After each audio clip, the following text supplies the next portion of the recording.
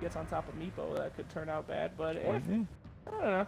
I mean, that big silence is always a pain to deal with. You kind of have to be super committed to be right-clicking until it's done. It's really good against Lone Druid, too. Like, any hero that has gap close that gets on top of Lone Druid is really bad for him. So Savage Auras can be really important in this game. They don't have that many AoE stuns either. It's just, like, Smoke Cloud, Rubik Lift, which would have to then fall, and then, like, StarLadder stuns. So I think if Meepo outfarms, it's going to get crazy. It sounds pretty good to me, though, Purge. The Smoke Cloud, I think, is going to really mess him up, but I want to see Vici be successful, because gotta love me some good Meepo games. I don't know. Lone Druid does a shitload of single target damage, though. If they can manage to get that Meepo away from his other teammates, pretty good. And their amount of control that they have on Vici, they have a lot of single target attack. They got...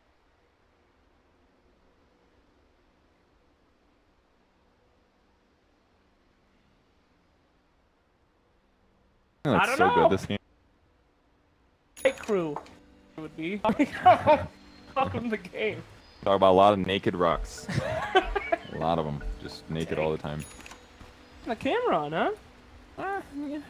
Yeah. As long as we don't put our feet on the table, I think it's not a big deal. Okay. Like as long as we don't like intentionally try to be unprofessional. Yeah, stab oranges and talk about orgies. No, we can have a fun time. That's totally cool with me. I just don't think we should take our shirts off. Is all I'm gonna say. Oh, Purge, no fun. I'm sorry, guys. Anyway, top lane here. Got ooh, look at that cosmetic. Dude, I have that TA set exactly. Oh. That's the fancy the Waga set with the golden shit. Where's her face? She's got her face hanging out? Yeah. What Hey. of the prison inquisitor? Hear you breathing. Ooh, can you hear breathing? Me, I got it. I don't like that. I always thought it was cool to have TA's face covered up. What's the point? Now you can see her all the secret. mystery. You know? Does she actually have an Adam's apple? Because that is a pretty leading fan theory. No, dude, you know what her secret is? Women can have Adam's apples. That's It's less pronounced, right? No. Men can also What do you not know? have Adam's apples. That's true. Don't they develop with like? Gee, nice That's camera just gonna work, look like Purge. something different, That's but really good camera I work. swear to God, I'm looking at her neck, guys. Nothing weird here. All right. Purge Cam 2017. Here we go. I might have a little skirmish here on the rune there. Oh, got him. That was like 3 seconds too early. Yeah, that was very early, and now they got a dust on the Ricky. There's a stun in. StarLadder has nothing to his name. He's got a crush up in 1 second, but he's taking a ton of damage. Does he actually escape here? He gets the crush off. One more hit from the Venge would have done it, but he will get back. That was worth it, dude. Trading us out for 1 dust. Actually, that was not bad, honestly. Doug only had 1 set of regen here, so that means his laning stage could be pressured, and it just cost him a. Oh God, it's not. My mouse was in the screen. That cost him a lot of regen there, and it's just a fountain trade, whatever it's called, shrine. I think that was pretty good. Oh yeah, boy. Oh, that's my favorite bear cosmetic. Oh yeah? Yeah, the panda. Its tail's so flappy. It looks a little beaver. It does. It looks about the same shape as Mr. Roo, too. Yeah, it How actually really dare does. you keep your shit about me as much as you want, but you insult my son, and we'll have a problem. All right, can we look at them last hits? there we Oh, go. there's the XP per minute. TA raking it in. Hey-o! So, Templar versus Meepo, right? She loses, or Meepo gets the shit kicked out of him for a while until he gets 2 Meepos, and then it's his lane, right? I don't know, like the first lane is usually you grab Sideblades level 1, so pretty much every time he wants to get a last hit, he'll just channel Poof. I feel like it's semi-even and in some ways just a Meepo favored matchup, because I mean the first 2 levels, whatever, it's kind of irrelevant for Meepo. He'll be level 3 really fast anyway. And if you ever get slow as well, he'll just go back to base with 1 Meepo with the other one saps experience. There's a lot of good advantages for Meepo, and the fact that the last pick is pretty cool here. Yeah, usually you see Meepo last picks though with more hard counters now. I don't know who specifically uses the hard counters. Meepo? Winter Wyvern is really good. Elder Titan's pretty good. Well, I said in this team though. I'm not seeing those here. Yeah, there's not that many there. Ricky's not really that much of a hard counter at all. I mean, the smoke cloud's gonna really mess him up if he's trying to poof more friends into the scene. No, not necessarily, because if the poof comes from somewhere else, they will poof onto where the 1 Meepo is. It doesn't matter if there's a silence up there. They'll still come in. So as long as they get on top of the hero, out, though. they can't. But yeah, that's basically all it does. Like the damage himself that Ricky does is very dangerous, because as soon as you chain nets a Ricky, he kills him anyways, because he can see him. He doesn't even need dust always. Yeah, Meepo's gonna have to be super careful with his micro, because Sideblades can just make that not fun. Yeah, that's definitely a bit of an issue. And it's very burst heavy. Like that's really what it comes down to. Is StarLadder initiates with a stun, puts an amp damage, and they just focus one down. That's the dangerous part. But with Vengeful Spirit, maybe they can offset that because they're a very single target focus this game. On a party, boy. Double meeps, double peeps. Oh, that's a shrine. Did he ping that shrine and let his teammates know that he was going to be using it? I That's think really- they can handle that communication within their team speak. In fact, way too many players wait for their allies to run across the entire map for a very slow efficiency advantage. Ooh, up top, StarLadder. He's going to try to juke around, but they got a crush. Oh! That ain't juking, girl. That's puking. That's putting the water on him. Yeah, he puked water on him. Yeah, he just, With the help of his... He sprayed the tentacles out. Where do you think those come from, man? You think tentacles just appear? This ain't a goddamn hentai. Water's gotta come from somewhere. No, that's literally his skill. It's to make the water. Look at that, see? It's vomiting. You Is can that- clearly see. Where do those tentacles come from? You know? The ground, the sediment purge. It's the octopuses. sediment? The octopuses that have been God. trapped under the sediment. They're getting their revenge. 1,000-year cursed sediment octopus. That's StarLadder's lore. You can just summon the octopuses from within. Start lying about lore Okay. on this cast. Okay. I'll wait till it's just me in person. No more, Bullshit no all I more want. lore lies. They're all done. Bottle on the Jug, very rare item here, but he definitely needed a lane regen item, like because he is being contested, and because of the early trading that actually beat him. It was actually a very good idea for StarLadder to do that, because this does force him into a weird item build. He's not going to be very happy. Oh, they got the dust. Do they have the follow-up though? Smoke Cloud to This is prevent so the shitty missile, for but him. Venge can still walk through and find it. Yeah, that's a dead Ricky. Dust is the hardest counter to that hero, because you actually can't break invis anymore, so you're just constantly slowed by it. And you're really slow yourself to at 290, so... More self-diffusal blade. I mean, I'll tell you get level 6 though. And you get the ult, that takes off a large chunk of the duration of it, so it ain't so bad, but for the laning stage, whew! That Dusty, that'll get you. That'll get you, Annie. Thanks, Lax. Annie? Yep. Will it get you? Does that happen? I don't know why, but the chair feels farther away today. It's because your leg is on the inside. Not you gotta No, straddle I the did that. I post. did that yesterday too. Really? Just felt- yeah, I feel like I have to hunch Here, over like you a gotta- here. goddamn hunchback. Get that chair in there. I don't think that helps. You know what it is? I gotta scoot over a little bit. There we go. That solves it. Much better. I like my... Oh god, you broke my back. All right, It's here, ruined. lean Nope, back. I it's got fine. your lever. Just cast the Okay. game. I'm just trying to. I want to help. see Purge at a massage therapist. I feel like the entirety of the session would be like that. A little bit of pressure. Oh, no. Are you okay? Just don't worry about it. Just... Yeah, it hurt. Anyway. Annie, did you guys know that melee heroes do 50% more damage to creeps or to couriers than ranged heroes? Wow, that's incredible Brax statistic. corrected us yesterday. I did not know Brax that. taught us that. Huh? Shit, here we go. All right, Meeple thinks he's safe in the jungle, Annie. he's safe. He's just not gonna get as much experience. Like two nerds at an anime club after school. Meeple thinks that he's safe, but there's always someone watching. That's a very weird thing to say. That's Slax. really murdery. Yeah. Like, I don't know how else to describe that one. Like, who's gonna want to go and watch those guys other than somebody intending to murder them? Like, you know, just like I want to watch. Well, watch clearly it anime was a kids. good metaphor, because you can see that's his intention. Oh. Yeah, I guess so. There we go. I want to go watch anime kids talk about anime at colleges. Great Sounds story. Really Purge. unfun. Really unfun. Oh, bottom lane. A little wrap around Arena. Oh, shoot. He's level 6. Secret Thunder. Also just But will he bait Carapace it? and oh, got him. Yeah, if Look if at that, hit Lone Rubik Druid, taking the level 1 Illuminate like a champ. Poor guy. So far, pretty weak rotations. Only the one kill so far. Yeah. That was the Ricky. Not a lot of action. I've been watching a lot of South American Dota, a lot of NA Dota. It's gonna be a jug kill. One kill. I don't Gonna think be a so. jug kill? Yeah. I mean, Still he's got his not spin 6 yet. and his healing ward. But he does so much physical damage, especially if StarLadder gets the stun off first. He's Yeah. gonna do it right here. Right. Yep. Stun. And then the physical damage. Snow Cloud, so he can't spin. He'll walk away. Does he make it? Oh, one more. Yep. Max, what were you saying? I wasn't saying. I agreed with you. Jesus. Who disagreed? Somebody disagreed. I remember. Probably me. I feel like I'm a little Annie contrarian started. today. She started doubting you for just a moment first. I'll never doubt you again, Purge. I would. I'll doubt Purge all Hurt, the you time. told me not to buy a Blade Stone. first item. I like. You're damn right. I like my Blighty. You went to lane with a Blightstone, a Quelling Blade, and a single Tango as a melee hero. It Carry. was fine. That's awful. That's We so ended bad. up winning the game after an hour and 48 minutes. Will you relax, Purge? That was not because of your starting item build. To be fair, I got fucking carried that game. Yeah, you really did. Alright, so Templar Assassin. Getting away on these Ancients. A little bit of free experience to Rubik, but... I just think it's not very safe for her to be in the lane against Meepo. It's like Meepo's going to be here anyway, so rather than push the lane out and give herself the chance of being ganked, instead use the level 4 hero here. Got it! Still on the ground. Woo! That's how we count it over He's here at sinking into the that lane sediment shift. like a single particle He is of now sand. going to become some limestone. He's not gonna be no, he's gonna be the fossil in the limestone. Oh. The limestone is just Okay, the Juggernaut fossil. the calcium carbonate decomposed in the water. It's just gonna go down. So how much do you think an Arcana is worth if it's buried in a rock?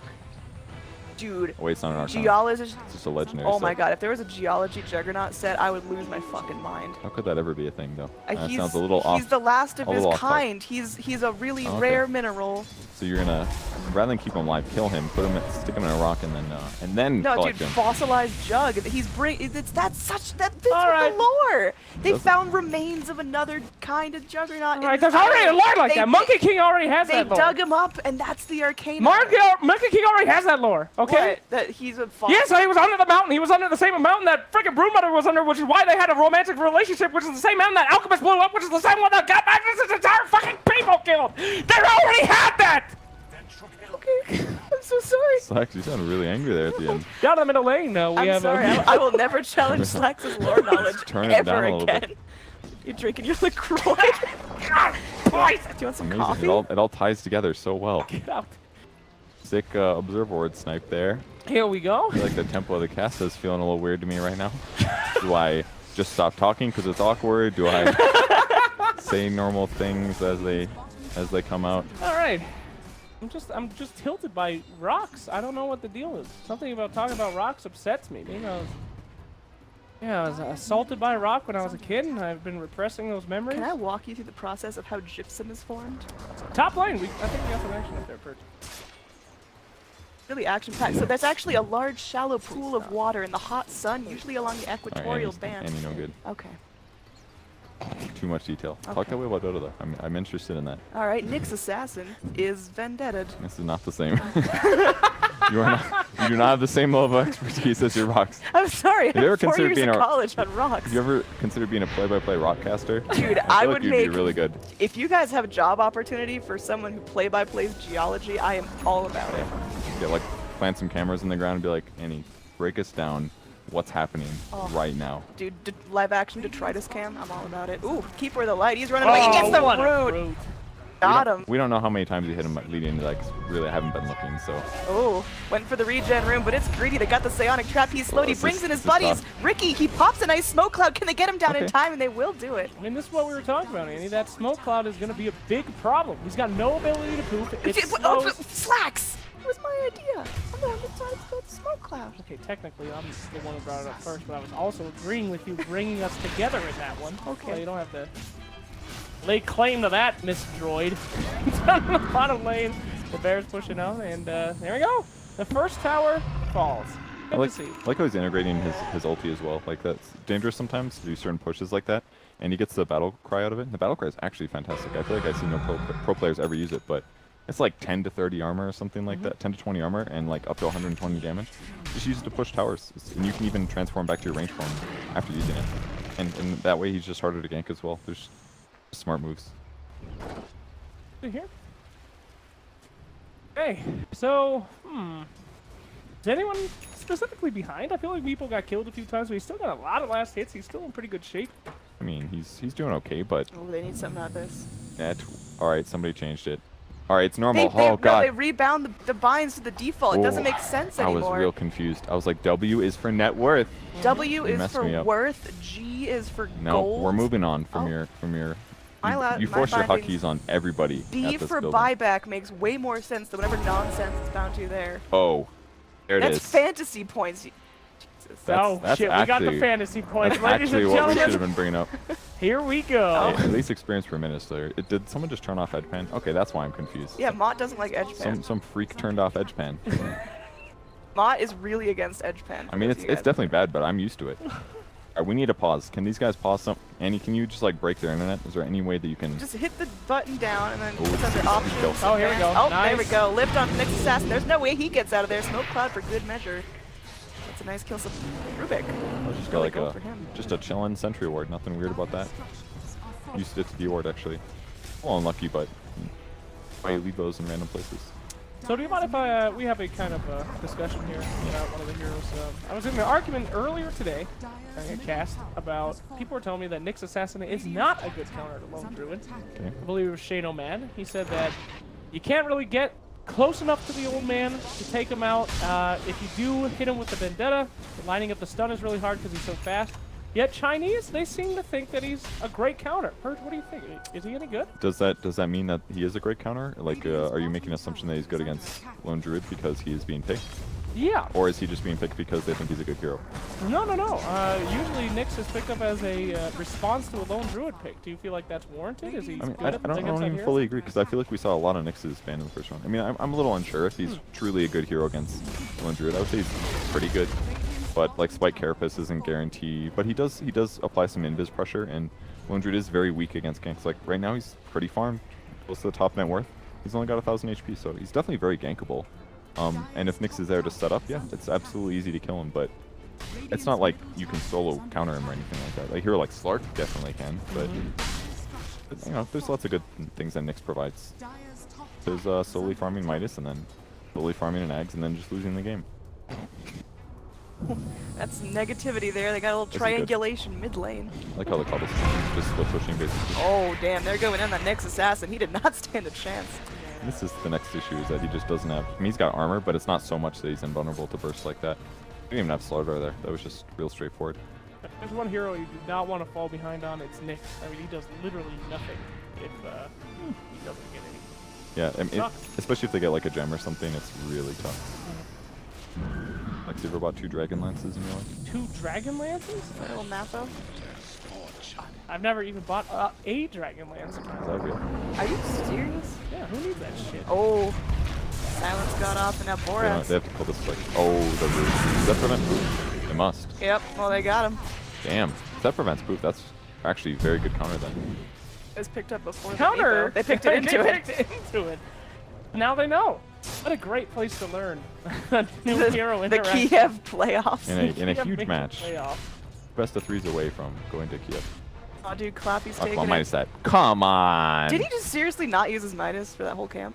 That was not worth it in the slightest. That is not Unless efficient. he gets over here. Okay, it's fine. Well, he still lost like probably like 15, 20 gold out of this. And I definitely wouldn't have Shrine first. This is just the dumbest thing.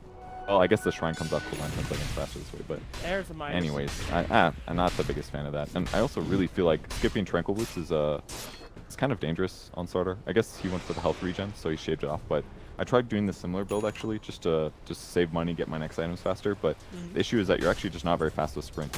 It amps the movement speed that you have, so if you have a really high movement speed item like a Tranquil Boots, you're running like a good 40 movement speed. It's like 60 more movement speed pretty much. That's bananas. So if you get Tranks a give boost 40. to travel on StarLadder, you're like super quick or what? Insanely fast, yeah. Because that 100 movement speed is also buffed by the 44. Rune. Whereas right now he's only getting like 45 movement speed. Okay. Oh, nice dust. They got him. That's going to be an easy kill for them, but will they be able to turn something around here, Miss Droid? No, But what if they did? but they didn't. But can you imagine a universe? Okay. I like the multiverse theory. Like this is him using Guardian Sprint. Guardian Sprint? Ugh. Sprint, and he's only 482 movement speed. Like this is the slowest starter you've ever seen probably, right? He's chugging. And you even went tread, so he's gonna try to transition here, which is in some ways kind of cool, just because they're slightly weak on damage. Whereas if he just keeps buying attack speed items, he could possibly just transition into a core. You ever played core StarLadder Slacks? No, you haven't. I have. Just played it literally the match before this cast. Are you serious? Did you play every hero that I've about to bring up casually? Yeah, Yes. have you The played game everyone in before? this game? Yeah. How many games did you play today? Last game, I went Jungle StarLadder Ew. with a Iron Branch. Ended my game with 2 Hyperstones, Assault Cuirass, and a Heart of Trash and a Blink Dagger. Those are some Round interesting boots. items there, sir. Brown dudes. Okay. Oh. It sounded so good up until that last moment. Yeah, just really easy Roche here. Only 1 point in his Lone Druid form, but damage amp and the Corrosive Haze. It was very easy to kill that. They're just accelerating nicely, I feel like. I just feel like their cores are all going to scale together super well. The Meepo, it was an interesting pick, but I feel like it has not done very much. In fact, Well, it it's just... time purge. You can't rush him. I feel like it was a shit pick. I'm gonna be real. He'll get there. No, he won't. He's very clearly building towards like an E-Blade to save one of his cores. Maybe he just doesn't feel safe fighting with early blink or something. Maybe like he knows he's going to get spotted. He doesn't feel comfortable farming super aggressively because of the heroes they have. But if that's the case, why pick the hero? Yeah. His laning stage was fine. Sure. Just Well, it didn't transition. Why pick Meepo over somebody like Weaver? You know, there was a Weaver in this Weaver game, doesn't. dude? Weaver No, is Weaver's- not a great solution either. I think Weaver might be worse this game as Yeah. a pick. Okay. That Smoke Cloud would just not make him do anything. Yeah, or any of the burst physical, or there's just a lot of things that would have been. The universe. What the hell? Oh, that was a poof. Yeah. It's like, where'd those attacks come from? Oh, Ricky wants it. He's gonna be chasing. You know what I don't see enough of Ricky's utilizing? You can use items while invisible. Why don't they get Dagons? If this guy had a Dagon 5, that guy'd be dead right now. You're right. Where'd you get that 8,000 gold though? From Dagon 1, 2, and 3. Oh, purge. Was that bad spectating? Oh! Oh, they don't even know they got a good stun. Oh. Baby takes a bullet! Nice Smoke Cloud, nice Savage forward, driving him back, and they're able to isolate the Juggernaut, Dude. crush him up, and slap him down. This Jug actually looks worthless this game. They just keep killing him repeatedly. It's because he doesn't have the sediment Arcana. I think you're right. Manta, obviously expensive item. He hasn't been able to finish it yet. His laning stage went tough as well, is probably another big reason. Was pressured pretty heavily by these guys, and now they just have huge minus armor advantage. Damn, that tower just melted. Yeah, Deso plus Bear, man. Everybody knows that Bear is still structured. That's, you know, when I see a bear in the wild, I think what he could do to my structures. My goodness. Is that a euphemism? No, La it's just- la! And today we learned Annie's a furry. This is such bad Midas usage. Like, Damn. you do not Midas You know usage. what you do to my structures? Fortify! I don't want to be. I told you not to have me on this cast. Why did you do this? Anyway, so Lone Druid getting some nice items here, and the towers are literally melting now. That's okay, guys. You still have Keeper of the Light, the ultimate high ground defender of 7.0. Look at that, Ags. Almost done. Almost done. Nice time to Ags. Yeah, it's pretty good. With how well his team's been doing, it's fucking a miracle. Yeah, what does Avenge have? Is she really picking up the slack for him? Oh, it's nothing. Oh god, no. No. Oh god, no. I mean, she's got levels. Don't remove that from. The biggest liability is really that End here has been having a lot of trouble on the Jug. His laning stage was iffy, and he's just super gankable by all this physical damage, and the Smoke Cloud making it worse. So normally you can just spin after the first stun, but tons of single target physical. They've got enough mobility. Still no blink on the Rubik, but oh, this is a big steal actually. Emil? Yeah, because now that he can stun any hero for like 5 seconds between telekinesis and that.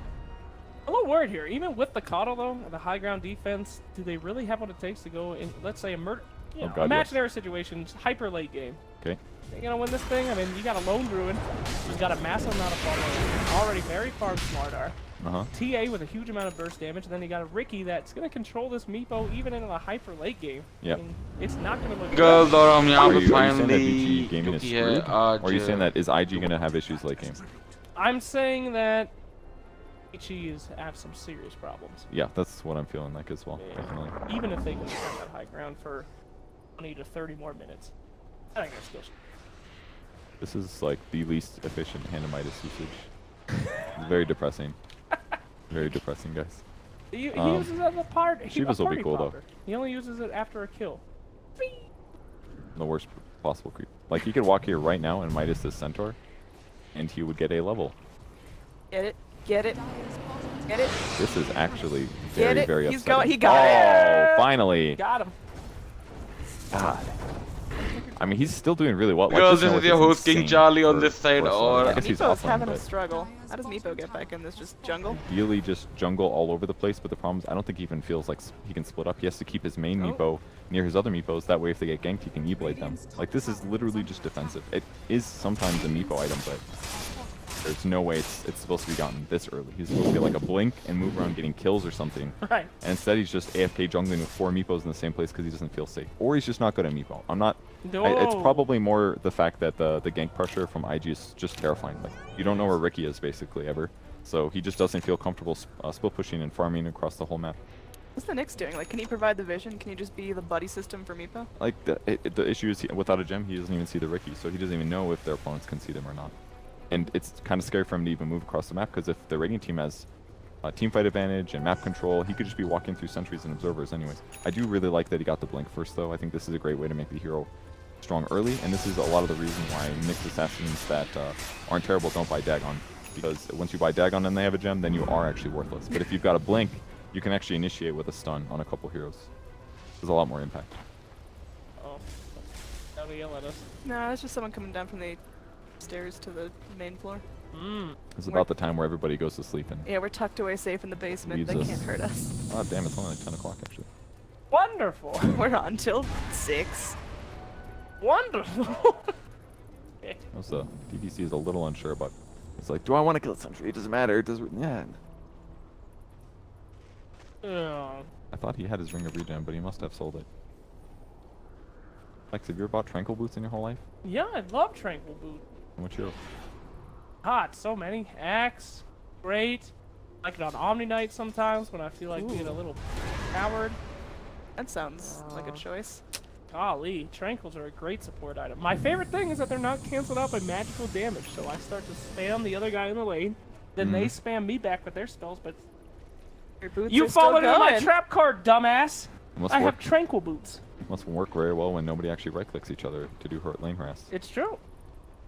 And all it is a Soul Ring into a Sven stun on your Tranquil Boots. Yeah. Things are good, Anti-Droid. Amazing. They're good. Truly amazing. These guys are very much. Did you notice this? They're just here. Yeah, Meepo is not farming right now. He is. They do not feel I good. mean, they're sending one Meep out to the forest to try to clear out some camps, but Be free, brother. it's gonna be slow going. Now the future of people that used to live here before IG destroyed us.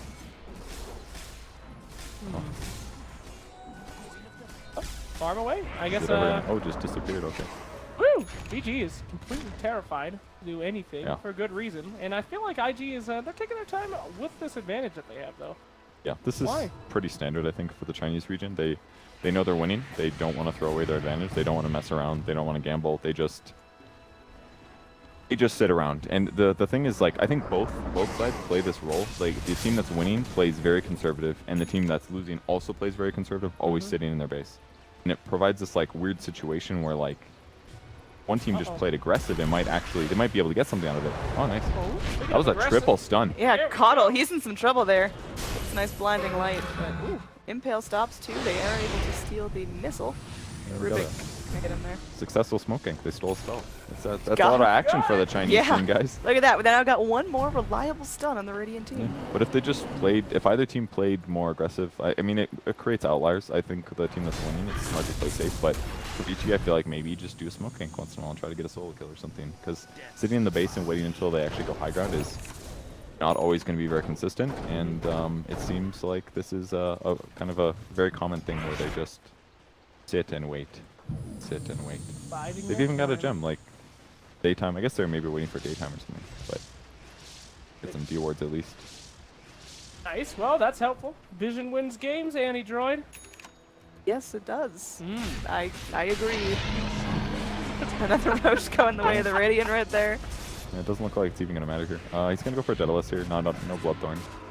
So kind of interesting choice. A lot of TAs and a lot of heroes of all kinds are going Bloodthorn lately, but seems like the Daedalus making a little bit of a comeback. It's being bought a little bit more. Great TA Slacks, have you ever bought a Daedalus? What is this, an interview? What are you Yeah, I was really trying to find out Slacks' playstyle, Per. Slacks, have you ever bought a Daedalus in your whole life? Slacks. Heard. I got a question for you. Yep. Have you ever had a BKB as a tiny? and you were pushing a Rax. Sax, I'm gonna hard counter you in a second. But Yeah, can we just hold on for a minute? Impale latches. They've got the isolation of the Radiant Heroes. Meeple's able to blow up. That's what I'm talking about. Leave the base sometimes. Get some kills. But oh, it's bad for Meepo. That was a neat little crush. All of the Meepos trapped and isolated. Now Nyx Assassin gets one shot. TA. Stay in the base! Calm down. Stay in the base! Don't ever get out again! Never leave again, my god! Jeez. Oh, Jesus. Could you go ahead and, actually, I have no idea what the binds are for the net worth chart now because that's they easy. changed my binds. It's Still Y. up It's always there. been Y. No, the chart. You just said net worth. Yeah, the chart. Yeah, the Want graph. It's like after this. That's Fine. vision. Well, suffice it to say, Oh, it is mid S6. lane going That's easier down. than G. Deso is just going to melt that. They don't have the I wish I bear could edge damage, bang. but they do have Rubik's massive Change right it. clicks here. Approximately 0 damage. TA is going to be taking it down by herself, though. Blinding light. I mean, TA just melts structures. Until she's missing here. Woo! Well, she lost some mana. Oops. What's that one? There we go. Slacks, you ever forgotten that your Techie's mines do damage to structures in a 100-minute game that lasted way too long? It was I have not, actually. an hour I and just 48 pretended minutes like before I you did. figured out you could hit structures. It's like you just completely forgot how to play your hero because you were so obsessed with making the map green. It looked like a It worked. disease by the end of the game. It was just purges, ags, tree things all over the map, and Flax's thousands of mines. There's two ways that techies can win a game in a Dota 2. They can destroy an Ancient, or they can destroy the enemy team. I like to do both. Okay. Unless someone rage quits or actually begs me on the other team in all chat to let them end the game, I don't end it. I'll sit around for 4 hours mining. I don't give a fuck. Okay. Alright, anyway. Okay, so TA's about to pick up a double damage rune with a Hey-o. Meld Strike and a Daedalus. Can we do some math? Well, DD is actually not that amazing on TA. It's good, but she doesn't have very high base damage because she doesn't buy stat items. She buys like raw damage, so DD only increases her damage by 121. Still, It's still a lot, a lot. but it's not like Tiny or Morphling or something like that. Those heroes get like 200-300 damage from it. It's pretty amazing. interesting. Ooh! I do like that Avicii Gaming did leave the base there. Like it could have gone for a really good fight. Never- Meepo's in top lane. Oh, shit! Oh, That- stay in the base. Stay in the Basically, Stay in the base. Stay in the, don't touch. stay in the fountain! Pray to your god! Hide somewhere on the map so they can't fountain farm you. IG. That's all you can do now. Oh, how many shots does this tower take? One. That'll be a few. 6. We got no. There's no Tiny here. Okay. Either way, that thing melts like a neutral creep. Means you don't do anything. A lot of casters say, "What do you do to come back in this situation?" You literally hide. That is it. Oh, they got her isolated. It's 5 heroes on TA. They might take her to half. It's close. Oh. Oh, she lives. She's got no mana, though. Oh, dude, this Ricky actually just owned that Good whole thing fight. she doesn't need it. Oh! Did you guys see that? Oh, Like Ricky just it looked like he solo killed a Meepo by himself there. I mean, ow. 15 to 5's the kill score at the end of the game. 7 armor. Well, That was- IG, their draft looked so good, and I think the big thing was the lane pressure. The way that they shut.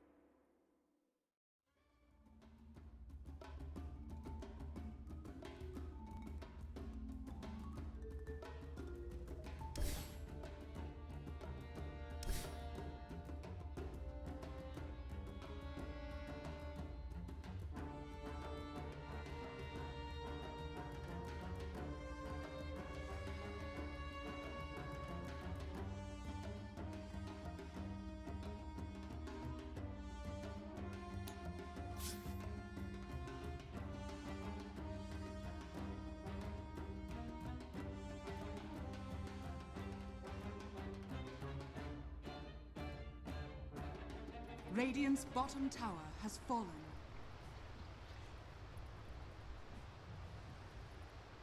Dire's middle tower is under attack. This will do nicely. A bounty which my matriarch will prize.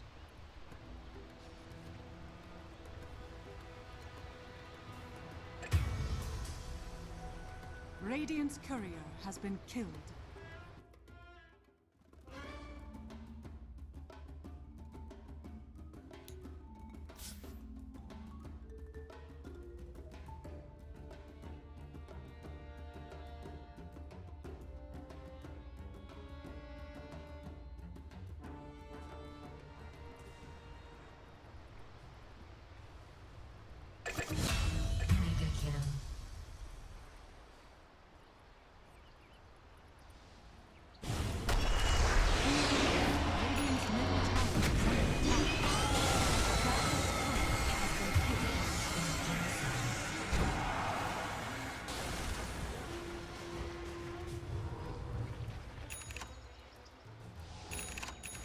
Radiant's middle tower is under attack.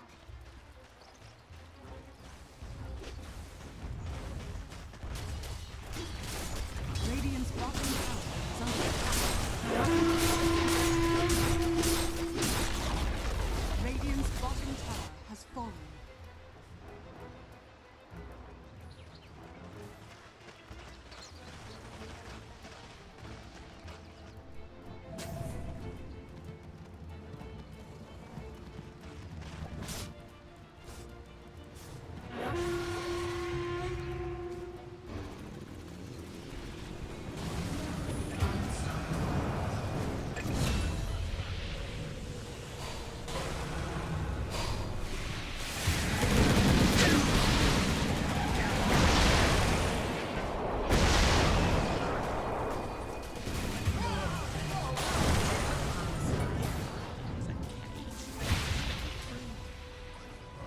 Is it all?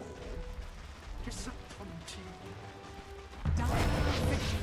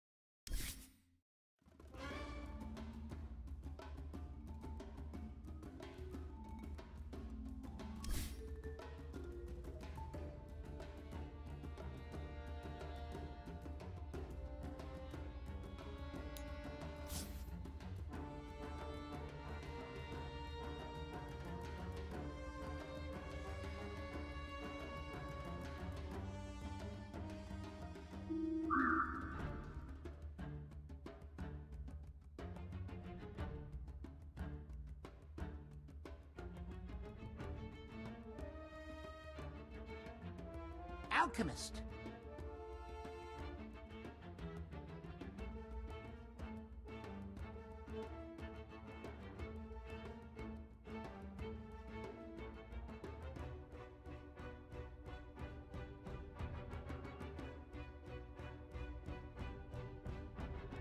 Meatball!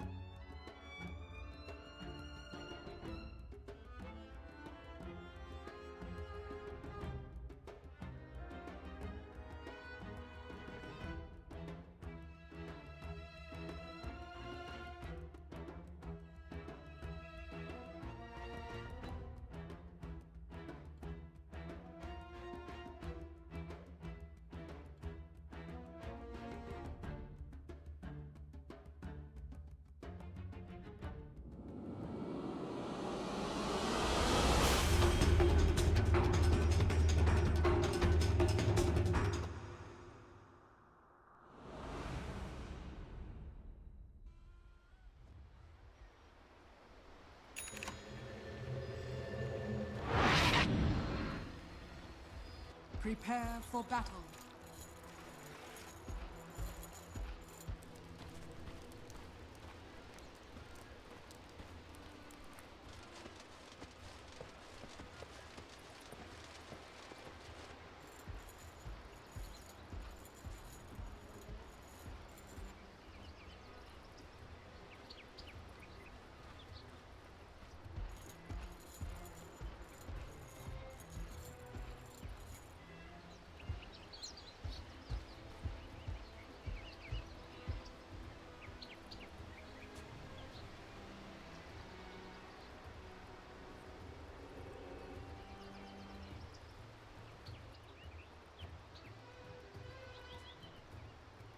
Thirty seconds to battle.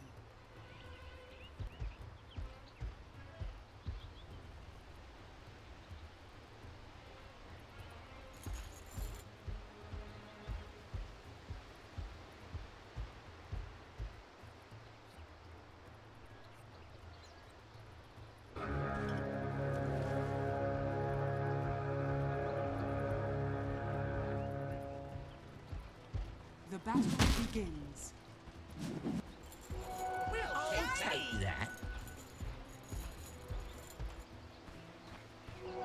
I'll take that as tribute.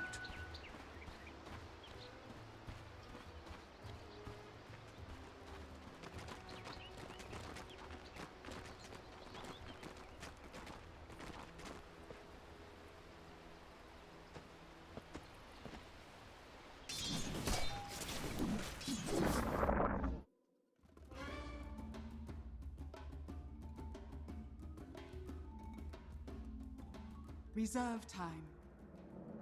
Dire team ban. About Lifestealer some more, dude? No. What do you know about Lifestealer? Oh, I love his lore. Select your pit It's my Lifestealer. favorite lore in the game. Did you ever play Lifestealer, bro? No. I've actually never. Ever. 10 seconds I played it like. remaining. I think I have like 4 games and I've won all games, but I had 5 never seconds any idea remaining. what I was. Was it a support Lifestealer? Nah, I was one of those where I ate the pudge and then we won the ancient creep. Okay. Shit was dank. Radiant team ban.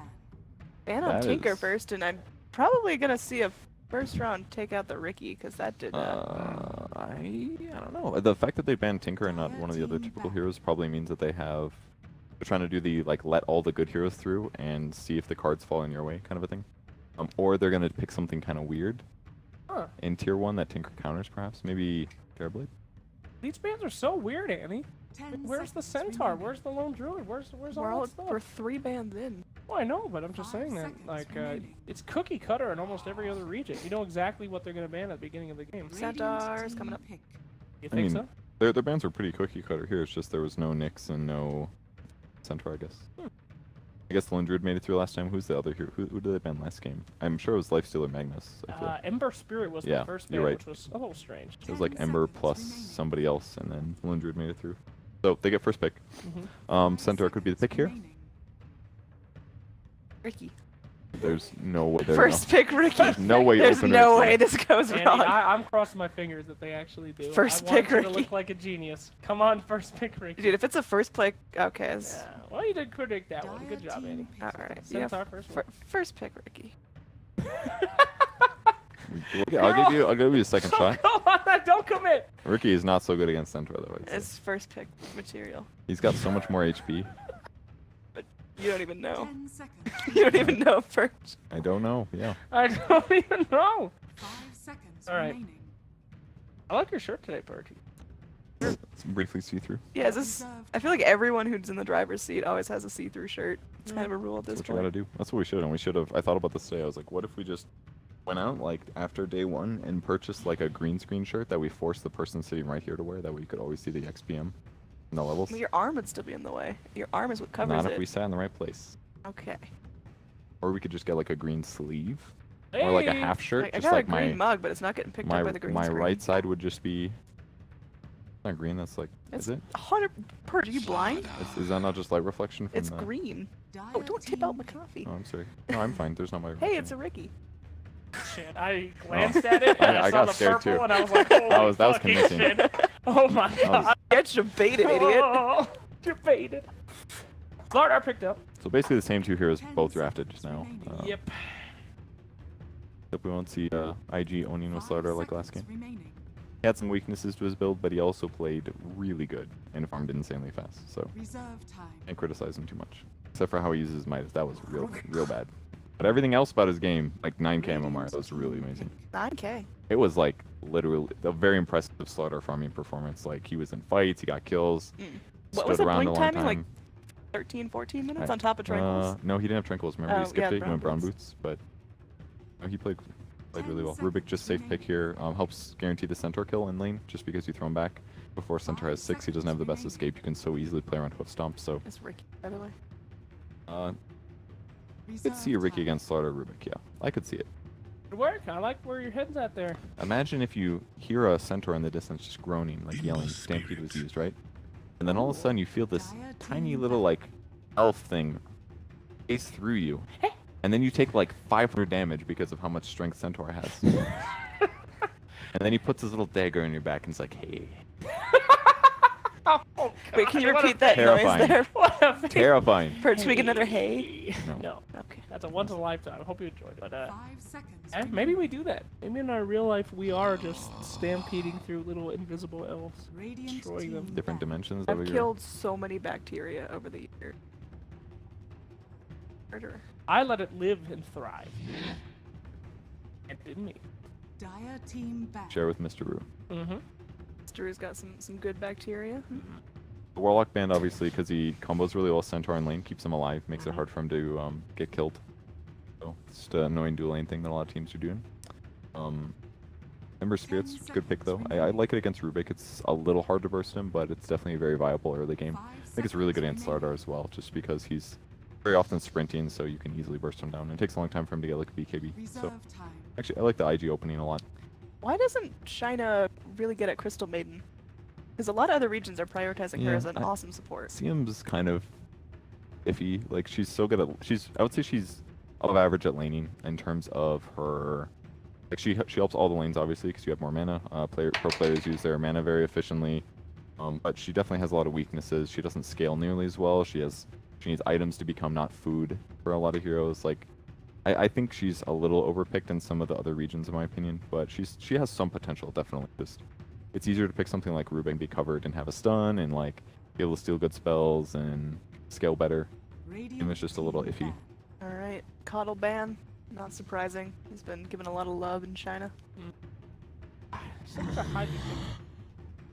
I just think that he can do anything. We saw for the last game, just because he gets good items does not mean he can defend your high ground. But Radiant Earth Spirit team gonna be picked up, back. eh? I think they banned the Coddle because against Earth Spirit or Ember Spirit and Coddle it would have been almost impossible to keep your lanes pushed out. Like those heroes are always going to be split pushing. But between like him BOTing somewhere and recalling him afterwards, it would have been very difficult Yeah, that's the to nightmare. actually push the lanes and try to take objectives. 10 So Vici needs to seconds be able to remaining. do so. And with the heroes they have, which are semi-gank focused, it's going to be important to push lanes so 5 that gives you more seconds opportunities. remaining. Earth Spirit's good control against Ember. Reserve time. Definitely good lane pressure as well.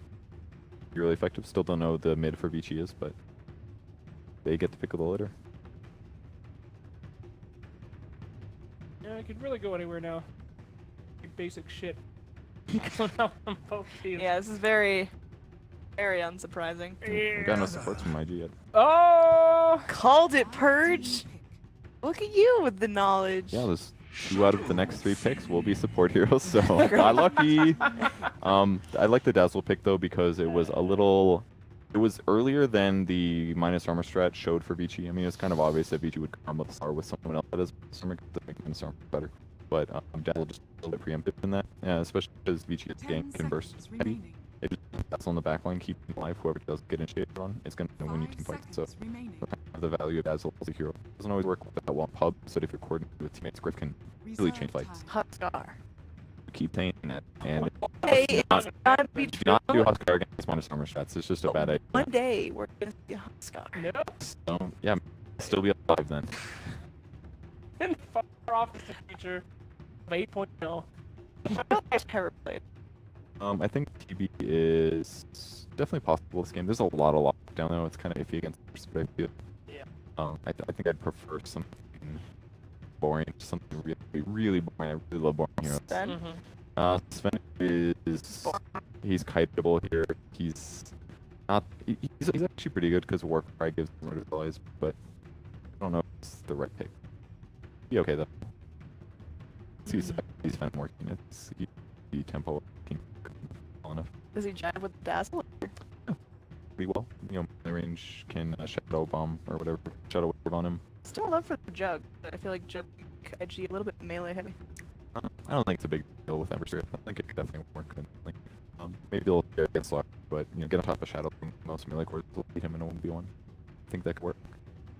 Some kind of melee core. Maybe they'll get another support here first. Erky Malacky still in the pool, but I feel like Dazzle is not exactly the most sadistic support. Yeah, I would actually agree because he can keep himself alive, so you don't need to. It's a counter. I like that. Is that 4? It'll be anti-mobility against the start. Help them kill that guy in really easily. It'll help them do the extra turn to Shadow Wave combos as well. So like the lane stage is really scared of those 2 supports. Dazzle is generally a little underestimated for his lane. It's actually quite good. Shadow Wave and Poison Touch, Poison Stain. Poison Touch. Poison Touch. He's very good at lane basically. So Kunkka with that, they have tons of control. They have some damage. They have some stun. They have tons of damage from Dazzle. I think that can really work out nicely. So I think a hero like Shadowfiend's got to be really terrified. The Kunkka can just go wherever he wants. And if Ember Spirit feels like a Syrian chains on Shadowfiend, he'll get cornered afterwards. So I feel like they can very easily punish SF with this hero. They won't be able to do it with Ember Spirit as well because they don't have like an Ogre or Warlock, but Right. I think it's I like Kunkka. Hear me out. Okay. IG. Position 1, Rana. 10 seconds remaining. 5 seconds. I mean, it's a nice setup. All the stuff they got going. Lockdown, magical nuke be there. The right click can come from the Kunkka. Reserve time. 10 I seconds. don't know. I mean, it could work, but I don't think it really like super Radiant counters the opponents. team pick. Interesting. They banned Wraith King while the Lone Druid's banned. Afraid Cool of to something see. else. And I guess Vici is pretty like they'd be able to like 5 in really good with the Wraith King. I'll see some really good chase lock. I 10 guess I seconds use a remaining. little bit burst heavy on one hero. They don't have a lot of stuff that it's going to be able to pull off. Luna! Wrong lady on that. Right idea. Okay, yeah, another Moon Warrior or something. Yeah, we used to see Luna, Kunkka, and Shadow Dude picked up a ton greater on the TA era altogether. Yeah, right. Really good setup with the Torrent. I like the it's pretty good here. She'll build them into stuff naturally. It's decent against the start. 10 It's really high seconds armor. remaining. She's a really good team fight with Eclipse. And Dazzle can help offset the fact that she's a little squishy 5 sometimes. So seconds remaining. I think it fits their fantastic. It doesn't really game tempo. So I like it. Good going! Good draft by IG. Great again! Got it. She's Terrorblade. I think the Terrorblade's pretty good. There's not that much AoE on IG. I think it's a pretty equal draft from my opinion. Everyone on Vici Gaming has glowing eyes in the pupils. Interesting. Do Little star. you have pupils? Or Yeah. that's just... Oh, well, he's got glowing eyes. I agree with you, Bert. I think both the drafts are different, but I would say that it's because they have Centaur with the I actual. believe in It's Terrorblade. definitely keeps I do to fight. Like Exactly. by far, it could be a Kunkka X into a Torrent. It could be Ember Spirits to chain somebody. It could be Centaur going in, or she's all about like Earth Spirit or Rubik Lift or something. Right. Those are way worse. I mean, where's and- your like your combo that's set up with your? 10 I mean, if they had like seconds an remaining. Arcty or something, they could have. have to. Yeah, but 5 it's seconds harder. remaining. I mean, BT. Yeah. Yeah, They gotta win lanes against Ember, I think. The Earth Rome. we saw that I don't know, we'll lane see. last time, but was not what we were looking for. That's Hey, the NP. Ricky's in the game. It's overload. Yeah. Prepare for battle.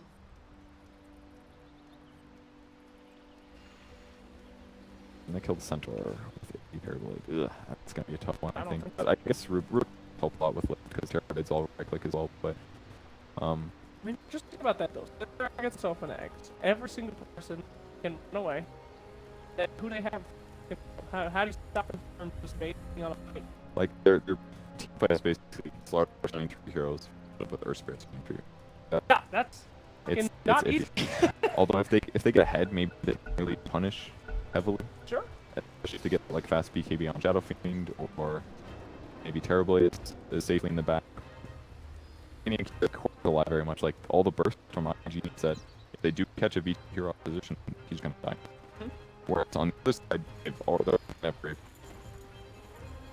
Hey, I don't know. Like, you know, Dazzle's not going to survive in 3 seconds. I mean, he's going to be picked And up. you could get a grave. Maybe.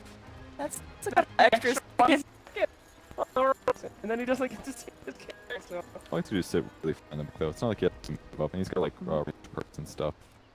Look at my new Dazzle idea. Dazzle. Oh, please go ahead. Check it out.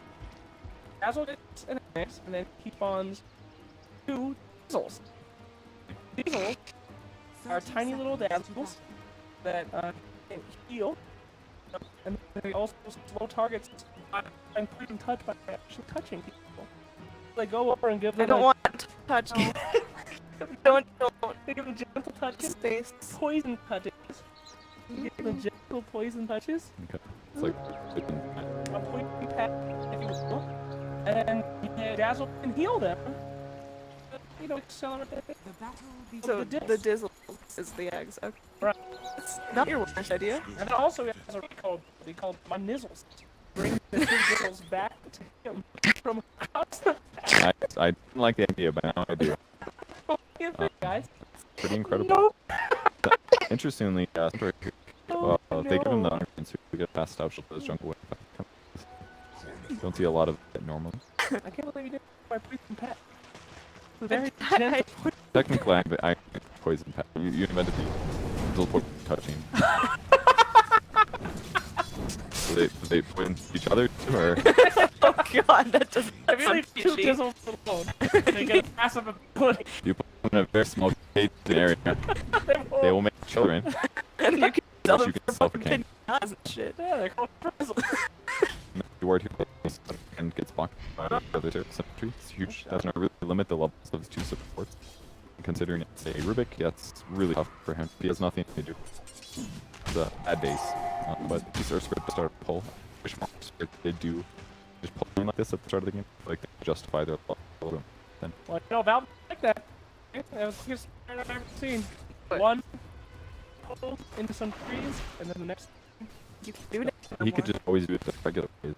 Let's say. What's the point of that? Why even pick an arch hero? You can't move free. So much better at getting level 2 is maybe the reason.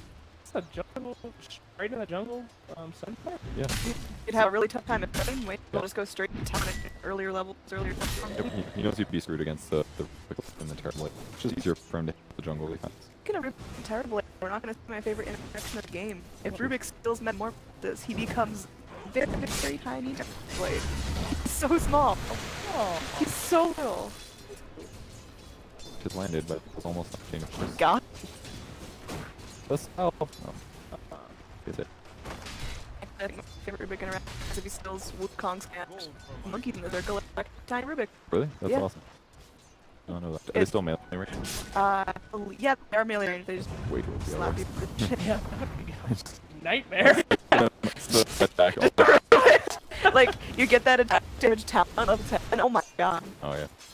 They didn't have the what you call it, dual mastery or whatever. So what? Mastery. They choose like X Saber. Yeah, they have bonus Echo damage. Saber and Dash.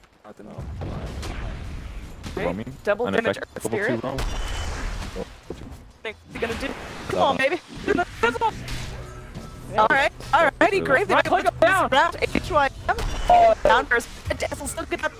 Up and being able to turn it around. But Burnt goes in. No mana for another beam. Get Sick. I hope Let's not watching this game because I coached him on Looney yesterday and I told him not to go with this exact same build that Bernie going. So like hopefully your eyes. he's this Looney. Did you see showcase mode? What the fuck is going on with Luna's mouth right now? It's the default. No. Showcase mode. It's the default mount. No, but look at it. It's the Halo because it's No, it's mouth a little bit. fine. You missed a kill. I did. Still shot, still to the ground. That was a gank actually. Believe it or not, guys, I think. Believe it or not. Wow. Double. This is dangerous. Oh yeah. Yeah. The Centaur, get in there, buddy. Oh. We got 2 doubles. All right, the agent's actually making quick work. PC. Yeah, I think Cook could have made it if he didn't try. Is he gonna just I stay here? completely agree. You can get him. Team will catch the bomb. Yeah, Nice, I will. He got it. He got it. work. He's fine. Okay. Yeah, It's like 1 second of disable Searing Chains, so you would have had to Searing Chains and then walk, catch up, and get within flank guard range. I think even without the lift, he still would have gone. But yeah, I agree. I think Kunk should have been way too much HP for himself to not there. Seriously, you meant to Jesus. All right, the raise and it got him crushed. Finish the job now. The StarLadder Dude, making progress towards the pinky. they're owning this. Is I really like what they're doing here. Just roaming supports to start off with some pulling, and StarLadder. transit the pressure and the crap out of the guy. He got invisible. That's just a gank and a half. Roger time per Centaur is yet to make his grand appearance yet. It's not true. You just gotta kill. Whispers was grand appearance. That's not full Centaur, baby. That's just a kill in the darkness. Almost Ardor or Centaur? Centaur. Okay.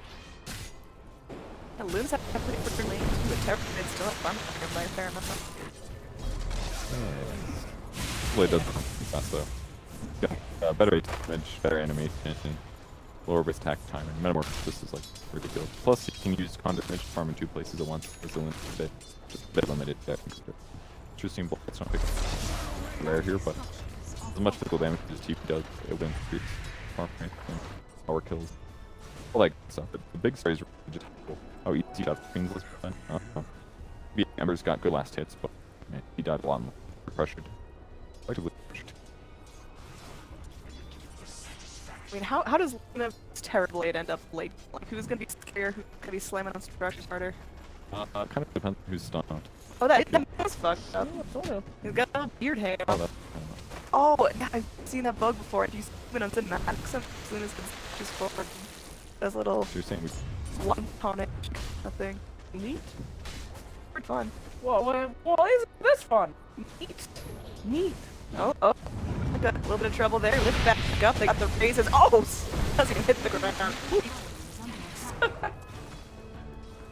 we dead here. Luna, girl. Yeah. Hey, Ace movement speed in the game. And She he- will catch up. Might actually. Oh, especially now. No. Movement Oh, speed. not. Oh, I mean, okay. I was like, okay, save ups, I guess, but then just for it. I don't early clip. Not that bad. Secure kick. Oh, Especially it's early. Really good usage there. I'd say Luna's okay against. It kind of depends on relative farm levels. I'd say TB's positions will be killed quickly. But the same it could go the other way. If Luna just fight against tons of TB illusions, the illusions get burst or down the I'll say this. The team gets to Cook in 25. Take one. no, that's a good perk, dude. It's like this. That's This just giant. the whole team. Woo! There we go. Setup comes in. There's gonna be 6 months. The spot trying to hold the Terrorblade back. The Metamorphosis does damage. Hello. Cook Yeah. won't be making it to Go making at all. 14. But, These are had a tough time. yeah, but actually, it's such a good steal. It's terribly a good thing. All of the loots are also back together. A little stompy, a little run around. Centaur scared him, but random Pierce is happening. Look at him run. Destroyed.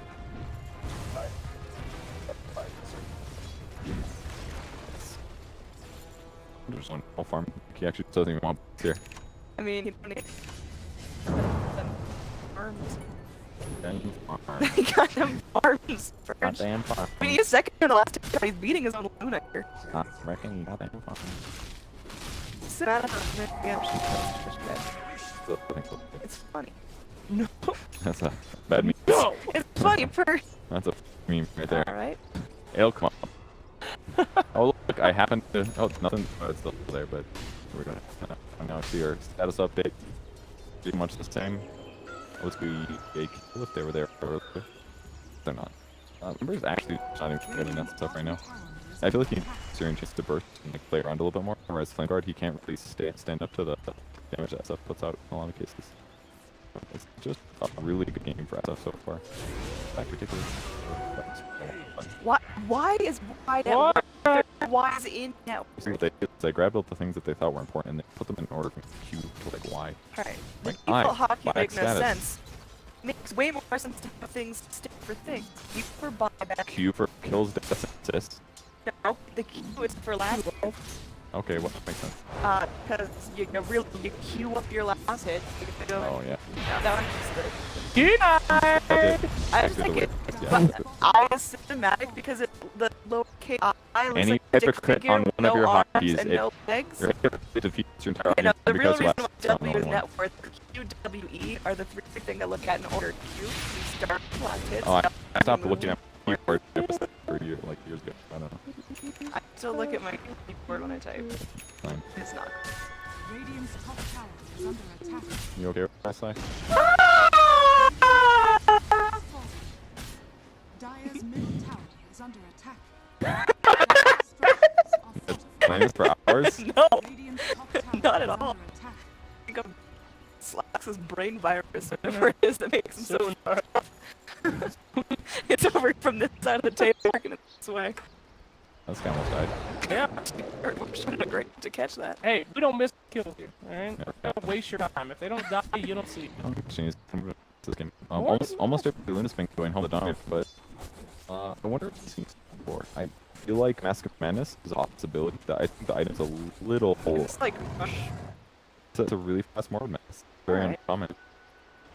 It's never purchased really just everybody sees Helm so good. But the problem with Helm is that after like 20 minutes it becomes a much worse item. Learn up for this time. We got it. There's no way. But I could There's maybe. no way. There's If you go no way. first item Satanic, you have to drink a pint of ranch I'll dressing. drink a pint of ranch. Be right with it. Okay. But You guys get it Luce, here. what's the bet on the other side? What if I get a- alright. I'm not. Oh, you're just being on the line? Yeah, that's real fair. Fair? I'm in. Fucking sluts! You better fuck it up. Radiant structures are Dire's So you in my house! We're not drink bleach, bitch. We're not. That's not what I said. Simple.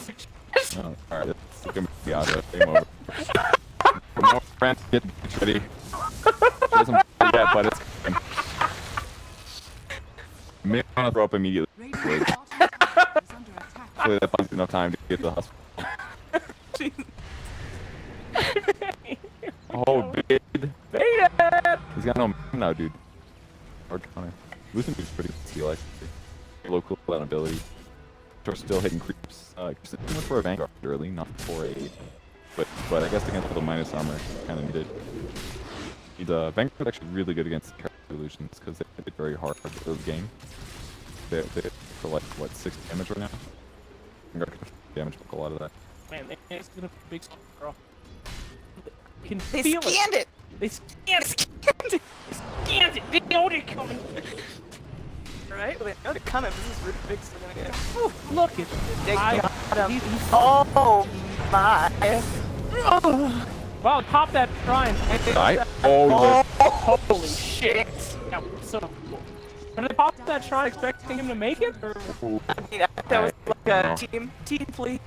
This is one of those things where you're like, man, I wish I had a different support pairing in Kunkka Dazzle. That Kunkka only did like 550 magic damage. Got or the something. rum everywhere. He did, it's just the Ember didn't have enough damage. Maybe he did enough ring chain. Actually, that would have been huge because doesn't actually double damage and points. Good, maybe playing it. Oh. They want to put the Luna. They'll take the lift onto the Luna. She has a clip, but he's not going to use it. Centaur ult to get everyone else out of the fight. This tower is history, and they're not even having for it. And the other part was that Ruben pulled the Luna back, and therefore he was out of red range.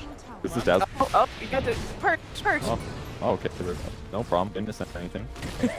That is normal Ember Spray. He died. He just died really fast. That's all, guys. Jeez. He's dying around this game. Just a little bit of pressure and all this. He just doesn't fast. He's in kills in lane and farming efficiently or something. I don't know. It's just each game is wrecking this game, putting a lot of pressure in mid part of the core section. Finally, Simp got an item. Will make a difference probably. Yeah, it's kind of bad. Why's that? Kind of. He doesn't have a what's the so he can't dodge and he's gonna hurt him. Yeah, so he doesn't have double. It's kind of it's like it's the offset. If he was going first, maybe he's going this build because without the hood, he needs to get free damage, like you said. That may be a justification. I think it's also potentially good against Terrorblade too, because if he's damage blocking damage and then reflecting return, it's going to kill illusions kind of fast. Whereas if he has to get in there and hoof stomps, sometimes it's just not gonna do that. I mean, he shouldn't farm with this unless he like jungles crap load, but it's kind of a very different build. Not very, but definitely different. Get the beat ready. Different than Oh, well, he's not gonna finish it. So. There we go. Yeah, that's. Man, I've been wrong several times, but Fiji just this is a quick continuum. Yeah, did they just like was the Meepo their troll pick, or they just beating him to go for a line up and then suddenly come online? I think it's what happened. They gave I think any kind of legal request. I feel like now they know that okay, if we lose on that beating phase, we are going to get stomped. Let's make sure to put on as much pressure as possible. Yeah. We're seeing that here today. These guys are going to handle it. The guys don't know what they're supposed to do in every fight. The heroes can be helping, basically. The Terrible pushing. Where before was Juggernaut was like passive, and just being more active this game. And that was, you know, a little underable that pretty things. Played finally working out. Hey, you did it. I feel like I know, I'm saying I'm proud of my Terror I play. know, you were right. I was probably getting some action. I think a lot of it honestly for that the first fight that they had, they killed a couple years about tier 1. I feel like that mostly happened just fast treads, blight stuff. They make things look a lot higher than normal for early Terrorblade. Just get a couple kills here or there, not getting ganked at all, like being positive, wall farming, whatever you want. And their opponents don't have any invis, so it's like I feel like they just do whatever they want on BG side because they want any stitch in. Spirit's playing for 8. Doesn't finish. Yeah, he's really falling behind in terms of farm. His net worth is below the StarLadder. He does have the helm, but bad. This is actually really, It's not really great. What's StarLadder working on here? Our fisher boy. literally what everyone said. Single, he's carry. Alright, playing what he's gonna do after this game. Map. This game. Yeah, I mean, this is looking real good. I mean, I think I'm net worth, whatever you say goodbye that is. We're on the network. No, there we go. There's one for the ground.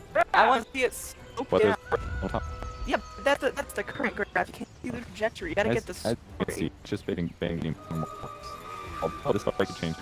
This is such a great premiere, ladies and gentlemen. Oh god! Oh, she got the curtain. Wait, Rubik, he can still take looks. Get it. Wait a second. Oh, that's not it though. The great Oh, okay. some serious work. Get a double change the remnant to the damage that they made to get this fight off to a good start. But Terrorblade till up and in time. Is it gonna be doing enough there? Shadow serious. It's gonna get down and Death Requiem does next to nothing. Yo. Okay. Okay. Oh, hello. Oh, they're turning this round. He's out of remnant because they already popped him all off the fight. So should be nice return kill here to go the way of the Terrorblade. Some more farmable boy. Just go say, please. This is doing changing. But Yang should have hit him, but this is a quick one for the stun.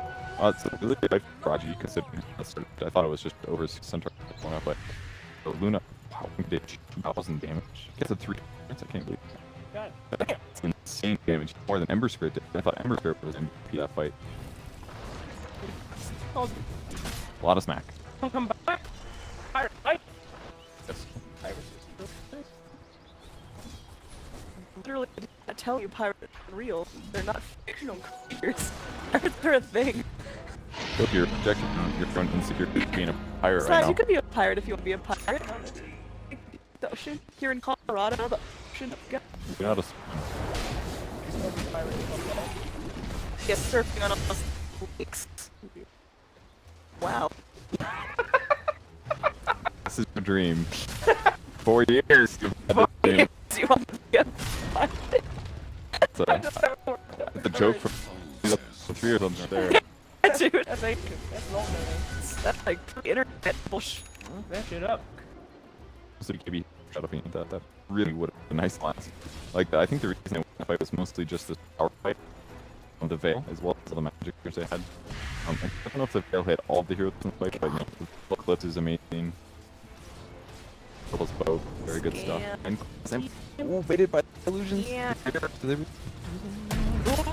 Oh! No else. Where's the second? Torrent. There we go. It got the X. That root can't go anywhere. Poison touch. Finish the job. Dazzle picks up some more. Dire's middle Alright, tower so back in the game. Certainly can get from that. Like, coming here. This is really unacceptable. Dire's structures are fortified. Stop interrupting me. Dire's middle tower is under attack. Not interrupt me. But my desire for you not to interrupt.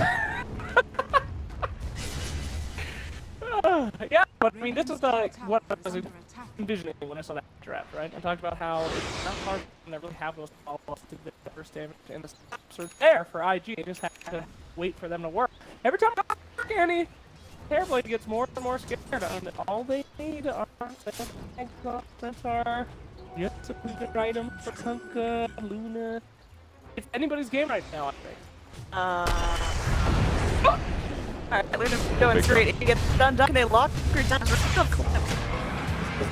Look good for the team. Well, Centering away. They have maybe grab back the Kunkka close enough to get the torch, the magnetized edges, and bam! They got him. Really nice call. Punk is they're playing scared for this one. Yeah, high ground's a little ambitious to go for a Kunkka rather just focus their efforts on the 2-3. I think could have the scared while buybacks and overcommitting with something maybe. So There we go. They got a back order? They got the boy. It's not back. oh, it's gonna Oh, shit, that's really bad.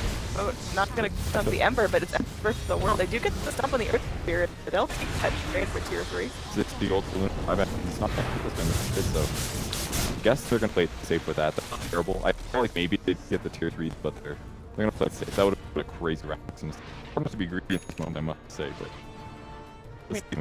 I think you take down that 3, you get all the shrines too. Yeah, they absolutely opposite. If you think they lost their opportunity when they didn't focus, but that was the best moment. And but they didn't even necessarily know the Earthquake boulder hit him.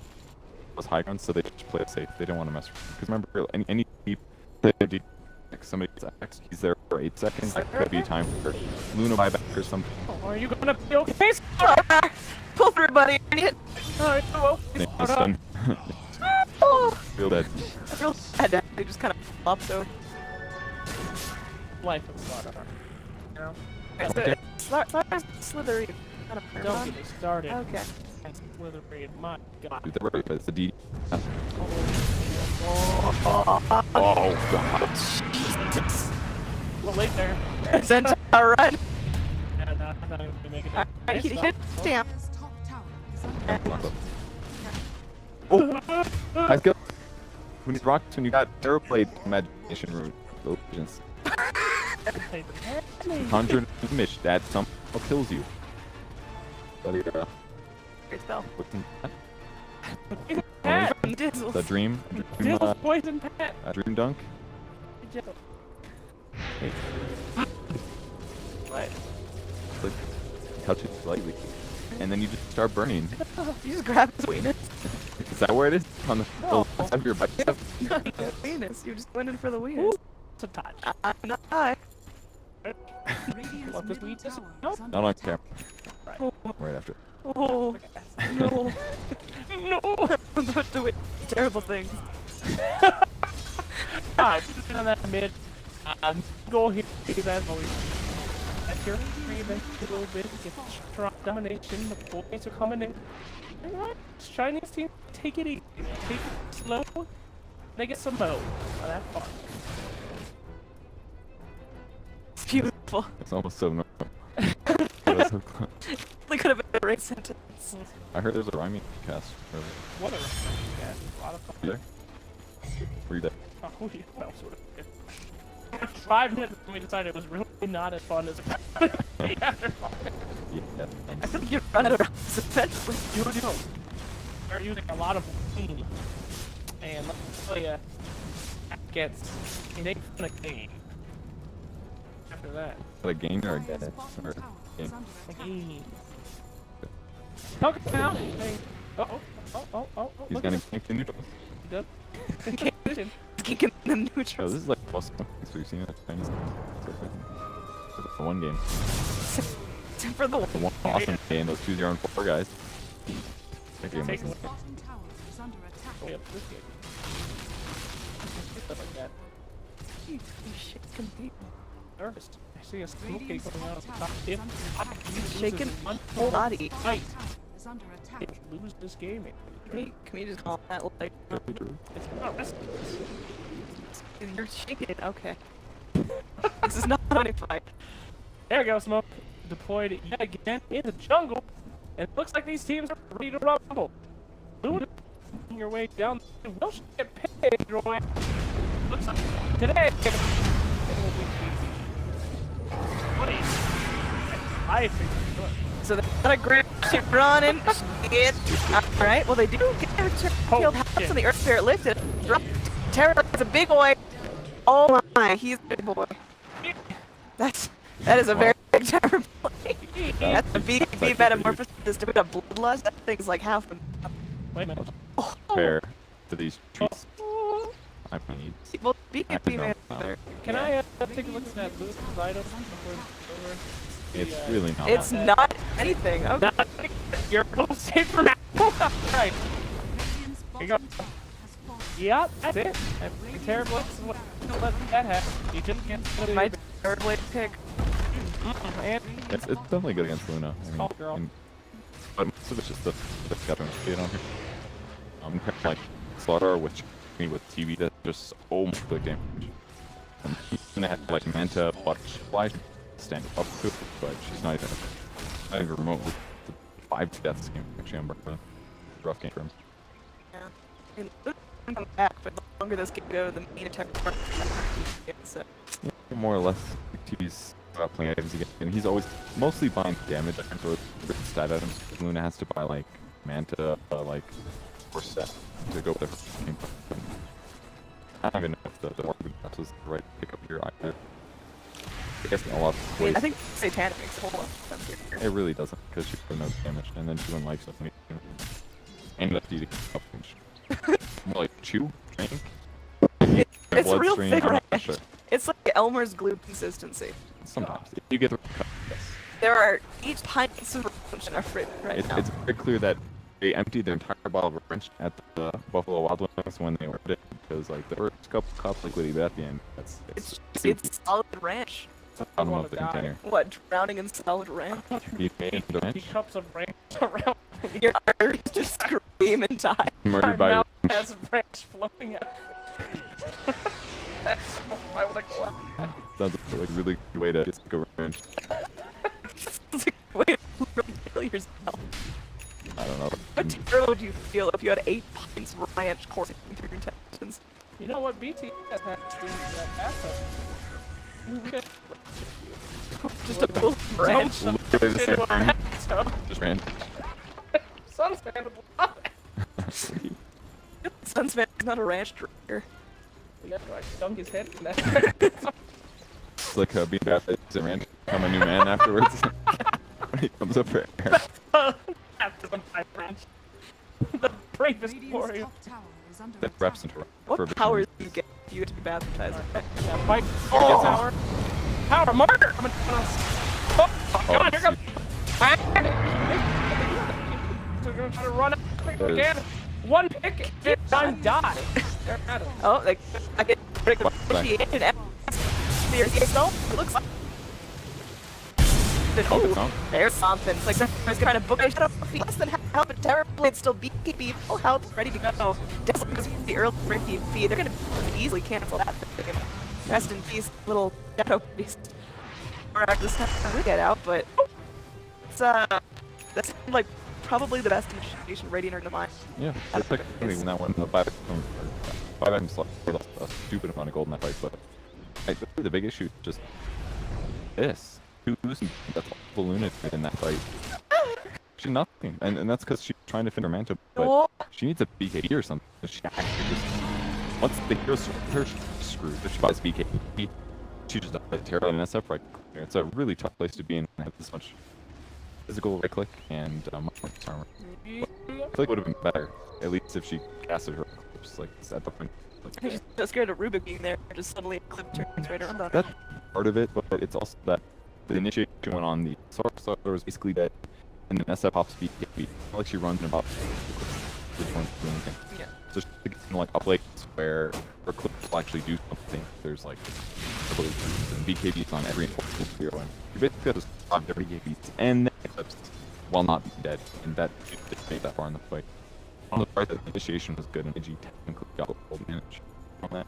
Yeah, the net worth still sitting at about 18,000 plus in favor of our dire squad, and that's just a lot of items for carries. You can see the huge disparity between Shadowfiend and Terrorblade versus Luna Ember. Right there. A lot of difference. Maybe they should have done like a weave on allies before they went in or something, but Why didn't they do that? not because you don't necessarily know when the fight's gonna start. Yeah, as soon as center sees somebody's gotta go in. Can't hesitate. The point might have been, but I don't know. Yeah, not gonna of course Hayes. His HP's pretty solid. Please. What? You're just fondling that screwdriver. Nervous. 45 minutes. Nervous. You're jacking a screwdriver? What is this? I have things in my hands when I cast them from my little plastic dinosaur I hold. The name is Chomper. What is it? Chomper. Okay. I hold them and I talk to them when I get scared. Between your push to talk mission. Alright. Need to go back to the Midas Lux right They're there. coming, Chomper. Hey look, there's a mission with this Midas use. Yeah. He's gonna be really good from butterfly soon on Luna. Very, very quickly. It's gonna probably. Death is actually what the TV's thinking. But if she gets to a butterfly, it's gonna be a problem. God, they killed us. But most of that. Oh, fast! The Dire has the Radiant very quickly as well. Yeah. Yeah, it's gonna do a uphill push. It'll crack the guys off, the double pick off, and We just gonna do a push, backs us down. What? no, I'm last time, you know, they got a great pick off. Two people have been beating, they got a 3x. We haven't seen this team struggle to push uphill. It's a cat weave, a Coco boat, the Luna Eclipse. The situation is not the same as the bottom right. They do feel up. And look at this! Oh my goodness! Agency. Bye, friend! Yes, Bats. Pull down action instead of armor. Just I'm sure he can bump around these fights as much as possible. That's just more than but we could have that. Hold on for the quick though. The towers and pretty fast on Like these a things. God, they're just really tanky, huge amounts of armor. As soon as he's gonna run in numbers there, just kill. Yeah, that's happening. Now control objective. And oh, I got this one at least. It's a good The vision rise on and the streets. faster right here. And let's fucking gold. Not drop it. I'm in Dota. Oh my god. Valve is big. No, that's Lex. Alright, you guys are. Hi everybody! My name's Jason. No, that's not true! That's not true! No.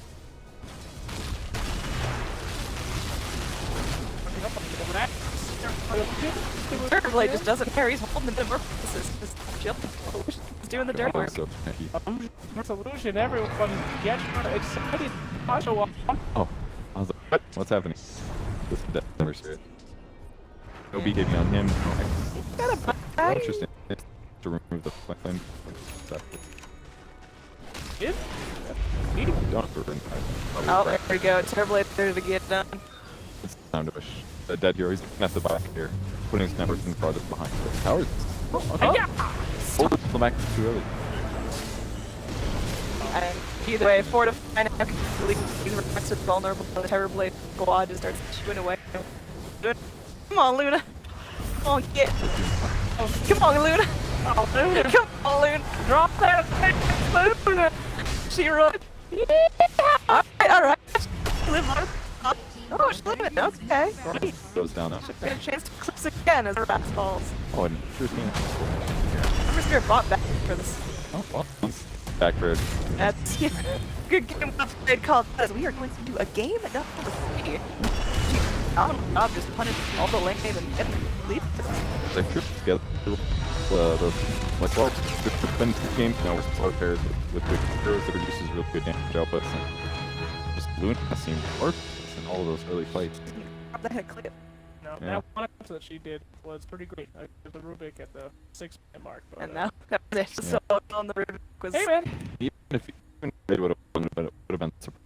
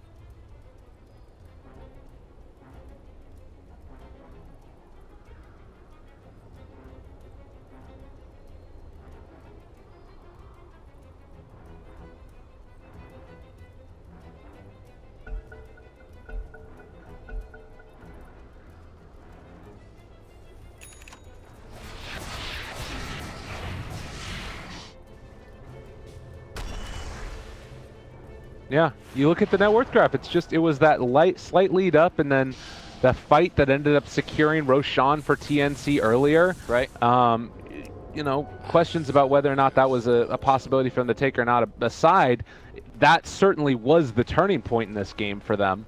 And now we're sort of in an awkward situation where, I mean, do you think that this lineup is going to be able to compete with a TA that's this out of control? 22,000 net worth, has the level 25 talent for +3 refraction instances. This hero is terrifying. I mean, I think it's not really about... I think the two lineups are very similarly strong in the late game. It's about the net worth difference, right? Because one team didn't have to buy back 3 different heroes. Yeah. If OD, for example, has a Hex finish right now, I would say, yeah, sure. You know, it doesn't matter if you're level 25 TA. If the OD could blink on you, Hex, and just kill you, who cares about your level 25? Right. The problem is, Armel does not have that Hex right now, and instead of making aggressive smoke gank, they just have to keep farming. Another item that is going to change the complexion of these fights again is going to be the Centaur Warrunner refresher. Yep. So this is huge, and I think that it is something that you look at what TNC does, they blow up a single target. That gyrocopter in the top lane, if he stays alive a couple while longer, then that fight looks very, very different. So if you pop the you pop the initial Stampede, you're not afraid to do it because you can save for the second one. That's when things start to look better, but they have to come and contest Roshan, and it looks like that's what they're planning on doing. I find Bing's item choice fairly interesting here. He's queuing up the MKB, and it looks like Roshan is going to get checked. Do you not like it, or? I mean, MKB against Butterfly, you know, makes a ton of sense, right? Yeah. But you know you have double refresher ags from Centaur.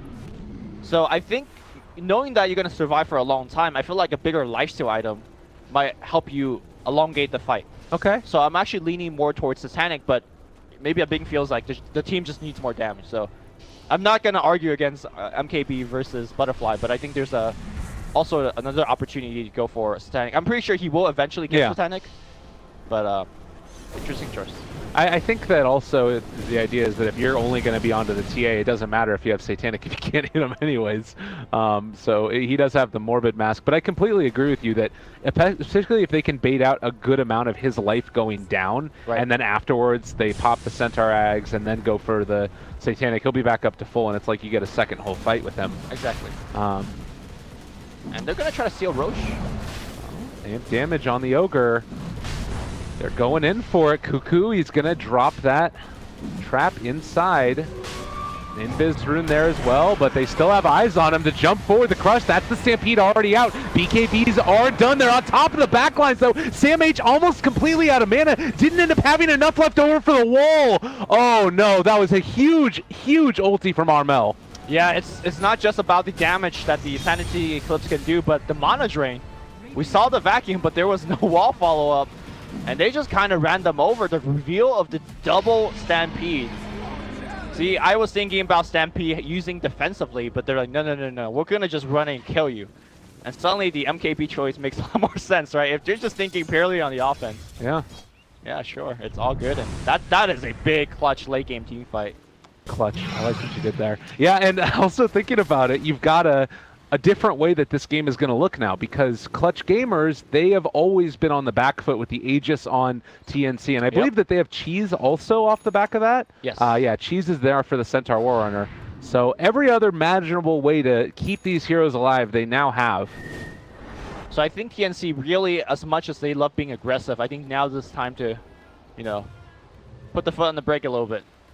Just wait it out, right? Or do you see an opportunity for them to go make a big smoke play or something like that? I think that it really depends upon what they sort of see around the map. And right now their vision is very hemmed in. They need, like... I think that they can go for a pickoff play, but they can't go for a team fight. That's really what it comes down to.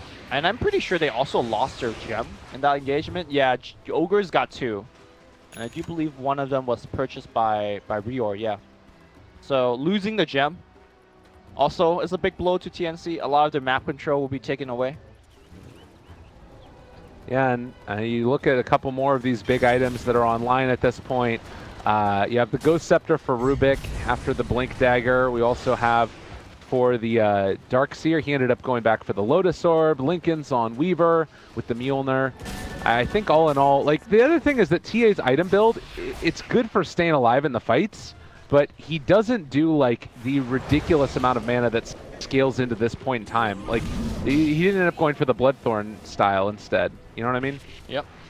I mean, I think if he gets to hit the backline, he does a ton of damage, but at this point, I'm not sure whether he can go toe-to-toe versus the Gyro. And like, look at that. Like, that was before Stampede came out. Wait, Stampede. I mean, he has another one if he needs to. Oh, no, he doesn't actually, but he does have the blink away. Ooh, that was close. Are they going to keep on chasing? I mean, I think that... I don't know if you can chase at this point anymore. I mean, this is DNC, dude. What are you guys doing? I mean, they picked Fly Solo. Fly Solo got caught out, I think, warding or whatever the case was. And TNC says, I don't care you have Aegis and Cheese. This is a 5v4. I'm going to press my advantage here. And look at TNC. They're pushing up high ground against the team with Aegis and Cheese. I mean, they know that they don't have any more Ags right now for the Centaur, so they end up taking a tier 3 tower. That's huge. That means Shrines That's crazy. Is open. They get to take objective when the enemy team has Aegis and Cheese. I just have to repeat that. Okay. I think that, all right, Clutch Gamers, they realize that they need to make this happen. They're going to fight around this, but it's already gone. Yep. So they actually can't fight. If it was actually them being able to fight around the shrine, then they could have done it because Rubik could have TP'd in, but now... The shrine's dead. Yeah. In like 2 seconds. And all of this started with your 5-position support dying. People think that support doesn't matter in late game. It always matters. Well, MKB almost completed for Raven. We're going to see what the next item build is, but Cuckoo in some trouble. He's getting that in. Stolen. He does have a ulti as well if you want to drop it, but not going to go for it there. Now this is something that I kind of mentioned yesterday when Cuckoo was playing the OD. This particular level 25 talent is so beneficial when you get those stray hits like that. Yeah. And that's 20 in that's going to be sitting with in the next minute or so. And all from TA also, so now she's working with even less of it herself. Not that this hero requires a ton of mana, but... Well, she'll need mana if she eats a Sanity Eclipse. Exactly. So, movement now towards the mid lane. You still have this heavy contingent, you know, the TA crazy far ahead in terms of net worth. Weaver really far up there as well. But all these other heroes, they're right there with them. And Clutch Gamers have had enough. They want to think about pressuring this advantage. I mean, Aegis is running out, so... And they do have the Satanic on Gyrocopter. Ooh, Bing. Thank you for making me not look crazy when I made that suggestion. It's a really good one. It's a great item. He seems to agree with that. And it's really hard for TNC to go into that. Like, what do you do against a Bing with Satanic, Aegis, and 2 center ult backing him up? Yeah, he doesn't care. They're all over him. Over here to the side, though, they're down on top of Rior, trying to bring him down. Stampede to follow. Sanity's eclipsed. Armel takes 2, and maybe going to be a bit more if Cuckoo cannot get out of here. So now 2 down, no buyback. Clutch Gamers all over him. We said that TNC needed to do something early. It's a scary moment. They're on top of him. Abang taking a ton of damage, but turns BKBs. Hana eats the cheese. There's the stun. Can they find the kill? Raven's on top of him as well, but now Armo has shown up, and Cuckoo going to be controlled and brought down. Buyback immediately from the TA. Now Raven in a lot of trouble. He's going to pop the Shrine back. Wall on top, but there's no disable on top of this. And Armel, he's got so much in. Plus 68 right now. He's taking a ton of that damage, and he looks like he might be dropped here. The Raxas still are protected. How many kills can TNC get on the way out? Cuckoo looking for a blink in. Keep in mind, he does have the Bloodthorn, and the Bloodthorn attack coming through. Oh no, he's gonna get chainsawn completely here. He gets lifted up as well. His refraction all gone. Keep in mind, this is a buyback. Keep in mind, this is a dieback, and now Raven, the only one alive to they're buying back Armo. They want to push this. They want to win right now. That's Satanic, though. That saved the day. Raven, what? He just time-lapse in. I think he wanted to kill or something. Oh no. All right, well, he has buyback, but why? Wait, why did he time-lapse? I don't know, but he also don't have time-lapse now for the next 30 seconds. What? I don't understand why he just time-lapsed again. I think he expected a Bing to be much lower, and he was trying to snipe him. All right, he has Satanic back up again now. He's going to end up getting Astral. Oh, he was actually Satanic. That might have been enough, but still, nonetheless, you have the Fly Solo CM ulti going out, keeping them back for the moment. Look at this man dance. I mean, you can't go into that. Lots of damage. Glyph's going to come out. I'm surprised they even have the Glyph. Sandmage's going to respawn, but Raven, he's just too low. That's going to be the second lane of Rax going down. Clutch Gamers, I think they should be happy with what they got, and they're going to turn back, but Armel did buyback for this. They're Satanicing back up for Abang. Okay, no, they're going to stay. They want to get the triple. I mean, TA's gone for 60. You know this. They have back wall back. All right. Sandmage needs to make a huge play here. All the hopes and dreams of the TNC game number 1 on the back of this little Darkseer soldier. Can he make it happen? Vacuum wall looks pretty, it looks nice, but Clutch Gamers don't give a damn. Yep, wall in fact stolen, drops it right on top of the Weaver. That is going to be mega creeps here. Raven going to try to do what he can. That is a buyback on Armel, and he's too tanky to go down here. The rest of Clutch Gamer finally will back up. GG, they call it. Clutch Gamers take him down in the end. All it was, we talked about it, there was multiple Aegises picked up by TNC. Granted, it was in a tough position throughout most of the game, and then they ended up finally giving one away to Clutch, and Clutch Gamers ended up taking it. A really impressive display from them. Do you think...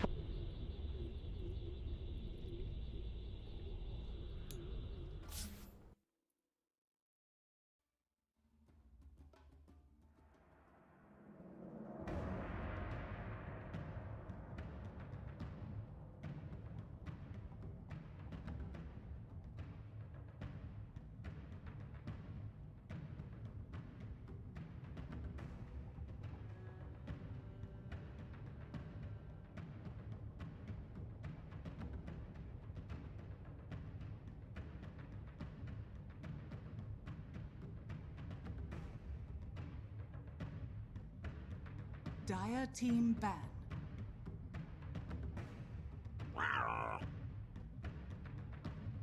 Radiant team ban.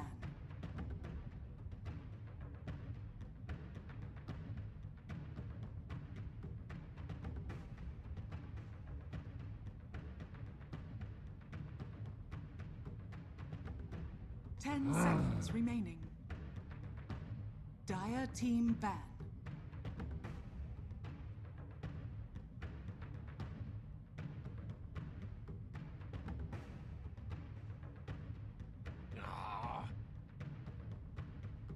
Radiant team ban.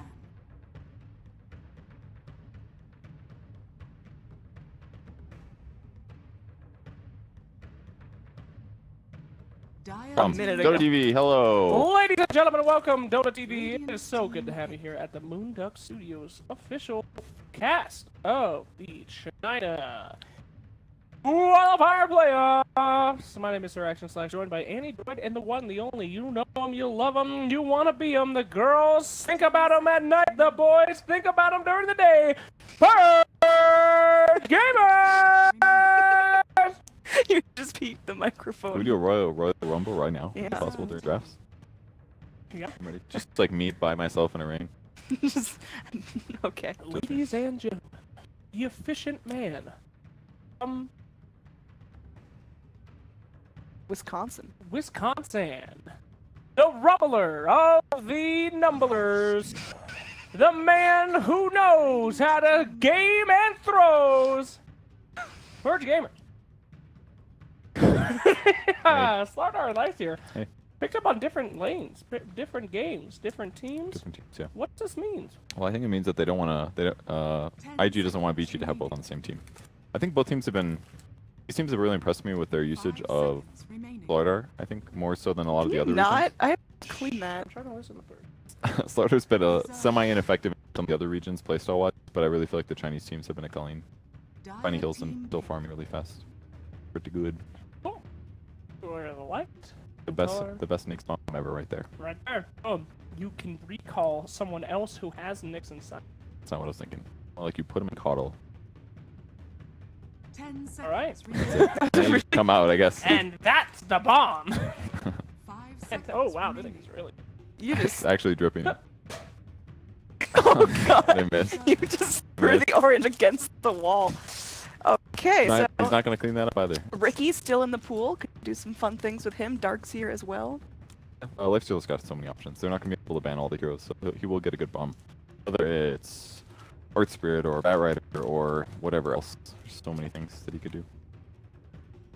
Vici though, got a combo StarLadder with another physical carry most likely, because Lifestealer he's much better against high physical damage than he was in the past, just because of things like talent trees, stuff like that. And they're going to play it safe and just go for Dazzle StarLadder. It's gonna be a Huskar. No, Huskar versus Lifestealer is not good. It's great. Not really, because like he could just rage, and then you're like, oh my burning spears don't do anything. It's great.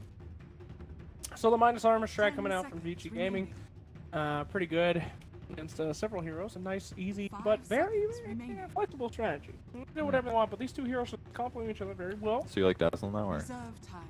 do you like Dazzle now, or? I never had a problem with Dazzle in pro, That's not true. I've heard you. in okay. pro games. Okay. Never had a problem. There's a problem in pub games. Terrible, because pub players don't know how to utilize shallow grave. They keep trying to run instead of fight or TP, do anything. You can't run, dude. You got to go. In pro games, he's sometimes great.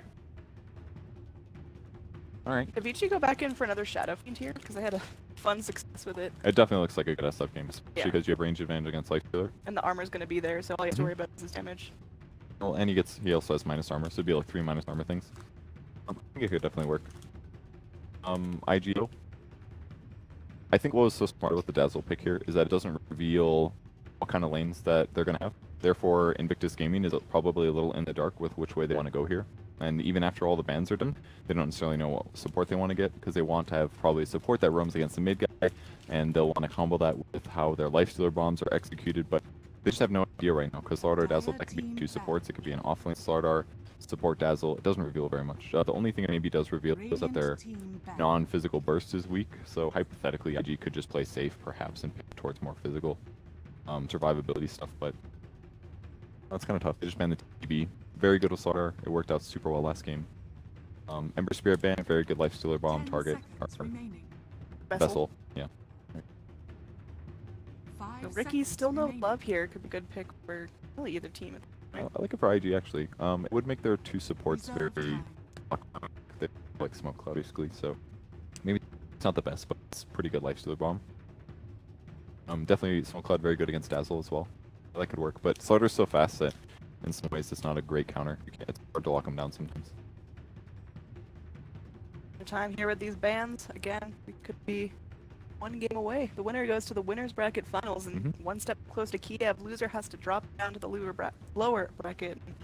It's not a fun grind. That's the one best of threes to get through, and at this point, it's getting real feisty.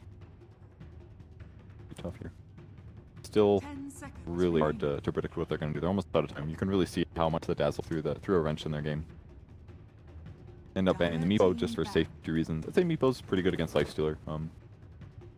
Definitely not bad against Caudle either. You gonna be okay with this selector? He's refueling. He's got to fill up on memes again. Burn him out. We're trying to educate him too much. Axe fan, interesting. What does that reveal? Oh, good against Dazzle, obviously. Guess that's about it. Good lockdown that they were lacking before. There's not a lot of teams pick Axe. He's highly sought after. A lot of 2-1 push.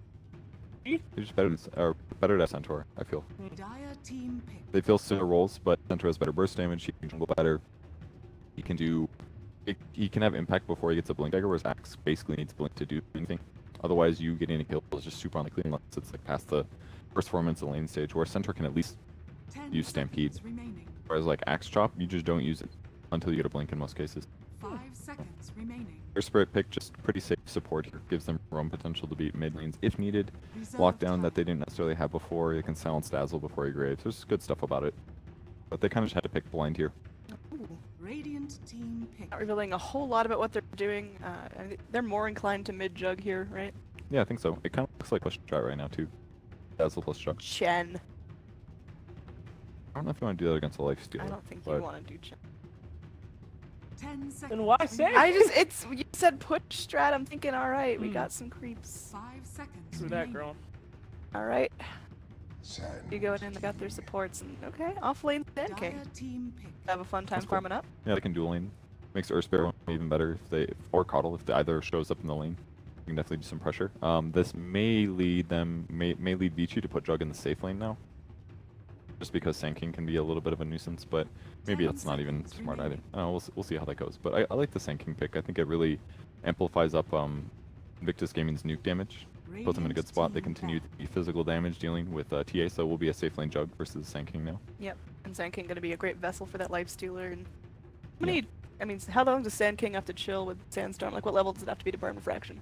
I think you have to do over 5 damage or something like that to break Refraction. I believe it was something like that. So I mean, it's not really the TA solution necessarily. Like just stunning him and hitting him like twice during the burrow strike is usually going to be enough with your allies around. So, but I like the Sand King. Good lane pressure, great initiation. The only downside for Sand King versus Centaur is that most times you have to blink and stun instantly. In which case you miss out on your ultimate, whereas a Centaur, it doesn't matter. If you blink and stun, you can double edge, you can always cast ult. But if Sand King doesn't epicenter first, his hero impact can sometimes just not be there. It's a little bit gambly, but it's definitely much better laning. So I do like the TA. There's tons of armor going on. IG has to be super concerned with their last core in terms of how much armor they have. And yeah, it looks like IG's really worried about the all-in push strat, basically. TA Jug could definitely facilitate that. Be like a Witch Doctor. No, I wouldn't want a Witch Doctor versus Lifestealer, but maybe something like Fudge? That's bold, but I can see it potentially working. I don't know if it's good. IG, they're going to want to hang around the back lines and very carefully choose their initiation points. If you can hook them out of that, then they're just kind of screwed. I don't know if it's the best pick idea. I like the sniper idea. Would have worked well against TA in lane. Another core as well. Could possibly stay away from Vici. Vici does have some issues chasing down their opponents. Like StarLadder can gap close and TA can. Other heroes might have a little trouble. So I would say that IG's initiation is far better. It's probably going to be like that for the rest of the game. Grab a Rubik, just do steal, burrow strike, and stuff like that. Just a rounded, really good pick. Like when I look at Vici's 5 heroes, I'm like, those are just really like well-rounded, strong heroes. They may have some weaknesses later, but Rubik Dazzle Jug versus Sand King potential dueling. I think that's a good way to start the laning stage off and really limit what Sand King can do. This could really shut him down, I think. Alright, mid pick left for IG. I mean, Shadow Fiend would just be murder here with all the negative armor on Vici, right? Oh my. Interesting choice. They have weak lockdown, other than like Rubik lift and StarLadder stun, so Storm can definitely work here. Okay, yeah, I Cool like pick. it. And great Lifestealer Bomb, obviously. It's a really good pick, actually. Really fits into what IG's draft did. Magic damage. I don't know if he's that great against TN lane. I guess he's probably all right, but... And there's not a whole lot of super reliable lockdown. You got the lift from the Rubik and maybe a nice crush, but that's about it. Like, you ever played Storm Spirit in your life? That one, literally, no. Can't imagine it'd be pretty. I like the Storm. Very good. Vici could still beat him. StarLadder is a decent solution, just because Storm's armor is decently high, but with Corrosive Haze it gets into bad territory. But once he grabs like a Orchid or something, he's just going to start feeding on like Dazzle and Rubik. So it'll be interesting to see how the game goes. I think if Storm gets a little to control the game kind of just away in IG's favor. So. Again, game number 3 of a best of 3 here. Playoffs. This is the first game of the Chinese playoffs. The winner moves on to the winners finals. The loser has to face the winner of, or rather, the loser faces the loser of C-Deck versus IGV. That was not complicated enough. That, yep. You know, pop in a couple more winner-losers there. It'll make it easier to follow. Basically, the team that wins this is in a really good spot because they just have to win one more BO3 and they qualify for the majors. Heyo! Team that loses, they've got like 3 more BO3s before they are in, so... Got to win 2 BO3s to get in, basically, no matter what happens. Can't lose twice. Okay, well, here we go. Let's see who has what here. Are we going to see a skirmish in the top lane? I believe so. It's a Slack strategy. This is what I'm talking about. You got the early game. You got the Sand King, the Illuminate. Look at all that damage. The Juggernaut going to have to... Look how scared he's shaking his little booties. I don't think the Observer had spotted them because I think the smoke ran out about here, so he doesn't know. He's just kind of guessing. Smart him to retreat, definitely, because they could have approached otherwise. It's going to try to make them think there's still 3 heroes here, I believe. Nice, look at that. What we call confidence, Annie. Yep. Love that. I'm a confident king. Sand King. Oh, Illuminate the answer. They're going to move somebody up there and get him out. That was super value. Like, 1 Illuminate and they leave the bounty room. Oh, yeah. That was really good. And he doesn't have to skill either, so now he can still get to finale level 1. Very nice. Down bottom, it looked like Dazzle made an attempt, but they care too much. That's the difference. Jungle's his. No confidence on Dazzle. That's true. Exactly. Look at that little guy. You think he's got any confidence? Showcase mode that. That guy comes up to you in a bar and wants to take your girl. Are you gonna fight him? Hell yeah, you is. I don't know. He's pretty freaky, dude. Yeah, that guy is. Yeah, Dude, look, he's fighting already. Got a ward. The hit and run, dude. Brandon slapped him. He slapped him on the Get body. out of my jungle. Get away from my girl. Can we bring up the XPM bird? Dying to know. It is. Up lane? Tri-lanes don't matter. Nothing happens in tri-lanes ever. It's true. What can happen? Some caustic finale damage at most, bro? Here. There's no push lane on. Yeah, the camp's over here. He's going to do a side pull. This is actually super big for IG. Because if they can keep tri-laning this and control the large camp, it should mean that they get a lot of experience advantage. That's a small mistake there by Coddle. I think that could have echoed better, but good pull away from Rubik to make that superior. But this is really dangerous. They could roll on him, maybe. Down. Yeah, Lifestealer. He's a little bit of trouble there. Getting pretty low. He's fine. Just a poison touch stun. Losing all his regen. He's got a lot of tangos though, and by the way, pushing here, he's going to be relatively fine. He's obviously going to get harassed and stuff, but the quality way he'll get most of these. I mean, is it dangerous to leave Lifestealer so on his own? Does he need a little babysitter? Or? It obviously is nice because he's going to get right-clicked on. You will lose regen, but the more... Wow, 2 misses in a row. That was unlucky. The more important thing is that if he gets really in trouble, he can press Rage, and he's got level 2 moves. He'll be fine. And the quick wave is under his tower, so them diving is just super unlikely here. Possibly a roll coming on the mid lane for TA. Uh-oh. Roll initiation, taking a little bit of damage there, but the miss from that That's power shot, the double miss! This Storm Spirit can't connect, and she still has her full refraction charges, so... Gaben is watching today. Ori.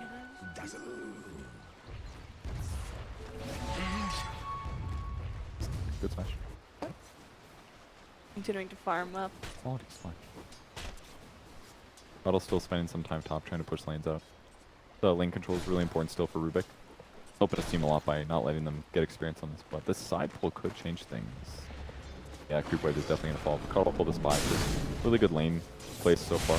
He's a little scary for Like, this guy's dead now. Yeah, mistake. Keeper of the Light just way too squishy to be going in for plays like that. He's going to try to make his way into the trees. Whoa! yeah, that one. Really big mistake by Coddle there to approach. He needed to stay back here, but by moving this close to the spin, it's just guaranteed his death. The hero's not survivable early. He's very fast, but his base HP, for example, is not comparable to others. He kills. In terms of last hits, that's probably pretty important in this game. Storm doing a great job, 17-4 versus the 12-3 at a TA. Definitely gotten a little unlucky with uphill misses, but part of the skill, right? Always sit. Ground. That's correct, Barge. Never have the chance. Chance. Yep, that's what they say. Gonna save his mana here. He's a bit low, not really worth poison touching for the damage. He's got tangos. Yang getting some good level still, level 3 here. And outplay. Nice play by Yang there. And Burning's now in a basically a bad place because got 2 points in Feast, but it's a lot easier for Yang to trade efficiently because he's got a 4-man shield, for example. Burning has to keep getting zoned out here. Really tough for him. Self coming. More regen going his way. He's definitely not having the easiest lifestealer game we've ever seen, but he'll still be able to get the farm he needs now. Yeah, the trade-off basically is IG should be able to pressure what Jug is doing on the top lane, and Jug actually has 10, so they're actually pretty much trading in the way that both Lifesteal and Jug are getting equivalent farms. Whereas in the mid lane, Storm's slightly winning his lane. The Sand King's doing extremely well, a little bit better. It's kind of just equivalent. It's like a first map basically. The carries are getting offlane level farm, and the offlaners are getting carry level farm. Both teams. Interesting here, mid lane. I mean, last hit's pretty even. Is TA gonna come out on top when Storm Spirit starts to roam? Because she just needs a little bit of farm going her way, and she can. They're both very good at jungling, really. And obviously TA will get a lot more out of Ancients and things like that, but Storm's still good here. Level 5 here. Such a good time to gank him, but Rubik just can't catch up. They can't get that lift, and Oh, scary. next thing you know, he'll have that ball lightning. Down bottom, Lifestealer really, really low. Be hopping back underneath the tower. 4-axe there to save the day. Yeah, he's gonna have to leave. Earthspirit gets levels at least. This is good. This is a good level 3 at least. And in the jungle, looks like Storm Spirit will hit up the jungle a bit. Will help a lot. Chakra Magic with Storm. Facilitate some of the early farm. Kind of like Bloodlust for melee carries in a lot of ways. He out of there. That's too bad he had to leave actually, because the levels are good there. That was easy Sand level King 3. is the top of our CS chart. He has not felt any pain from this Juggernaut. Yeah, it's tough for him basically, because if he comes up to the creep wave, then all that Sand King has to do is Burrow Strike, and if he catches the creeps and the hero, then it's going to do a lot of free damage. So even if he spins back in response, it's not going to be a good trade at all. He'll definitely outlane him there. So, and has to play safe. Our Lifesteal is getting like no farm. Yep, pretty much the same, both sides. Storm Spirit doing some jungling, TA will doing some jungling and pushing. Soul Ring, have you ever built the Soul Ring, Slacks? Don't answer that question. Oh, when's the action gonna happen here? We're 6 minutes in with 1 kill. Is this the action I've been waiting for? Hit on that guy's booty, a little tap on the rump, and get him running away. Little staff tap. A little staff tap. Puts an Orb of Venom, duct tapes it to his staff, and just gives him a little poison pound or whatever it's poison, called. The poison pound? Is that? I don't know. Right? what do Dizzles do again? I can't remember. The poison tap. No, the pat. The poison pat. Yeah, that's right. Poison pat. Good old Gave him a little poison pat to Dazzle, who's looking to birth his own 2 Dizzles. Yeah, he already got the poison too. Grow up and have his own little Dizzles. Oh. What was the recall ability? My Dizzles.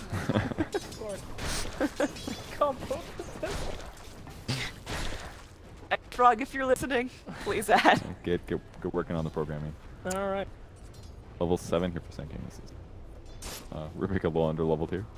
But he's here just in case the die comes, because if he gets like Burrow Strike Epi with a follow-up stun from Earth Spirit, that's a big kill on Jug. So if he's just here to interrupt the Epicenter, that could change things.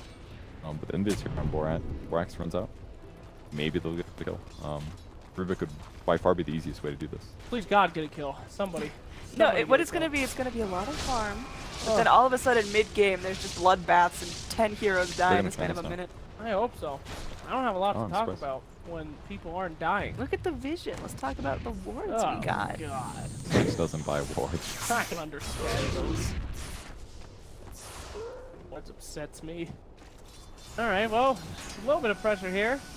Our boy DDC rolling in the MID, gonna get hit, and oh, geez. That is a lot of damage. Illuminate gonna be picked up there. Still no point in mana leak. I feel like Nah, it's a value point worth, or It's not really. Like the cast range is kind of low. It's like 500, and it's a great skill, but it's really mana expensive right now. It got nerfed recently. It's 150. Sand King, is he in trouble? They're not gonna salve up. They really want to find this guy. Oh, great silencer. That's gonna save things. Yeah, Borax just actually saved that entire lane. I think he got a turn there and maybe killed the Rubik actually. Sorry. It was a decent mistake. It's okay. Yeah, looks like trap slows and a little bit of dazzle disable. So I don't know how he gap closed so fast, but it's kind of a big mistake from Coddle. I feel like I don't really feel like he should have been caught in that circumstance. But it was nighttime, maybe just a run at him kind of a thing. Boots for the Earth Spirit now, so he's booking it around the map, but still doesn't have his level 6. Oh, Port's still chugging along. Just a little surprised they haven't tried for a kill on the Jug yet, or at least the Rubik. Like after the lift failed, I feel like they could have gone back in, but maybe it would have cost him his life as well with the Jug, and that didn't seem worth it. But Juggernaut is just getting no farm and can't really bail out into the jungle because he's just gonna be chased down and rotated on. Burning seems to be doing alright. Like every time we look down here, the creep wave's by his tower. At least he can like infest neutrals to get healed up a bit faster, but and is relying on healing ward. And that's about it. Here comes the rotation over. There's spot Rubik, Dazzle. He's getting great levels actually. Level 5 on him. Nice little bit of farm to pick up for the Juggernaut. Should at least help him out. Ooh, yeah, look at that. All right. Yeah. Whoa! Got him. Oh, here we go. Gonna be raging off that crush. Now they got the mana leak. It's gonna TP out, and they can't deal with that. So Yeah. and how do they deal with that in the future? Just Barlow strike and Yeah, stuns are a great way to cancel TPs. thanks, Burge. No problem. I just meant like, do they have to start grouping up if they're going for kills? Do they have to bring the Sand King every time? Yeah, that's definitely very helpful. Or spray. I mean, they've got quite a few stuns, but the only way that's gonna work is if Coddle had his ulti. So the mana leak pickup is kind of nice, but StarLadder is doing super heads up play, just always ready to TP, or they could just go back and try it again, maybe. Top lane, everyone just farm up. TA is having a real nice time here. Okay, no dodge here. Yeah, she's getting a lot of levels actually. I dare say her XPM is off the charts, and it really is. Ooh. Hello, Dolly. That's a lot of money. A lot of That's a lot of experience per minute. Her net worth is also really good actually. Yeah. Whoa! Fast jungling hero. The treads Blightstone. Okay. This might be taking off any second here, kids. Been lulled into a sense of security. Prepare that sense to get blown out of the water. Getting her blink dagger pretty shortly, and then she's just jumping on you and striking you to pieces. Talk to me about it, Annie. And nope. How's you gonna make those noises? I mean, I just want to see some death, Annie. Well, Borax is smoked up. Looks like he wants to roll in and get things going, because Juggernaut is just crippled here. He's on par with StarLadder in terms of farm. If you can burrow strike him, they've got to kill him right now. Yep. Oh! Hello! Goodbye! Wait a second. It's Doozle! And what a save there by Dell. He makes it out. Look at the damage. That's what Danny's talking about. Damn, TA just shows up to that fight. And yeah. Shallow grave saving lives, literally. Okay. Really well done there.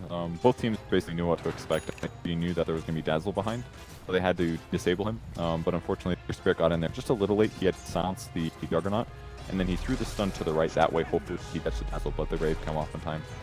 And then they just had to run. So, really good reaction, instant reaction from TA. They knew that was coming. The Observer was probably expecting it. But either way, he's got a blink dagger. This guy's ready to epicenter somebody. And is he ever going to do it? Yeah, he'll do it, Perch. Don't you worry. He's biding his time. Remember, there's not too many great targets for epicenter. He can't really do it on the Juggernaut. He got that way to get out of that pretty easily. I do love the interaction between Juggernaut and Sand King, you know? They both counter each other, right? Yeah. Jug can spin when Sand King's in his little sand place, but, you know, Sand King's pretty good against Juggernaut. In some way that I forgot. Well, he can burrow strike instantly. Is it with the Lifestealer? Oh! Got it. Got it, don't worry, we saw the There he body is. going down.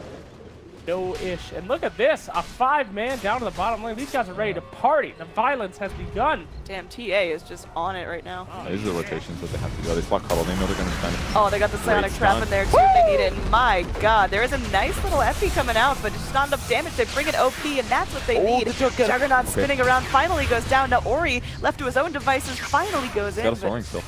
This is Dude. Radiant suddenly just showing up to this fight. Can they cancel He this needs TP? 50 mana. Nope. Doesn't get it. Dude. Storm owned right there. I think the only thing that went bad is that he didn't have his Bloodstone to collect all of their Yeah, dead souls. that'd have been like a 20 charge Bloodstone now. That was a really good fight there for IG. And I think one of the really impactful things is actually the fact that he had Power Treads. Allows him to release the Overload passive a lot faster and made him a lot more competitive against even heroes that are magic resistant. But the big move really was they all got epicentered, right? And Burrow Strike and stuff. Like Doug didn't even get his Omni Slash off. He just kind of got bursted instantly. That made a huge difference. If Puddle was actually nearby the Sand King, that whole fight would have gone atrocious, and VG Gaming would have won the fight, taken the tier 1, and probably controlled the jungle heavily. TA was getting real close to that first Mithril Hammer. What's she at now? She's a little stunted. Yeah, still a little stunted, that's for sure. They go in for a super early road. They've got negative armor for days, and TA already bringing the damage. But Lifestealer scouts this out. Burning, gonna get lifted up. It's a nice little pick up. Find it, but there we go. Sand King getting very close to the fight. They kill off the Lifestealer. It looks like Sand King does have to back off. They didn't have to concede this Roshan. Are they gonna do something tricky? Doesn't look like it. Yeah, I guess Sand King's ultimate is still down, and they did this Lifestealer, so that sucks. These guys are kicking some ass now. Yeah, Lifestealer is so squishy with just Midas. You can go Armlet first, so as a result, more levels, good attack speed, but dies instantly in the minus armor. I think this is pretty greedy, actually. Round 2. Let's go ahead and 5-man down the mid with an Aegis this time and see what we can get done. There we go. Nice initiation. There's going to be the follow-up.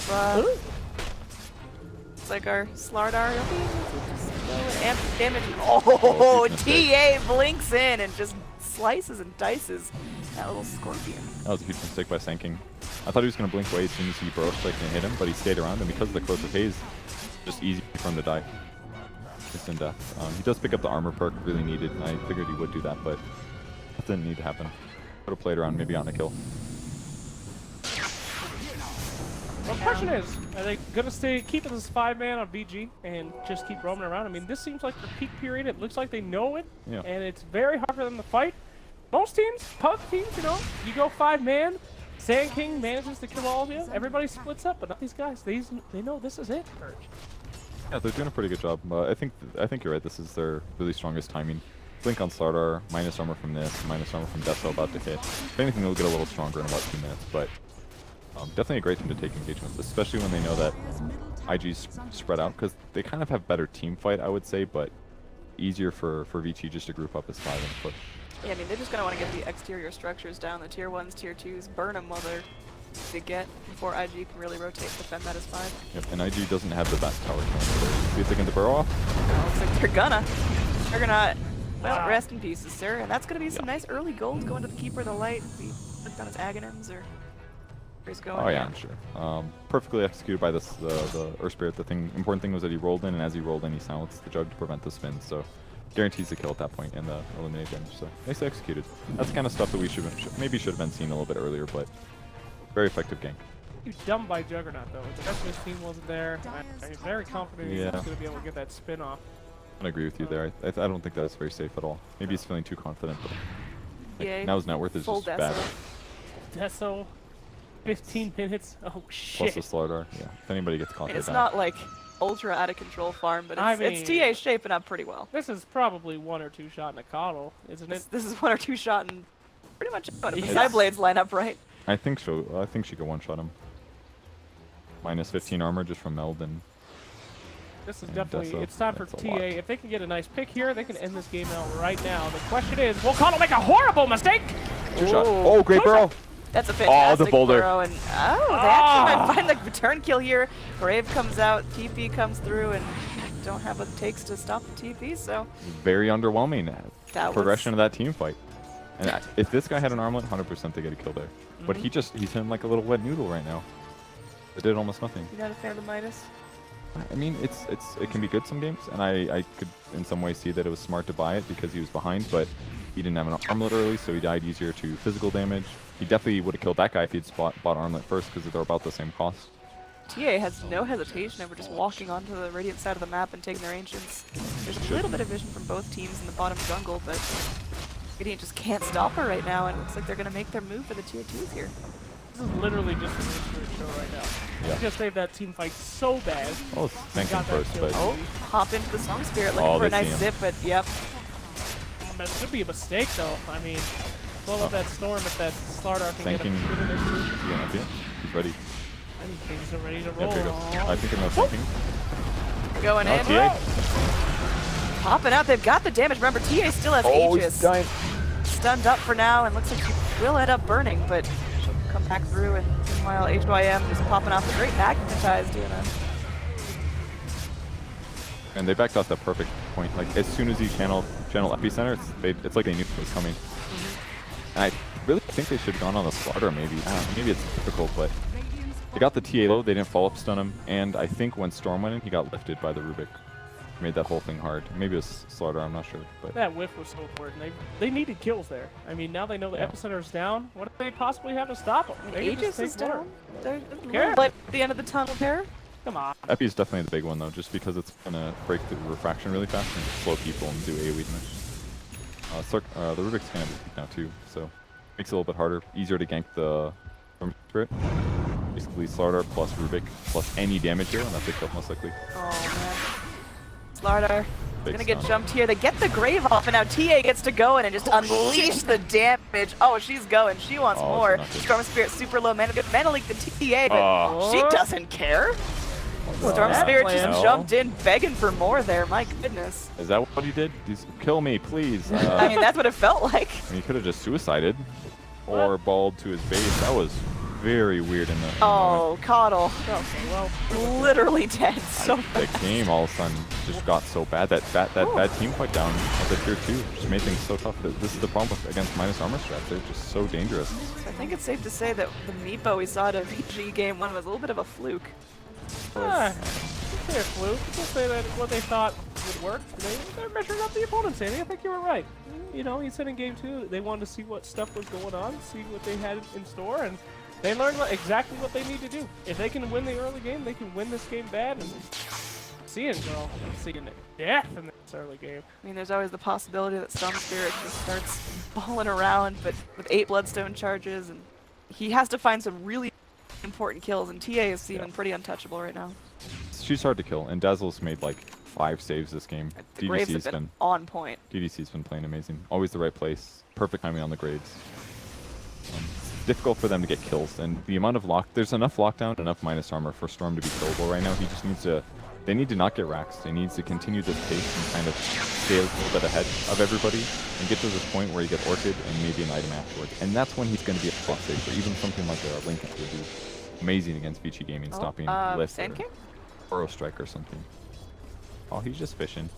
Little fish. He's fishing, but I mean, Oh, Sonic damn. Trap catches him, and ooh. Nice escape there. That was some split timing. Dire's middle tower is under Nice to escape the Yeah. Burrow Strike. Trying to look for him, but he's long gone. Wait.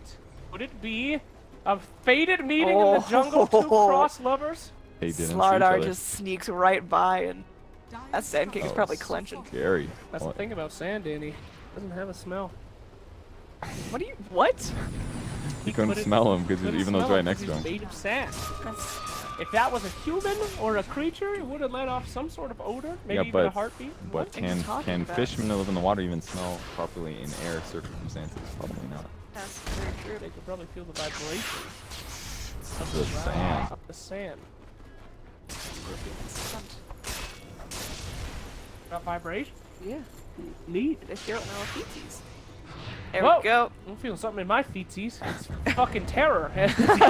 Run for their Oh. lives. Boulder kick not going to be on point. The Oh! roll away will not connect, and TA just 2 shots. The full health Earth Spirit. It's not scary. easy. Dude, it's just so tough about being playing against Burrow Strike on such a strong ability. It's already amazing on sinking, and then you put on a hero like Rubik, it makes the hero like twice as good in the early game. Oh, he does lose the Burrow eventually though. That's a big spell. Like tanking here can't get that ability. And get to the point. Oh, lucky here. He'll TP out, but that's still not making a whole lot of progress for his team. JK, that was a full creep wave, and now StarLadder has to sit here farming creeps instead of getting a kill. That was super value. Maybe not super, but it was worth it. Very valuable. Yeah. This clarity potion, though, I'm not into that. I mean, the Sand King, the Earth Spirit are really setting the pace of the game here, definitely delaying VG's push a lot, but I mean, the TA is just getting farmed and farmed and farmed, and what is she working on now? Probably BKB. Yeah. She's already got it. There it I is. mean, she's got 2k All gold right, on she's top of a it. little farmed. She's a little farmed here. But You know what though? How much more farm can she get? A lot. 30k, 40k. How more deadly can she get in 2-shot? I mean, they've already seen the worst that they can offer. Actually, a fair point. Their minus armor doesn't get that much better as the game continues. And you can't, this like 2-shot period, it happens for like 20 minutes at most. And after that, it's more like a 6-shot or something. As long as they don't lose any, things can only get better for these guys. As long as they don't lose, Until they the may moment win. they lose. No. If they don't lose, things are great. You know it's going to be a really hard mid choice lane? here? Jeez. Can't smell them, Annie. We've been through this. Rubik doesn't have a nose. That's why that's not working. Yeah. I think the hard choice for Storm here is, does he get 8 armor at 20 or 40? 40 attack speed's so good on this hero. But he's just dying so quickly, and the armor's helping really a needs little the bit. armor this game. Yeah. I don't know. We'll see what he does. I'm kind of unsure. Roll out. Boys running yet again. Constantly on the back foot here. Bring it out. Nope. Just gonna leave it. Hiya! What a gold, dude. But Oh, he's got his. I see. He's got his orchid. He doesn't give a shit. He's like, time to kill. Yeah. So his target in every fight is going to be either Rubik or the Dazzle. Ideally, the Dazzle first, give him the silence, while the other heroes hopefully kill his allies, not him. And then hopefully, once Dazzle is down, then they can actually focus who they want. yeah, go ahead. PA is working on the Bloodthorn of her own, so she'll be able to disable the Storm Spirit. Depends on Yeah, that's a really good game for this. Definitely worth passing up the crit potential just for the fact of. Oryx gonna be able to get out of here. He's mostly just trying to be in a great position when the fight starts. He doesn't have a blink. Oh god, this is So close. so terrible. Slacks here. How's your hair? Luckily, he's a rock, so he doesn't give up any smells. If he was a creature, he'd be dead right now. But Slacks, are you terrified right now for this I'm match? not. He's a rock. They don't know he's Yeah, there. he's fine. Can't smell a rock, can you, Annie? I mean, yeah, you just can. Such as? If there's any sulfur compounds in it, it's gonna smell like eggs. Oh, I don't think he's gonna go for Annie. Okay, what color is a sulfur rock? Yellow? Gray. Green? Like Green, pure brightish sulfur is green? yellow, but no, normal sulfur compounds are gray. Sometimes a little bit shiny. Doesn't look like Earth Spirit to me. He's still there. I don't know, That kid's man. got PTSD. He doesn't know what to do. Oh, are they still out there? Some sulfur veins and I didn't know these are bamboo trees. Bamboo trees. My God. Were these always bamboo trees? I feel like they weren't. I had no idea. Well, you learn something new every cast, Purge Gamer. Meanwhile, a roach was taken. There's bamboo trees. Bamboo trees. Bamboo tree. It's hard not to They're say. bamboo. They just look like regular trees, but in fact, They are bamboo. are these ones bamboo? Well, you know what? Why is the Purge? foliage the same in both of them? Bamboo trees really look like that. I don't No, think They do. don't. It's because the trees over there are foliage from the east. What? Bamboo isn't even a tree, it's a grass. Shut up. There's an epicenter.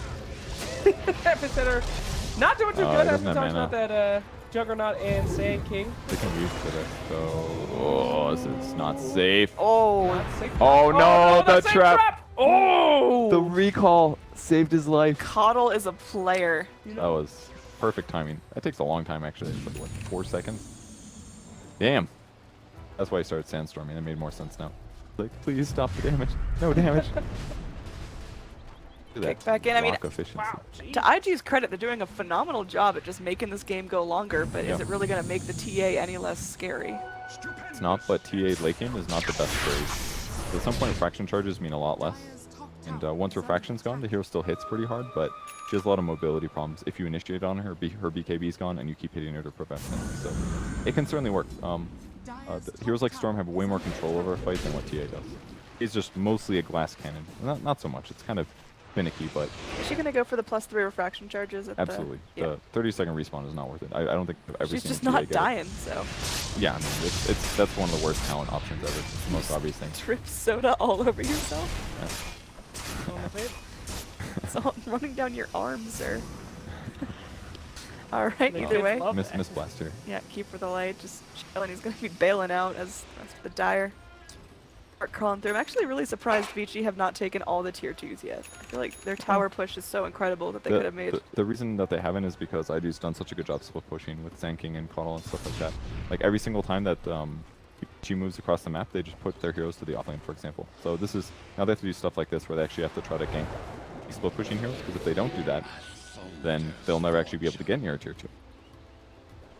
That's, because if they ever do, they kill it instantly. Between TA and Juggernaut, they can kill towers really rapidly. So push the lanes, keep getting farmed that way, don't get ganked, and eventually they'll be competitive and fun. In fact, They're only 5k behind. It's not terrible.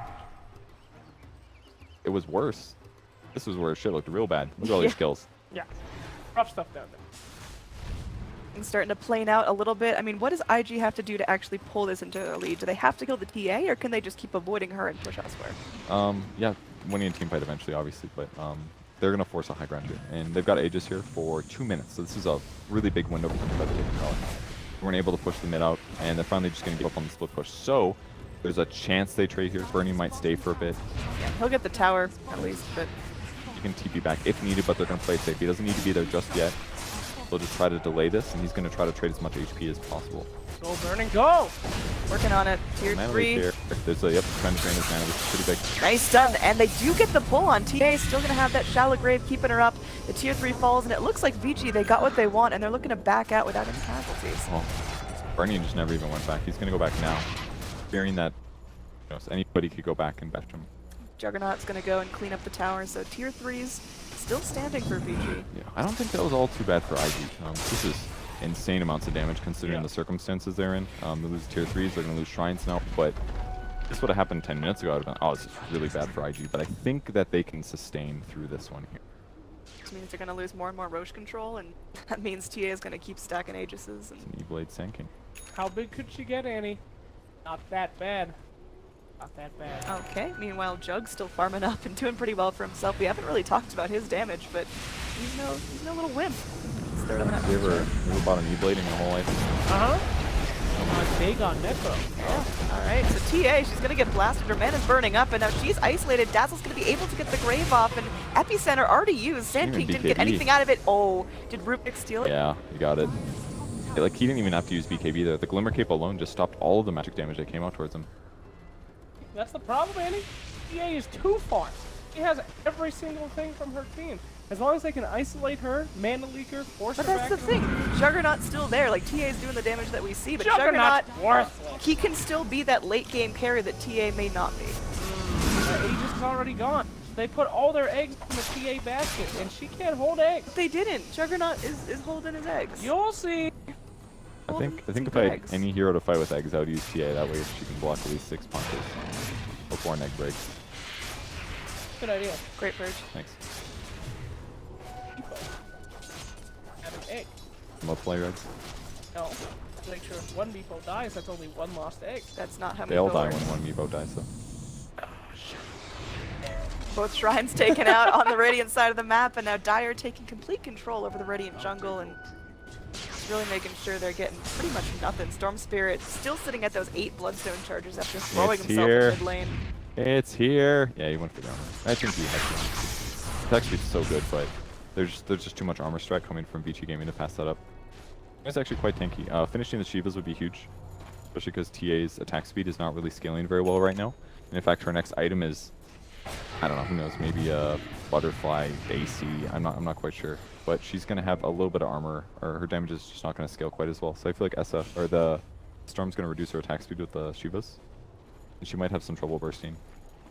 I think honestly, IG's playing great here. The fact that all they lost was at tier 3 for the Aegis, and they lost Epicenter, I guess, but V2 was still pretty scared to go high ground. That bought them just enough time to delay. And now Aegis is gone. Sand King's just chilling. Why is he doing this? Is that what you're asking? Yeah. Because he wants to eventually split push. I can do a So burrow it's strike the wave. it's just safe sometimes to hang out in the jungle until he sees the enemies. Now he knows they're all here. He's gonna split push as fast as possible. Cuddle Tower back in. And, oh, there we go. Crush onto the life stealer. Oh, Muff, man, bro. Beautiful. And now, can the Radiant actually do the damage it takes? And, oh. Burning lives. They get low. BKBs. That was pretty much perfect for IG there. No Epicenter used. Burst Strike goes in on Storm. Oh man, Storm cannot get out of this, and that's going to be a nice kill going away to Dire, but roll back in. Magnetize doing a lot of work. Borax trying to do the best he can, but Grave comes out. TA still alive. Omni Q. Gotta focus down Burning. Oh, she tries to meld, but she goes out. TA not coming back for 70 seconds, has no buyback. This is Radiant's chance to shine. Trying to isolate the Dazzle, but Dazzle will be able to go up. Oh. He canceled, but he's just walking away. Okay. Why did Storm ignore the Dazzle? Dazzle ain't. Dazzle. It's not even worth it. Dazzle ain't shit. I mean, that's a kill. No, you kill him, he goes back to base and respawns. Right now, he's trapped. He's like got no rat. TP there to cancel. No TP. Oh, I guess. He's literally trapped like an animal. Leave him back Is there. that really why they did that? Yes. I don't know. Yes, Purge. How can he get home? This is like that movie Homeward Bound, and he's the dog that doesn't make it. He's the dog, the cat, and the other dog. He's the golden retriever who dies. Spoiler alert. He ain't going home. Dude, I was just about to watch that movie. I was just getting around to it. What, Old Yeller? No, Homeward Bound, dude. It's from like the 90s. I've never Hey, seen it. he got his TP, because guess what? If you stay after the Has credits, fallen. golden retriever. Just takes a little Was it his longer. ghost though? Is it a ghost dog or Fucking poltergeist. zombie? I'm back. Dog. Oh, Jesus. Tower One almost hit died. left on that bottom. So it kind of cost him a lot because that was a strong buyback. He died almost instantly. I think that was like a melt strike or something. Not sure, but still will get Shiva soon. Oh, Secret Agent Dazzle! I thought he was about to go down. He got out. Finally got home. Can't So- stay home. I mean, the net worth lead is really going back to even here. I thought VG Yeah. were going to just spiral ahead and be unstoppable, but IG, they're holding out. Yeah, they really needed to be able to take barracks at this point. Because they're still going to scale okay, and they're still in the lead a little, and they still have really good heroes to combo and fight, Are you but spitting at your soda? Please don't interrupt me. you spit in your soda, dude. Did you see what happened in that fight, though, Andy? They took out TA, and then what did the entirety of VG have? Nothing. They had to run. Oh, speaking of running, we are going to have a StarLadder coming in. Duels up, trying to hold them in place. Meanwhile, TA's BKB'd, and she's ready to go. And I seem to isolate a target, the Grave, a little bit early perhaps Your in the force. StarLadder, but there we go. Another crush. They blow up the Nakes, and Where's the he force? does a buyback. What was that? Coddle saving the force for himself. What a dick. That was weird. I really just a simple force on life steal that I feel like he would have lived. He Absolutely. probably had rage up. He could use Manta. Lots of solutions. But instead now he has to buy back. And what's Storm died? Oh, that's huge. He got killed on the retreat.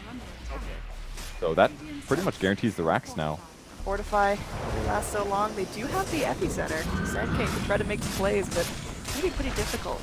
Okay, still with no BKB charge, but she's got a Bloodthorn, so you don't really want to walk up next to her.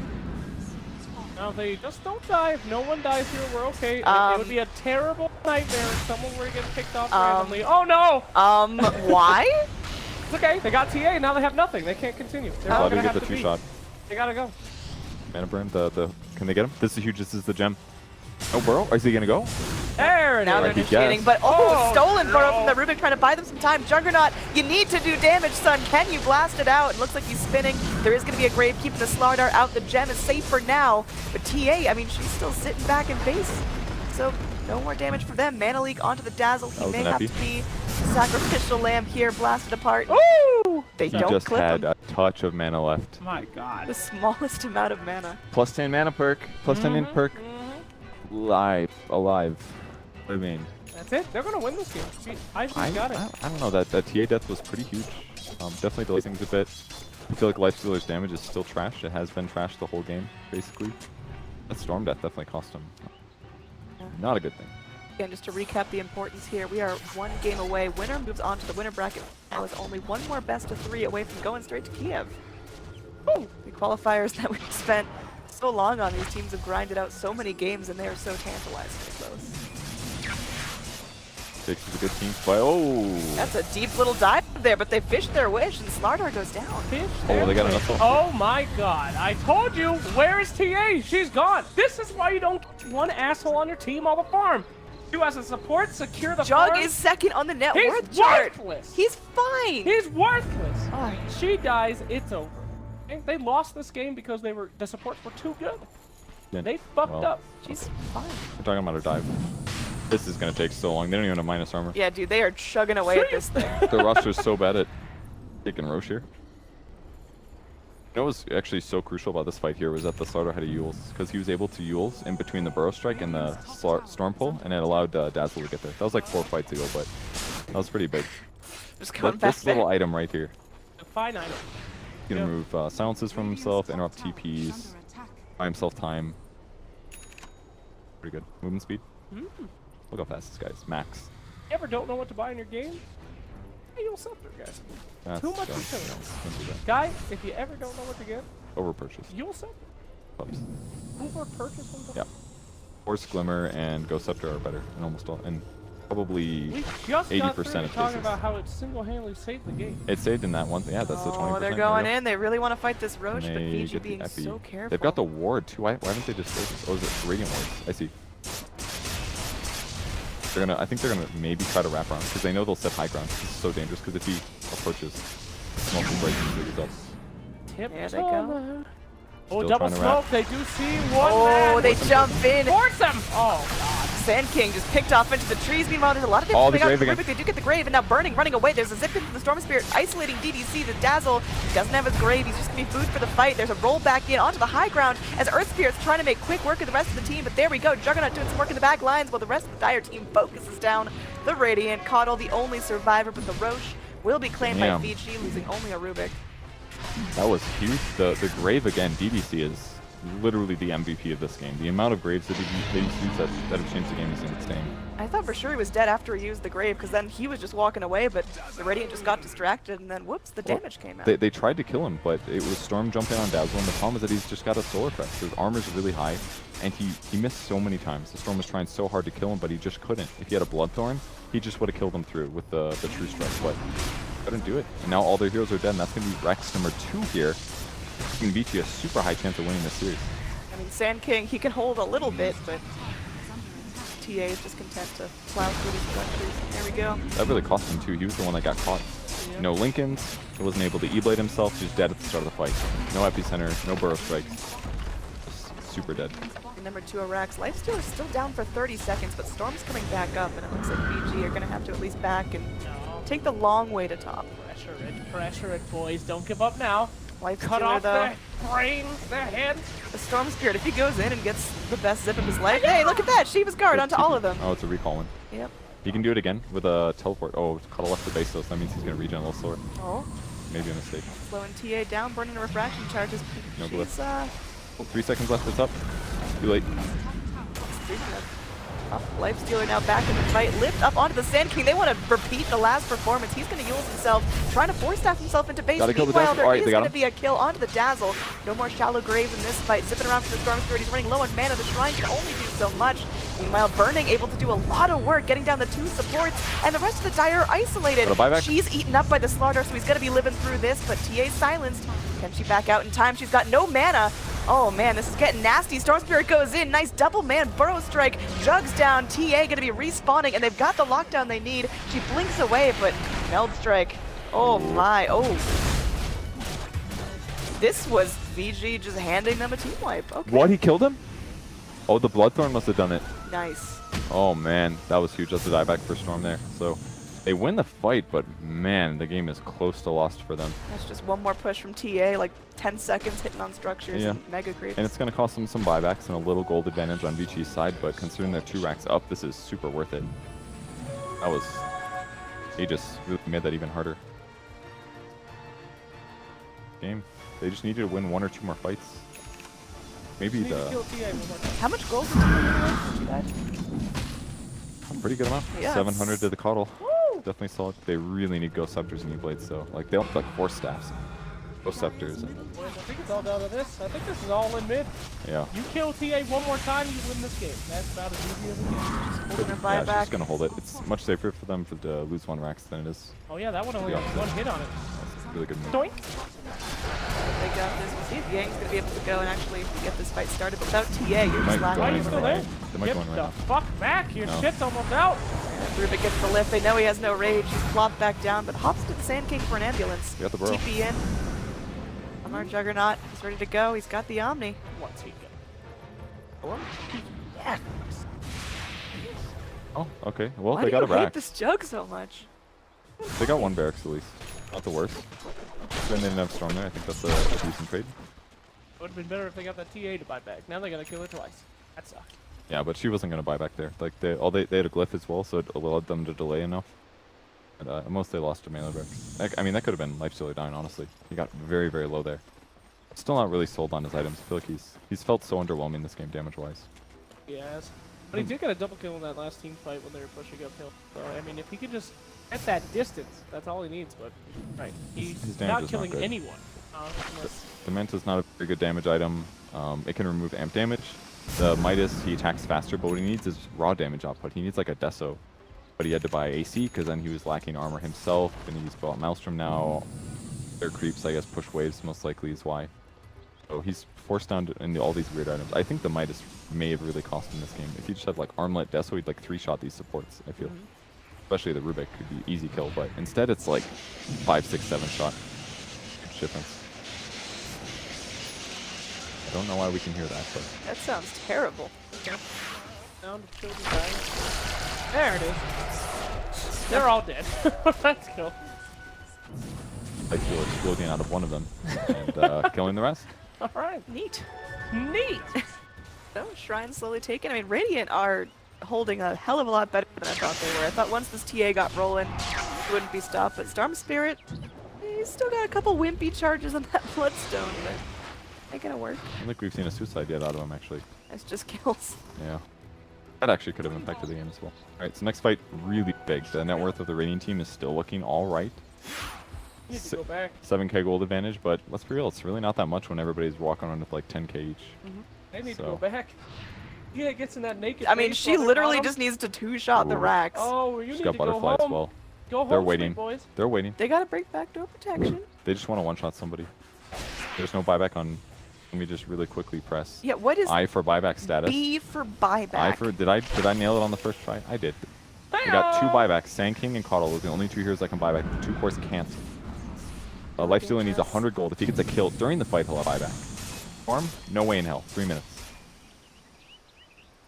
So it looks like they won't she go gets for up it. her next refraction, so level 25 picked up, and it's going to be just a little bit harder to cut through her. Of course, a nicely placed Epi will still do the job, but... Yeah, the butterfly will help a lot as well. But a lot of attacks will miss. As a result, that's no refraction every time. There's no one on IG that's usually going to pick up an MKB. Certainly it won't be the Storm. Yeah, I think the BKB is what he needs as well. He can remove amp damage, he can disable, or prevent disables. I'm sure he'd love to have Bloodthorn though. He really needs it to deal with the whole miss thing that keeps happening against all these heroes. This is going to make it even more impossible to kill Dazzle. Again, they know Radiant are huddling in their base, not trying to go for a sneaky, smoky wraparound, and Burning just trying to farm. What's he got for himself? Still nothing. Ugly items, basically. He'll probably sell the Midas soon, pick up the Basher once he has buyback money, but even that is... Would he switch from Basher to KB for TA? He probably should, yeah, honestly. I don't know if he's seen it, though. That'd actually be a good item for what its current build is, just because he needs more attack speed. Alright, he's already got a lot of attack speed. He just needs more damage, so it's synergistic there. Be a good pickup. The issue, though, is that he could just die instantly. Still gotta worry about those initiations. They do pick up the Ghost Scepter, so this is huge.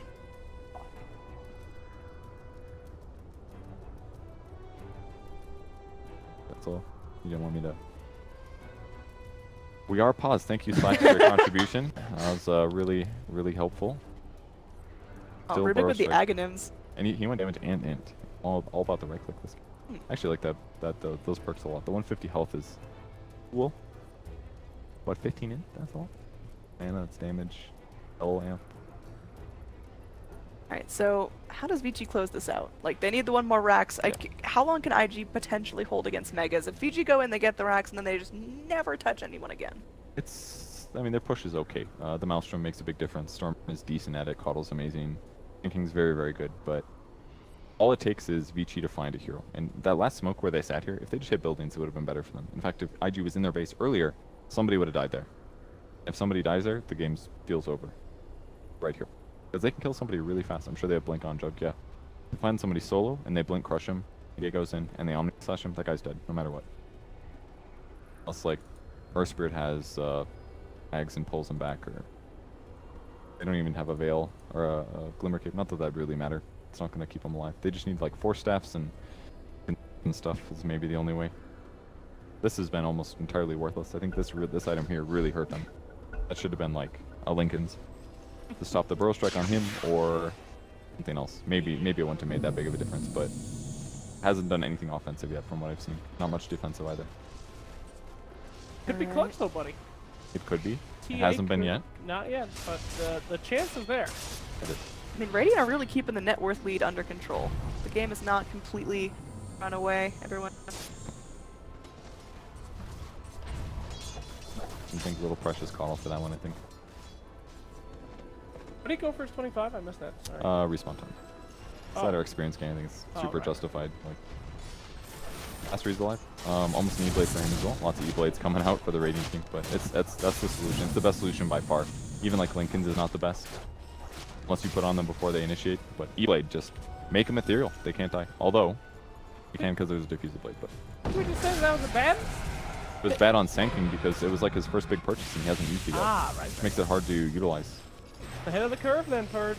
He was, but the issue is they don't have another frontliner. It's always him in the front. Too ahead of the curve. Which means the item that saves people is always on the guy that gets gone on.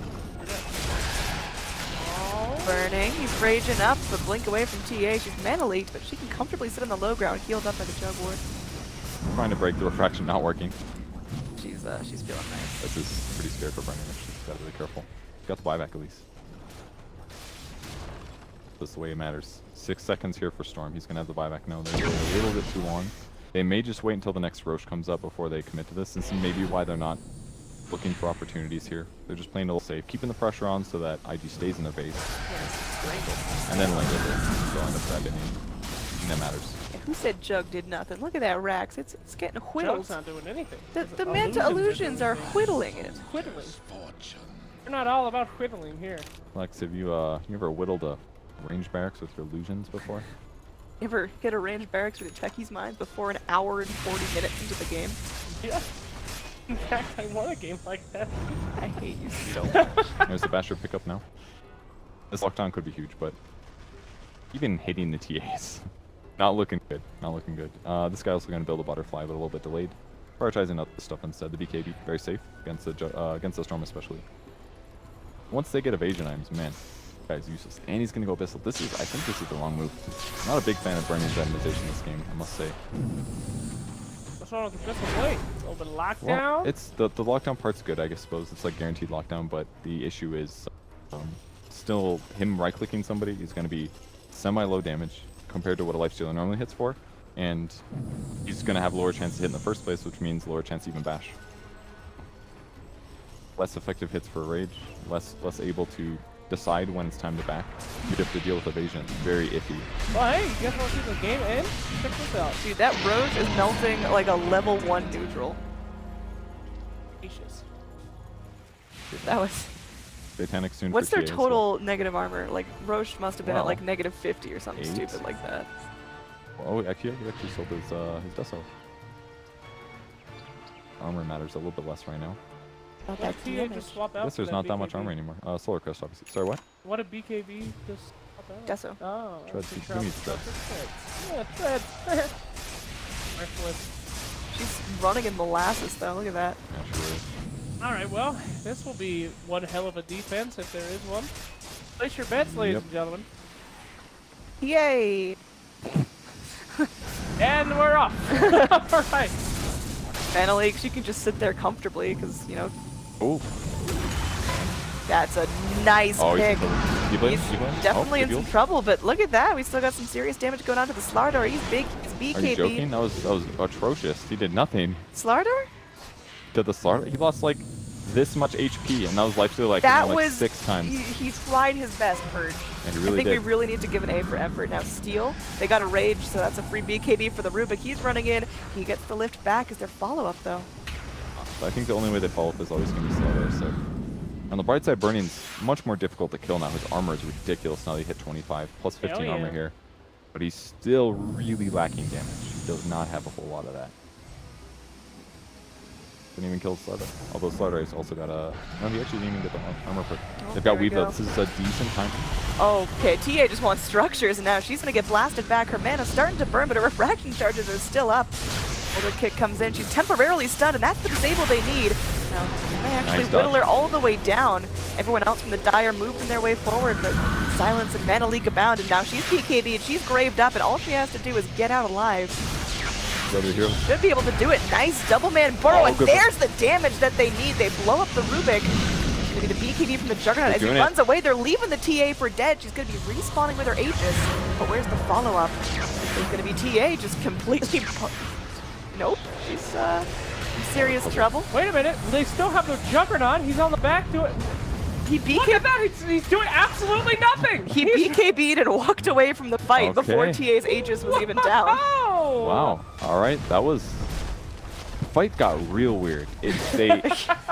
They looked so strong before now, but this is the issue. When you start selling things like Deso and TA, the game changes. Your hero is not the same. And he took forever to die, but his damage felt like life stealers. Yeah, you really felt the impact when he went in. He wanted to two-shot the racks and then start working on heroes, but he had to sit and hit the racks over and over and over. OP here played amazing. Expecting the StarLadder crush especially was a big one. Look at that, 6 Bloodstone charges now. Ooh, add them up. We're back! Picks up the Euros actually. Just another counter to the Bloodthorn. I kind of like this because it's a lot cheaper than a BKB. Still provides some mana regen that could be nice, and yeah, it's kind of cool. You could also use it to guarantee grave kills as well. Wait until there's less than 2 seconds of grave left and just throw them in the air. Get a kill afterwards. That big spell on it, 60 damage. The Storm Spirit, I mean, he's coming back from what looked like the brink of irrelevance. A lot better. It is looking better, but they need to put on some pressure. They could still really push this fight back. Steelers, he's got his Abyssal. Shrines. Why? How many more times are you going to be able to do that shit, top guys? They're keeping Roche in control. Roche is dead. Yeah, but he's gonna be back eventually, and there's no shrine to TP in to. 6 minutes. In 6 minutes. If they can hold this ground for 6 minutes, Annie, I will sell my soul to you. I will love that. That's some cool shit to do with that soul. It's quite cheap. But Steeler's build was actually so useful in that last fight though. Since now the damage is low and he has tons of armor, it's almost impossible for him to die, it feels like. I mean, his damage wasn't incredible, but it was enough that he could just sit there and never stop hitting the TA. Preventing Blink Dagger, preventing, you know, just random reflection charges, stuff like that. He needs to kill and never die. I wonder if TA should have just not sold Deso and sold Blink instead, or something, and just gone high ground there and just been stronger. I feel like that might have worked superior, because once she was initiated, she just sat there and she couldn't get out. Alright, the split push is continued, so now the game's getting more weird. Let's take a look at all the items on the board, actually. There's stuff that I'm missing here. StarLadder Shadow Blade. How long have we had that? Oh, quite a while, actually. For a bit. Hasn't really used a huge amount, but the purpose is basically to find split push heroes to escape after using Blink in. 2 gems being carried on IG right now. Making sure Storm Spirit can just go wherever he wants. And yeah. I don't think it's a bad idea, because otherwise he has to worry about getting split pushed by the Shadow Blades. So, or when he's split pushing, he could just get caught. First Spell Amp. Increases the damage over the disable. Not a bad choice, I think. A little doggy here. No, it slacks. No. This could be good. If they got a little back line, Dazzle's the hero. There they go. No, not StarLadder! They're gonna get StarLadder and whatever else they want, because look at that. Blowing up the Dazzle. StarLadder can buy back, but right now, Dire, they get their chance to come back in this. Rubik can be focused down by the Storm Spirit, but he zips himself to safety. Meanwhile, Juggernaut still trying his best. They're like, we can't kill each other, fight somebody else. That's pretty much it. Burning, just going to town here. Nice blast back. Ooh, there we go. Storm Spirit, he's picking up the Bloodstone charges. Rubik this time can't be saved by his Dazzle. He's trying to grab there, but it's not looking likely. And now Juggernaut, surrounded by 5 heroes, goes for the Omni Slash, but it's not the bounces he needs. Hops into the creep wave. He is able to blink back, but blink forward by Borax. They get the stun. Is there follow-up there? They get the silence as well. He's mana leaked. He will kill off the Earth Sphere, but it is going to cost him his own life. Okay. Untouched. Really good fight there by IG. DG can't break structures now. The crazy part is StarLadder never got his BKB off. Just the epicenter made such a big difference in that fight, especially because they hit the high ground. Like even before they were ready for the fight, it just like almost every fight becomes this boring siege thing. This is like the first aggressive move I've seen a Chinese team do in a while, where they're like, okay, we feel like we have some momentum here. Let's take the fight where they're not expecting it. Yeah, they were not expecting that either. I mean, great smoke the wrap around and just went right on that backline too. Huge surprise there. Dazzle had no idea that shit was coming. Yeah. That was great. Definitely a place where Dazzle starts really falling off. Is it time for TA Rapier? It feels like she's just... I don't think that's gonna... Like, this is honestly the issue, is when you start selling Deso and stuff like that, and you lose that acceleration effect, and this guy's got like 40 armor. Radiant, they got the net worth for the first time in a long time. That's a lot too. Can we check the graph? No. No. Okay. Now it's not. Now it's okay. Jesus. Yeah, that was a neat little swing there after those couple of fights. That's levels right there. That's pretty big. You'll have to do it so many times. TA just comes back so quick. Jesus. Thinking almost at his 25. I think he'll go for the health regen's not terrible here, but 4 epicenter pulses is pretty big, especially against a hero like TA. 400 AoE damage. Pretty solid. It doesn't sound that big. How many epicenter pulses are there? Like 10, 12, something like that. Oh wow, okay. 10 at level. Wow. Yeah. 40% damage increase. Yeah. And it slows movement speed and attack speed. And get his BKB. No, he did go Bloodthorn. I think this is really nice, actually. Now BKB's gone. This guy's dead. And the Bloodthorn, that's the end of him. Satanic was the wrong move, I think. I don't really feel like it accomplished much. It only would have worked if it kept him alive in that fight, I think, and they ended the game. Been a rapier. 2 fights ago. We'll see if it's going to be a quick or long respawn. Oh, the scan! They see them! They see them, but what can they do? Jumping is hard. They'll wrap around. They'll go this way, probably. It's a little safer. Which is going to be a quick respawn here, about 3 minutes on it. That's all about the chase here. They'll see the courier. They know approximately where their opponents are. There it comes. Are they gonna epi it? Oh, they see the smoke. Oh, there we go. Okay, they're going in. BKB immediately by TA. She's working the back lines, but there's the Great fight stun. going down to the top lane. Magnetize doing a ton of work, and Burning just starts chewing on everyone. It's looking like the Dire lost the lead that they had so long in this game. They pull back, they get the dazzle, they reinitiate. TA, she's still alive, but just barely. She's killed off. The Jug is Omni slashing around, but he can't live. There's only a buyback on TA, that's it. I think they did it. They did it. They done it? The only downside is the creeps are not pushed at all, so they're going to buy some time. At the least, we'll have Dazzle, and most likely Rubik respawning before the next fight. TA may be forced to buy back. Luckily for Storm, though, he can get back here really quick. Blaine's push out. He's got a regular Bloodstone again. Oh! Good. Is there for any him. way that they can backdoor? They don't have that kind of damage, right? I think they kind of do. I mean, Lifesteal hits pretty hard. I guess his damage numbers still look really bad, but It's not too long to wait. I mean, the ones doing the damage, TA and Argonaut, are still dead for a while. plus they can push stuff. It looks like Sand King going bot to push. They can recall him when it comes time to it. Here we go. Can they get 3 racks in this moment? Just kill TA if she comes back. That's all you gotta do. Dyer's top Dazzle just like, Oh, they're going. Are they going for it? Yeah, Oh, they're they're going in. for They it. just want to end this. TA, is she going to have to buy back? It's a weave that hits on everyone, but GG Oh, can Oh walk out. my god, they're not even gonna buy back. What a Almighty. game. That was a nice little turnaround. IG pull it out at the tail end of game 3 against what looked like almost an insurmountable lead. I really did. It just got to that point where the cores on IG just couldn't die anymore. It was all armor based and survivability item based, and the TA just stopped doing damage. And that's the issue with her in super late game situations. You start having to replace items that you don't want to replace. Like, get rid of your Deso first.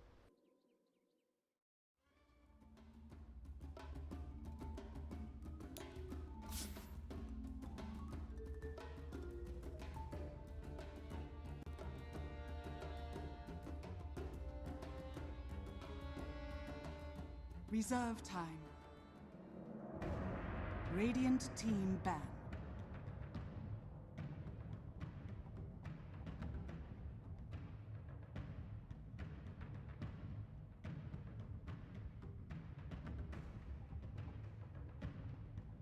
Radiant team pick.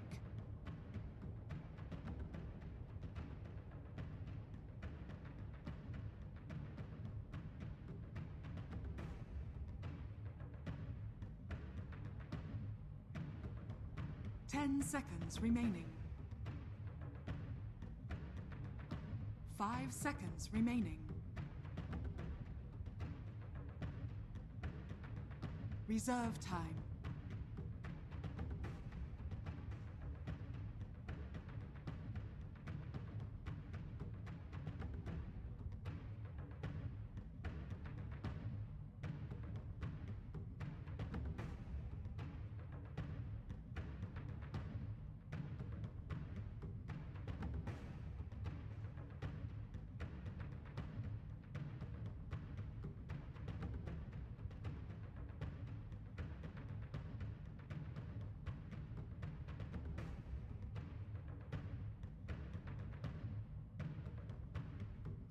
Ten seconds remaining.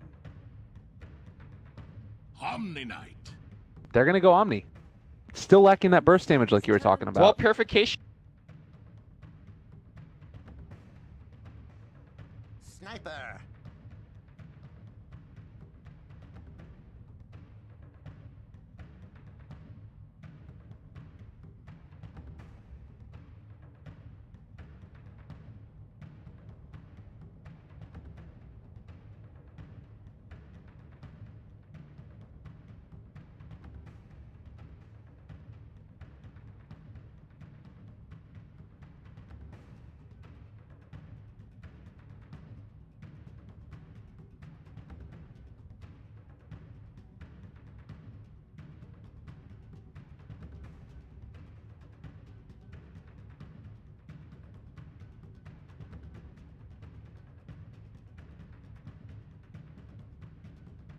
10 seconds remaining. 5 seconds remaining. If he considers the blink. So I think Sniper is going to have a lot of longevity in this game. So that's good. And as a Winter Wyvern player, the one hero I hate playing against the most is Sniper. Because, like we've been mentioning over and over again, your positioning is so tenuous. You need to be close enough to drop curse. You want to be cursing as many people as possible. And then once he has a shrapnel on you, you're already, what, 280 base movement speed hero? You're just crawling in the air. We'll see. We'll see how Fly Solo will navigate his Wyvern against the Sniper, though. All right, well, ladies and gentlemen, again, welcome to the lower bracket, not finals, but getting there. Winner is going to face off against Mineski. It's game number 3. It all comes down to this. Clutch Gamers took game number 1 fairly in a tenuous manner, and then you saw TNC take it afterwards in a very dominant fashion. So a ward placed down here up on the high ground. Hana is going to always be under at least a little bit of pressure. How do you feel about Omni Knight in the offlane in general? Do you think that this is a good fit for him? We've seen actually many teams try Omni Knight in the offlane.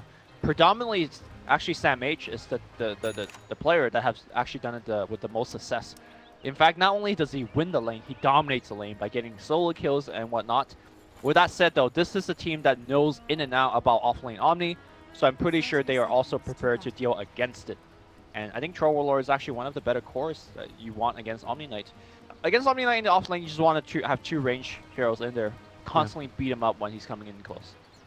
Well, I have to see how it does work out. Sam H, Boots first build again, not opting for the mangoes. I like it more in this match against the Jug because you obviously aren't going to get brought down by the Blade Fury since you're going to have that high movement speed. Abang does not start out with Boots himself, just for a little bit more trading, and Hana not going to be able to really contest for that bounty rune at all, but it looks like they're going to send the Ogre mid, help out with the Shadow Fiend in lane, try and get him a good start. Likewise, Tim is maybe going to be forced into that position as well. Yep. Tim's does not have the boot start that normally you see from StarLadder supports nowadays. He's going to settle with the Wind Lace. Dead. I wonder if this was because Nyx wanted to go for it too. I don't know. Yeah. I mean, it's actually pretty common for the 5-position support to actually just get all the wards nowadays to allow for the other support to get boots. Well, early movement out. The headshot taken first for Cuckoo, causing some trouble and pain for the Ogre Magi. But this is actually a pretty tough lane for the Sniper, in my opinion, because early on, Shadow Fiend and Sniper really actually have very low base damage. So Cuckoo's going to struggle for CS, as does the Shadow Fiend. Yeah. But when Shadow Fiend picks up a couple of damage from the Necromastery, I think that's when Cuckoo really has issues. Well, for now at least, they're sort of holding on to the lane equilibrium across the board. You can see that Hana's been still, you know, kind of hampered out here by Rior, who's keeping an eye on him constantly. Pops a repel to get rid of the Poison Touch. Now, Poison Touch was actually maxed by Rior the other day when he was actually, I think I want to say he was laning against Ice Nyx Assassin. It turned out to be a very impressive harassing tool, but the downside of that obviously is that you don't have high levels of heal or grave. Oh my god, a lot of damage being leveled out here against Cuckoo. Almost went down if he was able to find that raise. Cuckoo, the Fairy Fire keeping him alive. So just barely able to get out of that one, and well, baiting out the usage, he's going to salve up and be fine. Wow. The last hit department, though, is suffering. I think that's a huge play, though, because that's all of Shadow Fiend's mana. They brought in a ton of harassment from the Ogre. Like, he has to run over here and pop the Shrine now, and like Cuckoo, you don't have to be as worried about dying throughout the rest of this, well, at least a little while of the laning phase. Honestly, I don't think it's that big of a deal. Shadow Fiend, like, if he wants mana, he can get it from the Shrine. He has a bottle coming out soon. Okay. It's more that Shadow Fiend has actually passed over the bump of the laning stage where he's having trouble lasting. Look at him now. He's sitting for, what, 80-something damage? Almost 90 damage? And I just think that Cuckoo's going to have trouble keeping up in terms of lasting and denying. As to say that, though, he's using his fast, rapid animation to kind of stay competitive. Meanwhile, Hana has been helped out a little bit now in the top lane by the Ogre. Shadow Fiend left alone, and they're bringing over the Winter Wyvern as well. They know that Juggernaut's going to be able to have a fine time against this Nyx Assassin, so leave him here alone for a little bit. Make sure that your Shadow Fiend doesn't get ganked or anything weird happens, and with that, they should be okay. And you can see that Tim's actually wants to go in for this one. They're deciding to dive for it. Shrapnel, but Armel already on top of it. He backs out. Yeah, Shrapnel missing pretty much says there's no chance for them to get that kill. So Clutch Gamers off to a hot start. 15-6 for the Jug. About even with the Troll. You've got the Shadow Fiend pretty far ahead of the Sniper. And then meanwhile in the off lane, the Omni Knight's getting a lot of CS. Yeah, Omni Knight is actually much harder to shut down than you would imagine. Even though he's just a melee hero without any nukes to do much. The fact that he could just sustain and even trade hits very effectively against most supports is what makes him strong. And we shall see how TNC deals with it. Tim's on the prowl again, maybe looking to steal a rune. They have dropped a lot of these wards deep into the enemy jungle. I'm not exactly sure what for. Yeah, maybe just looking to see if there ever is a rotation off into the jungle by the Shadow Fiend there, and if they don't see him in lane and they don't see him over there at the side jungle, they know that he's in his own and they could set up a gank over to that side. But they drop the repel now. That means that they can go on to Hana. So Hana ends up stealing the rune, now trying to run away. He does have no more repel for a long period of time. The crush is going to come through, and well, another purification is not going to be there. They're going to end up losing the Ogre as well, most likely. Couple quick kills there for TNC, and they lose the Shadow Fiend mid. Man it up against Cuckoo. It's all falling apart this early start, and maybe even going to end up losing Fly solo here. He's taking a lot of damage. Yeah, the Shrine's going to help things out. Teleport in will ward away Sam Mage, but that is 3 kills in a span of 30 seconds, and all of a sudden TNC winning 2 out of the 3 lanes very handily. The only saving grace they got for them is the Bings farming rather well, but Juggernaut can't really influence the early to mid game that often, right? He will get a kill with Omni Slash, whoop-de-doo, but, you know, you got to do more than that for the team. So I think overall Clutch Gamer in a very terrible spot after that 1 minute of gameplay. And it was a lot of it, at least, set up by going for that bounty rune. Do you think about the call that came behind that? The Ogre hanging out there with them. Would the kill have happened on Shadow Fiend in the mid lane if the Ogre was there? Probably not. I mean, not that you want to be sticking around the entire time as the Ogre in the mid lane, but I don't know. Maybe a little bit questionable there, the decision by Clutch Gamers. I think they really underestimated damage output of Troll Warlord, because if you look on paper, you have Ogre Magi and Omni Knight. Those are some beefy heroes that shouldn't die to you know, anything. But Troll Warlord has that point into fervor, and he attacks so many times onto the Omni Knight that by the end of it, he had like, you know, close to 400 attack speed or something. Probably the 3 points, I mean, up in the range axis as well, getting that max duration, slow duration, right. Quite rough as well, that they weren't able to get away with either the Ogre or the Omni. But Fly solo in the meantime, we haven't talked a lot about him. He probably has not gotten as many levels as he would have wanted. Still up at level 3, and this push that's going to eventually come from TNC, they're going to need to deal with that with the Splinter Blast. So I would love to see the Wyvern be able to pull a bit more and possibly get some more for herself. Seems unlikely to be the case, though, as Tim's getting chased down. The Assassinate almost going to be able to bring down Armel. The Cold Embrace barely saving him, but maybe no! Not going to be able to take down Tim's with the raise. Yeah, Shadowfiend knew he was dead, and he wants to double raise back. It would have actually killed Tim's. Would have made a pretty sick play if he did that, but unfortunately Tim's a little bit too fast. And Sniper on top of things. Now, despite the fact that Shadowfiend died twice, he's actually well ahead of Sniper when it comes to CS. But I think net worth-wise, yeah, Sniper is just leading the game now. It's only about by 500 gold, but yeah, it's tough. And the other thing is that Sniper has gone for these very high-value items. The double wraithband, raindrops. He's got himself a windlace as well. So it's quite tough for him. You compare that to Armel, and well, he needs to finish off some treads pretty soon here and remain tanky in some way. He's so squishy. You can just get killed off super easily. I wonder what Cuckoo's going to buy in terms of his first major item. A lot of people go for the tried and true Dragonlance. But because I just don't think there's so many heroes that could punish him for going a greedier item, I think going for the Maelstrom might just work out here. Yeah. What's actually going to gank him this game? Probably the best chance would be his own teammates with Winter's Curse coming out. Right. That's... it's quite tough. I don't know if they really have that instant disable outside of that. You look at their team and it's just they don't have the StarLadder crush. They don't have a Sand King Burrow Strike. They don't have a crush from Wyvern. They need to find kills like this, which are hard to make happen. Although he did almost die there. Yep. But again, Tim's not dying anymore, man. All right. Kana trying really hard to get this through. He will get it. And they've been making a high priority of that. And he's, you know, come to the tune now of level 6 for the Omni Knight. So it is a lineup that if they can get it rolling and start making moves around the map, taking down these tier 1 towers, it'll be solid for him. But that's what the sniper is there for. You got the shrapnel, the long range attack stuff coming in. It's going to be hard for them to actually like push out all these creep waves consistently. Or deal with the lanes being pushed against them, rather. All right, we're having a fairly passive phase of the game, apart from the fact that Tim's is, you know, rotating everywhere trying to take runes. I think passivity kind of favors, in my opinion, the sniper graph, right? Just giving him time to get farm. I think so. And they're also taking towers while this is happening. Right.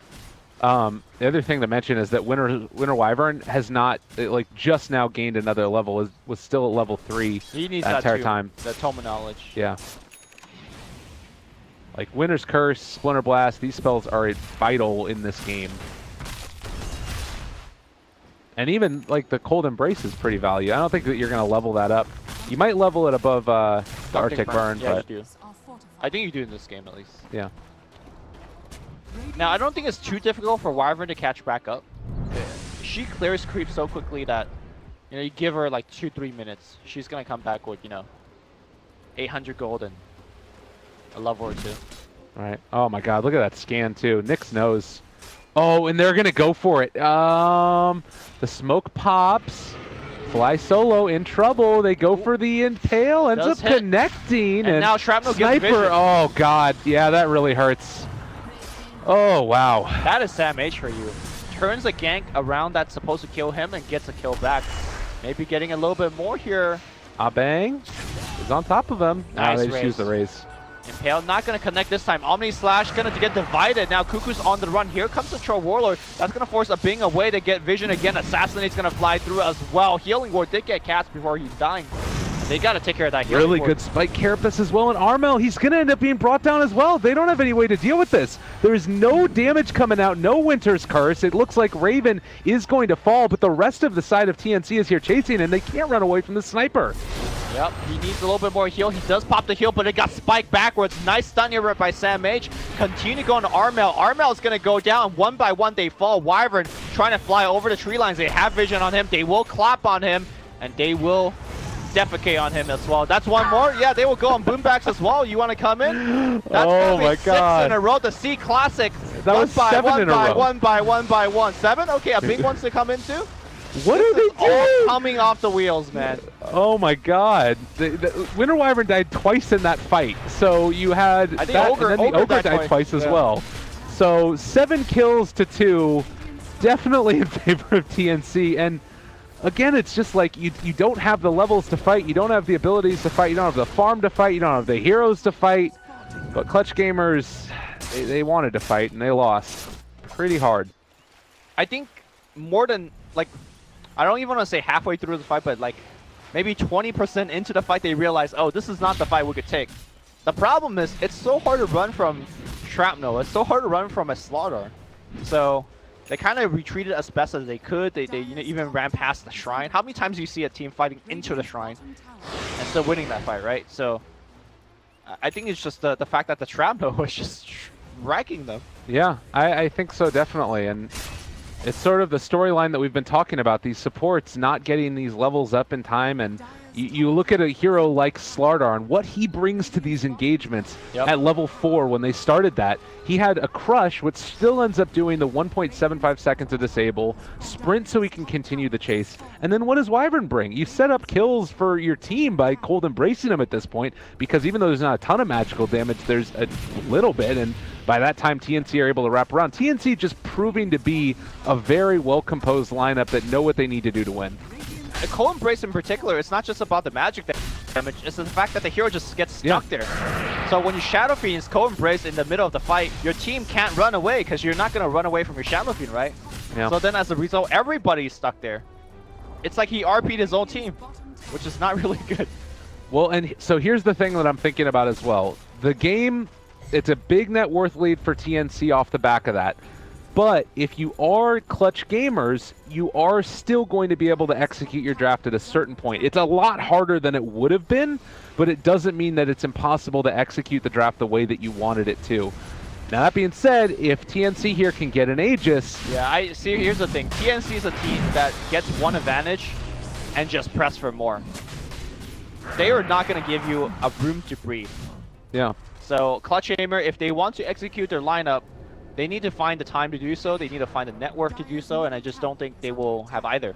And I think they are going to smoke now, which is going to be scouted out by Sam H. And yeah, that's about the long and the short of it. Clutch Gamers running into the powerhouses TNC, who, after a little bit of a rocky day number 1, came up and started showing up in this SEA qualifiers, proving they deserve a spot. Oh, for sure. They are the world champion, right? WESG. Why you laugh, man? No reason, nothing at all. Are you a world champion? I'm not a world champion. There you go. The only person that gets to laugh at them is Aosin, because he's a Nexon champion. That's right. Yeah. Man, what a set bar to set. All right, man. 2-11. Abang still there with the helm of the Dominator. Armel going back for the casual Shadow Amulet. And gonna finish off the Shadow Blade now. So there's avenues to come back into this. He's got level 12. He's got the level 2 Requiem. Maybe, just maybe, you walk on top of that sniper, you pop your ulti, and he explodes. I mean, Wyvern's got the curse as well, so they definitely have more counterplay potential. If that team fight happened again, in the same way that it did, I think Clutch Gamer would... You could argue that they could even come out ahead if they use their AoE ults well enough. Right. The problem is, are they going to be able to find those opportunities? Because the way I'm seeing things, TNC is going to, you know, nicely stay behind in a widespread conclave and just going to hit your buildings. They're moving in now, though. Dude, the Centaur Stomp. Oh, that was really well played. They need to get into range, but Armel already down to such low HP. They use the Purification, Shadow Blade away. It reveals what he had the whole time, and well, Abang not going to be able to do anything off here to the right side of the fight either. All right, go back, and look at that 3 TPs down to the bottom side. There's no towers to do there, so I'm not sure exactly what the 3-man TP is about, but...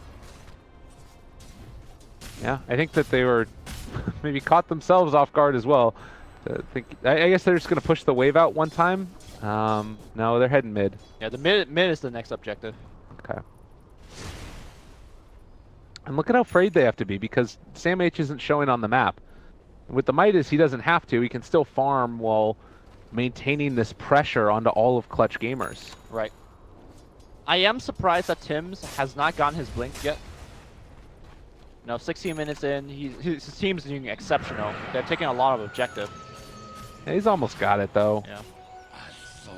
All right, this is maybe the avenue into it. Armel has a haster, and he's got a Shadow Blade. If they can find a Winter's Curse, he is going to drop that ulti onto their heads. That is their win condition for this fight.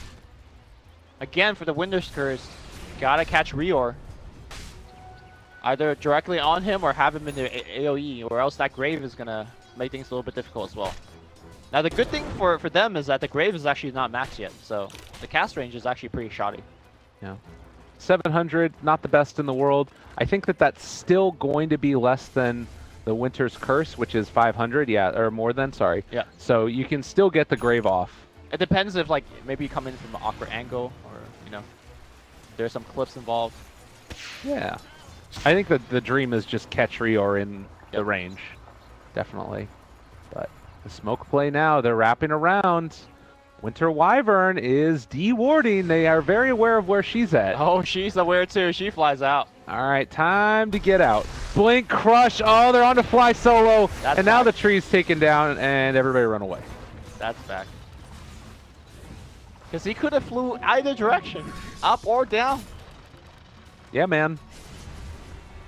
I like Armel's play here. You just got to take down the creep wave, try and cut it whatever you can, but how long is this really going to be able to last?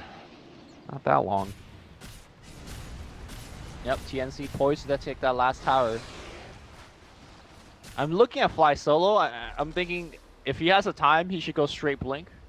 Yeah. I feel like they need... that's a really... Yeah, I'm with you, but like, look at this man's net worth.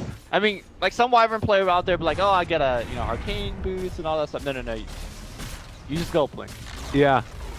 I mean, he has 890 net worth just as a whole. Hey, man, sometimes you could get a big kill on a core. Yeah. Blink Impale, that's going to be on 2. Blink stun as well, but they got the repel. Well, looking for that angle. Curse? It's got to be perfect. Where's Are the they curse? in range on a Simage? Maybe Oh, no. my My solo. solo Cold Embrace isn't going to save you now. Rip Oh, God. Well, Wait, maybe wait, turn wait, around wait. Purification. No, he got bashed. What did he do? He Oh, attacked no. Sniper once. God, and now that's a Shadow Fiend dead. All of their team fight is gone. Omni Slash is there, but honestly, Aubin cannot hold this alone. The Aegis is reclaimed. Okay. Maybe something. If they could find a kill onto Raven right now, but there's so many targets for Omni. Yeah, they are. I mean, Wyvern's dead. They don't mind clumping up right now. Yeah. Okay, Wyvern's back alive because he's level 6. Go in for it. We got to see it. Man, his cast range is so low. Blink, Crush coming through. Tower has gone down, so they can stay here indefinitely if they want, but they'll back it up, get more items. I mean, the thing is, too, is you've got, like, Dazzle ulti on you as well. Like, Yeah. Weave is about at full duration at this point, too. You really do need the combination of, like, the Wyvern ulti and then the Shadow Fiend Requiem, and if you don't find that, you're just gone. When you say the combination of those spells, obviously Time it perfectly. Yeah, you have to time it perfectly, which is one more thing that Clutch Gamer needs to do, but they have to do it. I mean, this is not the dream for them. This is not the way they wanted this game to go. Look at it, Wyvern. She's got the blink queued up. She heard it. Yeah. Lumi giving advice all over the place today. And honestly, the same thing that you were talking about, Tim's needed to step up. Let's look at this guy. Currently 1-1-7. He's been involved in a lot of his team's kills at this point, more than half of them. He's been stepping up, particularly that game number 2. Hey, man. I'm telling you, if anybody needs life coach advice, I'll send in my resume. Or, Do you have a resume? of course I do. Okay. What are you trying to say? I don't have a resume anymore. Oh, I see. Can I get some life coach advice? All right, and we'll talk about rates later on. All right, fair enough. 2-14. We are Maelstrom as well as Hurricane Pike on a sniper. Dazzle also has the Solar Crest now too, so with that 1,000 cast range, you're going to be able to get that as long as you don't get caught. And there's no reason for Dazzle to stand near any of these heroes now. Like, he can throw out the Solar Crest. Nobody's really going to die inside of the Winter's Curse anymore, I don't think. So I didn't see the order of Cuckoo's item choice. Do you know if he went for the Dragon Lance first or the Mushroom first? I was not able to see it either, but we Okay. can watch at the end of the game. Well, a ping. Oh, that weave though. Yeah. Disengage. That's tough. And the amp damage there as well is going to reveal everything that's going on with Ogre. They're just all over him. And I don't think the TNT are under any pressure at all to try and end this right now. They've got Midas. They're waiting for Roche, Yeah. which is coming up rather soon. Let's see exactly how long it is. If the timer is going to be in their favor or not. Come on, Mr. Clock. I believe in you. All right, it's a long timer. That's about the longest timer it could be. Yeah, that's a lucky break for Clutch Gaming. That means they get a little bit more time to, I don't know, build towards that Wyvern Blink. Wyvern, you're losing gold. Every time I look at him, he's got less and less gold. Yeah. What's happening? And I think they all might have just double smoked there. Did Clutch they Gamer. really? Yeah. Uh-oh. Maybe I mislooked, but Looks like Ogre still has one. okay. Yeah, but they're looking down here to the bottom, expecting somebody to move in. TNT all together in the mid lane. They will not run into anybody here. All right. They have another smoke, though. You could try again. Go mid. No, I gotta push out these waves. Already dubious enough. All right. Blink Dagger done for StarLadder. We talked about he's going back for a 4-staff now as well. I feel like they're in a position where they can just end that game if they want with the next Roshan. Why take the risk, right? Well, I mean, once they get the next Yeah. Roshan. I think some players would be like, why don't you just push now? You're so far ahead. You know, there's no need to. Well, I mean, this is the thing too. Is they're one game away from going up against Mineski? Like, Right. There's a very real possibility you can throw this game still. Cuckoo's going for blink on sniper. That's some next level stuff. We've seen this before. I think in these qualifiers. I don't remember if it was Cuckoo that played it or not, but he ended up going. It was blink, hurricane pike, and then just all damage items. Sold his boots as well later on. That was OD. That I remember that happening. There was a sniper game where it happened too. Okay. It was in. It might have been in the opens. I feel like it might have been Vici Gaming actually. I don't remember, but I've seen this in this patch at least. Uh-oh. Get away. But they're so mobile. And even if you catch 2 there, I don't think that you can find the kill that in the even. Like unless you have everybody. I mean, maybe the curse actually lasts quite a while, such that the rest of the team could come up. And it's getting so close to Roche that if you get a kill there, and maybe get the Roche. I know we're dreaming here, but you know, the scenario is that if you could get a kill or 2, you get Roche, and suddenly you're kind of back in the game, or at least you brought yourself much more time. And they've got fighting-ish items right now too. Omni Knight, Aether Lens, as well as the Mechanism. You've got the Silver Edge completed now on the Shadow Fiend as well. So you're going to be able to start to disable some of these passives that these heroes have, you know? Yep. Thinking about it. It's as well as just the damage mitigation. That's the bigger part probably.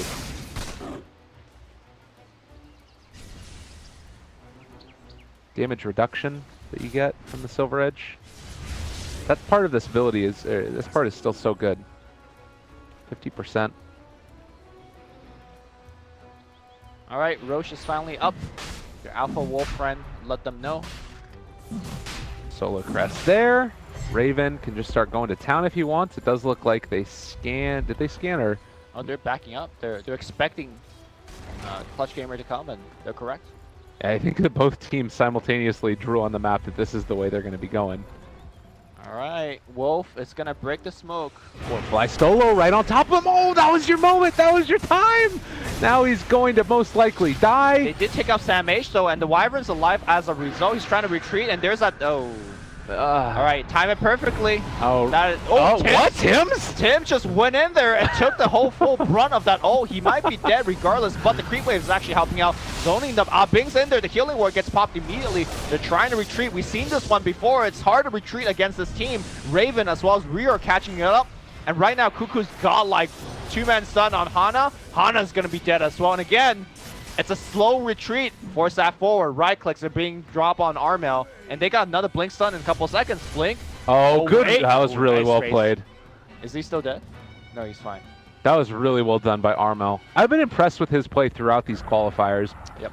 But that one hurt. TNC probably gave them a little bit of more of an opening than they should have by just jumping in there with the Tims. Yeah. So Sam H just died to an Omni Slash, right? So it was a 5v4. And then Tim's initiated himself into the Requiem of Souls. And Clutch Gamer still lost the fight. Yeah, Tim's was just like, come take me. I'll take the Requiem. I think he wanted to break it with the blink, yeah. It was just a tad late. I mean, that was never going to work, right? Like, Dazzle was there with Grave just staring at the troll. Yep. Like, there was no way that was going to end up working. And I'm just going to say Fly Solo is not exactly impressing me on the Wyvern. We have not seen any good stuff from him. And I don't think it's just him playing poorly. It's just rather the game is so tough on a Wyvern. When you're behind like this and your hero is super slow, you don't have any mobility items, you don't have you don't have an Aether Lens to help you out. It's just hard to cast, Winter's Curse and Co-Embrace in the, most efficient manner. Well, and it relies upon TNC to make plays that are bad. It relies on them to group up, and TNC TNC, you saw those plays just now. They were not stellar plays, right? Right, but that's in the midst of like a semi-chaotic smoke-on-smoke action. Sure. The majority of these have been like slow sieges in the mid lane, and they know TNC, the only way that Clutch Gamers win is with a good Winter's Curse, and they've been playing around that. So, yeah, I think that Fly Solo is impressed in the others games, but this one, like, they're just so far behind. It's almost 20,000 net worth lead. Oh, mid lane. They gotta be careful here. Butterfly on Troll now. Can't really Winter's Curse him anymore. And TNC on the verge of making it out of this lower bracket matchup to face off against Mineski. Can they do it? Don't count your cluckles before they hatch, man. What? You don't know what a cluckles is? It's the chicken warrior. Okay. With the rocket boosters. All right, I'm with you. I wasn't, but now I am. Okay. Armel, up front and center, trying to man up against the God, troll. This is not the... Oh, wow. Woo, baby. I was very emblematic of how this game has been looking. Raven going head-to-head as well with Abeng. Maybe, just maybe, they can make something happen there. Still dealing the damage to him, and well, trying to burn through that first one. They jump forward. They get the crush on a fly solo, getting healed up. Shrine, every damn thing. It's going to be enough to keep him alive for the moment. All right. I mean, Clutch Gamer has really exhausted a lot of these resources. Most of the shrines are running dry. And they lost their melee barracks, too. Yep. Fly solo. All eyes on you, man. Actually, even if he cursed somebody right now, I'm not even sure if they die. Like, maybe if everybody surrounding him, they die. But like a level 1 curse is not that strong. Yeah. It has to have the follow-up Requiem. And it needs to be timed perfectly. And Armel needs to be able to get there in time. There's so many things that need to go right, and nothing can go wrong. Oh, fly solo. Maybe the way to make it happen. They're actually in a good position with this one. If he spots out Kuku right now and goes on him, they would be able to catch, but they don't realize that Nyx is in the area as well. Oh, he's looking for it. Oh, he wants it so bad. Walking forward, but Sam H, he found him. Sam H on top of him. They might end up even actually reflecting it onto Fly Solo, ends up going for the cold embrace. And oh, Fly Solo is done. He's in trouble, needs to get it off. Can't happen. And, well, this is probably going to be... Wait, did they just disjoint the Omni Slash with the Force Staff? They did. That was pretty sick. All right. Oh, man. Well, Ignite's going to get thrown back now at the Ogre. They're going to pop the Battle Trance, walking forward. Armel misses the raise. Oh, there's the Grave, and now maybe going to be able to go for a bit more. Armel going to drop. There's the Aegis going down. They buy back. Can they take this fight? They still have Winter's Curse. I mean, I'm sure they always have it because he hasn't cast it yet. At least not a good one. Here we go, Curse! Going in, get the Curse, get the Curse! It's on Raven, Sam H! No, they're all stunned, they don't even get the kill! That's what I'm telling you. At this point, I don't think a Curse is going to be enough, and now it's going to be Shadow Fiend going down as well. He only had 4 souls. It's the saddest of Death Requiems. Oh, God. TNC continuing to establish dominance and build memes right in front of our eyes. Where's the 3-2-2? We're waiting for it. It's almost there. But they can't die. It's a very precarious situation. Nobody wants a 422. It's not the meme. DNC up to the top. Tier 3 under assault. Raven taking it down, and with Clutch Gamers, maybe, possibly, can they do it? Tim graved away. Abing. Now he's still alive. They've got a lot of... Oh, my God. Oh. All right, Raven just decided to kill him, and there we go. We got it. No, we didn't. The meme failed. Dude, what are you talking about? Oh, you're talking about GG. GG ends up coming through as TNC are going to move on. Okay, at least we got 420. There you go. That's fine, too. You're talking about more important things. I'm talking about me. TNC are...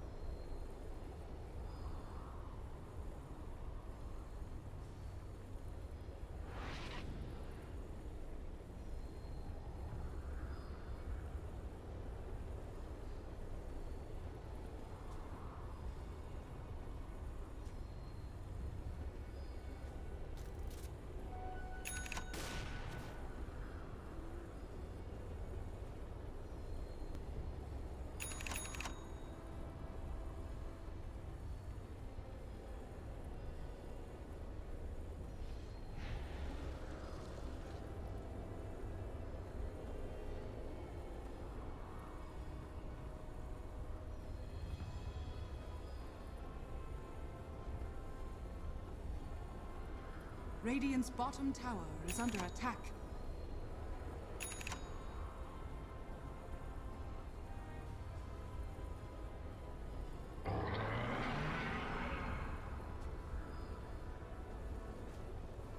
Boy, fresh mate. Mega kill.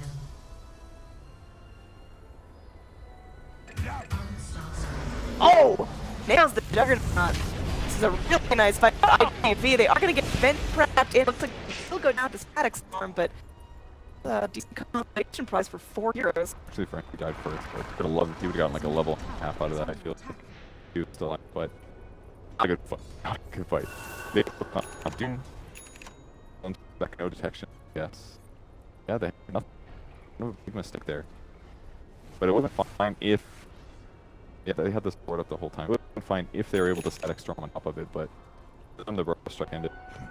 Brought through fingers. Uses this, that's all.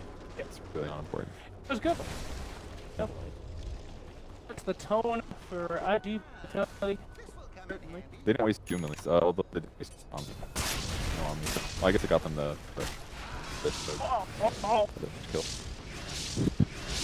Then go down. Dragonline. Almost there. Okay, I guess it's against Sanford, I suppose. Did she go full pike or does she just Oh, scale what up the hell is damage? this? Aura. That's wrong. No, that's right. What's wrong with Aura? You get at least No, one. there's nothing wrong with her. They need Aura. You should get a third one. Every additional wave increases your damage by 25 and Radiant's armor bottom by tower 1. is And one under armor attack. is like 6% damage increase, whereas if you just got Vended over his damage increased by 12. And damage of his team. And reduce the speed of his opponent. Like, this is stupid. And this isn't even 100 uptime, it's uptime. It's 15 out of 20. Like, almost every carry bench, max is for first. It doesn't care. Dire's structures are Live fortified. with Yes. Radiant's bottom tower is Is he, under does Spider sense he's too? Yeah. You're under, you're fighting. Easy. Radiant's I'm bottom seeing the tower kick. has fallen. How many deaths does Dog Fight have? Only 4. Oh. Oh. Almost. I'll take your tribute. Shadowblade, didn't you? I got her too. Radiant's bottom tower is under attack. First team build. Let's go for the good powerful sports. First team never dreams, just like start. Shadowblades. Very weird. We'll allow this guy to King, I guess. So he doesn't have to be the frontliner. Like in the last game with the same team, he was always the one that had to initiate. I'm not sure. Get a SB here on the front. You initiate. And if you can just doom in every fight, I feel like every fight's not matter what. Has been denied. They have a chance at least. Especially when he has like this much net worth at first team. Take that out of it. Daggy looking. They'll get there. Joke. And he draws. I'm sorry. Your joke was not good. Sorry. Played this is an official cast. Oh. Alright, so, you know, GB, they're hunting. Blood Eye is actually a pretty quirky position there. And, oh, I gotta die. Oh, the creeps. They both off. He's running away, but they still got, yeah. Boom. Couple solutions to the spin right there. Creeps a lot, but not enough. And hood picked up. Weird here. Good stuff. Tower from that little push to try to create some space in the meantime, but we'll back off shortly. Radiant structures are Smoker's just always fine.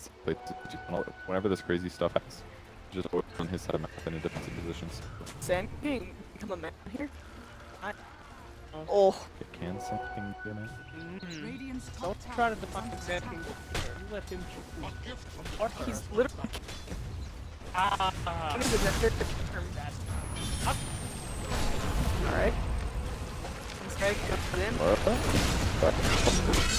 That seems like should have done more damage. Alright. Minute. I got to get the farm up. Oh, got him! Peggy. I know we're here, baby. No, go on. Duke went out. I think Warlock is definitely surviving this double one Duke. Static somehow. Man, it's really gonna regret that. Seek Disruptor wants to keep going.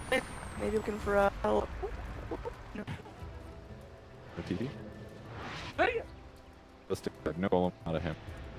Ah, we survived. Yeah, there was a drop there. Really, some to get this game, but we did it at the same time. It just looked bizarre. Alpha will pick up. This is one of the creep have in the game. Just basically turns you into a vengeful spirit. I'll be in the same. And this guy also Shadow Blade. They are going. They are heavy. ready to go. Yeah. That's 3 is be a choice.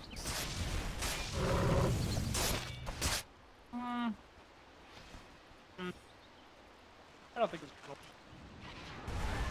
Hold on here. Seen enough. Dude, paparazzi him. You got the Ben, all or nothing here. Yeah, Ben really is not picking up this much, stupid. She's less worth than the Centaur. Pretty much holding face with the Doom that was jungling around a little bit. This is. How did you just keep on doing this?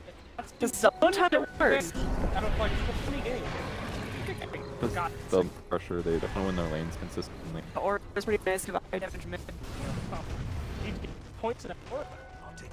Right. A one little baby point. Yeah, it is 12%.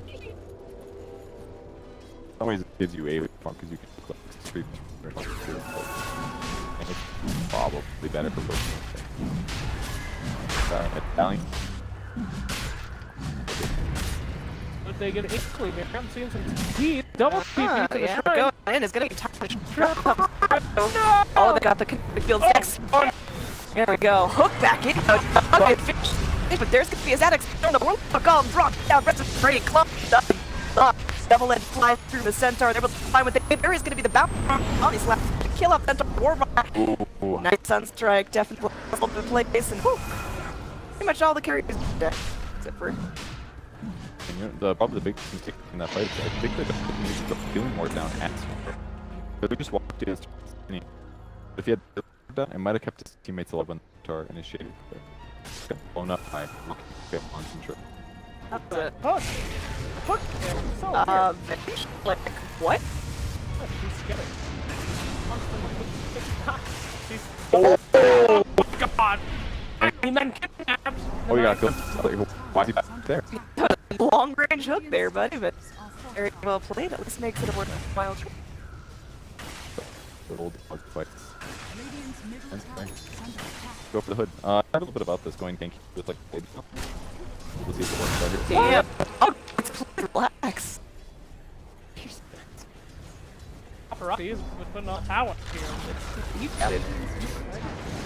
I feel like Alright, that turned out of choice. He's a little bit more focused here. Does his team come back? Come on, dogfights moving forward. There is the Warlock people holding everyone to stand in the center front. They lead and escape. Ogre, he's gonna be just right click in hell here. He's doomed, but he doesn't even care. He needs spells. Just go for the right click damage. he's so fast. Very good for him. That's more likely. It's really for me though. They were playing being presented his movement speed.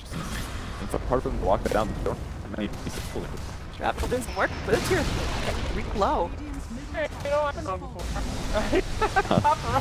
Gang battle still. Good lord, what? He got eggs. Okay, no, he's. Let's see if this can back him up. Raptor. See if he can hold the flip. He goes away. Maybe they take dog fights as a trade here. They look one. Oh man. They get the girl snap on the disruptor. He's just gonna be back in there. Up 4 to keep revenge on high ground, and this is just a massacre. Whoa! It's a nice little epicenter from the Sand King. Dogfights doesn't get the deny. Gives him like go to the Sand King, but Ozzy, he's still up. He's still ready to go. Gonna take a solo on me. They glue back. Oh! They got them locked down. It's gonna be a kill on the Invoker. And that is a lot of money. It's 1,100 gold. That's a hero. Well, like. They're missing a little bit, so it's up to care advantage. But though. Man, let's go. This one was started on the back end. The heels! The massive burn! Oh no. Oh, sweet. They got 1 5 tag left. Everybody's dead, and a Warlock, you know, there. Hope everybody. They got rid of the event. What a cancel there! Oh. Oh!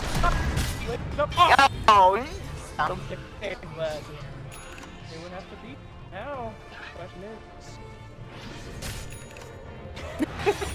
They're all dead. How many kills he just got? That was like 8, 9 so kills. many kills. And another 5 plus. Yep. Pog. Just the Shadow Blade. That's it. He's invisible, but Sneaky. who cares? He's got like Invoker combo. I guess I'll Shadow Blade and walk away, but he still puts a ton of damage. So that like get yourself on the swap range, make it hard for Centaur to get you. Maybe fudge as well. Not sure. Yeah, although if a Dragon Lance and you get up to dead no matter what, but this is what he's thinking here. But game's so fast. I mean, we watched all the way to Robit killing here.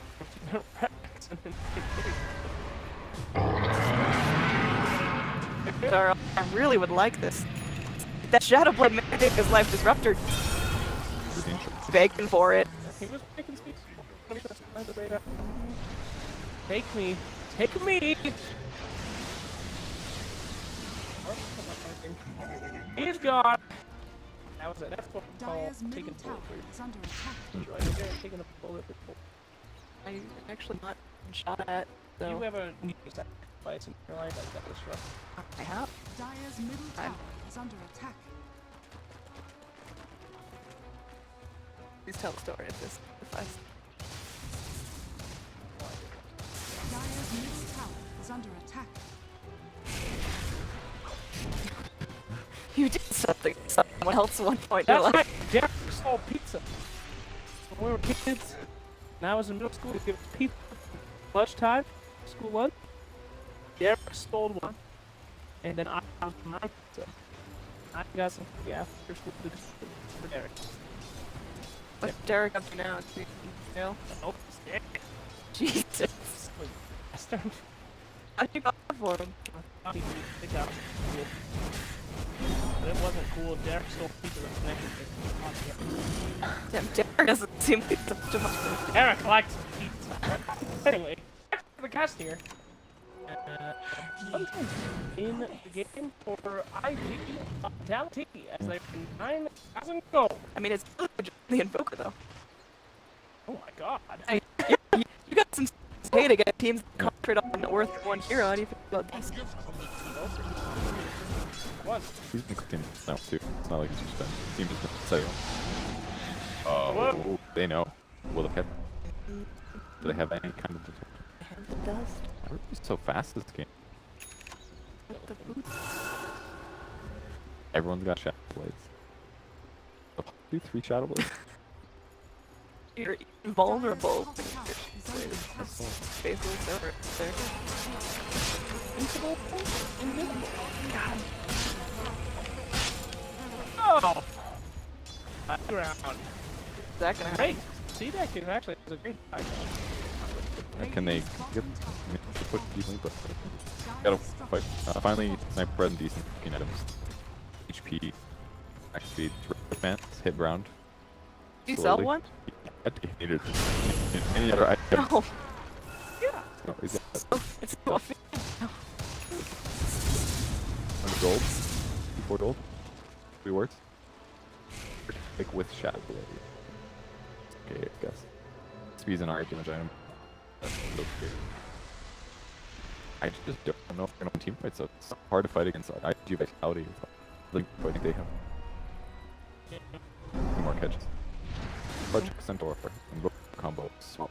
Don't be saved. Dude, I think one person in that position, you got managed to get out. I got hooked up. I think hooked all Centaur. Run. Yeah. Let's go. You got Trucker. One hero that can do it. Perfect strip. With an Ag's refresher, and they're in good shape. Yeah, but then Warlock just dropped the rocket. Easy. I'm not at this point. We'll see. Got a wrap around coming from the entire team. Invokers ready to full health, full mana. We should see that can be a position where if you do more damage. Oh, Doom. If he gets spotted, it was very close. Radiant's top tower has fallen. They have to go to a position where sniper does so much damage that they out win the fight. Because only at that point can they glimpse the black. Big issue of last engagement is that we win the fight and you but are burning, but they wouldn't work. How do you just turn around? Oh, get out of Got him! That's his. What? It's the I don't know. Catch me. corpse hits the ground right there. He's just gonna compose right into that sediment. Sedimentary, my dear Annie. We already did that once. Sedimentary. Hard old sedimentary girl. Dirty sedimentary woman. You know, I'll get as better than anything else you called me. Rebranding right there. Sedimentary girl? Yeah. Or, please. That's what's going on. Let's try to move on. Mid-lane, shaping up to go for an push. More like we can work somebody and move again for 2 minutes. Ayo. That feels like my work is up, but I mean, CTC's gonna do whatever they can, but they're in a very good spot to push here. So it's basically just trap mode in a lot of cases. So hopefully we'll be able to see that, but that kind of shows that it's unlikely that CDC is ready to fight here. Because sniping and on the creeps is just they can probably figure that they're holding creeps there. Guaranteed. Yeah. And she's still working on the BKB little poker club in the backpack. How do you feel about efficiency? Probably doesn't matter. One is, you know, approximately is good. Going to charges. I guess efficiently.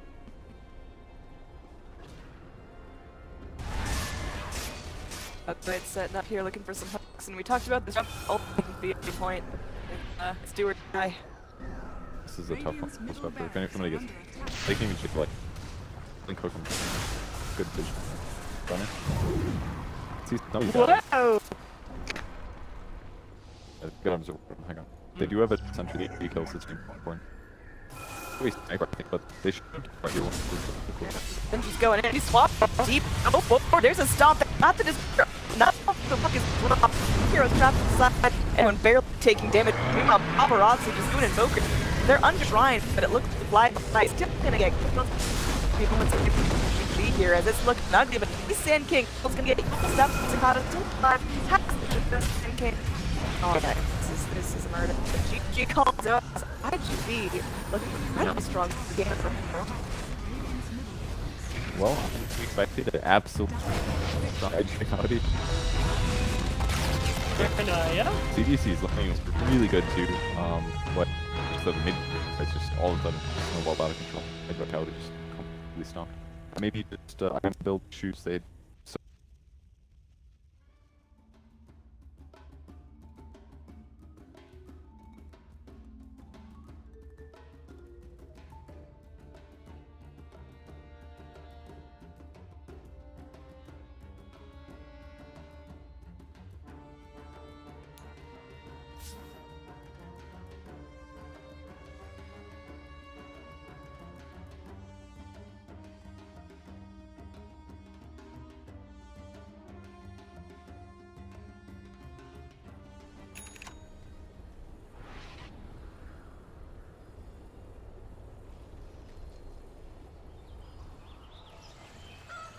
Dire's top tower is under attack. Fortune's change.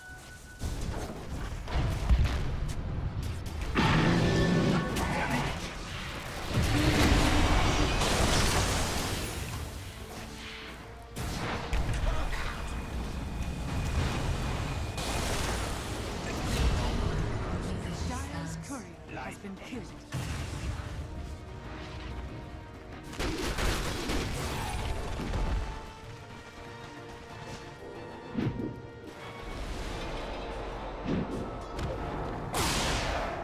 Radiant's bottom tower is under attack. Radiant's bottom tower is falling.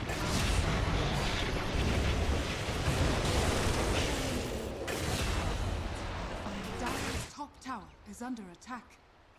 Dire's structures are fortified. Radiant structures are fortified. Dire's top tower is falling. Dire's top barracks is falling. Radiant's bottom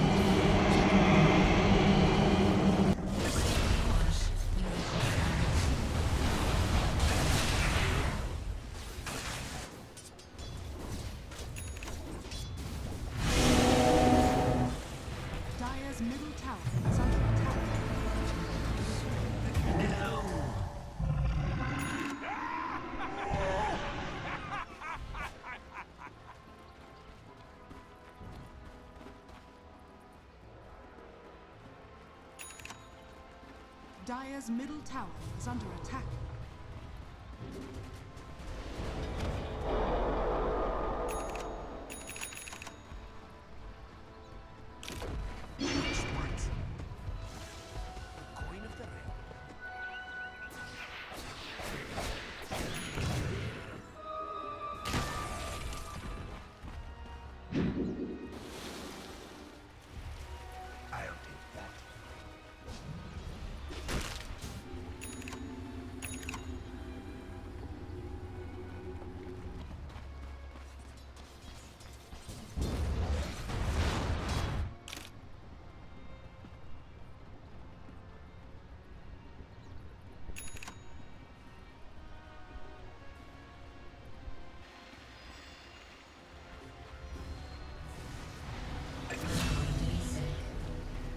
Radiant's middle tower is under attack.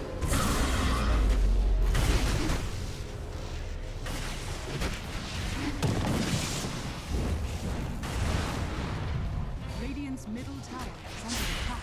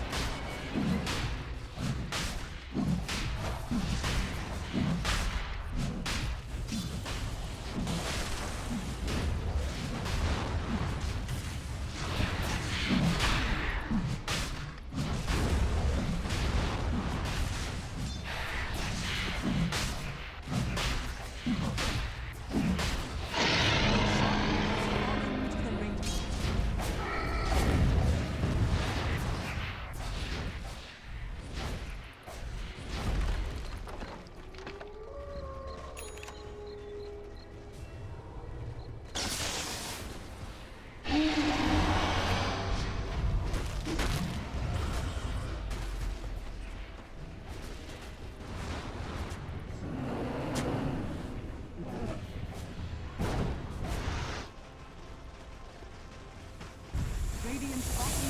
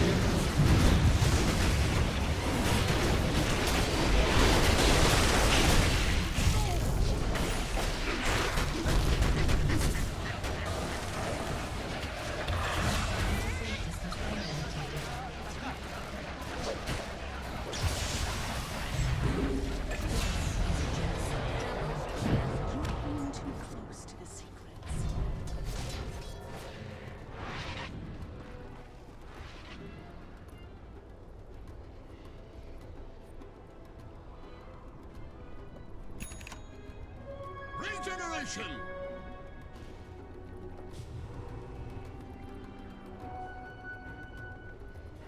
Dire's middle barracks are under attack. Dire's middle barracks has fallen.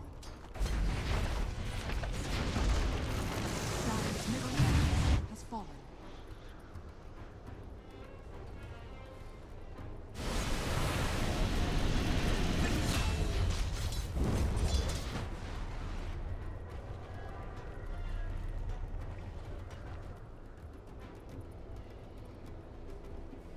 Dire's middle tower is under attack.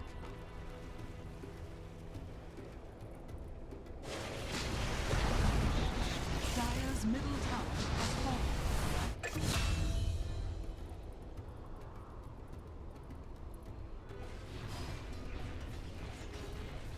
Dire's middle tower is under attack. Dire's middle tower has fallen. Dire's structures are fortified. Double kill.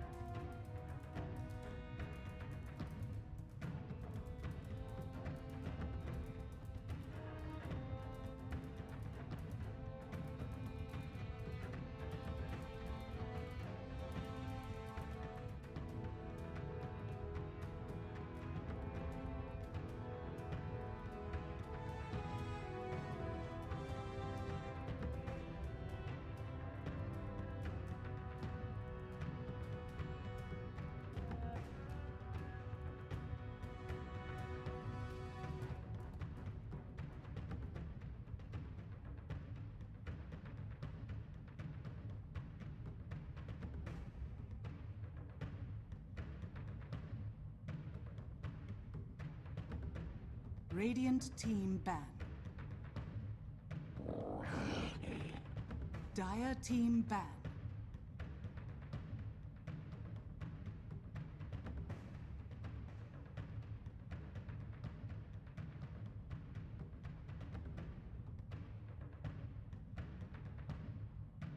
Ten seconds remaining.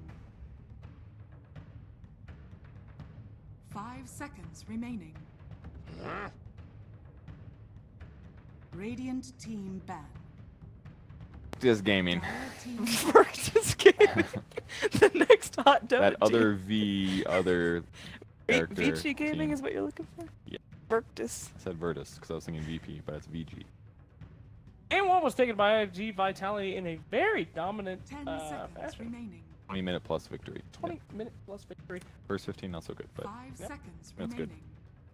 Question is, will CDC have something up their Radiant sleeve to be able to team keep them pick. in this upper bracket? Today we're going to find out as the Titans of China go head to head and Good see save. who can survive Both of them will survive no 10 matter what seconds happens. remaining. the fight. Because it's double elim, so they good.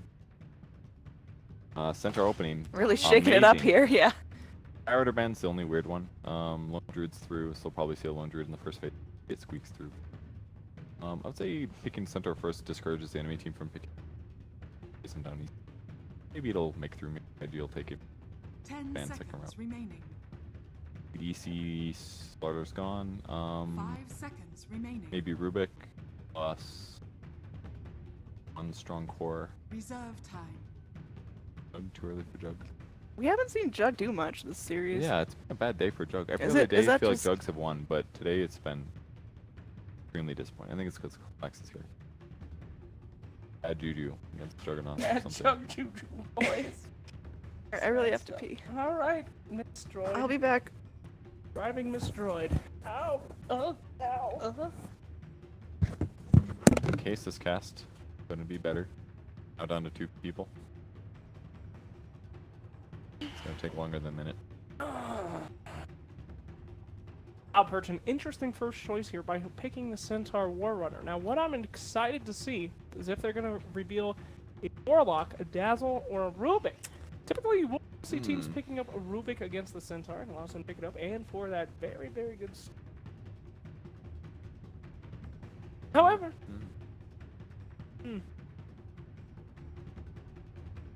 I would predict, if I had to, in this very game, the next pick that is going to come up, despite us being already so deep in reserve time, is going to be that Juggernaut. Dire I'm going to team follow that up with a Rubik. Interesting thing. But it does make a good combination. I'm actually Either that or Techies. say it's not going to be the Rubik. 10 seconds remaining. Jug is just safe. I don't think it's 5 seconds grab it here. remaining. Covers you mid in a lot of cases. They have been underperforming a little bit. I don't know if it's just because the other teams are more high action, whereas Chinese region they play so stupidly safe. Dazzle's definitely a little bit out of left field. Team pick. Gotcha, girl! I passed the bleach. You don't get that. I get that now. Weaver! Interesting team stuff. back. Could this be because they left the Lone Druid without a band? They're going to pick the Weaver and say, go ahead and pick Lone Druid, bro. Because I'm about to skittle my way back there and F them up. Then if they don't pick Lone Druid, they swing around, grab Lone Druid on the next iteration. 10 seconds Could work. It's remaining. maybe a little bit too right-click heavy without utility. 5 but seconds maybe. remaining. Guess 100's decent against Jug. The OD ban. Radiant team back. Maybe going Invoker for CDC here. Why isn't it banned out against him? Oh, actually they banned it because of Dazzle. Because if you shallow grave somebody, then they just wait a second, then you banish the person, 10 they die seconds 100%. remaining. It's mostly going. You have a lot of band-aids. I have a lot of boo-boos 5 seconds remaining. on the inside and out. Alright, so Reserve time. what are you doing, sir? What the kids used to do. You ever heard of Nellies? Only 90s Dire kids would do team this back. shit. I am a 90s kid. Represent good. I don't know any Nelly songs, do you? What about that? Did he do the song with the country artist? Was that his? You know what I mean? Remember that song that played on the radio for like years? This is the rap and crunchy cross. 5 seconds Ooh, remaining. let the Crunchy? dogs out. I feel like that was Nelly. That was- not 100%. Reserve time. Alright. Alright, back to our draft. Weaver for the first time today. That's going to be interesting. You might be on the right pace here, Flex, with the Slark ban, but the issue is the first pick goes to Cedar. Maybe it will be banned. And King. Okay. Dire team It's pick. fine. Like, if you've got Centaur, it's discouraging for your opponent to grab Lone Druid and the Slark. They're kind of really forcing their opponents into it here. And both of the heroes are decent against Lone Druid, so Ooh, I like the Kanka. Radiant That's team cool. pick. anti-mobility. Pretty good against Weaver. Could pair with it. Yeah, I mean, who's Kanka going to be rotating for? And Doesn't really matter. Shooting I mean, up. he works in with Dazzle. Both cover like Need more laning. band-aids? 10 seconds Would you remaining. please stop interrupting? They're both decent at laning. Konka's good at ganking. 5 Like Konka seconds Jug is good. remaining. You might want another disable, that way they can help block down Weaver, so I'm sure they'll keep Reserve grabbing time. like stuns, but and the Konk also super discourages ID Vitality from grabbing Lone Druid now. Because Lone Druid is really countered by Konka.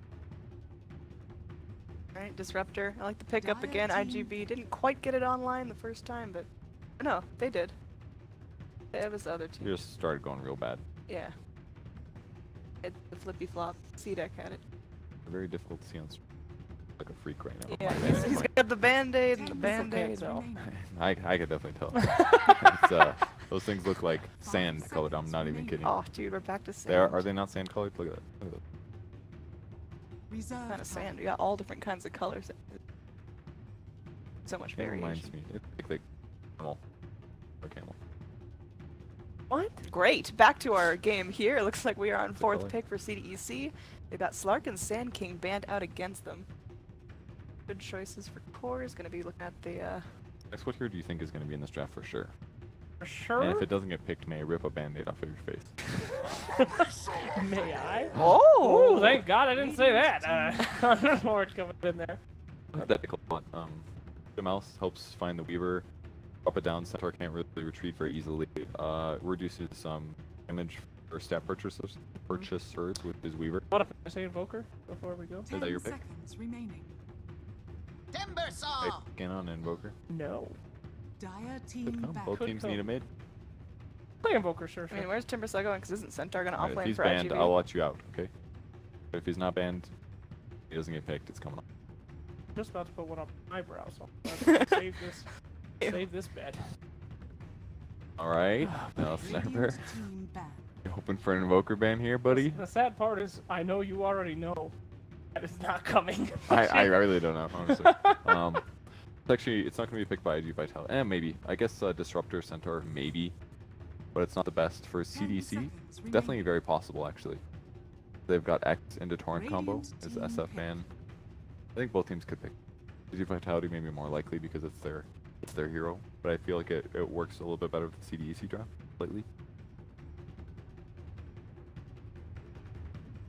That was a room. Yeah, I do hear your dog 10 screaming. seconds remaining. Oh, what's going on up there? Alright. I gotta go. I hear Mr. Rude.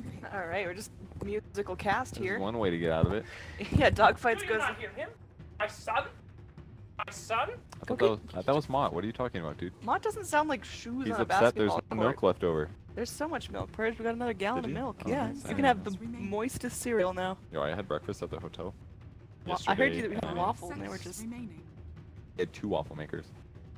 Wow. And, Really stepping up their game here. Now back to That was good. Dota. Reserve time. EC for their last pick. Still lacking on a little bit of damage. I don't think it's a great Invoker. I also It's, think... it's kind of good. They're definitely lacking a little burst. They're lacking a lot of burst. Oh my, That that's a is new mid. Really surprising. I That is- mean, against Timbersaw, it's not bad. yeah. You know why it's so good? Because the silence has such a low cooldown. Relatively, you can have a ton of uptime if you just keep silencing Timbersaw, Weaver, Pudge even. It just wins you fights. As long as he's not the one that gets hooked, it's gonna be really effective. All right, get it ready. Start peeling. holding it in. All right, Death Prophet. All right, which one are you getting? No, go for it, Purge. What do you mean go for it? Oh, he's touching me. He's touching me. Purge, quickly. Oh yeah, that's right. I won. I thought I lost. Take the easy one. You just. The hell, your skin is resistant to my fingernails. So nice. I'm having trouble. Touches me. I'm trying to. You're just as... It's hard for me to get under the. Okay. All right. Come here. Come here. I'm ready. I got all out. Pulled his it's skin time. up like It's that. time. 5 seconds remaining. This looks Just make it quick. Oh! Oh! That actually hurt. like it would. really... We're in. For battle. Yeah. Death Prophet though. Commonly seen as one of the worst heroes in the game right now. I feel a lot of people say that. I think our talent tree is just really bad. Like a lot of these talents are just everything before 20 is just kind of crap. I feel, but I think the real value What in the did hero you this just say? game, our talent tree is 20. before 20. Before 20. Whoa, man! Oh, 420. I should have said 420 or something. I don't know.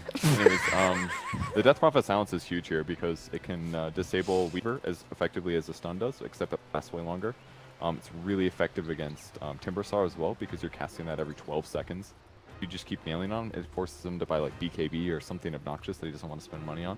So this ability is actually a big part of the hero in some of her team fight combo, and she does do a crap load of damage. And with Healing Ward, she'll be more survivable. And with Dazzle Grave, like it actually fits together pretty good in our lineup. Plus, this guy's gonna buy tanky items. That is a nice set. I like it. Is this What is that tail doing now? He's got a little issue. It's Don't worry about it. probably modeled so that the tail can't be below ground or something, so it's like shifted up. Usually he moves from the top, I bet it'll. This is really important. Let's watch. Very rare moment. He has to be sitting on that exact. What? Alright, he's wiggling. Ooh, this is fun. Look at the wiggles. Oh, he missed that one. was really. He was too wiggly. He's actually jungling. So I guess Sep for now is going to try to get some experience in the offlane despite being the support. And June will hit up the jungle. Very weird to go Atrophiora level 1, but I guess Firestorm does such crap damage. Maybe this is superior, but kind of weird. So here's our match. There's Shifty Timber in the mid lane. He'll be fairly survivable. I mean, Spirit Siphon's gonna be pretty nice. Yeah, we'll be. It's really good to take high HP heroes. Do a lot of damage to them, get a lot of life steal. Dogfights, man. Never count out dogfight. Yeah. Dude, he is. That's the last time I'll ever do it in my whole life. Your whole life. Whole life. Okay. Good player. I'll give him that. I'm just gonna be a farm fest for a little bit here. Where do you think we're gonna see the real action start to go down? The tri lane, most likely. I think Seth, there's a high chance he gets ganked at some point. Yeah, dogfights walk the really long way, but no, he's all good. Boots works out. They're actually kind of wasting a lot of time here. They should have pulled deward the large camp. Maybe that's why they didn't stack here, but been the most efficient and their best to limit the experience that their opponents get. In July, just doing. I think we don't see this as much in other regions. I feel like they're more scared to this like 3D AFK jungle thing.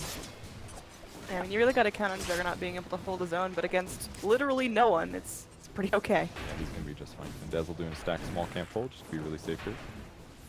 And cleared, just got about half. Lord, very fast to farming. On mid lane though, DP's up to 3 and 4 versus the 6 and 2. Max, you have something? Oh, just surprised with how well the Underlord is going. Surprises me. Oh, bonus damage. Pretty good hero, yeah. The Atrophiora allows you to kill one creep, and then it makes it a hell of a lot easier to keep taking them. Feels like super good AoE damage. Yes. Very nice. I might have to pull that one out in one of my pubs. Thank you, June. Okay. Mid lane here, we're gonna have a rotation. We do have an Invis Kunkka ready to go for the strike. What are... He's winning. He's jungling faster than people are laning right now. Yeah, he's doing really well. Maybe he got the right camps or something. But, the Mud Golem camp probably accelerated him a little bit because that gives him 6 stacks of Atrophiora damage. I think a lot of the medium camps are really good. Very abundant satyrs and stuff. Yeah, let's Flex, you ever made love to a satyr before? I wish. What a weird question. Gentle hands. Gentle, clean satyr. Have you ever seen the eyes of a goat up close? Yeah, they're real rectangular creepy, right? pupils. Are they rectangular or are they like cross-shaped? They're rectangular. Yeah. You can see yourself in them. Almost like you can see other goats. What? Handle those eyes just right. Just right. Yeah. Yeah. I don't want any part of the conversation to be happening. All right. Good job, Dazzle. Come on, pulling. Getting them levels. Lot of pulls. Lot of pulls. Urge, did you in your life ever feel like you were at a place? Oh, we got a little triangulation happening here. Dogfights. Oh, he gets the X off barely. That was really close. Whoa! I don't doubt dogfights ever. Yeah, He's gonna dogfights. make it out. He got it. Alright, good try. Just feeding Lord some gold and some bonus damage. And we'll even faster here. Dude, he is smacking. Juggernaut actually overtaking him in terms of last hits, being a big leader, because he, again, is against literally no one. Can you really let a Juggernaut free farm this hard? You really can, yeah. Sometimes just laning against him is more scary because it has high kill potential between Sin and massive crit, and the faster he gets 6, and Omni Slash is dangerous. It's just so much safer for some to hit up the jungle and guarantee some levels and farm. Especially when the enemy team is doing it as well, you can just get away with it. But if they had like a roaming support, it'd be a lot more. Give this guy that prison pat to break these tranquils. Oh, no. Sir, last time you gave me the poison pat, I ended up bleeding in 2 places. dogfight. Dude, Dogfights is a player, gives the kill to In July to accelerate that farm, getting that Blinky online. This is EDEC having a strong... I don't even know why the Dazzle was saying this. So maybe he's trying to zone. Oh, Pit Lord in a little bit of trouble. He leaves the jungle and then dies. Yeah. Maybe you can criticize. Nah, it doesn't matter. 2 points in atrophy weren't going to save him there. It's a big kill, actually.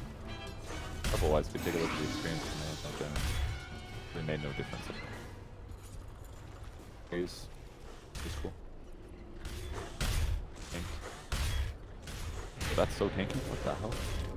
Dude, that illusion is a big boy. I completely believe that was the real Timbersaw. Yes. Holy Jesus. Death Prophet just working her hardest to get that 10 gold. Get away. Please stop. Should drop her items, maybe that's cool. Damage. Yeah, her items are... What's she working on? I don't know. We'll see what she gets. I think obviously Octane will be an item that she goes with. This is actually really scary. Now she can't even lane so well against him. But until he gets an Arcane Boots, he will run out of mana faster. So, got a bottle coming back maybe? Even have a bottle? No, she's poor as shit. I guess she's actually getting completely wrecked. Have we been over this? But why in the name of God? Oh. It comps really well with the other CDC heroes, the Dazzle and the Jug. Because she's a very good high ground hero. She just takes towers with her ulti. If she's backed up with both the Healing Ward and the Underlord, and maybe even like Kunkut, like there's basically like 4 heroes that make her hero stronger. But the issue is she's not really the best mid hero. Her animation is kind of crap. Timbersaw's good animation. She can't kill Timbersaw. Like her supports aren't really going to roll up and kill Timbersaw either.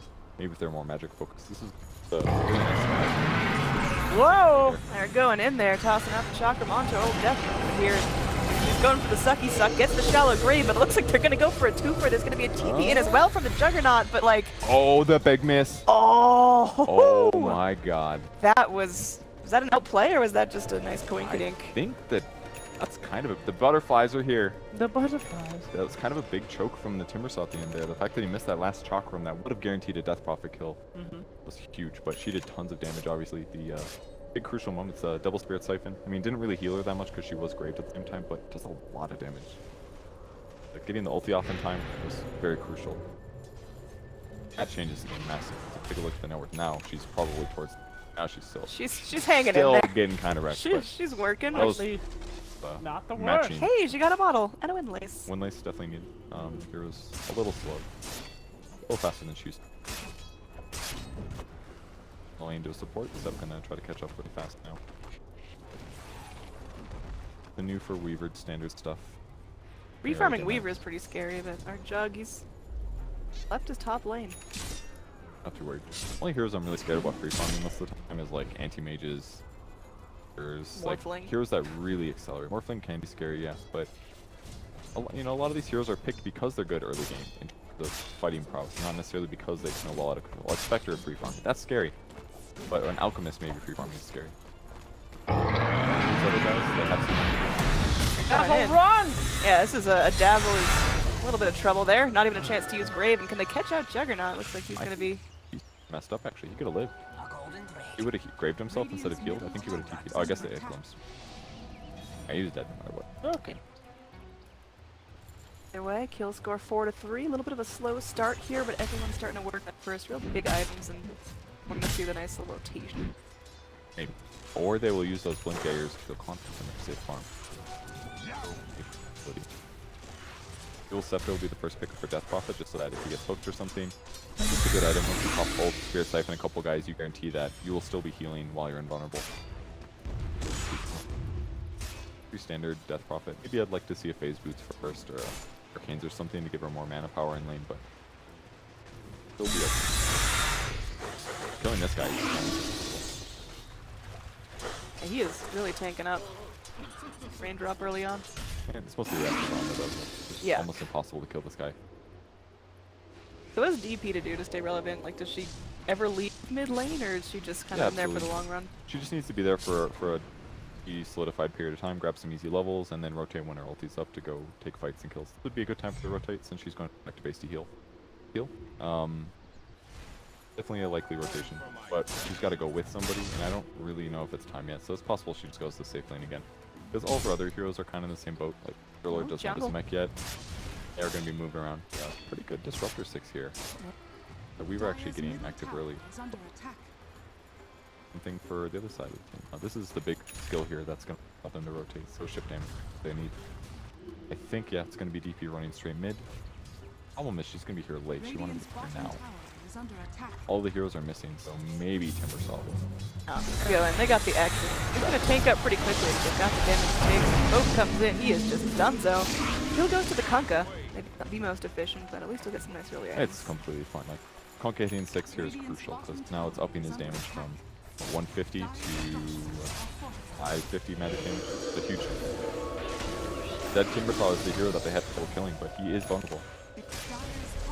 Dogfights, he's looking for a nice juicy hook, but Exorcism is burning down the tower. The target's probably going to be Death Prophet here if possible, but Hungry, he could get that jug if he wanted to, but TP back into the Timber Saw.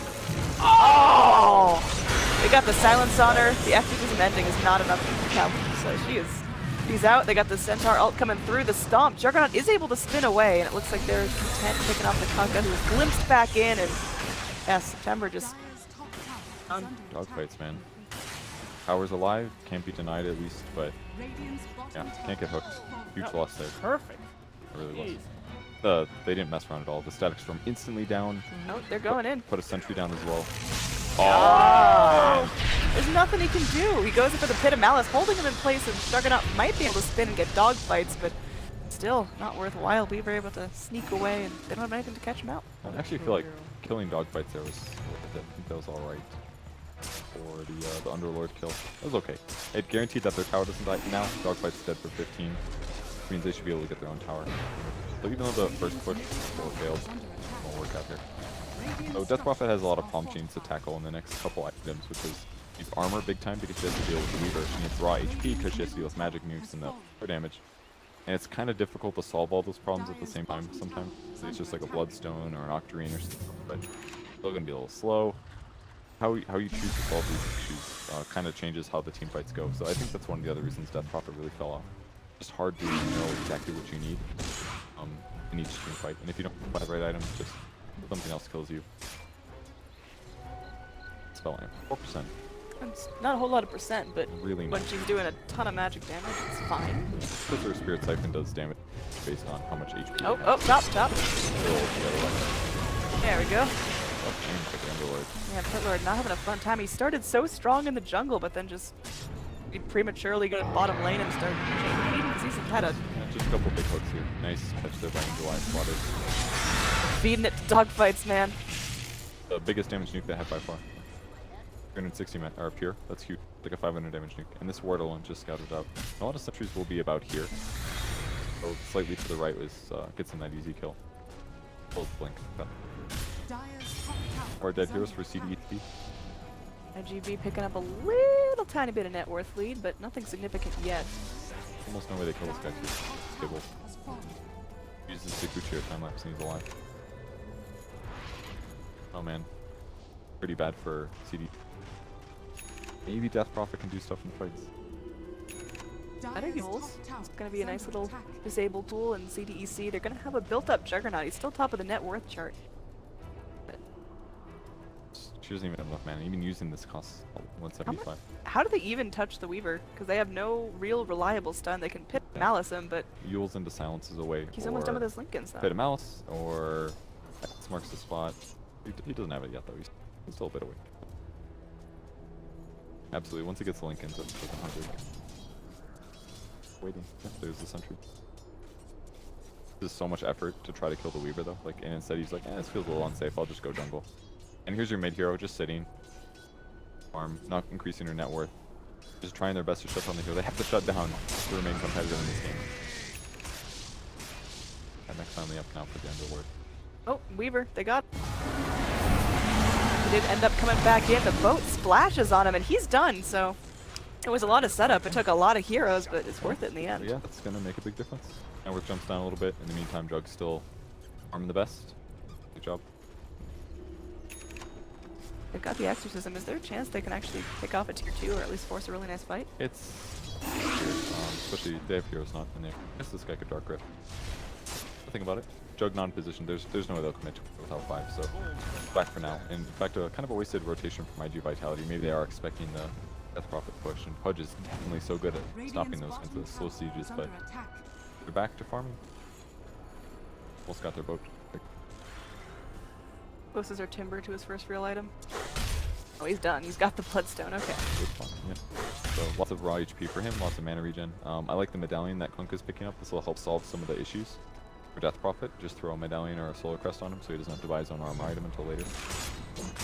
And just enough for the Weaver now. Plus to worry about Onyx though. Okay, could be great. Or BKB, but maybe just go Octarine first. Alright, smoke up. CDEC trying to stay active here. They really got to keep on top of IGV, but IGV, they have all their ults ready to go, and they'd welcome a fight taken on their side of the river. Dog fights. Will you do it again, you crazy animal? Waiting, watching, I'm so. Walk into the pit, but it's a pit that they will soon be seen from. The breaking of the smoke. Beautiful. Dog fights and sentry fights. Oh! Isolated here. Does he get a chance to even cast the Pit of Malice? He's going to go for it. They got a little Venn diagram here, and ooh, there is some serious damage. Kunkka throws a decent boat. They'll have so much resistance right now. They'll take some damage after it runs out, but yeah, this is rum every which way, and CDEC feel very comfortable just hopping straight into the Roche Pit. They need to. Yeah, it helps so much against Dazzle too. Like, look, he's just probably lost like this much HP. Oh, they're still going. Well, not. Oh, that would be a huge kill if he can get this Omni Slash off, but doesn't see this. Juggernaut's really far out. His team can bail him out, but take a bug. Oh, you just got nothing bad happened to you. I'm full escape. Yeah. Going on that dazzle. I mean, it's a dazzle. Oh, it's better than your jug. That was funny how that happened. Just a double-edged tap. Dead hero. No one nice here. Maybe it would have been nice to have. He's actually making the medallion.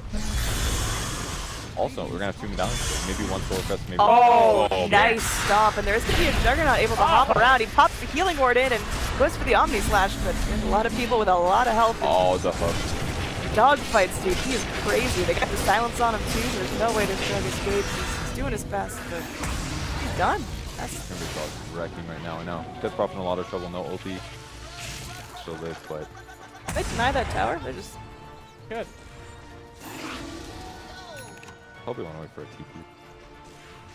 It's worth killing now, I think. It's a good bait, Annie. They're gonna keep it up. I want them to come for that. Oh, that's how they turn it around. One sweet mistake. One Weaver trying to get that last hit. Owl's there to go in and TP forward. It looks like Kunkka can take care of the tower if you you'd like. He won't. Ooh, that's what we call a bait. Right? Finishes. I leave a shot on top of the TP, so Pit Lord gonna have to a bad start before he even starts. A nice second boat comes in. It's really just dogfights, and dogfights is still alive. They don't get what they need to out of this. Pit Lord's bringing in the Dark Rift, and they go for the stomp. All right, everyone comes in. In July finally finishes off the tower. There's no deny, so this seems like CDEC missed out on sort of efficiency play, and they're still going in. Weaver able to time lapse back and about to take a ton of damage, but oh, they're turning this around. A nice double man stomp and heal from the dazzle. They still got the Weaver crawling, and Crawling catches him. Working out there, that helped a lot. Kind of a big micro mistake from the Jug there. They got the disengage with the Grave, which was really good for them because they could heal with Healing Ward, but he accidentally pulled it back in with himself, and the Weaver got last hits on it. So it took a lot longer for Death Prophet to hit her HP back up again. In the end, the tower still went down to the Radiant, so... I think it was okay though by all means, because CDC is looking behind this game. Not by a huge amount, only about 2.3k gold, but I feel like IG Vitality is a little bit stronger fights, but things like the boat and the Dazzler are definitely paying off big time. It's making a huge deal. A big difference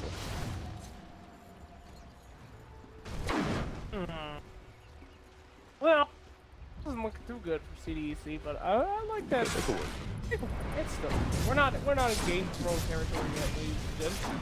It's still fine. So that's what I like about Underlord. You know, Pit of Malice is always going to be freaking and playing at every point in the game. Yep. So as long as that's maxed, you're still in good shape, especially against the Weaver too. It's a nightmare skill against that hero. So it's ain't over. Getting Griefs as well up, it's going to be really nice. Because the damage on IG Vitality, at least for a while, is going to be pretty bursty. Mostly run like hook, a timber combo, centaur combo. So if they can keep somebody graved up and possibly heal through that, it's going to be big. Dazzle's so dead. Very. Hello. Dazzle's probably the most dead I've ever seen. Yeah, it was a little bit of a mistake there because I do Vitality, respawned ready to fight, and standing around your tier 1 tower, that's where the next engagement is going to be. This is the most exposed tower that you just want to kill, so you needed to not be there at that point. Dogfight's ready to zone, will pick off the Underlord. Does he get a chance to react? There's going to be no ulti coming out of the Disruptor just yet. Oh, Oak comes in, does clip onto a couple, and they will find the kill onto the Pit Lord. Radiant still going strong, even through the Exorcism. There's just not enough damage. Push back in, Dogfight's. Oh, he's trying now, but Weaver comes forward, and whoa, there he goes.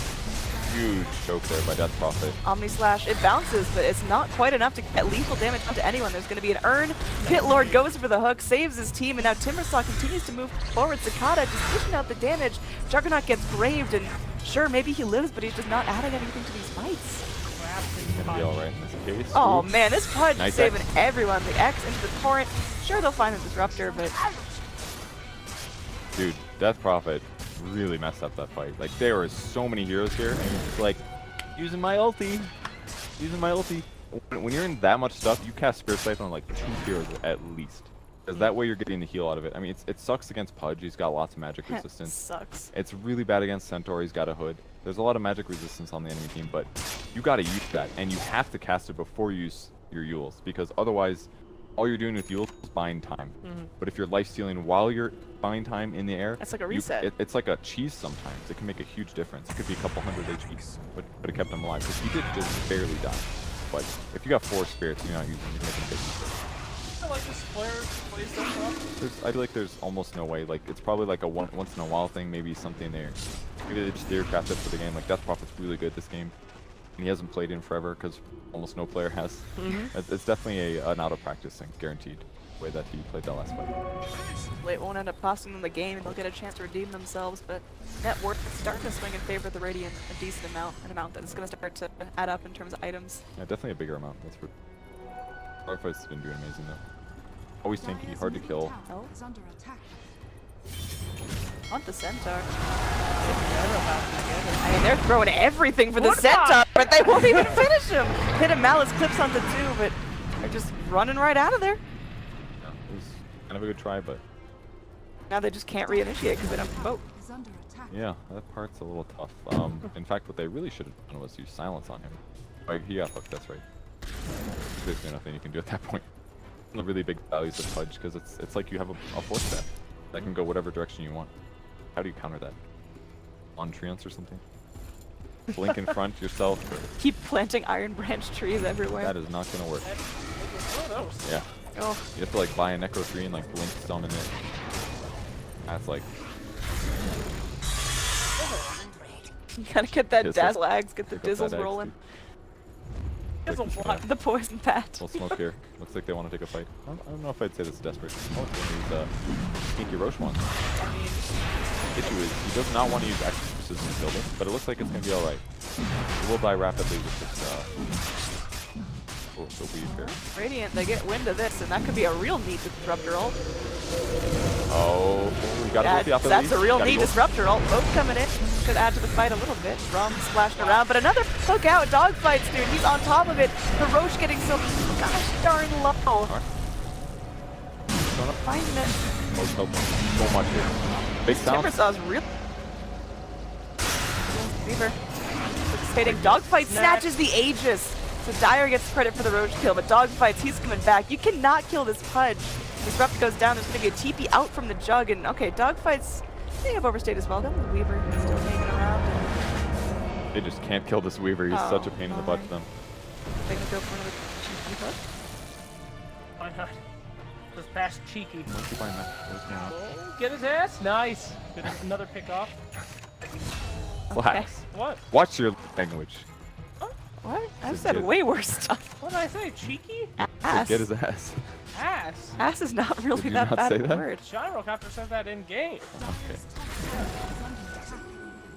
Gracious. Isn't it Sunday? Isn't it Sunday? Or was it Sunday yesterday? No, it was Sunday yesterday. Now it's Monday. You never swear on Mondays. Top tower has fallen. Okay. What? We live in a weird society, Nah, I'm Purge. just making Has his own religion. awful jokes. Anyways, Alright, Weaver, they're having so much trouble locking this guy down. they really are. And it's not even bad. That's the. He doesn't even have damage. He has a defusal blade. I mean, they haven't even seen the horror with just 2 damage out of it. And around the time limit, Purgy, I will say though, that was as good of a fight as they're gonna get. The Roach Pit with Pit of Malice is so good. They were so separated in that bad boy. How did that Pudge get that snatch, man? Dude, I did Dogfights not is a see. player. It must have been super low, just based on damage. Maybe the Weaver ran in to hit it or something. I'm not sure. Maybe the Exorcism was just damaging it. Cool. I'm Lots of stuff pretty like sure that. Underlord was in there. He got it from him. Centaurs. Yeah. Alright. Really bad for DP. I mean, is anything good for DP this game? He got hit. That was a highlight. Last fight was decent, but her net worth is not being comparable now. The issue when you just don't have that much farm. Maybe if you rushed a Bloodstone instead of a Fuels, it could have been justified, but mid lane was not a free farm situation and Dire's middle tower has had fallen. a tough game so far.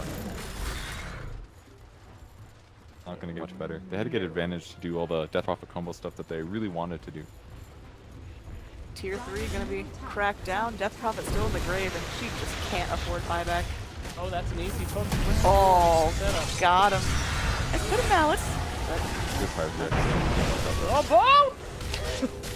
Well, that's a rack. That was fun. Good Yeah, game. Good great try. game, yeah. IGV looking really, really strong going into the CDEC. They performed great in group stages, but what's happening? Is this just Death Prophet not being the hero? Because, oh, Pretty good on me. The lead was halfway through, but got Crimson Guard. No one can damage them. Okay, they get one more taken It's looking good here, IGV. Okay. Here come the mods! Death Prophet, she's coming in. She gets the Spirit Siphon off before she uses the time. And Dogfights, he's just going to try to go and keep everyone distracted. Get fluttered on, dog. Yip. It looks so underwhelming when that's They wrong. really do. But those are mobs, Purge. Up in your butter to your ears. That's uncomfortable.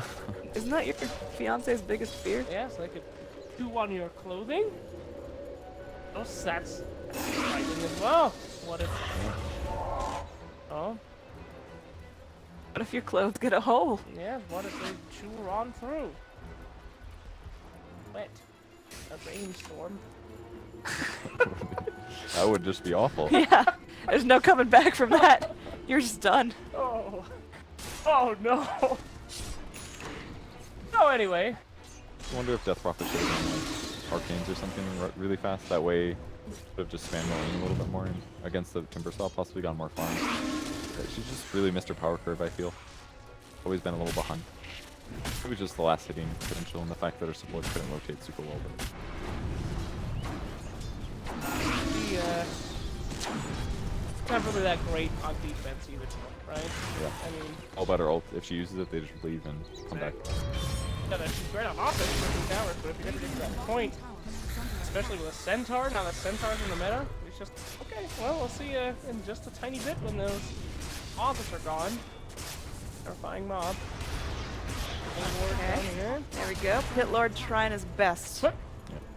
Dogfight's not ready. He was putting a ward down. So. Radiant's bottom tower is under attack. Alright, Weave's the big thing.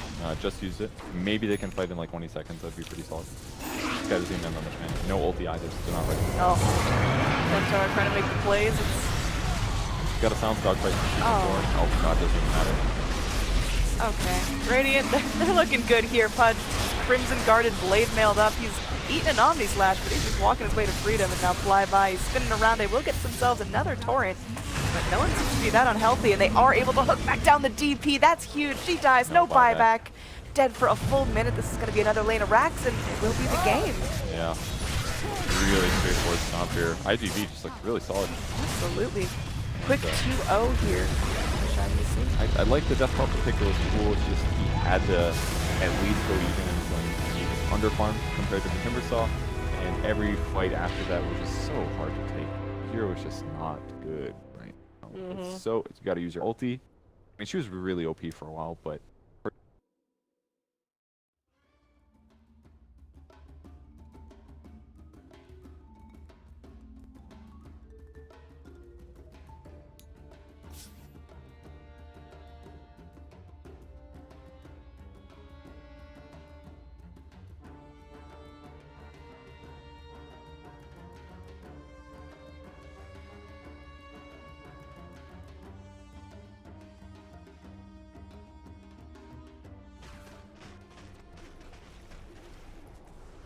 one of the top tier picks for so long because there wasn't another carry that could play that same type of, you know, saving ability. So they're moving in now. Feel like the time is nigh for taking some more objectives. Age is still in hand, building towards that 10K net worth lead, taking down towers, and Miracle scouting the whole way through. That's 2 more towers, relatively for free. They're pressuring it on, and looks like there is some pressure that's going on the top lane as well. Can they actually force a reaction, though? Well, Alchemist is going to TP in, and that'll be the end of that push. Looks like the tower is just about to fall. They should be able to get a deny from this one. Yeah, if they want to. They might just hold on to it for the moment, though. And in the meantime, Raven, you mentioned that he did not go for the Diffusal Blade, instead going for the Maelstrom, and now finishing off the Mjolnir off the back of it. I'm imagining just more about the split push, less about the all-in on the team fights. Yeah, it's also a very good item to get versus the Radiance, right? You put it on yourself or one of your teammates, and it's going to proc as often as possible because of the Radiance burn. I like the decision from TNC to be going for the rest of the Midases as well, because the game plan right now to me feels to be more get your farm on whenever you can and then try and stay away. Actually, it looks like Tim's went back into a Force Staff afterwards. So I thought he had the Midas queued up, but decided to switch it up. Yeah, I'm not sure if they really need the Force Staff to take the fight, but maybe saving somebody from our Stomp, I suppose. Oh man, Bimbo again in the mid lane. Like they're smoked up behind him. They're ready to go. Look at his net worth. He's got an AC. He's sitting at almost at 1,070 GPM at 25 minutes. This guy is crazy farm. All right. There you go. The Manta takes off the Corrosive Haze, but they could haze him a second time, and they do. So I think Jay should respect this. He gets swapped back into a straight crush. They need the Grave. They do have the Grave. In fact, he gets pushed back out. The Grave was out rather early. Now they're going to focus on the Venge. Crystal Maiden drops O in a pretty good spot. Now she disengages. Crystal Maiden will go down. The Miracle will go down as well. Now the haze up onto Jay. Jay will Manta off. And now he gets spiked. He's stunned up. He wants to fight this perhaps. His ultimate is down. He's actually walking in. He wants to take this fight. He sees Raven. Raven spinning away. That's a two-man stun. The ult comes back in. He sees Rior. Rior is going to get 2-shot here. That Radiance is doing so much work. What? And the impossible boss of Jay. In fact, he's not giving a chase 3 heroes. He's like, okay, keep me. He's going back in. Are you kidding me? They're at the shrine. All right, he needs to master off this haze again. I mean, they're on top of him. There's the Crush, the Impale as well, the Spike Carapace.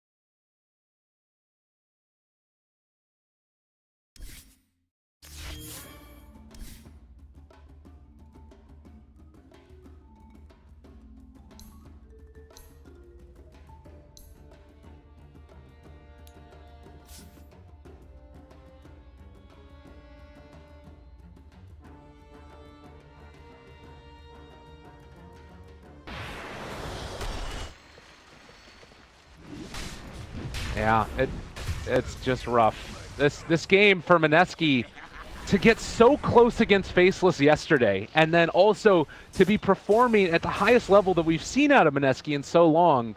There's a ton of pressure on these guys, obviously. I mean, here's the thing. I don't know who's really ahead at this point, right? Both teams will run Raxit.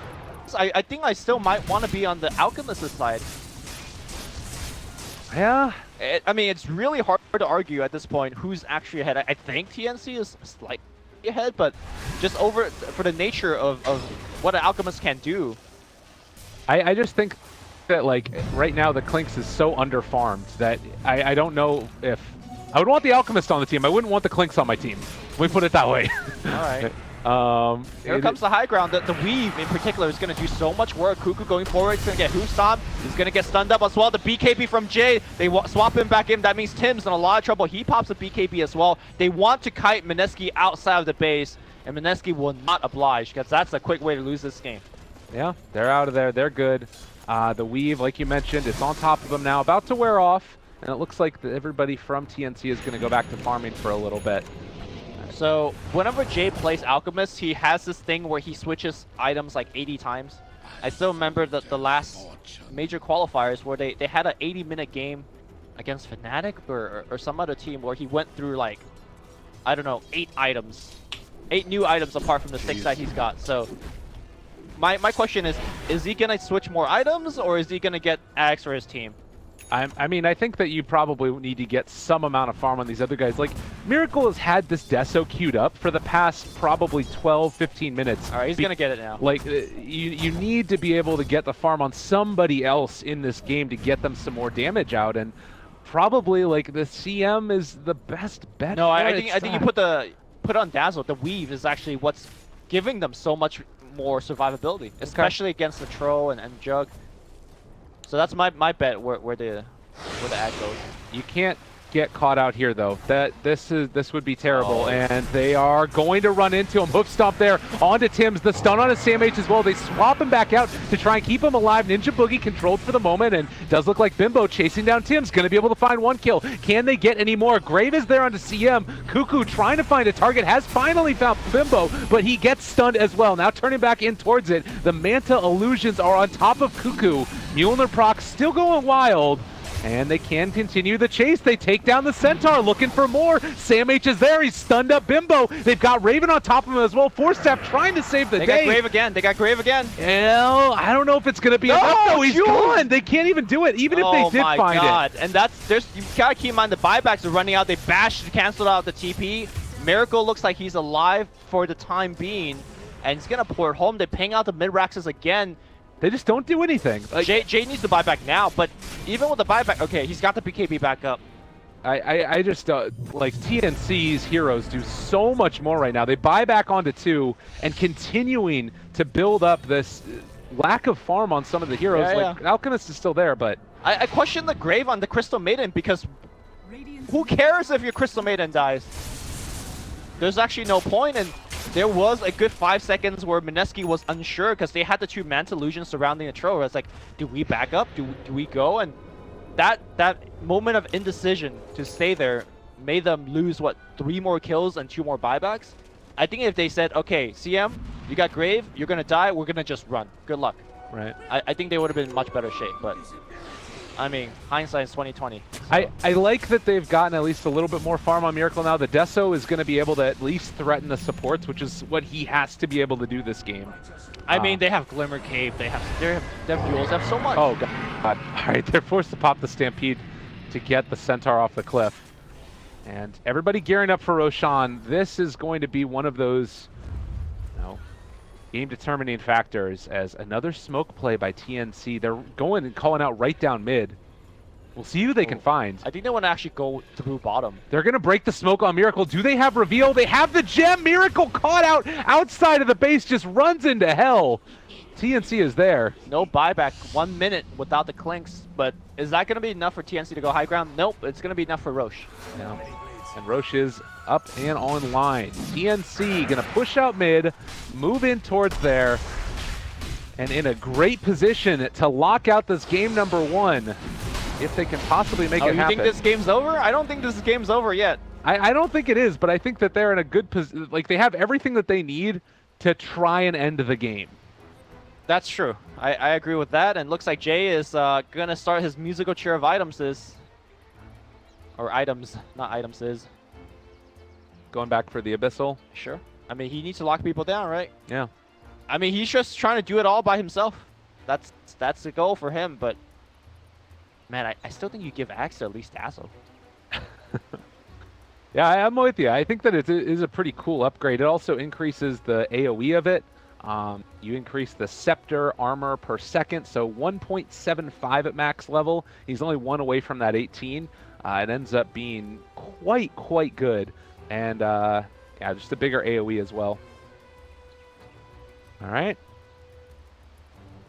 Ready to go. Let's see what they can do. Mineski backs up against the wall. Can they hold on in this game number 1?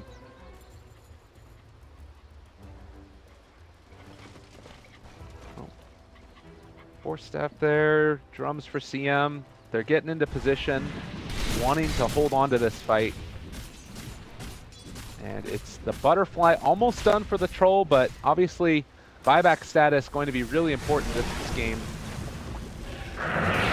Cuckoo gonna go in, hitting onto that tier 3 tower. All right, minus armor on top of it, he's losing the HP very rapidly. Look at that. Ooh, Yeah. that weave. Yeah, you gotta be careful with that, buddy. They got the heals coming in for him, but the urn canceled for the moment. They'll wait until the weave wears off and then probably go in for another round, I would imagine. Oh, Jules, be careful. Don't get swapped out. He is, I don't want to say the linchpin of the team, but a big factor. Like weave and engrave. Yeah. It's going to be how Mineski's going to win these fights. He goes MKB instead of Basher. And also, I mean, still doesn't have buyback, so it doesn't matter. But what is he dropping? Octarine or Manta after he uses it? yeah, I guess. He needs to deal with the evasion from the troll, though. So it makes sense to me.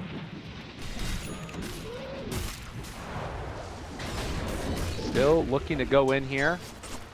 I mean, if the pacing of the game stays like this, the Aegis will wait out. I imagine TNC is going to make a play sooner rather than later. Yeah, I mean, they can kind of make sure... They want to make sure they take the perfect fight, though. That's the other thing. They have the time to wait, so it's okay.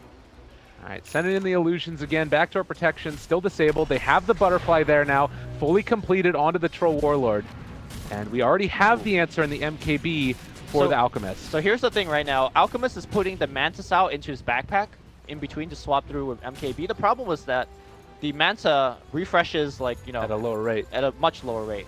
I think you actually put maybe the Radiance if you're not using it. He's putting the BOT right now. Okay. Yeah, that's probably the best play. Yeah.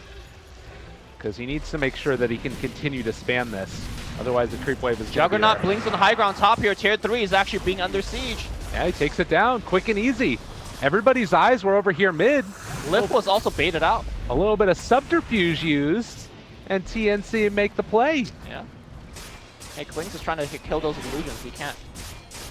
Feels bad. Oh my god, they're just going to take it down like this. Yeah, you send illusions at us, we'll send illusions at you. What do you think now? Yeah, Alchemist needs to concentrate on pushing the top wave out. This cannot happen further. No. Well, another stun going to be thrown. They get the weave onto 3. Whew. But again, you've got the Juggernaut who can push out the top wave. He's invis for the moment.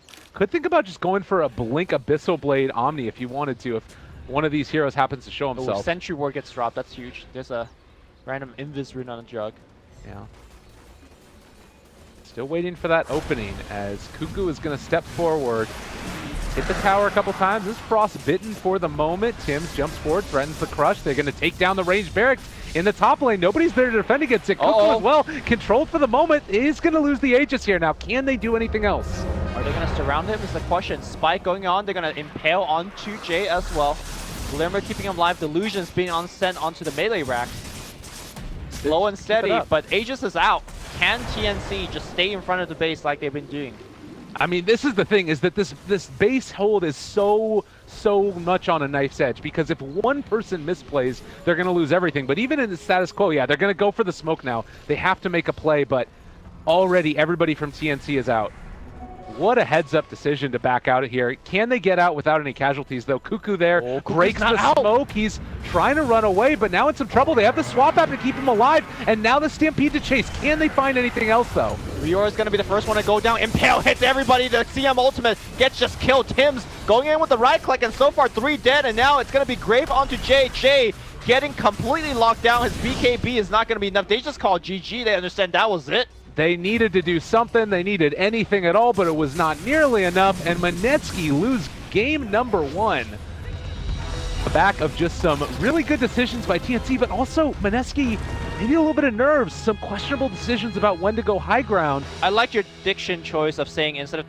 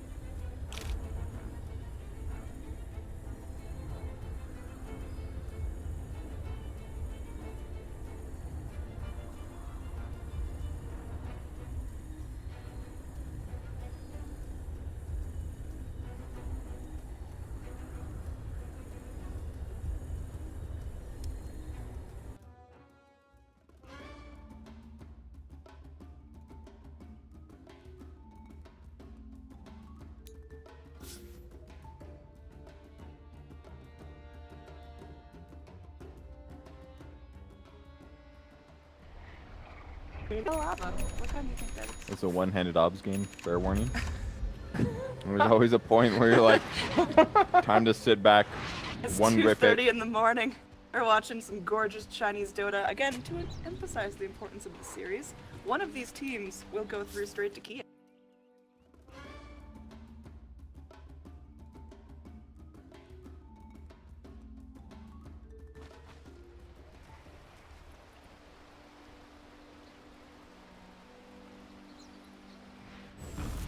SF for OP. Make sure that he has that start against the Invoker. Yep. Early ward's being plopped down, nothing too crazy. See if Bernie can actually get his safe lane bounty rune. There's potential pressure coming in with Darkseer and Earth Spirit up there, but it looks like they're not going to head across the river to where Burning was. Radiant Sentry did block the camp. Interesting that they blocked their camp themselves when they're the ones with the Darkseer. Suggests they are expecting Darkseer to get zoned out and fall back to the jungle, because typically you wouldn't want to block that camp when you've got a Darkseer playing the offlane role.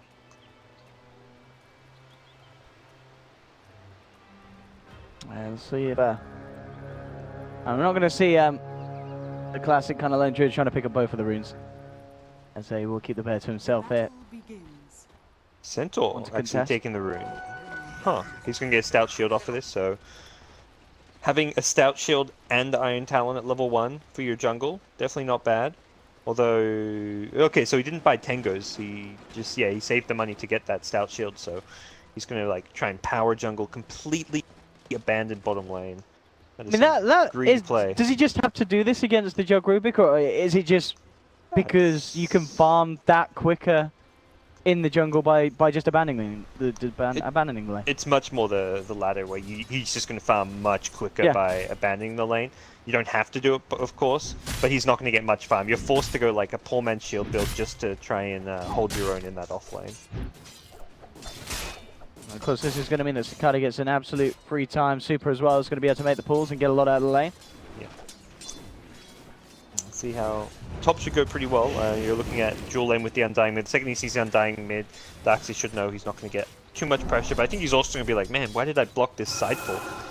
He should theoretically want to be like double Iron Shelling the wave, pushing it out, and then using the side pull himself to deny XP and get some additional farm for himself. So I think there'll be some regrets about that pull camp block. But even so, for now, things going okay for him until potentially the Undying could show up to his lane. That there's maybe a kill threat with the Undying there if they get like a Savage Roar in the mix as well. Yeah, especially if they can catch him kind of post-surge. And at the moment, keeping the pressure on. CS for both safe laners is going to be pretty good. Jug shouldn't be missing a CS at this point. Absolutely not.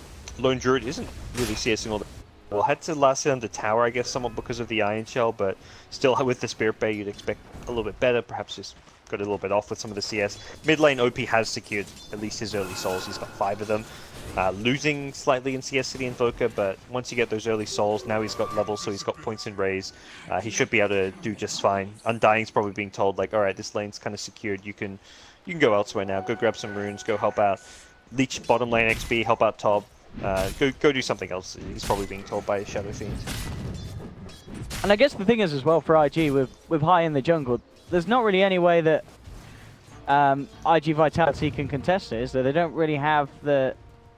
I mean, I guess they do have this Earth Spirit to move around, but it's the center at the end of the day, and he's already got himself, well, it's going to be level 3 after this creep. It's a hard hero to do anything about when he's going into the jungle. Did Pig find an Invis rune, so interesting dogfights didn't try and find the Centaur on low HP with an Invis rune. It's one of the definitely better runes to get when your opponents have a jungling hero. But looks like he's only going to roam in a little bit later. Looking for a kill at top though, onto the Venge. Baroque's trying to hold back dogfights here with the Magic himself, with the Surge and the Iron Shell rundown. It'll actually be mid lane where the first person's going to be got by Cube, but IGV will get 1 kill in return. But obviously overall, the bigger kill going the way of IG as they take down Invoker. They're still going to chase down for more though, Vitality. Really trying to find the better trade. They're trying to go on high. The Sunstrike comes through. It's not going to be enough damage. He keeps himself safe. Q's come in with a rotation as well as Burning and Borax moving across for more. They'll look towards dogfights. They'll get themselves a second. At the end of the day, it'll be Invictus Gaming having the happier time as IGV desperate to try and find something. They did get at least that 1 kill, but couldn't get themselves out of there. I mean, that's very effective early game from the Undying. First securing the souls on SF, then he makes a nice little gank rotation, gets a kill. SF getting jumped on again, but with the media, this could be close to a kill. OP is going to go down. Pops the Verifiers, keeps himself alive just long enough, finally goes down. Yes, there's Verifiers. Yeah, and the clap from Q. Yeah. Keeping him up. Q is just, yeah, he's everywhere. He comes mid, gets the first blood, heads up top, gets the return kill for the dive, then he comes back mid again. He's being very effective here. The push is finally coming bottom. He's like, alright, if you're not going to jungle, we're going to push your tower. But the second they go to push the tower, Centaur's TP'd in. He's taking that speed. That was like 2 range creeps, quite a few melee creeps. There's going to be a siege creep in there as well. He makes sure he gets the wave off the tower. He hits level 5, so this Centaur, nice and farmed, and also got a good chunk of experience as an offlaner right now. He's well ahead of where the Darkseer is in terms of farm and levels. Yeah, for sure. We saw in July. Are they going to get away with it this time? They certainly are. No backup comes in from IG this time. The dogfights and paparazzi get the second kill on this, the Shadow Fiend. Starting to get a revenge for giving away that first blood on the Invoker now as they hit back hard. See, they can do a bit more damage this time to the tower. Sakata's trying to push it out once more. Centaur's got his Ringer health rate. He's not even going for boots. This is like the greediest offlane Centaur build I've ever seen. It's actually kind of cool to see a different way of playing the Centaur. I've seen it so much in the other regions, and it's just always like mostly the same stuff. This is like a super greedy, jungling, straight hood Centaur build that is completely new to me, at least as far as the competitive scene goes, and liking it so far. It's definitely, I mean, he's gotten more than a Darkseer has. He's gotten a lot of farm. He's gotten a lot of levels. His tower hasn't fallen, so typically the enemy safe lane is going to free farm anyways if they're in a 2v1, so it hasn't really meant Jug has farmed a ton more just because he's gone for this greedier approach. And as you mentioned, this Darkseer in July, he's got a lot of catching up to do when it comes down to the CS. I think it was because of the movements he and Dogfights have been trying to make in the jungle, trying to find someone, and this time they are going to get OP, and with the Sunstrike as well connecting, that's a clean kill for IGV. The question is if Dogfights can get himself out. Q will drop the tombstone, but Dogfights just quickly walks off. He'll have roll again in a second. Does have the rocks, but they'll pop the Stampede, make sure that they can close the gap for the Magic Missile, and they will take down Dogfights. At the end of the day, it's once again the Shadow Fiend going down. He's died 3 times in the first 6 minutes. Ooh, Omni Slash into Blade Fury. They want to kill this Centaur. He's got no boots. This is where you wish you had him. And unfortunately for him, the Blade Fury damage was just enough. He tried to stomp as it ended, but he did die to the Blade Fury. 2 Omni Slash of the hits hit him out of the 3 next to a creep wave. It wasn't really terrible luck, but he also didn't exactly get lucky as well. So overall, in this laning stage, it feels the vitality other ones coming out with the edge, wouldn't you say? Was Sakata getting this free lane, getting the kill on the Centaur. Mid lane, Paparazzi coming out on top of this Shadow Fiend, as Shadow Fiend consistently being hunted down by IGV. It's just kind of the off laners, as you mentioned, where the difference is. Look at another get away with it again. Q, can he survive this? The Blade Fury from Sakata is going to mean that he can't. Yeah. As another kill for the Jug. That's really been the difference maker for this early game, has been the Sunstrikes. They've been able to find kills in the enemy jungle in the SF, and the end result is that this Invoker is winning his mid lane by quite a lot of gold. OP is being hunted wherever he goes on the SF, and this bottom lane they're able to find these additional kills as well, thanks to those Sunstrikes coming in. So the tower goes down, it is denied, but ultimately it's the objective claim for IGV, and they won't be too bummed that it gets denied. They'll probably have the Juggernaut even start thinking about rotating towards top with some of his teammates to go for a bit of a push up there now, start pressuring the lone druid. And look at the gods! I can't say I've seen this in a while, or wherever ever really. Sakata phase boots, and then he's got it queued up straight into Shadowblade. Yeah, something definitely different. And this is a build that they used to be fairly common on Jug, but hasn't been seen in quite some time, going for the Shadowblade Rush. Does give him a lot of solo kill potential, which is the main thing that he's looking for out of the item. He can just roam around, be somewhat independent. Doesn't necessarily slow down your farm either, because the item does give you attack speed, damage, and all that, so it's not a bad farming item. And yeah, we'll see how IG prepared for this, whether or not they have solutions for it. The hood on Centaur's not going to help against a Shadowblading in Juggernaut. So, yeah, why not? It's not just the Shadowblade, it's the full Silver Edge he's queued up. Yeah, he's got the full Silver Edge looking at, isn't it? Yeah. I mean, if he, as you mentioned, you know, that again is going to help even more at taking down the Centaur. Intriguing item queued up from Sakata. We'll see if he changes his mind. A lot of times we see pros do stuff up and then switch it around. Can they have the damage to kill him? That's the question. They've got this follow-up telekinesis into the Sunstrike Boulder Smash. Stampede comes out. High comes back in for the Who Stomp, but the Blade Proof has got to bring it down the Centaur low. He'll continue to chase. Does have the Omni Slash as well and just uses it to jump in. Gets the kill. Cicada could be in trouble though. OP surrounding him in the jungle. Cicada's going to try and hide, but he can't make it out with the creeps revealing him. As OP will be able to take down the Jug in return. So a 2-for-1 trade this time.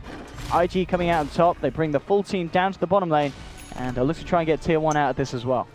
It's a big catch-up kill for SF in theory. He doesn't actually get the last hit, unfortunately, for himself. It gets split 3 ways. Would have been like 600 gold for the SF if he got the last hit, but even so, he still gets like, I think he got solo XP for it, and then like 250 gold. It's still decent nonetheless. Bottom tower going to be claimed. SF probably looking, nope, not going to get the last hit. Burning's there, so he'll take it. He's nice and farmed. He's actually going to find dogfights here. Dogfights. Okay, rolls. Yeah, they hit him with a scan behind the tower. Yeah, they didn't quite have the control. It's good silence trying to slow down Borax, and he tries to go for the Boulder Smash as well, but it's not going to be there before the Magic Missile. The swap back as well, and a raise from OP. That'll get him that little bit of bonus cold as well after that push. Further. Centaur's been found at top by a Rubik, but it's just a Rubik. There's a Jug in the neighborhood, but without an Omni Slash. I don't know if they've got the damage to kill him. The Hood's pretty good against the Blade Fury to at least negate quite a bit of that damage, and already IG making their move off of this bottom lane. They'll leave Burning down there just to continue farming, probably even solo pressuring this lane. But they want to start pressuring like mid and some elsewhere, and just farming out their jungle. They want to just play the farming efficiency game for now, considering that they were behind after the laning stage. I see it burning. He's found Paparazzi, and in fact, under the cover of the root, gets him down really low. Didn't have detection on this lone druid, of course, so Paparazzi will be able to walk off with the Ghost Wart. Double edge stolen by Super, not necessarily the best of skills to get on the Rubik. You also know defending now is going to be difficult. You get that Invoker down to critical HP. He's kind of taken out of the picture for at least 30 seconds or so. He's actually still showing in this mid lane, but with just 200 mana, he doesn't really pose a big threat outside of a single Sunstrike to aid his team, perhaps. So we'll see what IG look to do using this knowledge. It does seem like they're more intent on farming than forcing any objectives right now. Centaur, no Blink Dagger just yet still, so he's kind of just sitting at that top lane trying to complete that after going for the Hood first. And I think things will slow down for the IG side until they've got that Blink, which they can start using to maybe set up some smoke rotations. We'll see if IGV can catch IG during this bit of time, as you said, where they want to be playing the farming game. At the moment, it looks like they'll be alright. Burning Q and Borax sticking together down by the South Shrine. And IGV just with their eyes on middle as they'll come out, reveal themselves to take a tier 1. IG are coming across. They do have the level 4 Tombstone. They've got good defensive mechanisms. And already IGV just being a little timid with how they go about this one. Isolated spot here, although not enough enemy heroes really there to punish him. Carter has got this Invis rune, and Omni Slash at the ready. He finds the lead, and in fact, yeah, High in a lot of trouble. Straight up with the Boulder Smash into the Omni. The strike not even required. He was playing super too much greedy for this Jug. Yeah, he'd been like farming alone in his own jungle. Normally, you have to leave your jungle and go to the enemy jungle. At this stage of the game, once you lose your tier 1 tower in your safe lane, your jungle becomes a much more dangerous place to be. And he's playing in his jungle farming with no wards whatsoever. Like, I thought he was actually going to die like a good minute ago, so I feel like that was just a bit too greedy from Centaur. He should have fallen back and farmed safe places like around the towers. But still, he got away with it for a decent while and did get pretty close to his Blink Dagger. And we'll be able to respawn and probably finish that one in this top lane now. RGB actually able to get themselves another there as Venge came across the river.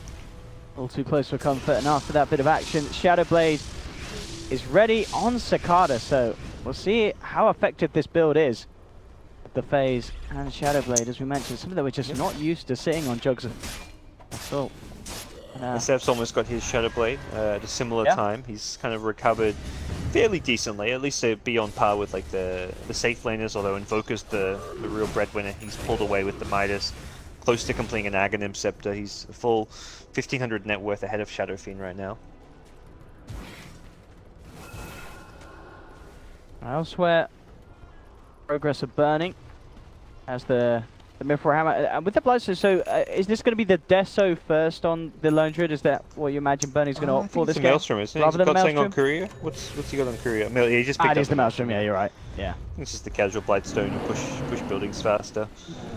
We'll see where he goes next, but I think the next item is after the Maelstrom is normally a stat item to give you some more HP. Maybe like an SMY, a Skadi, BKB type pickup. Dragonlance even is still always a possibility as well. Oh, they're smoking right on top of them. They cut their way through with the Quelling Blade. Yep, straight away looking towards the Spirit Dogfights, taken down by a Magic Missile. They'll get one. Cicada comes in, but he tries to Blade Fury away. It's not going to work with the amount of physical damage that they're pumping out. In Super comes, jumps with the stolen stomp, but it doesn't matter. But IG just take him out post-stun. Oh, it's such a good Quelling Blade through the trees to find the Earth Spirit. Really good play by Burning. And now with that, IG in perfect position to take a tier 2 in this middle lane.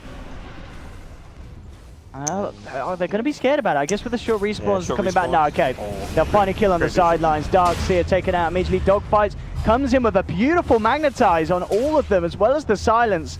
It isn't quite enough damage to bring them down. Yeah.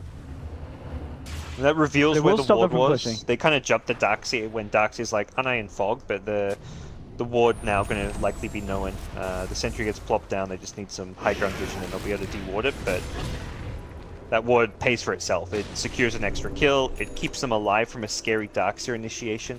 Darkseer was likely going to come in and set up a vacuum into Boulder Smash / Geomagnetic Grip Silence, and it would have been probably a lost fight for IG if not for the vision there. So good kill, even though they lose the ward, and they can look to just fall back, reset, go for another Smoke King soon once they maybe farm another couple of camps, like clear out your jungle, push out the side lanes a bit, and smoke up once again with that central blink. I've got the mech on in July as well for IGV. You have to deal with this kind of instant burst of IG as the Central gets the jump in. Undying's farmed a mech of his own, like surprisingly farmed for support Undying. We'll see that flying out momentarily as well, so both teams will have the mech at their disposal.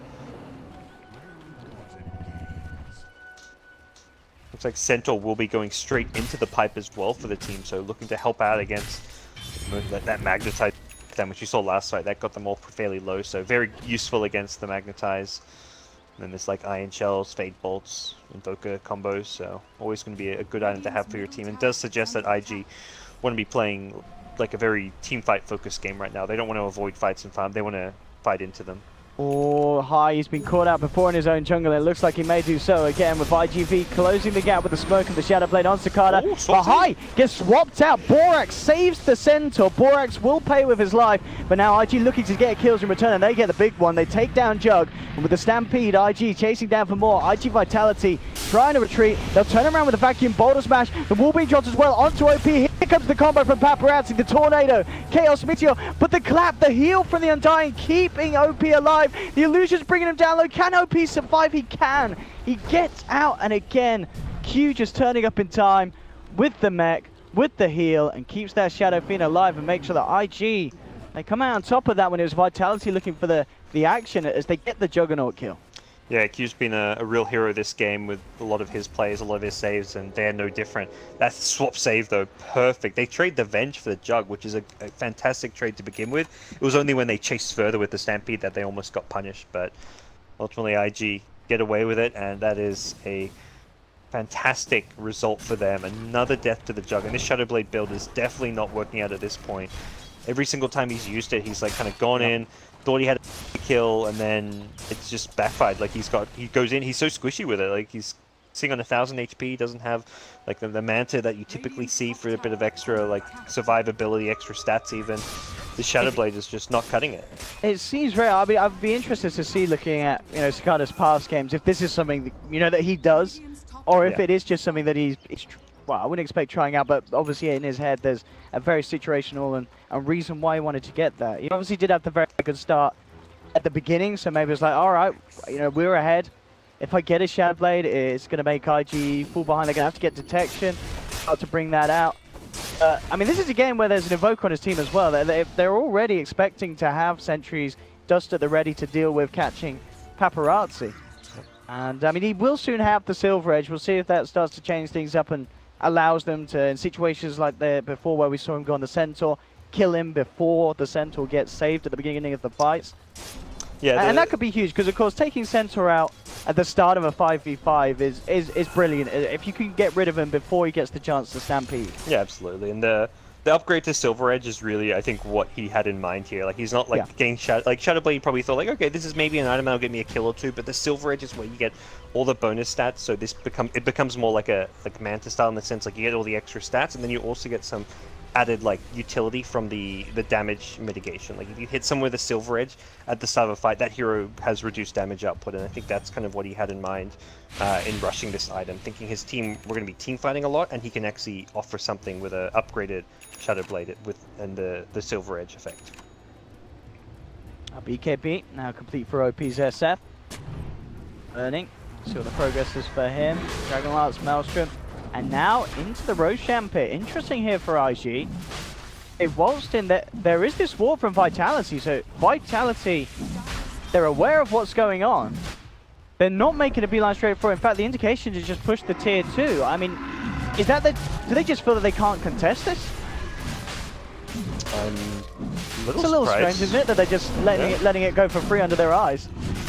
Yeah, they seem to think they can't contest this. Their team fight with Darkseer and Vodka, I would have thought would have wanted to contest. They found the pick-off though.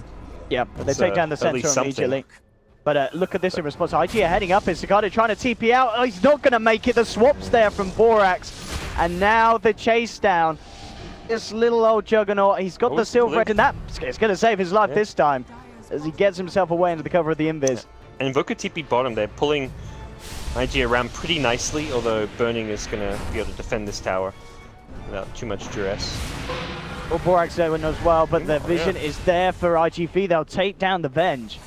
Yeah, they're using that ward newly planted quite effectively there to kill the shrine TPing heroes. I believe IG thought it was just an Invoker there, but he had friends, he had company.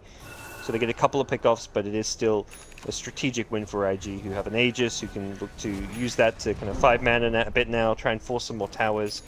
Lone Druid's about to hit level 15. This is where he gets that like permanent pseudo double, not quite double damage, but close to it. It boosts up his right-click damage by like 50% or something, so he gets a whole lot scarier now that he's level 15. Cicada is queuing up the Fusel Blade next. So, all on this aggression. It's still going to be a fairly squishy Jug. We've seen already how much damage OP can do to him if he gets his hands on the Jug. Cicada's going to have to be very careful about how he weaves in and out of these fights. Nice against the Lone Druid. You can purge off that Rabid on his hero, so if you get him like after it's fairly freshly cast, he won't be able to recast it for quite some time. It can be fairly annoying. He does need to be a bit careful up top. SF is Invis nearby, but it does look like he doesn't want to go for anything by himself. Burn into the mid lane. They do want to try and hold. They've lost the tower, but they still try and fight into this. Cicada is Invis. You can see IG make the first move onto the easier kill. They'll get the Rubik. At the same time, by the Shrine, OP is having some fun with Cicada. They pops the Shrine Hill. BKB's out as well. OP, can he survive this? It looks like he can. TP across will be there from Borax. Feature chase on to Cicada. They've got the Blink, of course, ready in a few seconds on high, but Surge from in July. Cicada will escape. Gets himself away, and of course, meanwhile, we saw the tower being taken. The pressure continually gets put on by IGV. Yeah. They just split it across the map. They're playing into an Aegis, but they are just split pushing very effectively, keeping IG kind of, or they're trying to keep them split up, but IG is like, nah, we're just going to keep 5-manning for kills, and IGV's like, sweet, we'll take a top tower. Invoker even starts chipping at the tier 3, and all they lost is a Rubik there. They don't really care that they lost Rubik there. I think Rubik, considering everything else that happened while he died, is perfectly happy with that death. It didn't really lose all too much, so IG need to find a way to like force like a high ground push or a team fight now with this Aegis. They've only got 2 minutes left. It feels like they've not been able to do much at all with it. Right now, it's probably their best chance. Top lane, not in a great spot, but at least it's not at their tier 3 tower anymore, so they should be able to at least get this tier 2 at bottom. But doesn't look like they'll be able to force high ground. 4 Radiant heroes already converging towards that top lane. IG actually going to have to back off fairly soon. I hope he's still going to have a good duration of the DD room to fight with up on the top, so Vitality almost certainly don't want to stick around. And indeed they won't. As soon as the first few TPs come in, IG Vitality back off. Carter looking to finish off the defusal. That next engagement. And Paparazzi has, is that the recipe for it? Yes. No, yes he has. So he's got the Lincoln Sphere now complete on this Invoker. So he's going to be a little bit trickier for IG to control and bring down in these fights. And Can't swap we him can in. see.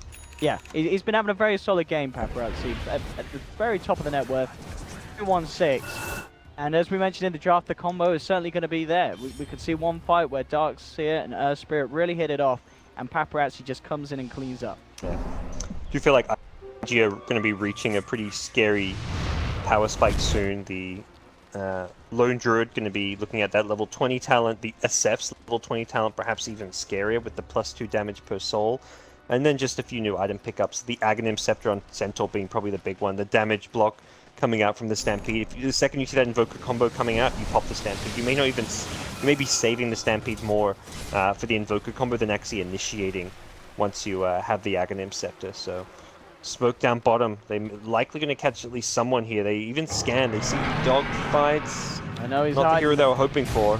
Yeah, they're going to actually surge towards the east of Paparazzi. Ew! Gets out just in time high. I believe it was just slightly out of range with that Hoof Stomp. That And the Savage very Roar close. too. Both were just off by maybe like 50 range. I love that Paparazzi doesn't even go for the TP like back to safety. He TP'd mid. Like he wanted to instantly pressure a lane upon surviving it, so he TP'd mid. Forces rotations there. The top lane's being pressured as well, so IG after the failed smoke gank have to go back and deal with the lane equilibrium, which is okay for them again. They're kind of approaching a power spike with Centaur about to complete an Ag Scepter. SF going to hit his level 20 talent. Lone Druid's still a bit of a ways from his level 21, and also just not like really a power spike. It's definitely nice to have the -40 respawn time, but it's not like you don't get stronger with it. No. You just have more uptime. I mean, oh, look at this. What's up with the Chinese and their Shadow Blades? Burning. He's picked up one on the Lone Druid. What? Okay. I don't know what I'm more surprised at about the Jug Shadow Blade rush. You're burning, picking up the Shadow Blade kind of halfway through his build. Yeah, I'd say I'm more surprised by the Lone Druid personally. Yeah. That's definitely odd. But hey, it's like if a hero like Jug finds him like by himself, like you can just Shadow Blade out of the Omni Slash, but Jug is going to have Dust now. Like he's already got one on himself for the SF. Just means Jug has to always have detection for himself if he wants to be going for those solo kills on carries. Very interesting indeed. I mean, I guess even the Silver Edge, there's not really a huge reason to have that this game against any of Vitality's heroes.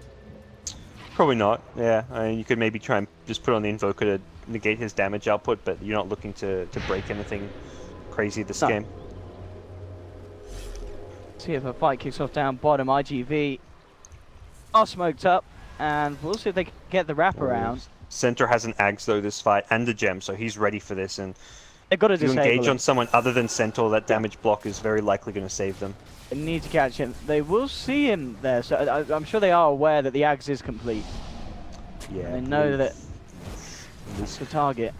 I mean, they've probably seen him farming and working towards it for some time as well. He'll show himself mid likely now as well, and he's got the gem, so he'll be able to see any of those Shadow Blading heroes moving around the map. SF completed Butterfly now, so that gives him a lot of extra damage output coming in these fights. MKB, of course, not anywhere soon on the item list for Cicada. He himself is going to be working towards a Butterfly as well. Top lane, IG. They catch out Paparazzi here. Catching out the lane, burning. Coming around with this Shadow Blade Lone Druid, but Paparazzi's already into the trees. Playing it very safe. And he should be A-okay there as he gets himself He's away. going to be cheeky and even go for like another wave or two probably. No, he's not going to go for that. I thought he would. He's thinking about it. Oh, he is? He's a meteorite. There we go. Away pretty much gone. Yep, gets the whole Heads thing. Across. Yeah, totally gets away with it. Now he's in position in the middle lane. This guy's playing... Try and put a bit of pressure on tier 2. Yeah, great split push Dota. He's been so elusive. He's moved around the map so incredibly well. Only died once the entire game. And he's top net worth, he's farming a ton, but he's farming in the most like aggressive, dangerous positions possible while not getting caught out. He's not sitting in the jungle.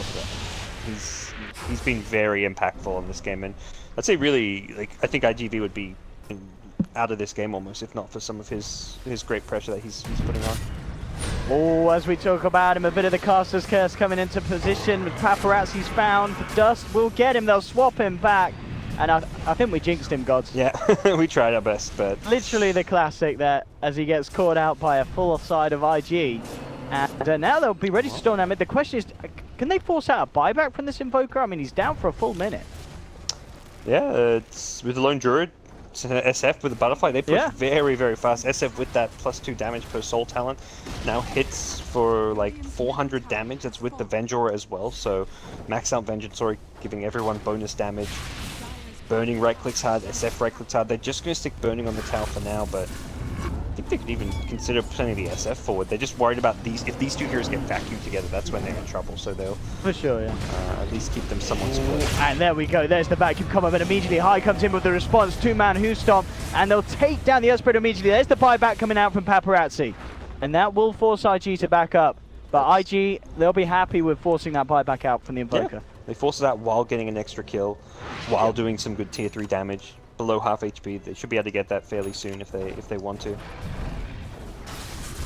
Looking at Burning as well. He's got 3.2k. I'm interested to see where he goes next for this build, and he's just queued it up. He's going to go the more defensive option next, as BKB will be the next point of call, and understandable as well when we've seen the potential of this combo coming out from IGV. If he gets caught in the Darkseer Earth Spirit Invoker, a combination, anyone's really in trouble. Yeah, SF will now upgrade to his own Silver Edge, so he gets his next kind of bit of boost. So not really like a major upgrade by any means, but just a bit of extra stats. A bit more uptime as well with the lower cooldown on the Silver Edge as well, enabling him to just use it more often. So see if they can keep finding this, because there really is a game for IG of just finding those pickoffs. They're constantly hunting on the map, using smokes, using shadow blades, and again they're near the IGV side. Darkseer likely to be caught. Gets the blink away. Oh, they want Surge. It looks like he's going to be fine. Yep, they thought they had the Invoker too, but yeah, but get Paparazzi. He's always a step ahead of them, apart from that one time in the mid lane. Yep. But other than that, as you mentioned, he always knows where to split, and he always knows when to get out of there.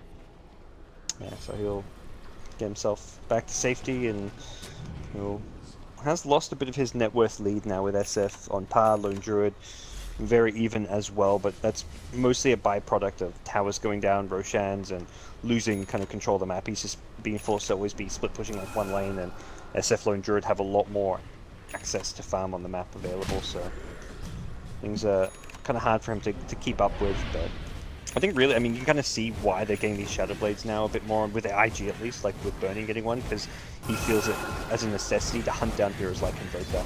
Be able to Shadow Blade in, and then you can kind of initiate with a Savage Roar. It kind of sounds odd and stuff, but it is a pretty decent duration disable, even though it pushes them back to their base. It's a 2.4 second pseudo stun at least, where they're not using spells, they're not using items, so it can be a nice way to at least initiate as a Lone Druid.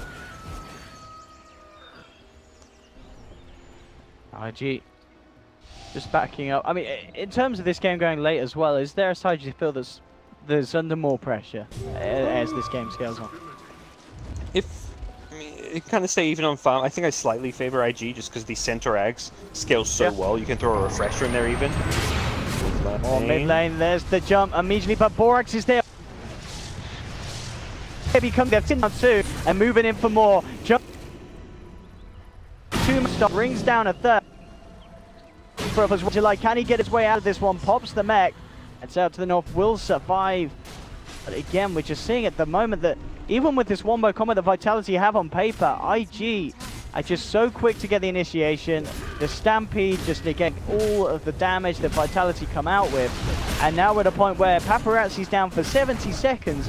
Despite his farm and his split push and his pressure, he's no use for the team for a full minute, and IG are going to rip the base apart. Yeah, they'll get 2 full lanes. It may not be the GG call, but it's kind of that point where it becomes close to kind of game over. Like, you're losing 2 lanes at this point against a very strong, scary late game team with Shadow Fiend, Lone Druid, Centaur, is going to put you very far behind. They can go back. They even have 40 seconds to still take Roche if they want, so they can fall back, take Shrines, take Roche, and then worry about Invoker coming back to life. Invoker is approaching that level 25, but that's not really like a massive turnaround moment where you're suddenly like, alright, he's level 25, they can fight up, delay this game, fight Megas.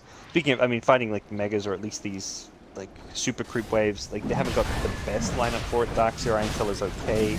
Jug would be okay with like a Maelstrom type build, but he doesn't have that, so very likely this Roche may just be the nail in the coffin. They're going to get there too late to contest it as well. Ooh, actually trying to fight as well off the back of it. Stampede straight away. They've ripped apart the Earth Spirit. They'll take down Super as well. Injuly tries to come back in, but Burning just focuses him down, brings him out as well. The Jug, he tries to come in with an Omni Slash, but he doesn't have the damage to bring any of them down as IG take down a fourth member of IGV and Vitality tap out. The OG boys on IG, the original side, will get the victory here in game 1. And the Shadowblade Jug, not the best win rate.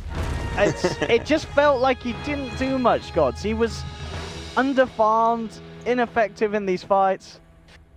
He should. I thought when he had the broadsword first, I was like, he's just playing. He's queued up because Battle Fury. That is something that Chinese teams do still like to do on the Jug, isn't it? I think. Yeah.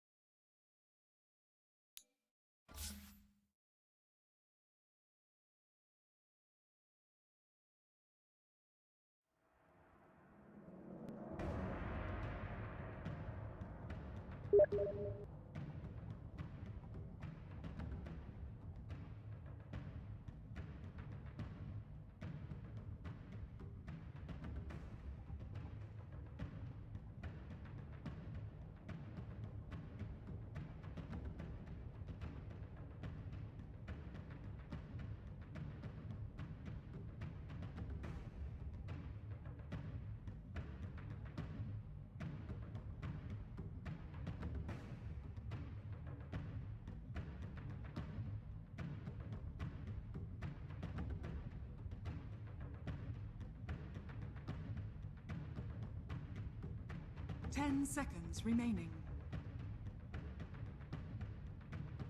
5 seconds remaining. He can for aggression.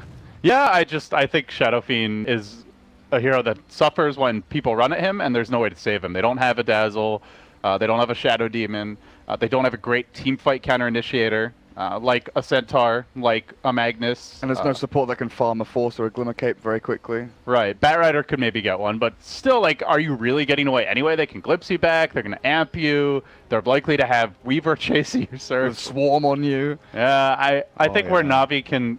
If Na'Vi's going to win this, they have to have... General making a lot of plays early on the Batrider, taking some fast towers with the Leshrac, and Shadow Fiend just completely dominating his lane. Otherwise, I just don't see them doing well this game. So, I'm loving Spirit's draft. Worried about General. You mentioned you feel he needs to make plays in this game, and I mentioned the Ogre plus Bat potential duel.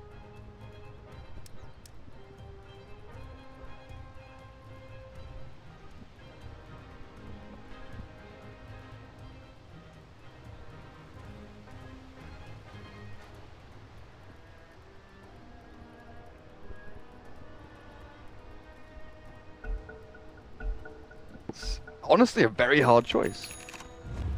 Yeah, that's where Spirit have like their options, right? Because their laning heroes are very difficult to gank.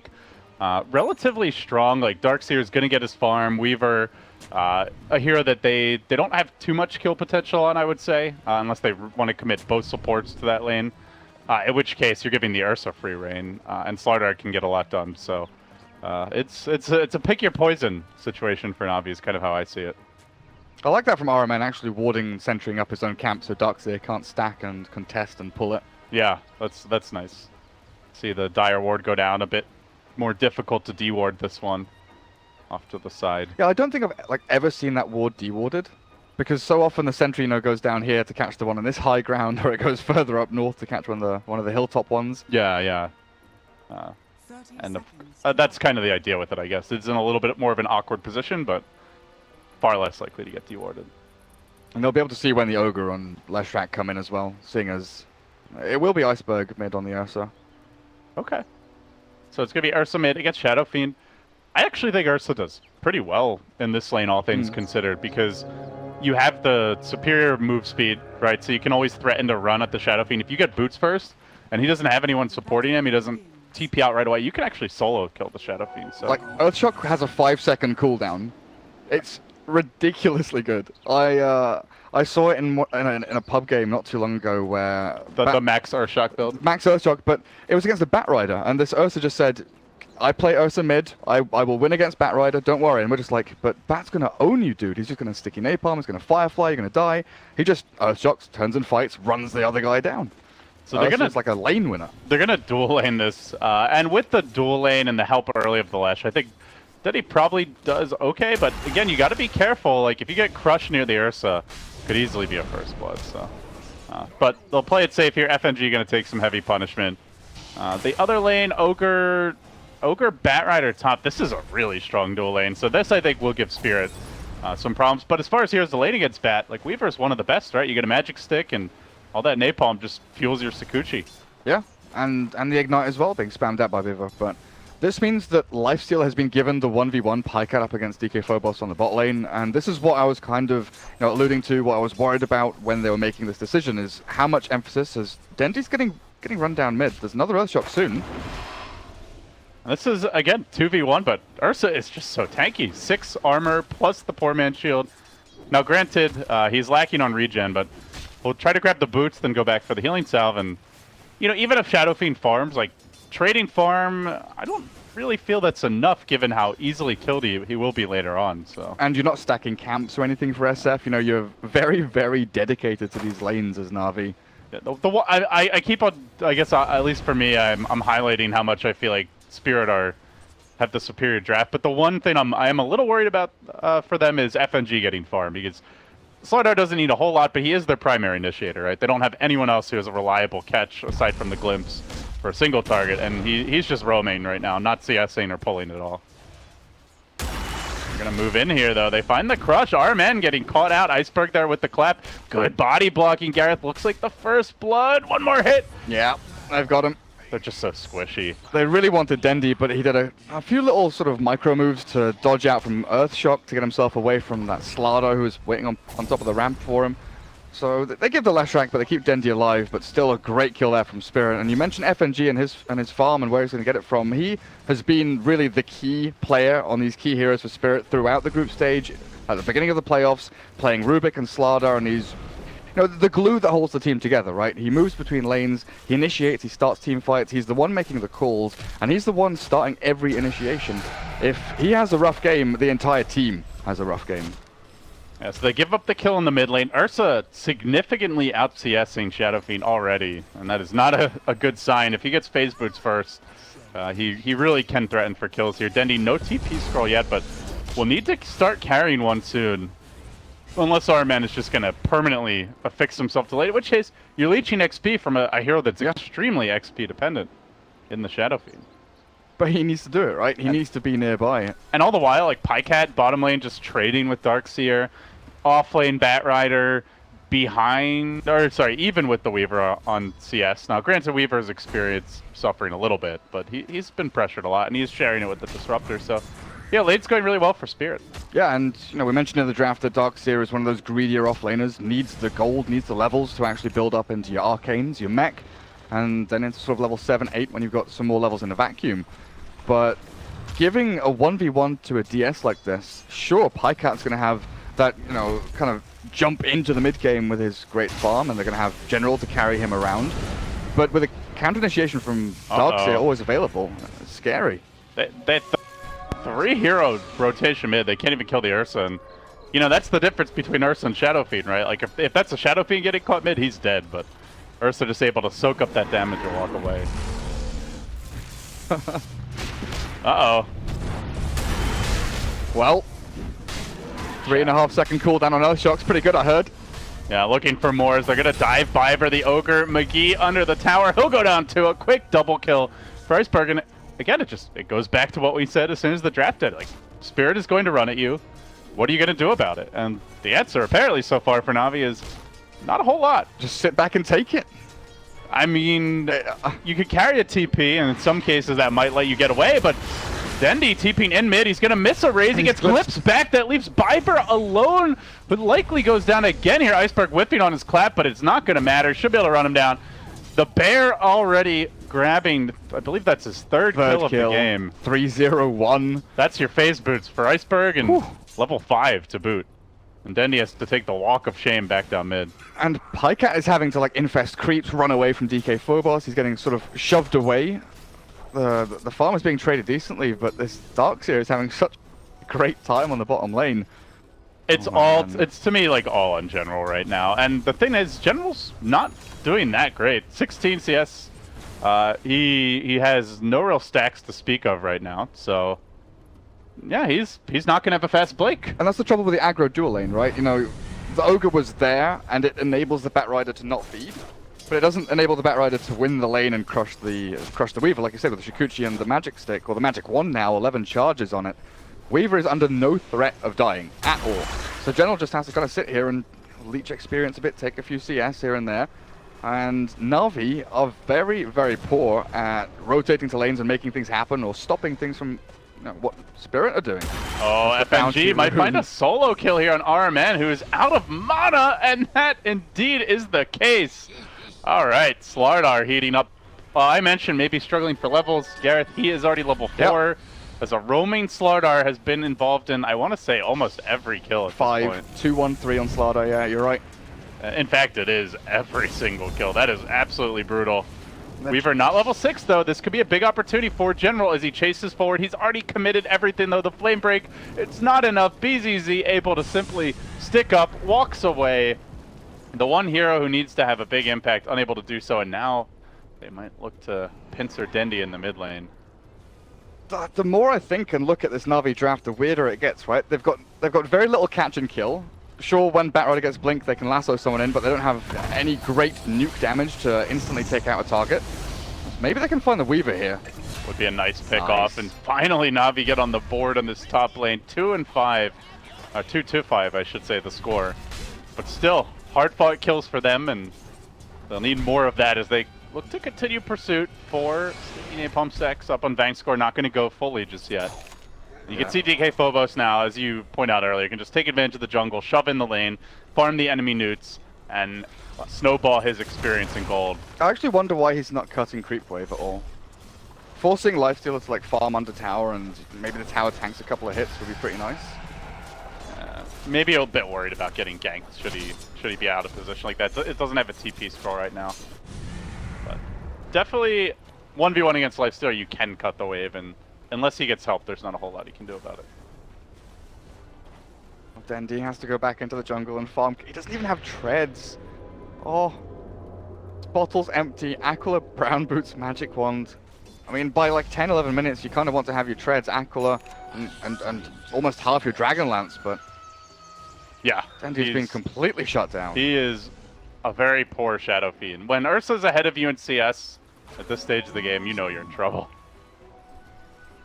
I mean, you should be ahead just by, you know, in theory, because of your ability just to clear stacks with the Shadow Rays. And the thing is, you can't really bully the Ursa when he's got the phase boots advantage, because he can always threaten to run at you if you play too aggressively in the lane.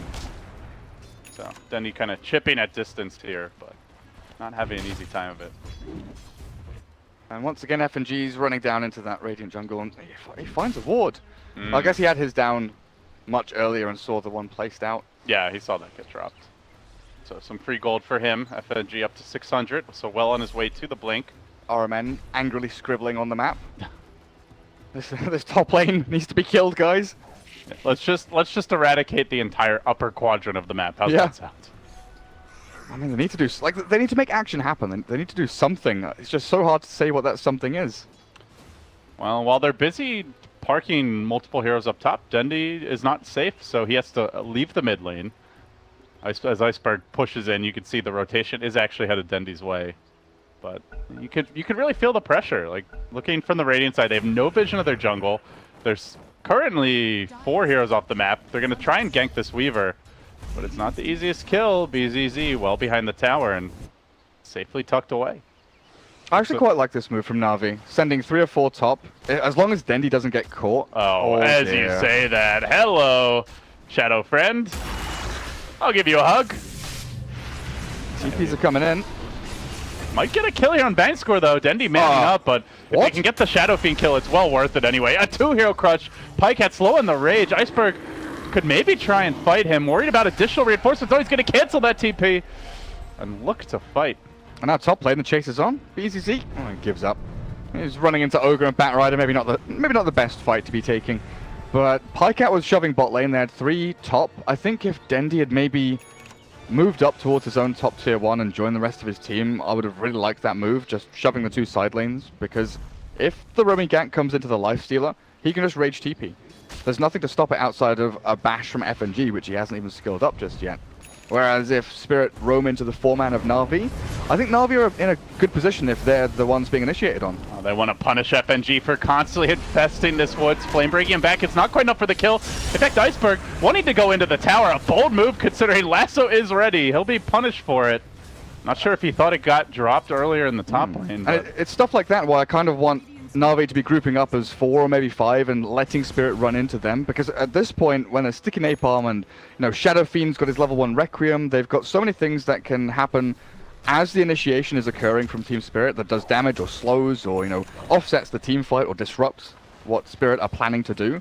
that they can actually create enough chaos in a team fight to maybe find an initial pick before Spirit can do anything. Alright, man. Oh, Leshrac is so weak. Oh, he still gets the kill. That's brutal. Leshrac down again. It's a squishy support, and there's just not a whole lot he can do. He instantly TP'd there too. Yeah, there was no way out. General with the drums. Batrider drums is not something we've seen in a long time. Usually it's kind of just the Tranquil's Windlace, or maybe a Magic Wand into Blink. I think he's just thinking, like, how good is a Blink Dagger really this game when they have a Disruptor? Can I really count on, like, a Blink Lasso to actually catch someone, kidnap them, and not just have it broken immediately? So better to be tankier, able to stay in the fights longer. And run away faster. Yeah, that too. Here comes the big fight in the mid lane. Static Storm getting dropped. They have managed to cage the Lifestealer. Could be trouble as the vacuum back comes. They look for the turn. Iceberg low, but not finished off. Still holds the Aegis though. And they can continue pursuit here. FNG threatening to go in a bit deeper. They cage Dendy. Now they look for the crush. There it goes. The follow-up damage coming through. But a great 2-hero stun by the Lesh might be enough to salvage this fight. The wall is still forcing Na'Vi back. They're going to try and kidnap DK Phobos. FNG gets dragged to deeper. And there's the crush. Looking for a bit more. He finds the Shadow Feet kill yet again. Pycat on the chase. Open wounds there. He's looking for backup. He's going to find it in the form of an Aegis getting popped in. Now the Weaver getting a bit overeager. Has to time-lapse back towards safety. Iceberg still looking for that fight. He might come out of the trees, but Pycat armlet toggling for all he's worth, trying to bait that bear in. Hey, Weaver. Want some honey? Want some honey? Yeah, bear. But they will in the end up disengaging. So they lose the Aegis, they lose the StarLadder. They get 2 though, and again the Shadow Fiend dying. He's only at 18 souls. He's just not having an easy time staying alive. You can't even see the Iron Shell on Weaver. He just runs up to you and you're thinking, how am I taking so much bloody damage? Ogre got ripped apart there. Just by that Iron Shell. Pycat TP's in aggressively. Going on Iceberg, but I'm not going to find anything. Oh god, Dendy just got glimpsed back to probably good. Oh, this poor Shadow friend. Yeah. He's not not going to have his Dragonlance for another minute and a half or something anyway, so... Back to the jungle he goes. Dendy is getting all too accustomed to this walk back down from the mid lane. Poor guy. Just keep on going. But yeah, for Team Spirit, kind of looking at their overall game plan here. So initial objective was just run at the Shadow Fiend early, pressure him a lot, and get to the mid game. Take Roshan. I think the next big step, farming FNG's Blink Dagger. I think Ironman might die top. BZZ. Has the trap been set? Oh, nice stun. But do they have to follow up? Looks like they might do. One more hit. Oh, Infest. Barely had him.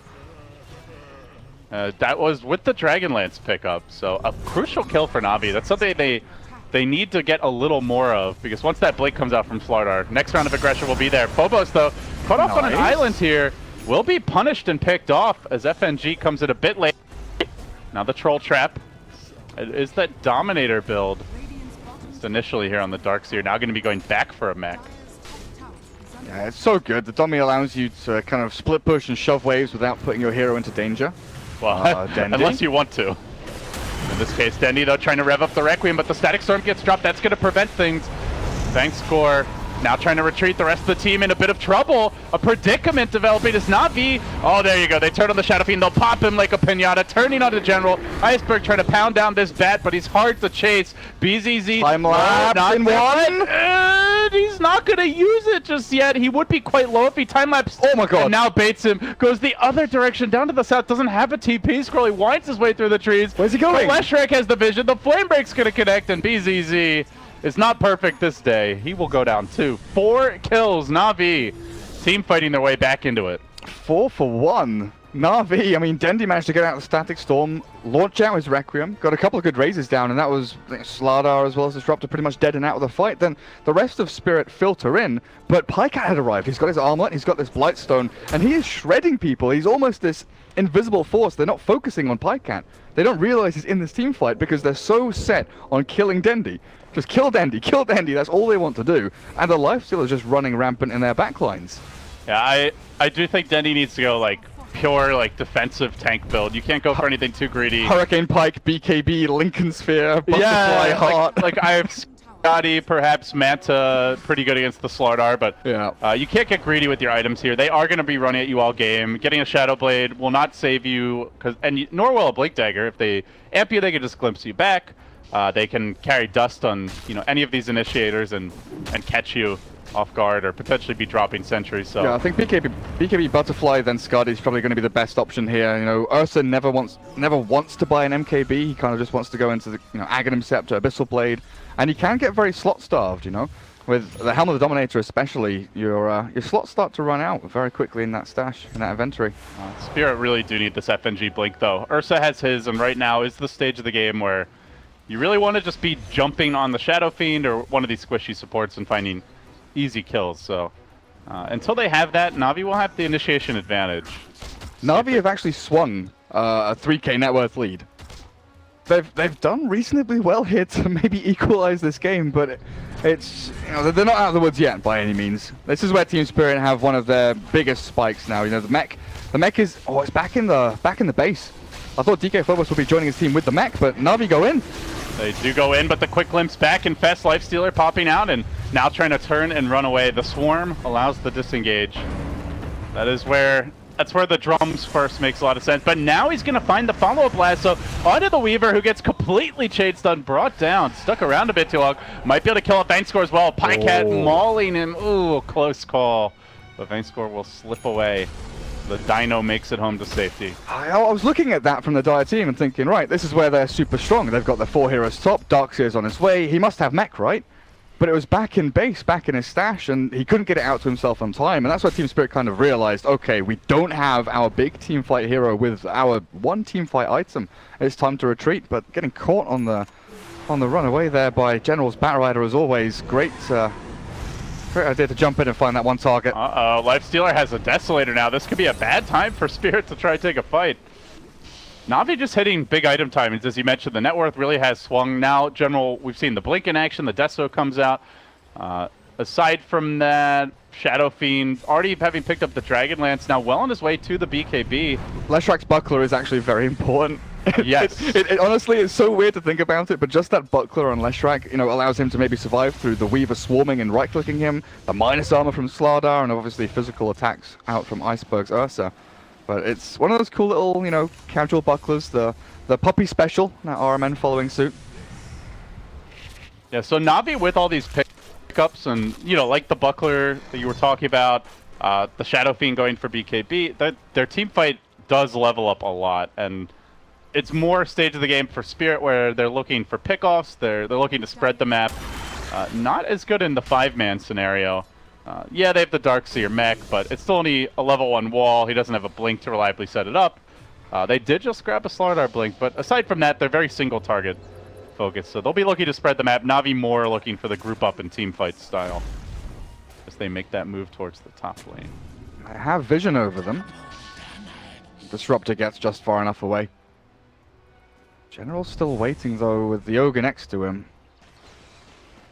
Team Spirit have realized what's going on, and like you said, they're just going to try and split around a little bit more. With StarLadder Blink, they might want to think about a smoke. He does have a DD as well, but they don't have any intel on where Na'Vi are, so actually smoking up blind into the enemy side of the map, it's such a risky proposition that they're going to go for it anyway. They've got no observer wards. They try to scan in their own jungle, maybe expecting Na'Vi to be sitting there, but look at the big purple circle drawn by RMN saying, guys, they're here somewhere. Roshan could be respawning now. In fact, will be 2.5 minutes. But Spirit, wasting their time. Yeah, Na'Vi, though, to be fair, not exactly farming a whole lot right now. They're sitting back very defensively as well, but it doesn't seem the smoke will amount to too much. It's about to wear off. Roshan could have respawned. This is like the earliest possible time. And now Na'Vi's turn for a smoke. They know the Rosh is the big objective here. Spirit could be sneaking it. Look at all these Helm of the Dominator creeps. Just what's going on? It's a Hellbear and an Ogre. Yeah, they went for the double Dominator strat. A lot of scouting tools here, as you mentioned. Good split push. I don't see anything. Radiant's bottom tower Spooky for both teams. No one knows where anyone is. The only thing that both teams know is that bottom lane's getting pushed in and no one's defending it. So maybe that's a one-up for Team Spirit, realizing, right, they aren't farming, they aren't holding their lanes, so we can do a little bit of work towards the mid, maybe sit behind the StarLadder and just move down into the Radiant jungle because they're definitely not in there. Just waiting for that one Batrider pick. You get the one lasso kill, and suddenly you're able to take a tower with the Bloodlusted Shadow Fiend, potentially steal the Roshan away. Spirit are very wary of that fact, so they see Na'Vi Heroes top. They're going to avoid the fight. They go to the bottom side. And Dendi will grab this tier 2, essentially for free. I honestly think if General Blink initiates onto anyone, it forces a full 5v5. Team Spirit are in this position where if any one of them gets jumped, they have to try and save them, or they have to try and force a fight around them, and force Na'Vi to get vacuum walled into Static Stormed and be in a position where they kind of concave around the Bat Lasso, right, to kill off that one target. They'll grab the tower. Still the Weaver Lincoln's a ways off, but to me, like, that Weaver Lincoln's really kind of tells the tale for Spirit as far as how they want to approach the mid game. They're looking very much to split push, slow things down, to avoid big team fights. Not really going to be their strong suit for probably the next 10 to 15 minutes or so. Come late game, I think they're fine in those larger scale engagements, but still Shadow Fiend is, with a BKB 10-second duration, is probably at his prime right now as far as overall team fight impact. And here you really want to stay away from. It's pretty important for both teams to look for the Abyssal Blades. They found him with a scan. Ooh. This could be big. They're actually smoking now. So Na'Vi know they were in the area. No Firefly though, it's about to expire. The General in a really good position to reveal this and just jump away. And they're actually going to try and steal this Roshan. Will Spirit get there in time? They have the high ground. This is so risky. Moving in, they're going to stun Ursa to start things off of Phobos with a big blink reveal. The Static Storm gets layered right around the area. It will completely control Pycat, bring him down, but Dendi quickly able to unwind with the Requiem, finds one, looking for a second, will lay out Iceberg. Now potentially a third hero as well. 3 Na'Vi heroes hitting the deck. The Ursa, though, down. And after the buyback, Team Spirit scattering a little. Dendi and Pycat standing strong in the pit with Pycat rejoining the fray. They'll try to bring this Roshan down, but they're not ready to give this up for free. FNG can engage into this. They're lacking the Ursa, though, so they're heavy hitter to deal with Pycat, not on the field. BZZ on the back, though. Trying for that opening. FNG gets the crush. Pycat, it could be a dieback for him. He gets inside. Dendi says, get me out of here, Dendimon. He'll pop out at the shrine. The glimpse back comes Pycat. Tried to get a little greedy with that pop out for the heal. Oh, my God. Oh, he barely lives. What's happening? Batrider coming in. Is he bringing any sort of regen? Yeah, he's brought a salve out. Pycat with the free fountain trip. General to the rescue. They need this Roshan now, like desperately need it. I don't know if Pycat wants to go in and hit it because they want the fight to start. And General, Lasso's back one, but FNG's there with a crush, and now Iron Shell burning through them. DK Phobos, what are you doing? Back and back into the kinetic field, and this is time to retreat for Na'Vi, I think. Oh, BZZ, he is actually stunned, and the damage from Leshrac might be enough to finish him off. BZZ dropping lower and lower, but he's got the Shikuchi. Slips himself back away from the trees. Yeah, they knew there was no Static Storm there. Darkseer wall on cooldown. Ursa only just respawning, so really good time for Na'Vi to fight. The awkward dance around Roshan ends up with a buyback, 3 team fights, and Team Spirit losing out on Aegis. Well, I guess all things said and done, that buyback from Pycat really worked out for them. That was really close to being a disaster. But yeah. Yeah, Pycat survives there. Na'Vi gets the Aegis, and now can siege very effectively with the Shadow Fiend Hurricane Pike, as well as Pycat able to sit up front. You mentioned needing bashers this game for both teams. Ursa, Lifestealer really want that to be able to win the 1v1 man fights, and looks like Pycat going to get his first. As Ursa is not going for an early basher, he'll be going Aghanims.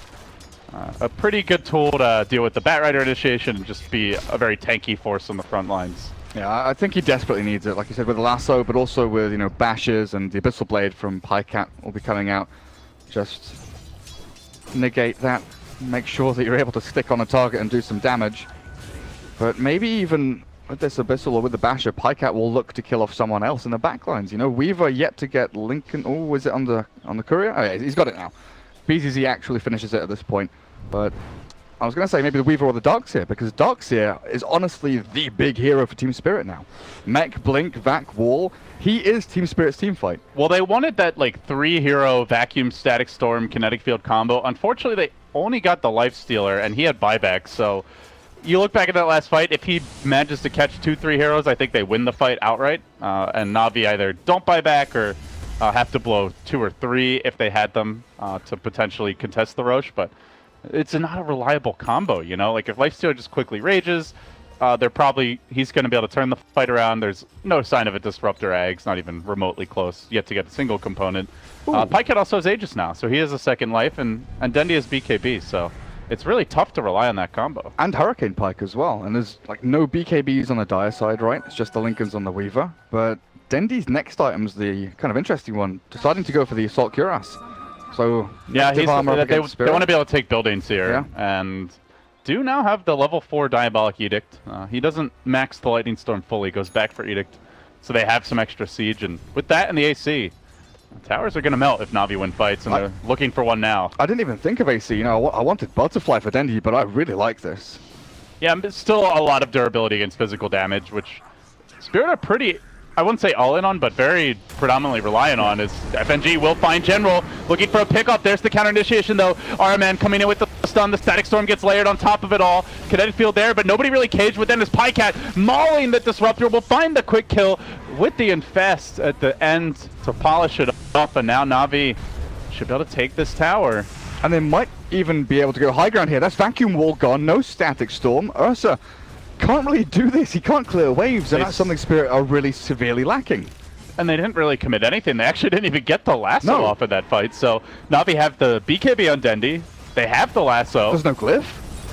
This is a disaster for Team Spirit. Yeah, a couple of magnificent fights from Spirit, who do have the Ags on Iceberg, so not a great lasso target. But hey, he's not defending buildings. He's going to try to make his move in. Pycat focusing him, gets multi-gas. The General now letting the lasso go after he sees the Ursa dropping low. They'll finish him off. Pycat able to work together with Dendi in tandem to bring FNG low to finish up and score. One more auto tech, can't quite do it, but they got the melee. Na'Vi completely flipping the script. After a couple of really bad fights from Spirit, they find themselves taking a lane of Rax, and potentially more. Like, honestly, that buyback from Pycat around the Roche Pit literally could have been game losing, but it's been game winning. Such a tight window for Na'Vi, and now with one lane completely destroyed, they can go back and say, you know what, shrines are ours, more gold to line our pockets. Now we can start affording defensive items on this Ogre and this Leshrac, you know, Glimmercape, Force Staff. It's going to be what looks like a Solar Crest there as Viva picks that one up with the Medallion, and Yule Scepter's done for the Lesh. So they have ways of disengaging and retreating, and also ways to pop that Lincoln Sphere over on the Weaver. And make sure General can get the lasso on him. I've got to say though, this BZZ Weaver, sure enough, he farmed decently. Lane wasn't amazing for him because of the Ogre and the Bat Rider up at top lane, but it doesn't feel like he's had that much impact. He's had a couple of kills on supports, but he seems to die so quickly in these team fights. Yeah, even with the Lincolns, you know, there's a lot of ways to pop it, and then a follow-up Lesh stun, Ogre stun, Edict and Pulse Nova just, you know... and Shadow Fiend just rips them apart with all the... or the Lifestealer with all the physical damage they bring to bear at this point. So, he can't really fence in and out of the fights as he would like, and plus Na'Vi are 5-manning. That's not really where Weaver excels. Weaver wants these small isolated skirmishes, but hold that thought, because here comes Team Spirit looking for the vacuum. Dendi gets caught, but he's able to BKB immediately. Static Storm drops down, but they just walk away from it, at least for the time being. The Requiem over the top is Pycat. Surges in, Iceberg running for dear life. Fuzzy Wuzzy on full retreat mode. Na'Vi run him down, they'll kill off the bear. They look for a fourth hero. It might well be Mr. BZZ. Lincoln's now broken, they get the lasso, the fourth kill of the fight. And Spirit completely on their heels. One lane of racks down, potentially two at this point. It really has been a story of this game. Everything gets dumped onto Dendi, right? You know, Static Storm, Wall, the Swarm, everything onto Dendi, and then Pycat just quietly walks into the middle of Team Spirit's team and chomps them down in like 2 or 3 hits. It's not a reliable initiation because he just BKBs and turns the fight around. Yeah. They unfortunately have not found an initiation where FNG is able to like blink crush him to start the fight. In quite some time, we haven't seen that type of jump since like the 10 to 15 minute mark. Might look to jump on RMN, but General holds the line. Blink, Force, and Gem. Vanscore considers glimpsing someone back, but Pycat just rages and walks it all off, and that's Megas. 30 minutes in. I don't think Spirit have any way to deal with this. Looking for the last stand fight at this point. Spirit will do what they can, but it's not a whole lot. FNG gets stunned as he jumps in. He dies immediately. Iceberg desperately trying to kill off Dendi, but it just doesn't seem possible. Iceberg stands next to Pycat, can't withstand the Lifestealer punishment. Shadow Fiend also laying into him. They'll find the kill there, and insta-GG. Na'Vi just too strong a team fight. down the stretch and putting themselves at a 1-0 advantage in this best of 3. It could be a long day for them. If they win this series, they then have to go on to play Empire and then beat Waits as the final boss in the grand finals. Yeah, I still look at the way the game developed. Spirit had...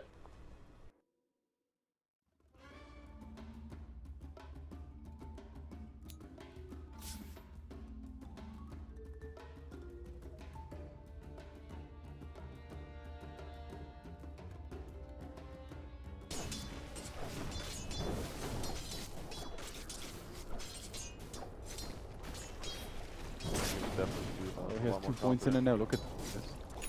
170. You can hit him. He's 11 in. Alright, they're trying to set up for top again. Shadow with the heals too strong, as Burning will be kept alive, and IGV just don't have the damage between the 3 of them to take down a lone trio when he's got this backup on the wall. Meanwhile, Paparazzi, they're trying to go in here with this time they got the silence. They can epicenter and kill Paparazzi. If they hit the Burrow Strike, all it takes is 1 Burrow Strike and he's dead. Burrow Strike into Boulder Smash into Geomagnetic Grip with an epicenter. Paparazzi is 100% dead. He cannot get Burrow Strike, or he's gone, done for. Yeah, has to keep his distance, and of course, and it's going to mean it's going to continue to be incredibly deeper into any sort of farm from this lane. I mean, and not receiving any backup. It's still the pressure trying to be applied by IGV bottom lane with dogfights, eyeing up Q and Burning. Top lane, Paparazzi just with Shikuchi. Yeah, he like Shikuchi's in, takes a CS with Shikuchi, and then backs out before a Burrow Strike can come out. Seems he's at least well aware that the Earth Spirit was nearby. Perhaps he doesn't know Earth Spirit's left yet. Paparazzi's definitely suggesting he knows that combo with Earth Spirit plus Sanking will kill him, even if he's got Shikuchi up, even with the raindrops. Time lapse, he's not going to stop. The problem is, the result is his tower still doing a perfect job. Can't get the kill when you get your tower. There we go. That's as soon as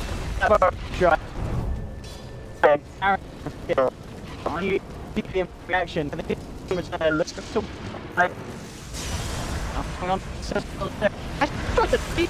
I'm instantly in July with the lasso, holding him down. Now with 4 stacks on him high.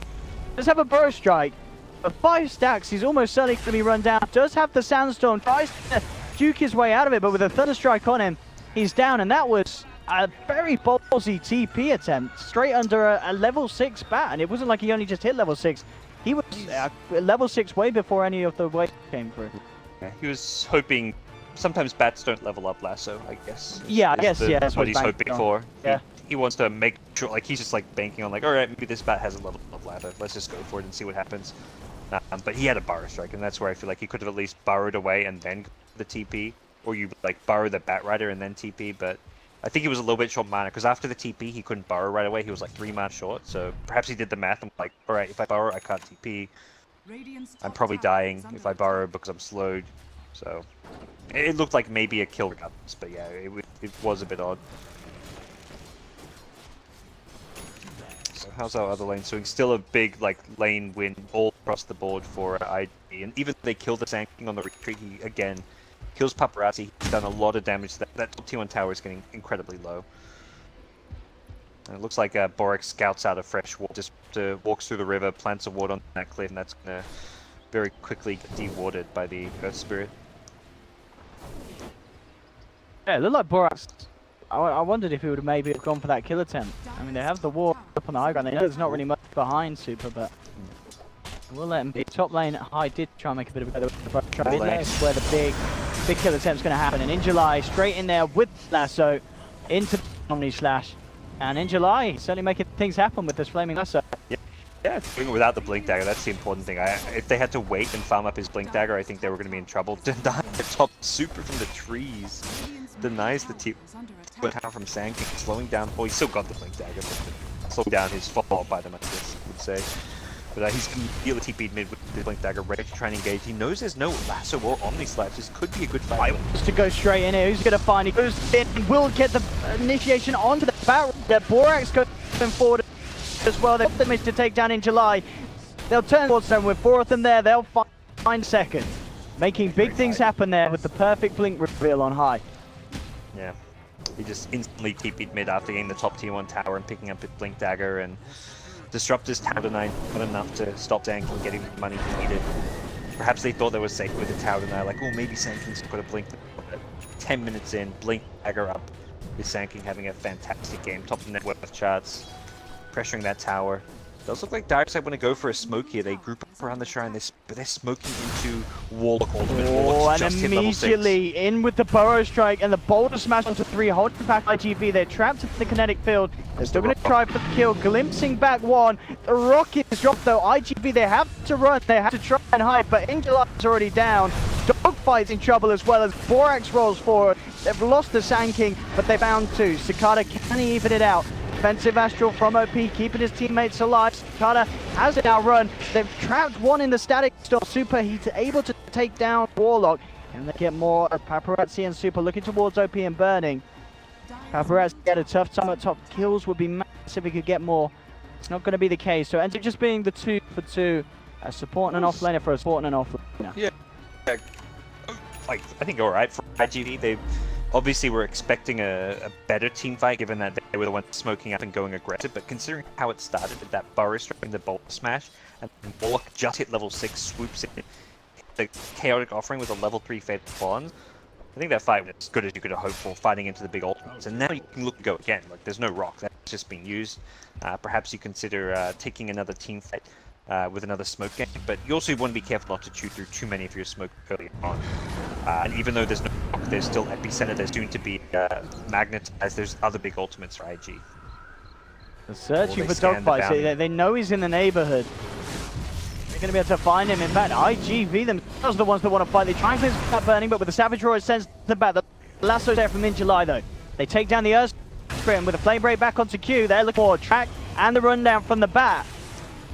Feel like starting to see why in July's Batrider is being banned out. It seems like he's just so good at getting the setup, and this is way before he has Blink. It looks like, of course, he's going to be looking for the jump build, something that a lot of Batriders do like to prioritize, especially in a game where we're seeing how much he can get done without the need for that surprise initiation. And 1400 gold for 2 supports thanks to the track is a pretty big deal, and that's some nice kills. I even scanned the bounty. I think it was a bit risque of IG to lurk around and continue farming. Even though they knew bounty was there on top of them, they were like, well, maybe we bring in a dust and kill him, maybe we try and use this information to our advantage, but they didn't have numbers there. They didn't have the level 6 quite yet on Earth. It was like 1 or 2 seasons away, and they didn't have the rock, so it was ultimately not a fight that was going to go too well for them, and IG Vitality were able to rotate in numbers to win the fight for themselves. Oh, they smoke up, but there's that mid ward from IGV. Sees it all. Know exactly that IG are going to go for some sort of a play heading down towards the bottom. Yeah, Cicada's keep himself hidden in the tree line. Do IGV want to try and catch them off for the back of this? That's the question. They are starting to head over, but in fact, they do end up getting caught out, immediately just being initiated on. Super actually somehow managing to keep himself alive, finally goes down. The golem has been dropped. They've lost Disruptor, but in return, here comes Eli as the lasso onto Q. They've managed to take down 2. High came in with a Burrow Strike, but he's had to Burrow Strike and run as he looks to chase down the Sand King. Magnetize as well will allow them to take a second in return, and maybe the appearance of Burning, they can find more. Cicada trying to run up to the high ground, buy back from dogfights. He wants to try and help out the team, but Cicada's already down. Injuly and Paparazzi may be in trouble as well. They move forward, dig the kill on the SK.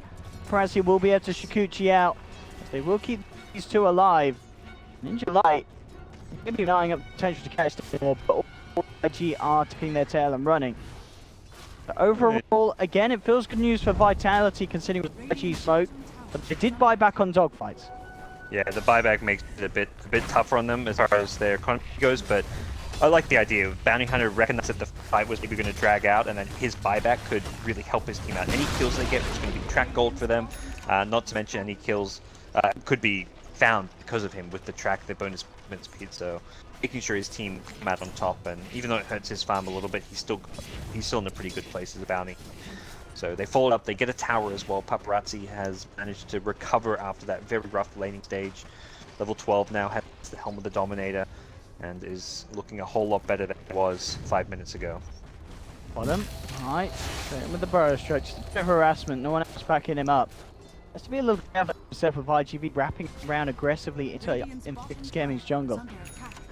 Backs out from Dogfight. IGV just maintain space to push on onto the bottom tower. They know that the chaotic offering Epicenter magnetized for a bit of time. They can get away with this tier 2 and maybe even more. He down. Oh, That was possible.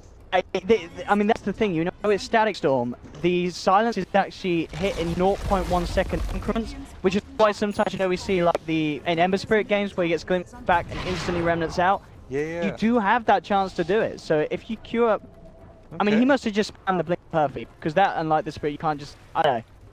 He was very quick on fingers with that. I've personally never seen that before, but that's impressive. Now I know you can do that. Because I know with the Ember, if you time it right, it's also because the glimpse triggers as you're like in your invulnerability motion. Yeah, you true. can do it. You can time it so that it's not even about getting it between the silence ticks. But that was he just used the blink before he took it back from the off. We have it. Off. Another track kill. And Borax, and it's going down. No way can roll out of that one. Down another IGV. Getting the track. Overall, the 3 net worth leaders are all over on Invictus Gaming. But it's very close. Supports are, but I guess that's the track. The track gives money to everyone. It is an overall gold lead for the dark side, thanks to the track money and the spread wealth from the Vitality squad. But I think ultimately you'd rather see your cores moving ahead. I think that's where IG are like, well, even if we're even on gold, our cores are doing much better than our opponents. He's getting a lot of levels and farm with the Midas. He just needs to find a way to not get like caught as he was like NetSag. So that last team fight could have gone so much better for IG if he managed to get the Sammy's Eclipse off, but he was a little bit out of position, caught in the silence, didn't get much of his spells off, and we'll see if he can do better in the upcoming fights. You actually get a glimpse back. Burning High's going to jump over, tanks him in the Omni Slash damage, surrounds Cicada, goes for the Blade Fury TP out. He's not going to make it though. Chaotic offerings drop. Jugs out. They're going to look for more as well. High with the break onto Super as IG starts to do his. Super's making them work, but the blink forward and the pin to the back from High will secure the second. And Q, just great news for IG that he was just able to turn up in time. Counter the Blade Fury TP. We'll get towers off of this as well. It's coming at a cost perhaps with IGV instantly pushing out this top lane, recognizing that they aren't really able to defend, having lost 2. They're going to give up the tower, but IG are coming to defend up top. Yeah, they're looking to quick upgrades from Vitality. Yeah, quickly out of there. Could have guessed with the Boulder Smash, but hey, he's not always, very unlikely he would have landed one. I like that Sand King's gone for this Yule Scepter. Being able to get off this track is very important for a hero like Sand King, who wants to play this like hit and run style. He wants to start the fight with a Blink Bar Strike, but then he also wants to be able to make sure he can get out of there, which once he's tracked is very hard to do because he can't rely on the Sandstorm. He also can't get a second Blink off, but the Yule's Blink is fantastic. We're using the Yules to reset your timer, so very useful item for him in this game. And even transitioning into a Lotus Orb to follow this up, they're really going to address this Bounty Hunter problem. Smoke time for IGV. July ready to go with this Blink. Yep. Lasso. I mean, rocks down, let's go fight. That's kind of the mentality. Fight around the long cooldowns. But IG's positioning on high ground by their tier 3 tower. Often you see this is where like maybe a newer player would get caught. They'd be sitting behind their tier 2 tower and get caught by this smoke, but... Popping the drum, they really want to try and get the catch, and they'll get it here with Glimpse back. Can they follow through? Burning's under the tower. Pops the ultimate form, is too tanky for them to go on. It's too close to the tower too. Like they know that if Barrett gets a blink, he hasn't got full stuff, so a blink lasso doesn't get a force out, and you're committed to fight underneath the tier 2 tower into a 5-man fight. IGV getting forced back here as IG continue to hold on this mid lane tier 2. And Ink, Maelstrom and Dragonlance completely on his own build. Roshan, of course, at the ready. I mean, do you think we can see either side try for the Roshan yet, or is it too risky on both sides because of the team fight potential of either side? Yeah, it's risky. Neither team kills it quickly. There's no StarLadder. No, Weaver's perhaps the main good rushing hero with the Swarm. But I think because of IG's scary team fight, unless IG want to fight first, they won't go Roche. Or perhaps if like ultis are all down, like if Epicenter and the Chaotic Offering are used. But that Chaotic Offering just coming back now. Warlock ready to go once again. And this is where IG probably try and smoke up, try and take a fight. They're very much the team at the edge around these team fight spells, assuming someone like Warlock doesn't get caught by a Batrider lasso. And of course, interesting to see as well Paparazzi with his build. Doing something that's not necessarily the standard with Weavers. The Dragonlance Helm is the Maelstrom, not feeling the need for the Lincoln Sphere, not feeling the need for the Desolator. Can you see the reasons why this game? The Helm was like, it's kind of a catch-up item, like when you're having a rough game. Helm's quite a good item because you can build it piece by piece, and then the item is just pretty nice, safe, gives you good HP regen. The Maelstrom's such cost-effective damage. He's come in, but in July there, quick the lasso. In return, the Boulder Smash comes towards the 3. They'll drop the chaotic offering as well, but the Static Storm is trapped. Well, the Bear and High, but High still able to walk off with the Sandstorm. Strike does get glimpsed back into the mix. Again, another Boulder Smash to hold back, but they finished off the Warlock. They have to track out onto OP. Cicada thinking about going for it. Diffuser Blade charging it. High alive somehow. Injulight continues to try and chase. Well, there's going to be Borax there with the backup. The Shrines, he's not going to use it though. He uses up. Sure, survive this one. His track will finally get taken down as IGV pick up another track kill. They want to fight into the Chaotic Offering. That is impressive and well executed. Catching wasn't the Warlock they called, but still a good catch for Sand King. As long as he stayed alive, no point did he use a single spell offensively. He used like 2 Burrow Strikes and save his life. He used his and his rules to try and save his life as well. He was never posing an aggressive threat. He's the one who's got a lot of farm, a lot of levels, and it's very important to land Burrow Strikes on the enemy. He just didn't get the chance to do so that fight. So without the Burrow Strikes, OD and Lone Druid can't really dish out that much damage because Hero just aren't being safe. IGV back at that very successful fight. Secure themselves to Roshan. It's just the hands of Cicada. Very close to having the Yasha complete. That to Feudal. And they'll head straight to the Shrine. Shrine up. As it goes though, regardless of these fights, Burning and of course OP are able to maintain their spot on the net worth. I mean, we're seeing kind of across all 3 games of the series, these two are very good at keeping the farm high, despite the conditions that they're put into. That's definitely a consistent thread between these 2 games. Burning's always been very impressive on his Lone Druid. It's just whether or not the draft and the overall play style has worked out for them well. And this game looking a bit more promising for IG, although they have still got some issues to deal with, namely the pick-up potential of this Injulight Batrider. It's been so good so far, and once the stuff comes up, it gets even better.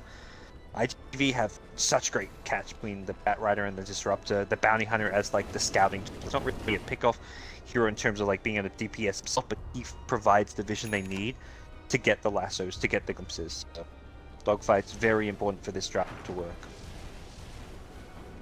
Sweeping across it. Don't know if they'll actually be able to find anyone. Dogfight has a gem out on its way as well, so be able to maintain control of the map. And we'll get a ward down, all ready to go. IG out of the neighborhood.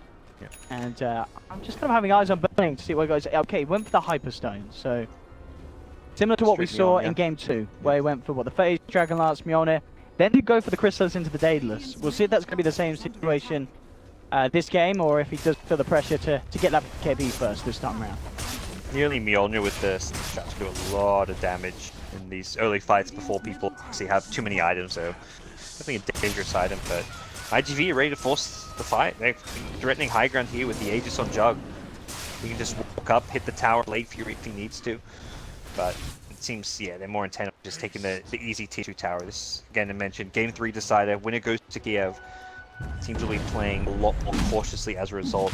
IGV do need to be careful not to play like too passively. They are a team that has a lineup that wants to find pickoffs and play aggressive, so they definitely want to play a pretty fast tempo, but they're still going to be doing a cautious-ish way.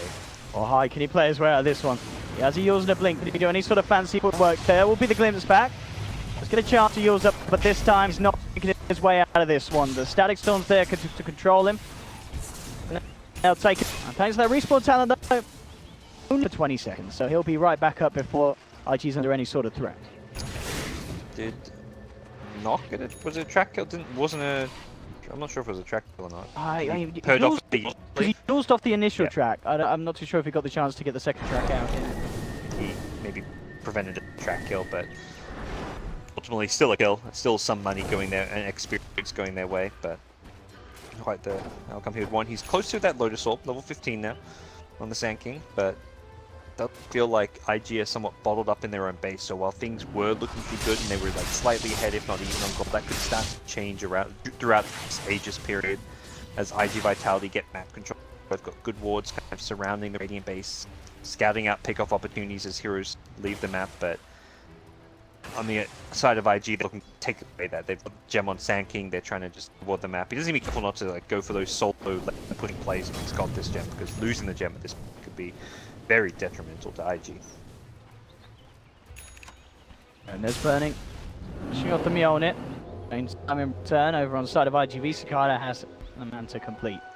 So it's going to be a little hard for the side of IG to lock down, you know, relying on kind of Borax's silence and initiation. Definitely ways that they can play around it.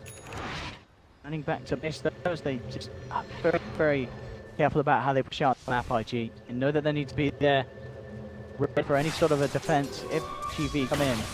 And I mean, Tier 2 on the top lane, definitely a tower that could be defendable for IG.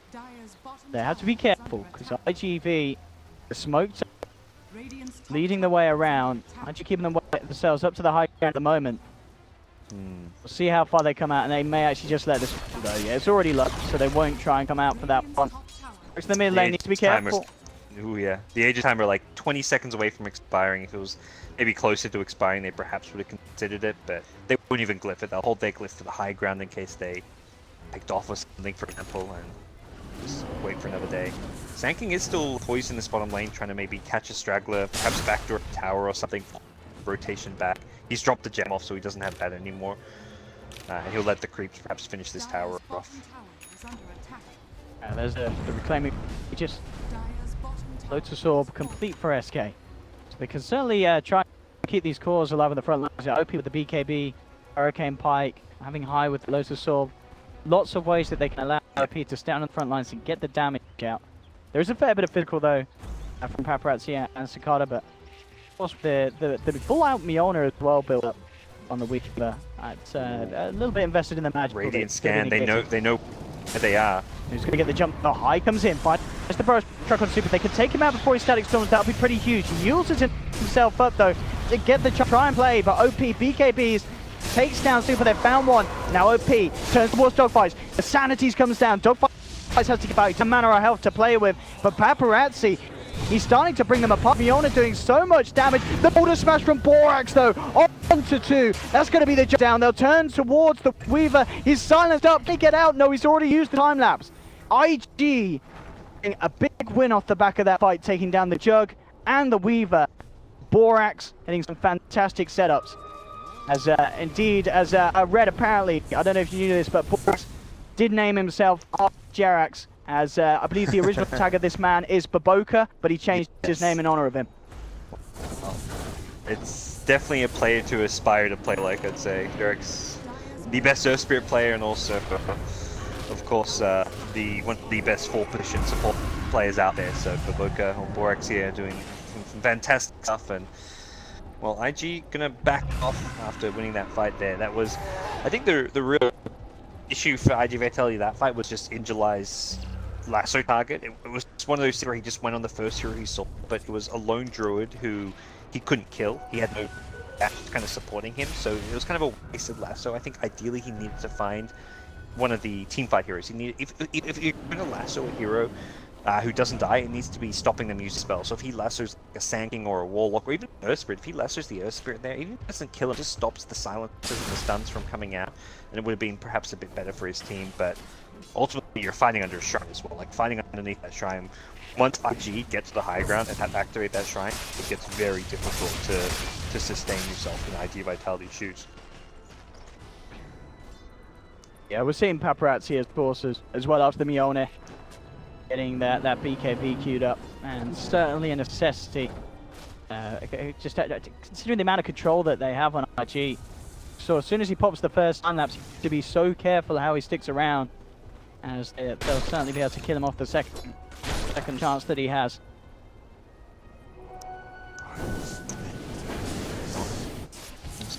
If IG look to reset to get this rock back up, it's pretty close, 2 seconds away.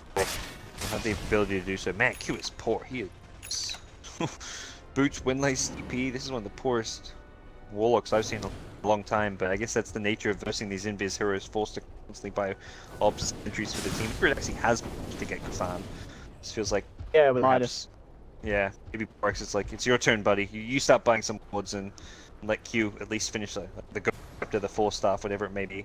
I think it's too late to go for a Midas on Warlock. He's not going to farm it anytime soon, so you may as well just buy whatever cheap items you can get. Ghost Scepter seems alright, since it may save you against the Weaver, for example, but there's still a Diffusal up. Roche has respawned and IGV are in there. Not afraid of the ultimates. They should be afraid of the ultimates, but they shouldn't be afraid because IG is showing their entire lineup down bottom. And IGV taking it down with pretty incredible speed, so no way IG can contest, and we'll just have to be content with taking the tier 2. That is going to mean Aegis on Sagada. It's going to be pretty scary, as IGV could be prepared to try and go for a high ground push.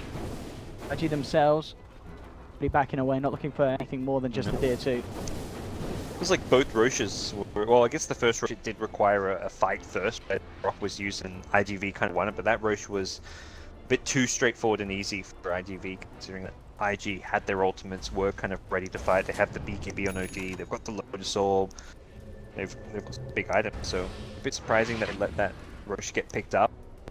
I don't think IG go for that Roche if IG are missing off the map. It's just the fact that they're showing themselves taking a TP tower, but they're like, well, this is free. Like, there's no one who can really come and contest this.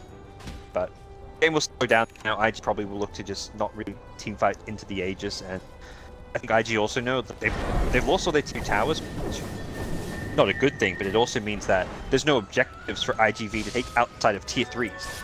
They can't take shrines, they have to go for the high ground push. I think IG are perfectly happy defending high ground with Sand King, Warlock, Earth Spirit, all these heroes. Their high ground defense is phenomenal, so IGV are going to be pressed to achieve much with this Aegis, unless they want to put themselves in a risky position going to high ground push. Absolutely, Borax as well. He's certainly playing for the group, but I don't think he has helped out Q really at all. He's saving up for this Aghanim Scepter on the Earth Spirit, and he's doing fairly well on the road to it. Nearly getting on to 3,000.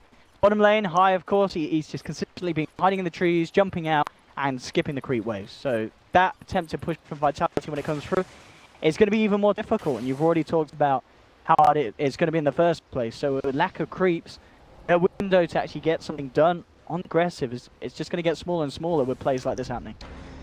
Yep, they're desperately looking for a pick-off. They're close to finding, but nope. Opens out, full staff blink. He gets out there just in time before the Bat Rider catches up to him, and that was a drum charge used, the last one.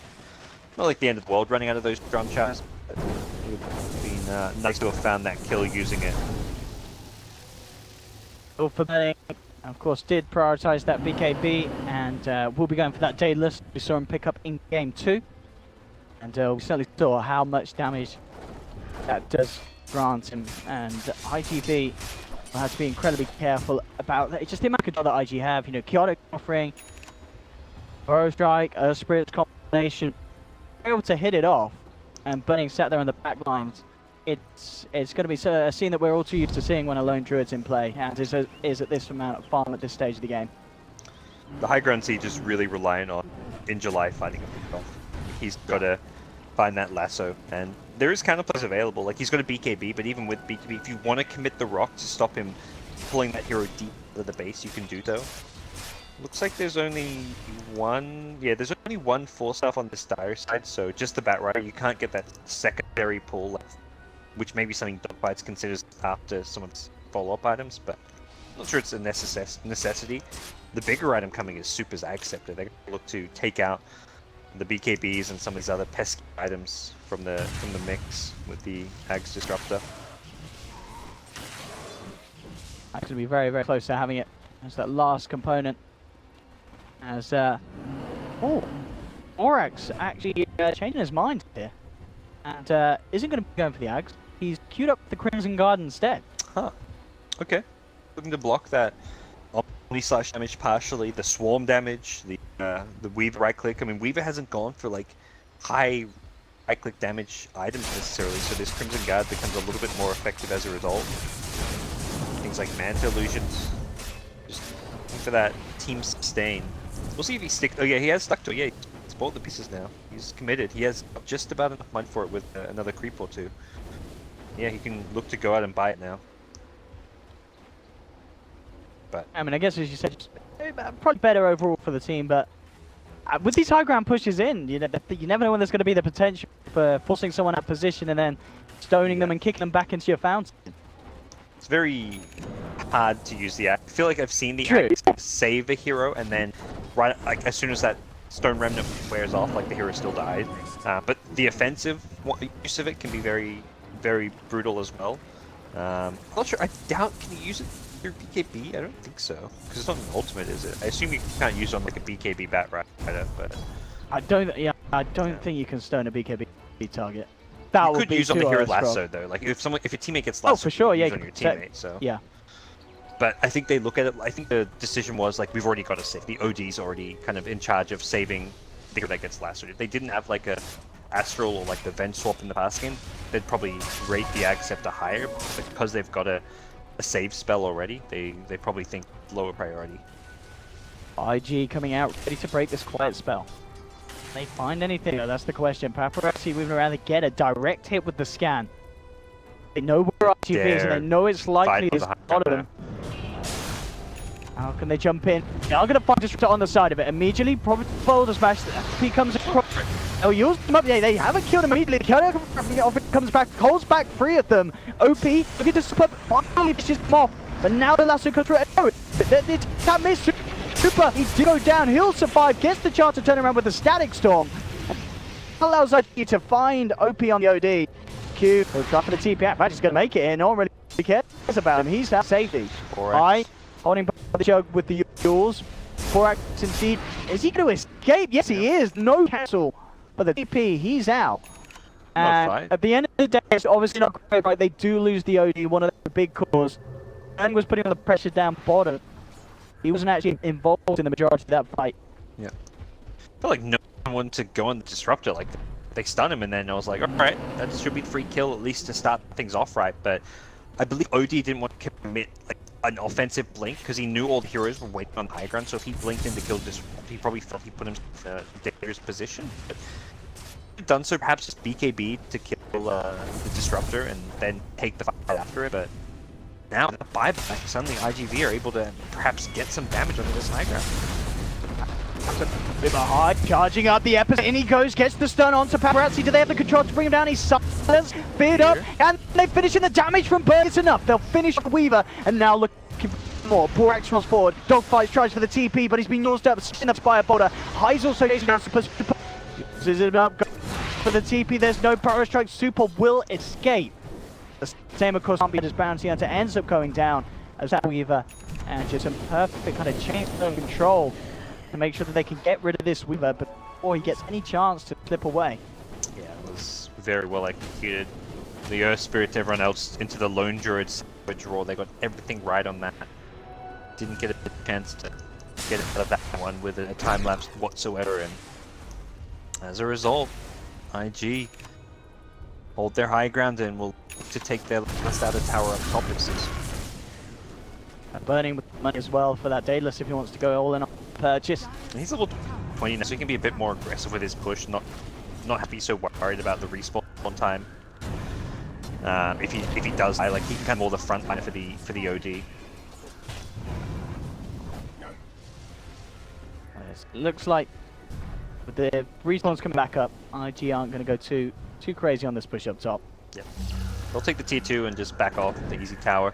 Jug looking pretty farm, scaling much better. Didn't go for a Shadow Blade. We can breathe a sigh of relief as they completed Abyssal now and queuing up a Butterfly. If he commits to that, if he sees like an MKB coming, or if he thinks the Druid's got a money, I feel like the Butterfly is going to offer him quite as much. But is always good against OD, because OD is a hero that doesn't build MKB. But OD can build a Bloodthorn, but that's a very, very expensive item to build into. He's not even completed Shiver Scar just yet. Well, he's just completed it, but we'll have to work up from 0 to get to the Bloodthorn. IGV coming out of the base, Weaver pushing it. They check out Roshan. It is the longer respawn, so they won't be able to find anything there. If you like, a punch out to kill them. Alright, comes out, places down a wall. The bear comes up, Paparazzi actually revealing himself just to go in onto the bear. Jump forward, KingCharlie looks for high, but in fact he doesn't get the last off. forces forward, but Oh, nice will be protected by the Astral. They'll get the good back on right. He's down the Magnetized. The big three-man chaotic off, and they follow the damage. Yes, OP blinks forward with the BKB, but he's bashed up by Paparazzi. The damage is too much from Cicada. As Cicada takes him down, getting high. He's getting down. No, he's trapped in the storm. He's down as well. RG getting caught massively off guard by that smoke from IGV. And they mentioned there's no buybacks for them. This could potentially be it for them. What a time for a DD rune. Cicada tore up the Oda with that double damage. That was the perfect rune to have for that fight. And OD, like, he commits in offensively. He probably thinks he's fairly tanky now against the Omniside because he's got the Shiver's Guard, he's got the Bone Hammer, but the double damage as well as just everything else, the control that the rest of the team provided. And they're going to get 3 melee Raxes off of this, it looks like. There's no ultimates. Even when they respawn, they don't have Episode, they don't have Kirk offering. And in July, Lasso's got a short cooldown. He's looking for a pick. He's training onto burning. The Boulder Smash will be there. Turn high, the Burrow Strike onto Paparazzi. Paparazzi silenced up as well, but burning. He's falling low. The Crimson is enough to keep him alive with the Shrine Heal. He is still staying alive here. He'll remain. The Grit Screw flying to the face of the Disrupt. They've taken one. Burrow Strike on Cicada. Can they finish him off? Paparazzi's come back in, trying to help him out. He'll get the racks. Now just go for the straight. They have any sort of count, so they don't. Cicada escapes. They get what they came for. Paparazzi trying to get out with the BKB and Shikuchi. Should be okay. Doesn't get him Burrow Strike. Doesn't have the Yules. OB coming through as well. They try for the blind Boulder Smash. They've got the J on high. He's a little out of range. Jump forward from Borax. It's the silence into the snow. High close to the gap with the Burrow Strike. They will kill the Weaver. So the damage, of course, already being done to the base. 3 melee racks down. The range racks as well gone in the middle. IG on a massive back foot now this game, as Chief Vitality just finding that crucial momentum to do what was always going to be the hardest, talking about breaking that high ground, and it kind of comes, you said, off the back of in July, starting that fight, finding last, they're playing very aggressively, and off the back, IG Figures didn't have the goal for buybacks. IG gonna go straight to the Roche pit. They'll secure themselves Aegis and Cheese. May just be like an all-in down mid kind of moment. I don't really feel like they can hold that too much longer. The Jug is scaled so well into the late game. Disruptor as a support has been Dragon Scepter. Bounty has got Grease and Pipe. All 5 of the IG Vitality heroes have managed to scale with items. You've got 5 heroes in 5-digit net worth. The supports both have 11, close to 12k net worth, 15k on the back row. This Warlock's so poor. Poor up Q. I mean, we saw him have a fantastic game 1, if you remember, on the Undying. This game, it's not been a lot of glory for the Warlock. Yep, it's been a much tougher affair, and we'll see what this 5 period has for IG, as they have the Aegis and Cheese to play around, but it's going to be very, very tough for them. At least, I mean, I feel like the OD Aegis can make a big difference, because he just seems to die to the Omni Slash, and perhaps with Aegis in hand, he can back and use that second life to win a fight. They're going to smoke up. They leave the lone pushing the lane. The rest of the team going to be in charge of winning the fight very fast. He can zip around with those Daze Boots, join up with his team at least relatively quick. Yeah, I'm trying to jump on this mid lane. There we go. They get the jump immediately onto Cicada. He's controlled. Can they manage to finish him off? They'll drop the sanity. Cicada trying to play Furious way. Can he escape? The evasion is not enough. Cicada's down. G-Flame 1. And they move on for more. Jump forward from high. To Dogfights. Borax is there as well with the Boulder Smash. They've found the Bounty Hunter as well. Dogfights be safe. There's a flame break from Injuly. Dogfights trying to get himself up. I think very careful about this. Got the Burrock again in a second, and with the gem, they should be able to chase him down. Injuly comes in though. Grabs OP. Drags it to the high ground. OP though, trying to turn. Has the Shiz Guard. BKB on Injuly means they can't kill the bat immediately. OP survives. 5 through Yules. Half still has the Burrow Strike. We'll get on the side of it. Dogfights keeping eyes on IG. IG think they want to try and chase this down. They're heading across. Gotta be careful here. Sand King is still the one receiving the brunt of the attack. OP jumps back in. Still BKB unavailable for 10 seconds.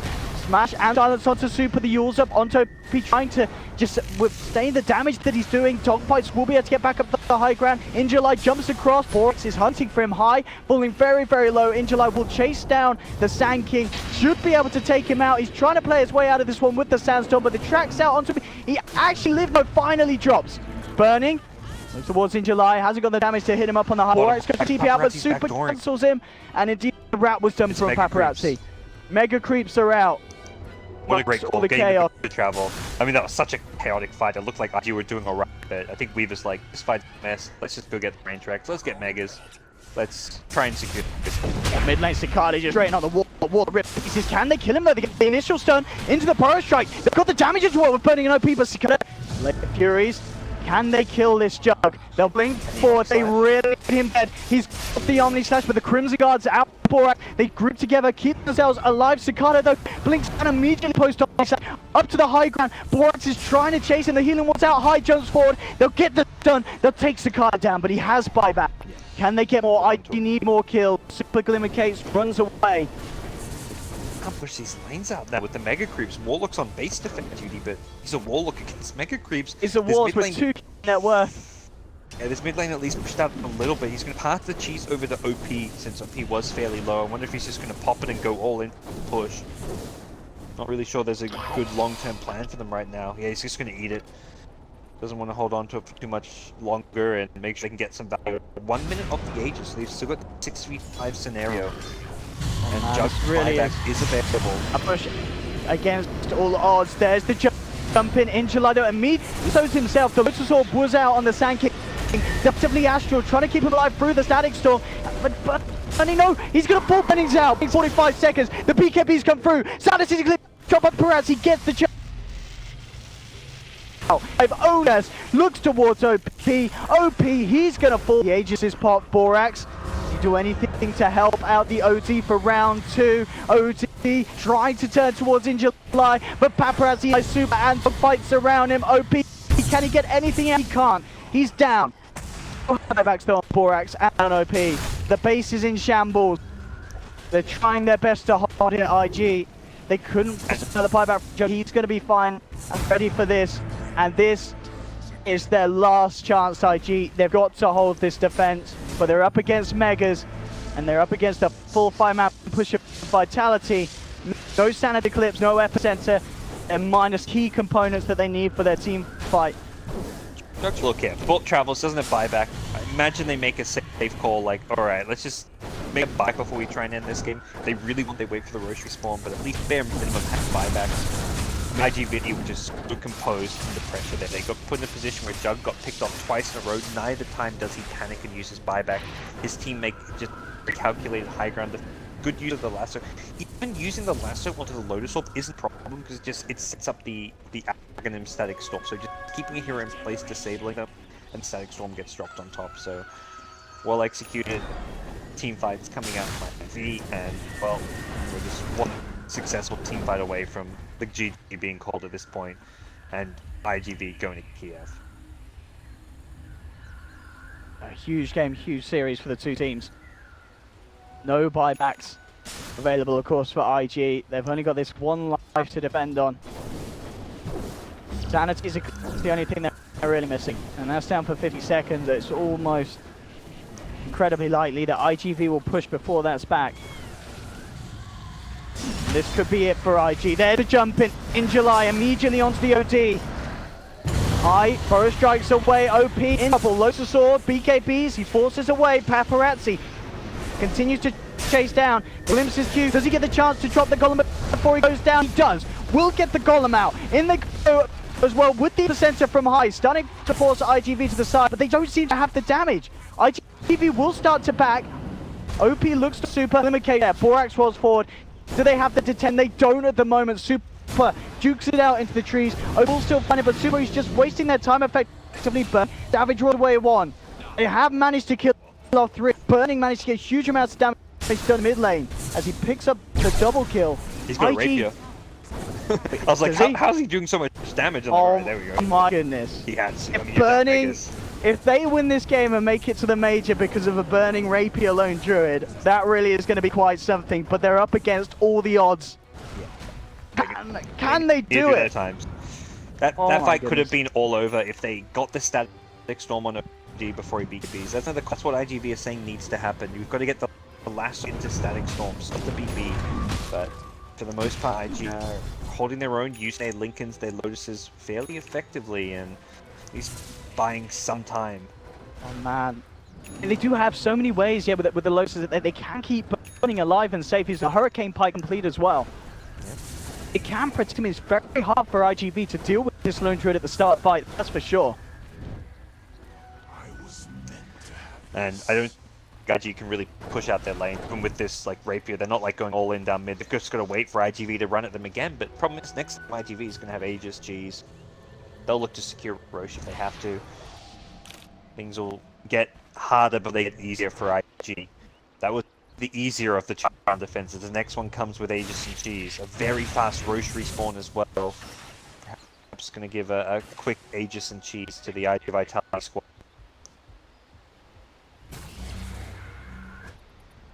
No reason really for IGV to force the issue. As they do indeed look towards Roche.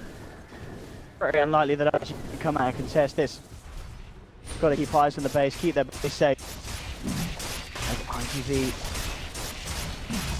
wrap themselves the Aegis. Cheese as well. It's going to pick up what looks like Cheese? Cheese? Anyone want it? Yeah, Angelo will take it. He goes. It's up the Gorgonzola. They're ready to go. Yep. So 4 of the 5 buybacks on the Dire side. It's going to be difficult to win. I mean, you can hold. I guess they're not going to use the buybacks if you can hold. That's the thing. So one burning. Can he get the damage out? And because the key targets. So Cheese and an Aegis though is going to be so hard for IG. Not to get caught out of position. We think potential. Well, I mean, can't beat now. You've just got tier 4 towers to defend. There's only really one lane when you've got just a throne left. But that means, well, you've got just a throne left to defend, so IGV will just expand the tracks up. There's an Epi stand with the Epi for the lead straight away. He was trying on the sidelines to find in July, but in July he comes in. He managed to kill Burning. Burning has been astraled. Will he be able to actually get his way out of this chaotic offering drop? Burning safely back base. He'll turn around, start to try and dish up the damage, but they've lost the OD. He's out for a full minute and a half. No buyback available on him. Report from Borax. They've got to go all in. The stun comes through. They've taken the disruptor. Burning now turns towards July. The damage isn't enough to kill him. In July swallows the Cheese. He's going to be fine. IG they've lost to. Burning gets bashed out. Triple kill for Cicada, and IGV will finish off the game, and they have guaranteed themselves at the Kiev made because they get knocked down. But Vitality, a first qualifying team from the Chinese region, and impressive runners as well. I think Vitality, they were the team that was in the tiebreakers, wasn't it? The groups. Yeah, they were in the tiebreakers. And they just had an incredible run, as you mentioned. They had that streak. They did obviously drop one game to IG in this series, but the top team, the top spot out of China, very, very impressive. And I kind of feel like if you're IG, you're probably kicking yourself for letting Injulai get his bat. That bat did a lot from the start of the game to the very end of the game.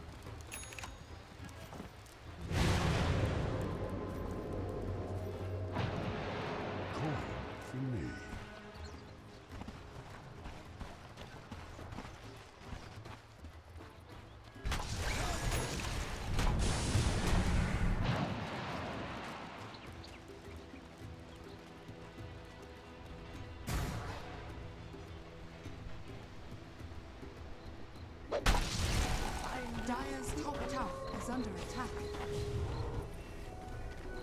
A gift from the goddess.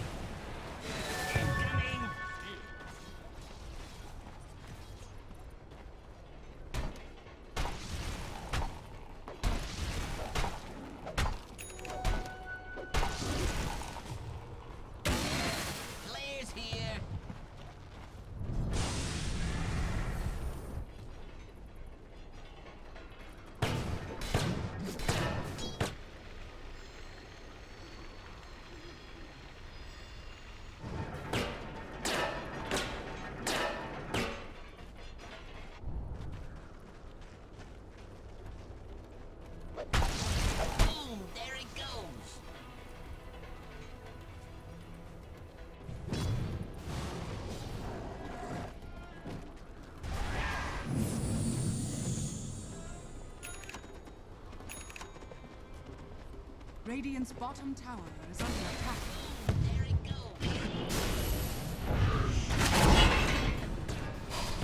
No one does this to me.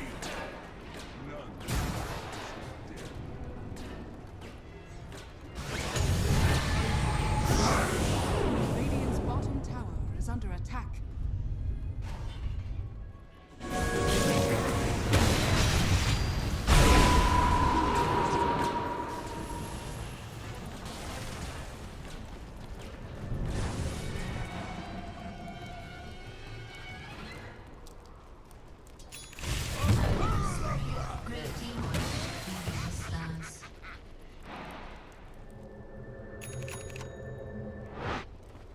Dire's top tower is under attack.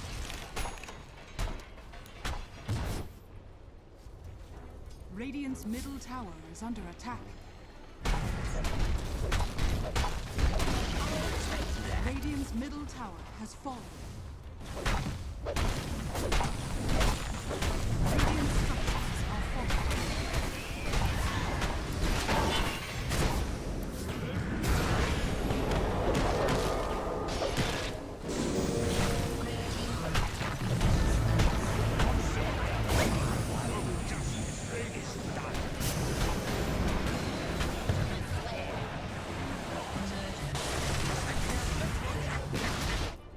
Radiant's middle tower has fallen. Dominating. Radiant's middle tower has fallen.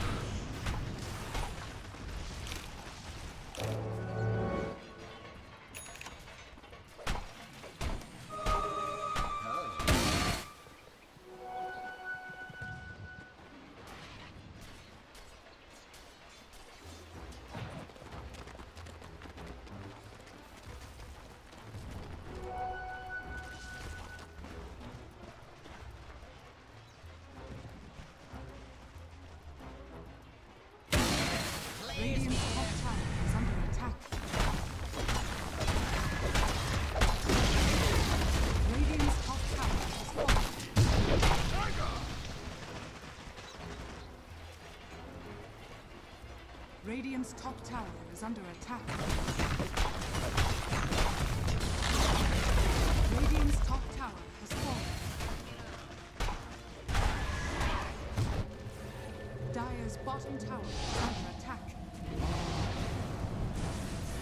Radiant structures are falling.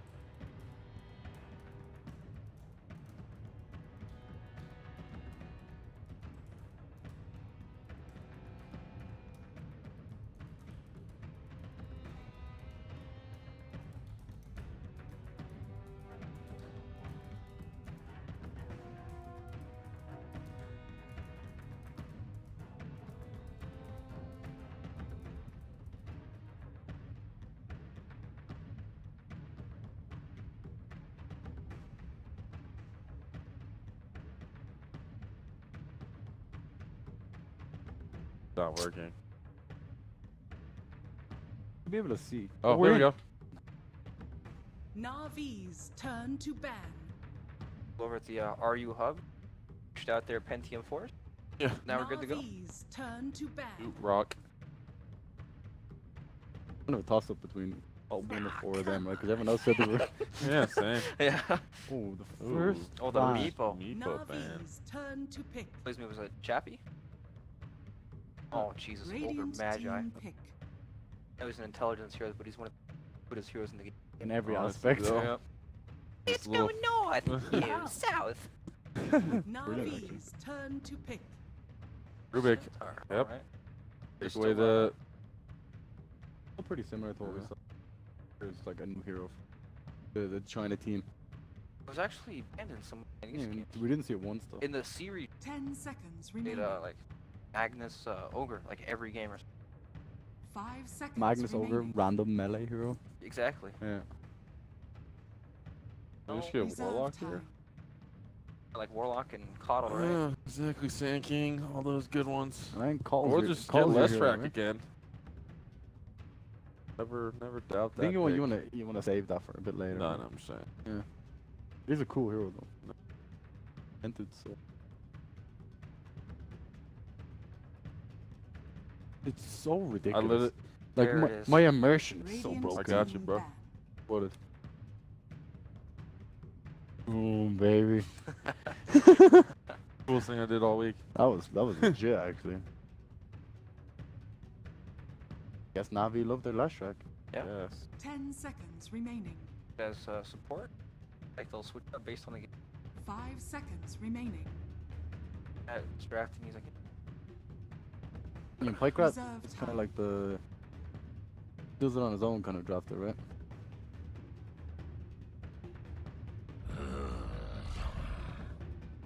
Navi's Might be turn different in to this team, ban. but in other teams I know he definitely just did all the drafting and kind of didn't. Like, he had his plan and that was it. Radiant team ban. Kill each other. Yeah, or like these. I guess they'll be like. They're Well, fast-paced pushing here. Agree with that, right? 10 That seconds was an NA remaining. game. MSS one? Yeah. 5 seconds remaining. It has. It's like. Why don't people pick them though? It's like 'Cause Batrider there's other good plus ones. a pushing hero in one.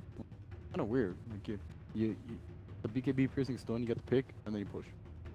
like I just Navi's don't like what turn to like a ban. caveman dude who screams at people. I really They don't already know. have one beard. Radiant I like team Stealer. That is true. Leshrac, you can't have any beard, bro. That happens every now and then. I tell my team that. I'm like, I'm picking another. Yeah, terrible team. Real bad. One guy in this game. 10 seconds remaining. Oh, that, yeah. Do you see it? 5 Good guy. seconds Yeah. Because he's remaining. not part of the team. It's kind of like one of those things like, hey, we're trying you out, man. Loopet doesn't like you though. Reserve He just time. does not like loop it, I guess. Or out of the ordinary. 10 ones and Beastmaster kind of interesting, right? Yeah.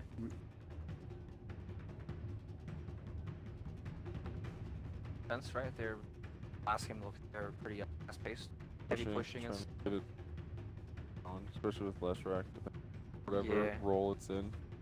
Push really, really fast. that's some scary pushing. Leshrac and And Beastmaster. Beastmaster. Oh god, you got the magic and that You have Ogre with the and the Bloodlust. bloodlust. Yeah, God. You could actually pick any. Navi's turn to pick. Not sure what he does. New hero? I think they added him. Big reveal. Leshrac is If they have any setup for it, you 10 can. seconds remaining. 5 seconds remaining. But when you have Centaur Jug, it's really high HP. Reserve time. Anymore does a lot for him. I'll probably get like a They're difficult, Leshrac. Yeah, and you can still like Ruby can steal your stuff and Radiant team. Oh my god, lift yeah. into sun. Crackstone is the best spells you can get, I think. They're Maybe going for Venus like one. the same draft as their last game. Very similar, yeah. yeah. A kind of mixture of 10 seconds full of magical remaining. damage. Both of these heroes, Exactly. Leshrac and Shadow, have Diabolic Edict. and Plus the 5 bloodlust, seconds it'll remaining. keep up on.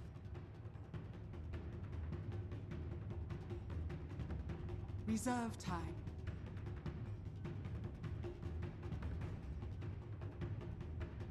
Picking Shadow Fiend early is.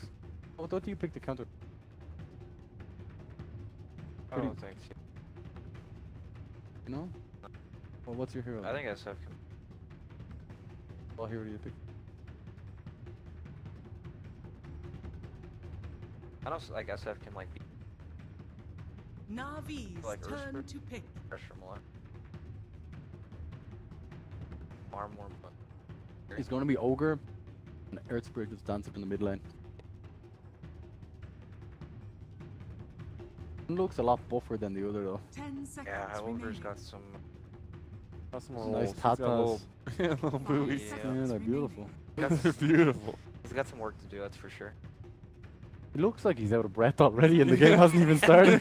He's literally just standing still. Oh, Jesus. God. How's he gonna make it up those stairs mid lane by the river? Oh, God. No. Jesus. He literally looks like he's That's how they dying. nerfed the hero. Yeah. Just make more terrain. Like me after, I don't know. Like you're running to click the accept button on Dota. Oh yeah. Your heart's racing. I made it, guys. What do they think?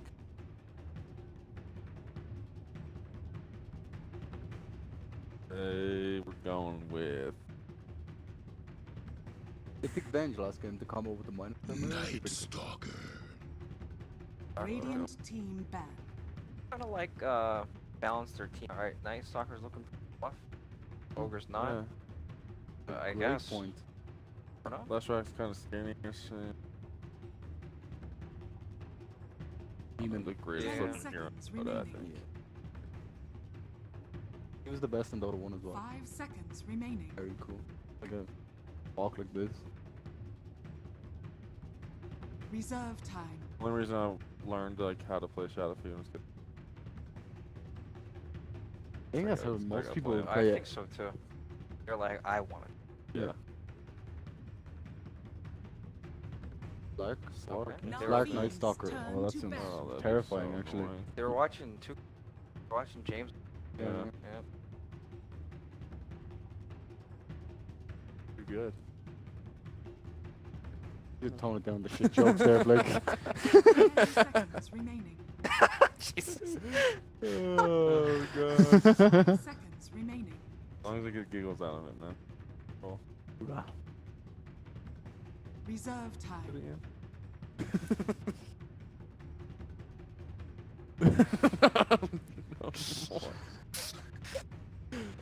Oh god, I'm down to go make eggs and shit.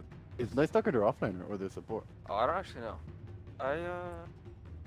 Offlane actually. Huh. Looks like it, doesn't it? With Ogre. Melee support sounds a bit weird. Especially against Centaur. Yeah. They're not gonna be able to do much. Maybe that's some weird prospects. Navi's turn to Ban the pick. sniper that you're talking about.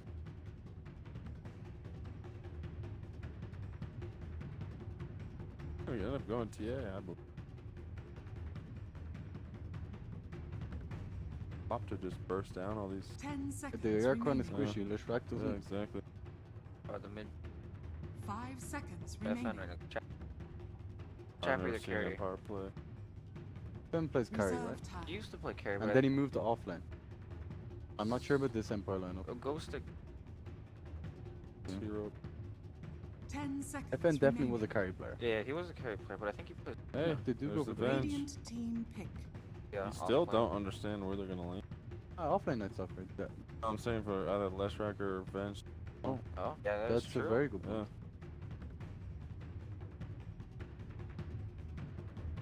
'Leshrac without farm 10 just gets. seconds remaining.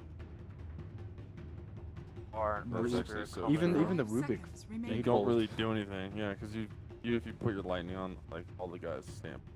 Yeah. Reserve You're time. gonna be butter. They have time being used. They're really thinking hard about this one. Maybe Tinker to get rid of the deep What push. could Venge like make you think more about? I mean, when someone picks Venge, last pick support. What hero could you? What would you be worrying about? The top, like, full damage 10 maybe? seconds remaining. Or what worries you the most about that? Have like one sort of 5 fight. seconds remaining. Wherever you go on, like it's not that quick. Poker. Poker. How about Magician that hero? himself. It's difficult invoker. Hey, and I meant the physical damage.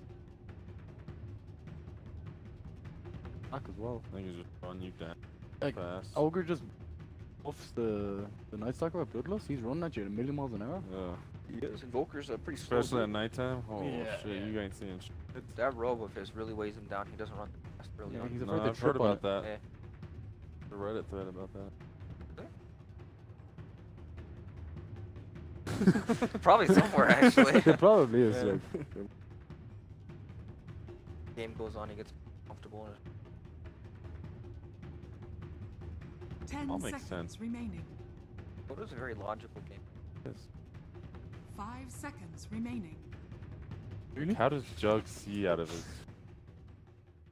Rare game. It's words I'd use to describe this game at all. Doesn't make sense whatsoever. Okay, first of all, Also, that No. is a sick set. no, it's not. It's not? This invoker says. Check it First out. of all, it Check doesn't it have out. the Check it baller. out. Check it out. Check it out. Wait, hold Better perspective. Oh my god, we're stuck in player perspective. How? What do we do? How? Oh no, you disconnect and reconnect. Is this I promise you, disconnect. And okay? reconnect. But how? No, just do it. Logical Watch. game.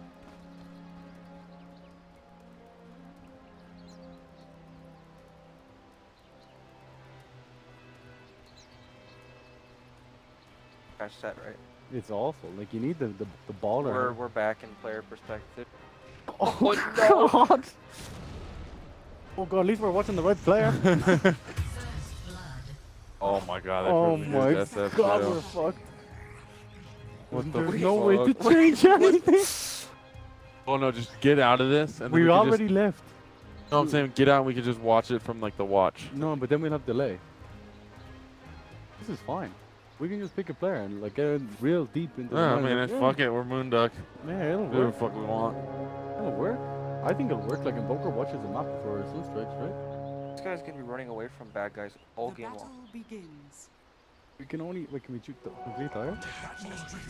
I mean, for like people watching, like the camera movement. It's not our camera. It's it's Yeah. another person's camera. I know. It's not player Exactly. perspective. Oh, we gotta take it off player. Is there like a console command? No, it's not player perspective. Will I get- We're in will I get a- another will I get an person's- adult? We're in another person's Oh, channel. we're in another person's channel. Yeah. Pardon. So we're just watching someone else. No, like, we're not. camera This is move. definitely No, this is Rubik. actually player. This is Rubik moving. Yeah. We're watching Because Rubik. the way he moves his. Yeah, you can see. You can see. He's clicking. Alright, I'm gonna go get an adult. We actually need a professional. Yeah. This is bad. Oh, then let's watch Invoker. Look on Rubik. Wait, it's not. We're actually stuck on Rubik. What? It will not change. Alright. Alright, everybody in Twitch chat, you're gonna see how to play support. This is Please how do you- that in all the 3K pubs so I can start winning my games. This is how you control the lane guys and get owned by Night Stalker. Yeah. We'll die very soon. As you can see, there are two range creeps Oh, and he's uh-huh. freaking out right now. He's like, It's like fuck, as fuck. we gotta control this lane quick. This is bad. Huh? Have someone that.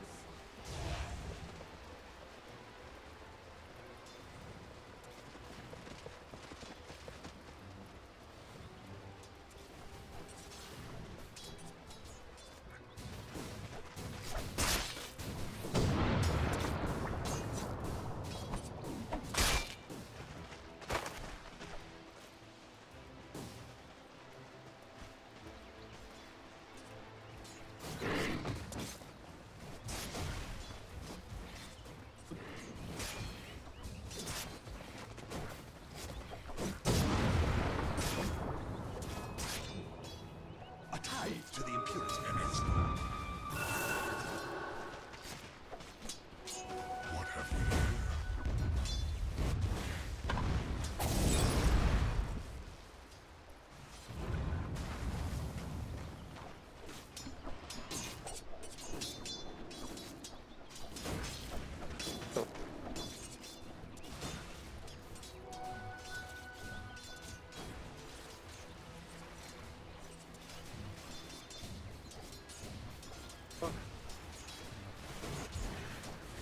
That be ours.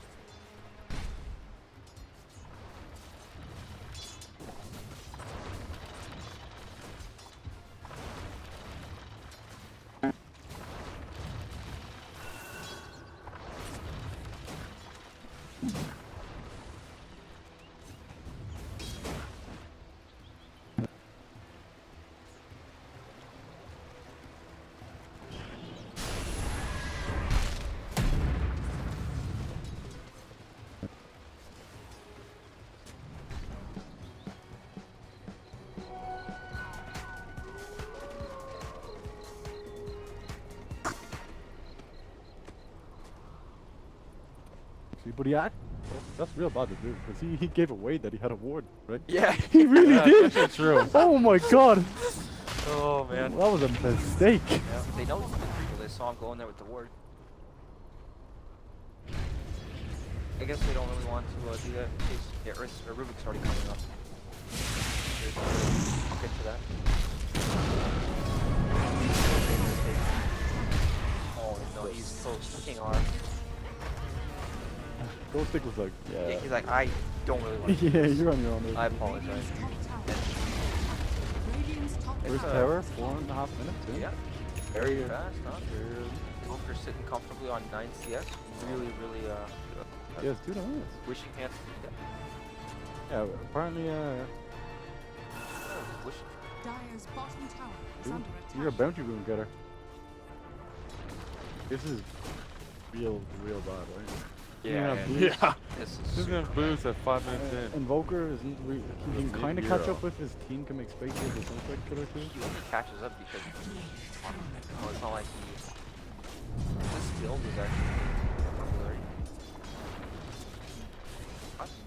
Go straight, so it works. Yeah, and then meet your clarities.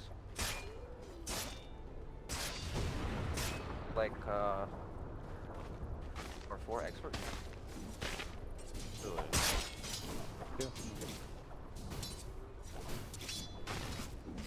I used to do the stack. Dire's top tower is under attack.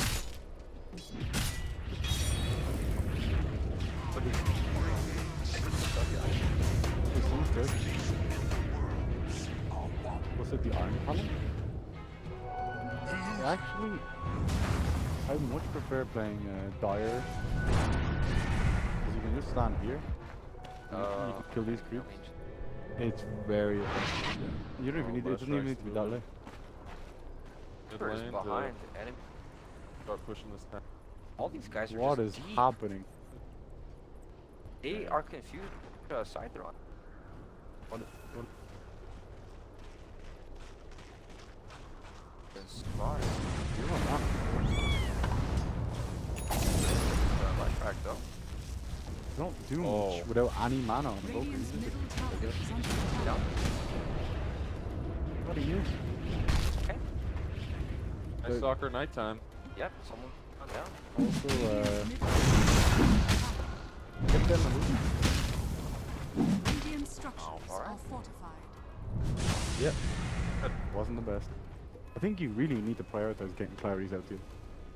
Like, you cannot have no mana. Not a thing. I guess he's saying to himself, every clarity is me further away from Might.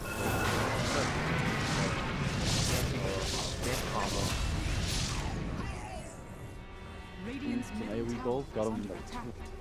He's trying really hard to last hit that one there. Ah, 50 gold. Yeah, he's happy with that. Yeah, fair enough. But it's because you're get this Not a long one of the double stun. Chappy turns around. Massive overextension. Navi there, Ornament. Very fast, natural pace.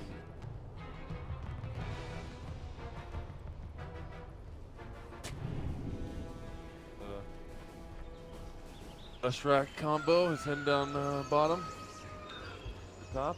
Take a tower and We were saying the hero struggles with coming back or keeping up with farm. And that's one way to do it, right? With the definitely an answer.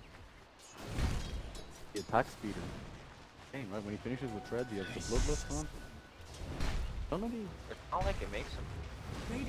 The heroes are already like naturally pretty good. It's based off stats more and all his abilities, right? He needs levels and attacking. Levels are good. Radiant's middle tower is Blind under Bending, attack. they have the same sword. Back The to back second death.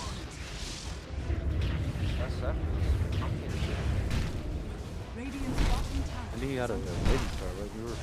Yeah. Dire's top tower is under attack. And now he's not doing... Radiant's bottom Maybe tower I is just falling. put him. That work look like? That should help. Oh. Bottom tower has a fault. This bench is pretty big. Iron up in the level? Oh, let's check a Purge's stat actually. Oh, experience person at the top of the tower. He's gaining so much. 450 a minute. Really really leveled. Listen, a lot of Missed people 3 CS in a row. But it's okay. happen. 'Cause Experience. You weren't looking at network with this. You wanted to kill them as quick as possible. Oh, FN.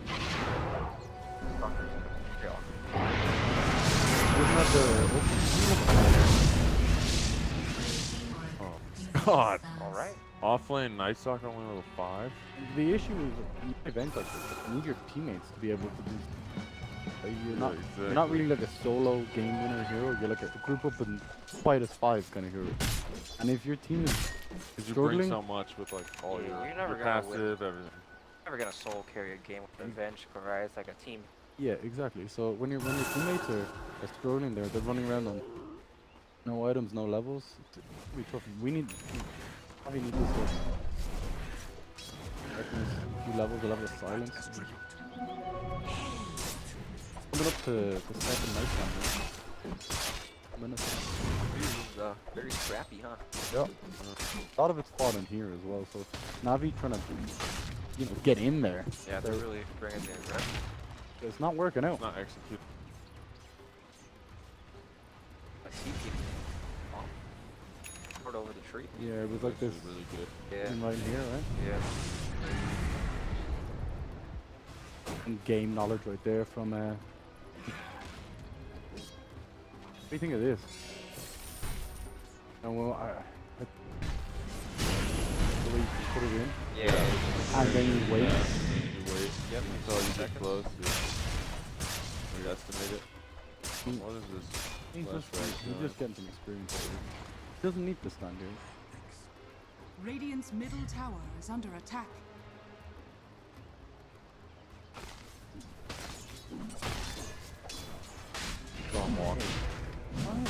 He's just doing the kind of the cutter thing. That's the right between that. Oh wow, this is very early. God, they shared it. I don't think we have to really.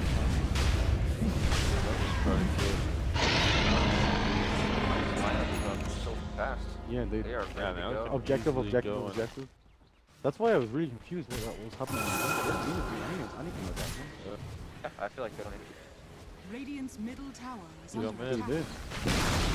You defender and bottom tower also. Anytime right when they got an Aegis. Oh god. I'm Good enough. Well, they don't sell it. Really interesting, the Night Stalker build. You go, like the extra point in the crippling here. You go minus also. Or do you get the... build that we're seeing more and more commonly? No more Rings of Aquila, no more, I think we've seen Koikva go 4-staff a couple of times, but it's very rare as Chappie finds Dendi up at the top rune spot. Sunstrike's off the mark, and well, they've got the stun. Miposhka does cancel a TP at the very last second to secure that kill. Downside of Night Stalker going to Urn. He had the Urn, and he doesn't have any charges. So now he's forced to farm for his Midas. And because he's forced to farm for his Midas and sit in lane, Shadow Fiend dies because Night Stalker is not doing anything except for farming. We don't want Night Stalker to be right here parked down in lanes farming up creeps. You want him to kind of make the enemy team feel threatened, make Invoker feel scared to farm these neutrals that he's farming. Juggernaut a little bit afraid to push towers because of the crippling fear threat, and none of this fear is really happening right now. And I guess because it was all because of that failed T2 dive, though. Yeah. Actually. And I guess when you are farming as Night Stalker, you want to be doing it in fog anyway, being off the map to sort of create that fear you're talking about. And TP up top, and they want to start something off onto Chappie. He's low HP, but the Hoof Stomp comes in with a Sunstrike, and down he goes. General TPs to try and find something there, trying to make action happen, but the TPs from Empire will now allow them to full retreat. General's not having the best of times over on this Night Stalker. He's 400 or so gold away from his Hand of Midas, but He did save the tower up top, though. I don't think it would have fallen anyways. They could have just raised, and it would have been enough to stop the creep wave. Usually it's the Ogre that does that. Ogre's the one that's like, oh, I'm just gonna run in, kill me. I'm gonna stand in your creep wave and tank a few hits so the tower doesn't. Kill me, please. Not this game. Chappie rushing straight into Manta style. You know, you talked about that crippling fist. Silence is so big against the Juggernaut, not allowing him to healing ward or spin. Even getting swapped in, I think, is pretty bad for him. So Manta kind of helps against that too. I'm just gonna like swap into Silence as well. But this is the 5-man push that we've been looking for from Na'Vi into the tier 2 mid. Alpha Wolf there for Pycat's Venge as the Hand of Midas. Oh, it's been kicking in. Level 12, double damage Venge, and up onto high ground they go. Aegis is still on Pycat for a couple of minutes now. Tier 3's dropping, and there's no glyph here actually. This might be a full commitment to take down the tower and look for shrines, but the blink, stun, sunstrike off the mark, completely misses.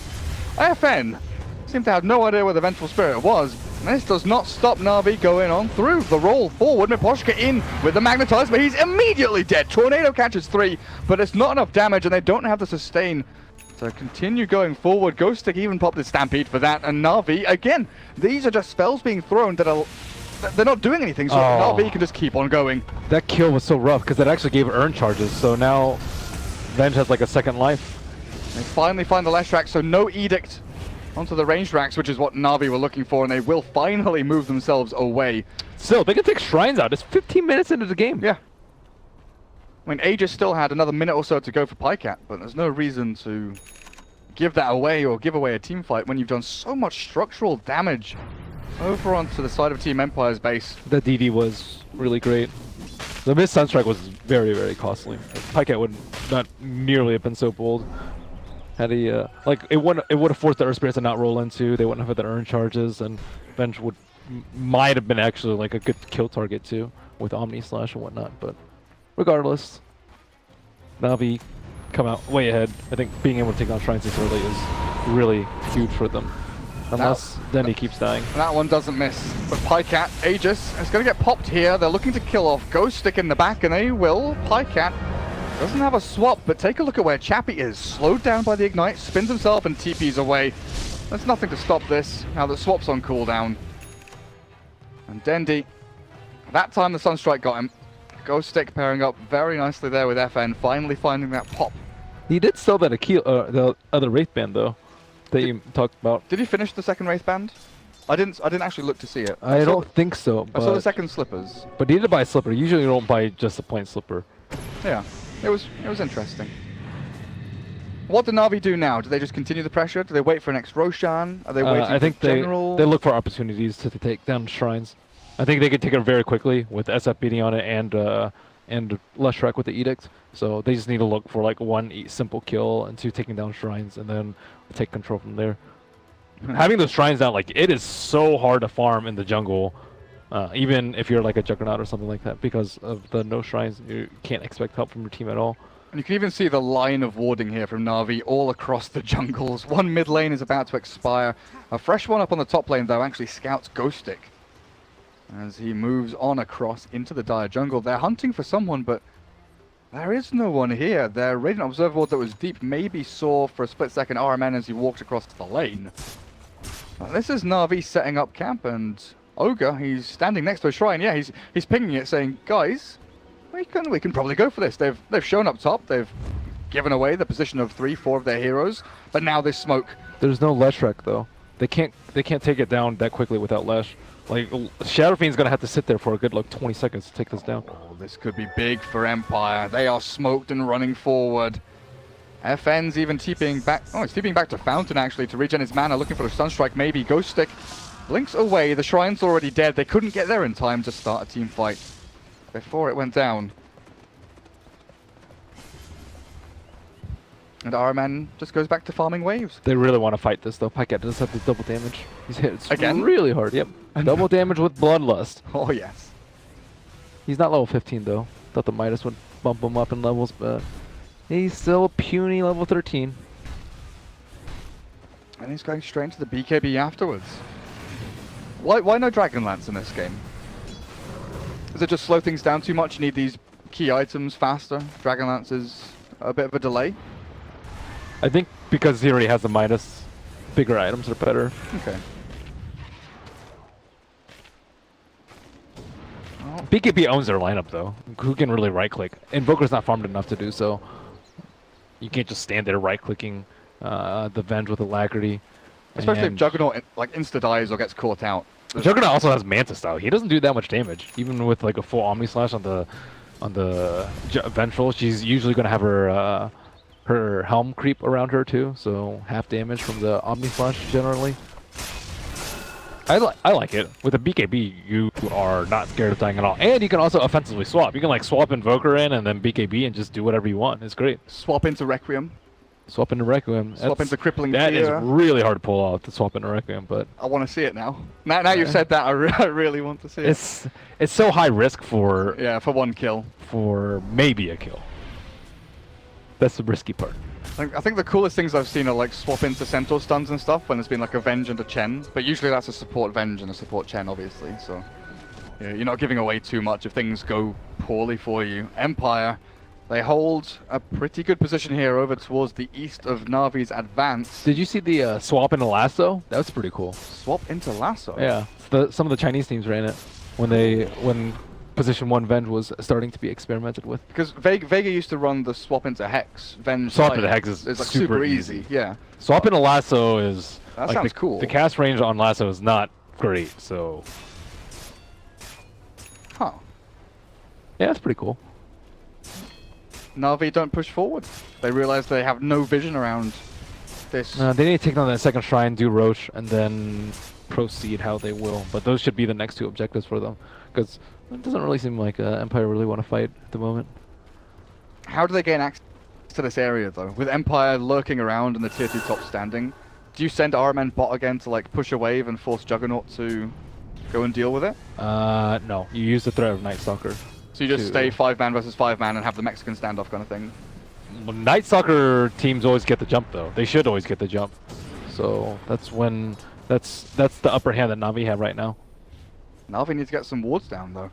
They have Night Stalker. He's a ward. He doesn't have Ags yet, though. Yeah, but he has Night Vision. Night Vision is incredibly good. That's true. That's why Luna was super popular and not so popular after she got her Night Vision nerf, amongst other things. Bloodstone. RMN completes it 21 minutes in. That is very fast. No Yules, no Glimmer, I nothing actually like the Greaves build that Swindles does a little bit more than the Bloodstone Rush on the support. Just because I think in a team fight it's just way better. It's really good versus like the Magnetize on the Earth Spirit to dispel that, healing everyone up. And of course the mana I think is also fairly important versus something like an Invoker who could potentially EMP your team. And when you have 6 armor on a Leshrac, you're just going to get right-click down and maybe 1 or 2 hit crit as a Stampede. You just play differently though with this build. This build you run in a lot more. Greaves, you just sit in the back, cast your spells, heal up. So Roshan is almost up. It's been 10 minutes and 35-ish, 40-ish seconds. And both teams know that we're just going to be up. Vengeful Spirit does have an illusion. How does Pyke keep getting BC They're the runes? best runes. Yeah, these are seriously the best runes for him. I would say Illusion right now is better than the DD because they can get the high ground vision. And Earth Spirit just rolled away from the Illusion because he's deathly afraid of what's happening. He even had the Observer Ward. But look, can you click on that Observer Ward? You can't see anything with it. It's to the left. Jump in, Ghost Stick, 2-man stomp, double edge general, Omni Slash down, but they've still kept themselves alive. This Bloodstone Leshrac is finally going to drop, and he will die, but a heal comes through onto Pycat. Ghost Stick is stood in the Roche pit, and down he goes. He actually had the Aegis, he snatched it. Somehow he took it, and now Na'Vi, they don't have that second life of the Vengeful Spirit. The Pochka going to get raised a little bit here, but Chappie always got him on lockdown. The BKB from Dendi will keep him alive a little bit longer, but Na'Vi have given away, gifted a team fight win to Empire. I didn't see what happened in the pit, but somehow 3-man stomp by Ghost Stick. But the Aegis, why didn't no one pick it up? I'm not sure. I mean, I think they were stunned, but I don't know who actually killed it. Centaur got it somehow. Maybe it was unclear in between the Vengeful Spirit and the Shadow Fiend who was actually going to take the Aegis. Because I think both are pretty good carriers. Yeah. Both have BKBs too, so... Vengeful Spirit was not able to pop her BKB in time. They won't be able to do anything in time. That big old hoof stomp catching the 3 of them, then Roshan dying, then Aegis getting snatched. Oh, the Ice Wall placed down. I really think this Leshrac build actually might have cost him the game though. If he had anything else other than a Bloodstone, like if he had Greaves, I think he would have been able to survive that fight and keep the Force Staff, more importantly Solar Crest. If he had Solar Crest, Roche would have been done, right? It would have been done 5 seconds before that whole fight had engaged. And Bloodstone's nice. I mean, it's it's good, but if you're a core, I would say. Because the thing about getting Bloodstone late is that you're not farmed enough to just run in. You want to get Bloodstone and then get like Shivas and stuff like that, so you just like run in with your Bloodstone and just do tons and tons of damage because you have a lot of HP and a ton of mana. But like when you're behind with a Bloodstone, it's not particularly great because you lose charges because you're not that farmed. And you can't run in because you're not that farmed. So it doesn't really synergize with the playstyle of the Leshrac that I think RMN is going for. And you know, Swindle's build does have a lot of merit. Okay. Well, at least they did get that kind of AoE pop heal. Kept Avenge alive a little bit longer inside the pit when RMN did die. Yay. Yeah. I'm just looking for silver linings here, Ben. That one little thing, that's all I can come up with is that he managed to AoE heal a couple of people and maybe draw out the fight a little bit longer, but he could respawn a little bit faster. Yeah. Nice. But even then it's even more scary, right? Because if you're relying on an AoE heal from a Bloodstone to keep you alive a few seconds longer and still die. He didn't pop his BKB. He got, I think, the Sunstrike hit all around the same time as the hoof stomp double edge. Then they had like Tornado, Ice Wall, and everything inside the pit, but the battle kicks off again. Bottom lane, Tornado 1-2. Nice Chappie Jugger. Oh, hello. Omni Slash through them. The stomp comes out again. Requiem wound up at the spin. Chappie still alive. The swap back in. A couple of right clicks will finish him. And Jug with Centaur both dropping. FN fell back after throwing the Tornado. Didn't want to commit to the fight, but will be able to TP away. Sunstrike missing out on RMN there, it looks like. As Miposhka will also TP out. Drop your Bloodstone. RMN, please. Efficiency. Like, I even drop Null Talisman or Magic Wand. Like, well, Bloodstone's really annoying because you can't put it in your backpack. Oh, yeah, you're right. So, it's not as easy. But the other item, sure. And you don't really want to put your Bloodstone on the floor. It's like your one item. He has one. Well, he's got Yules now, I guess. He's actually very farmed now. So that's kind of nice. Yules can save him from like Omni Slash. Whoa. The hell? Pike gets in. Pike just walks into the enemy base with a Shadow Blade and says, cool, Earth Spirit, thanks, I'll take you. And now they can finally go for that top shrine. 15 minutes, they took T3, took them another 10 minutes to get both shrines. Yeah. That, not ideal for them, but you know, it's kind of hard to venture up into that area. But I don't actually know if they're going to be able to take it. Not the most seamless of transitions for them, but they will get there eventually. They can't go towards tier 2 top though. They've not got the creep wave. It's shoved all the way to tier 3. Arcane Night Stalker. Value. Permanite. Not quite. He's got his Ags, but yeah, he doesn't have the level 3 in the darkness. Nor does he have Octarine. Oh yeah. Octarine Night Stalker is so annoying. It's pretty great. Is it perma? It's like 12 seconds downtime or something? It's something ridiculous. It's very close. It's very close. Yeah. Well, now General has that. They've got that AoE vision. Just need to get themselves a gem, which actually Ogre has picked up. Now they can start looking to D-ward and move around the map, control things up even further. So Empire, selfless Ogre. He's going for Vlad's instead of Midas. Stampede. Oh, the high ground. They've got the Axe to jump in as well. The stun, the Omni Slash, the combos through. Biver and General both screwed, and RMN turns to fight, but Chappie dodges a stun out with his Blade Fury. And we'll walk this one off for now. FN looks like he wants to go back in. Pops the Alacrity and the healing was down. The stomp not going to land though with the BKB from Pycat. Turns the battle up against Chappie, and now down he goes. A little bit too big for his boots there as Healing Ward dodges a couple of attacks uphill, but the swap back onto Earth Spirit. Nice. I'll kick away and roll back to safety. Allow Miposhka to escape, and FN also follows suit. TP's out. In the meantime, Dandy's been pushing top lane. His TP was on cooldown. I checked. But I mean, he's like gaining value while they're winning a team fight already. I say winning. It's a 2-for-1, but they could have easily just backed off and just gotten 2 kills. So it's definitely on Empire for going back in there, not respecting the BKB of the bench that they had revealed on T2 fight bottom. But you know, they thought they could do it. It was from their point of view, it was 5v2. Yeah.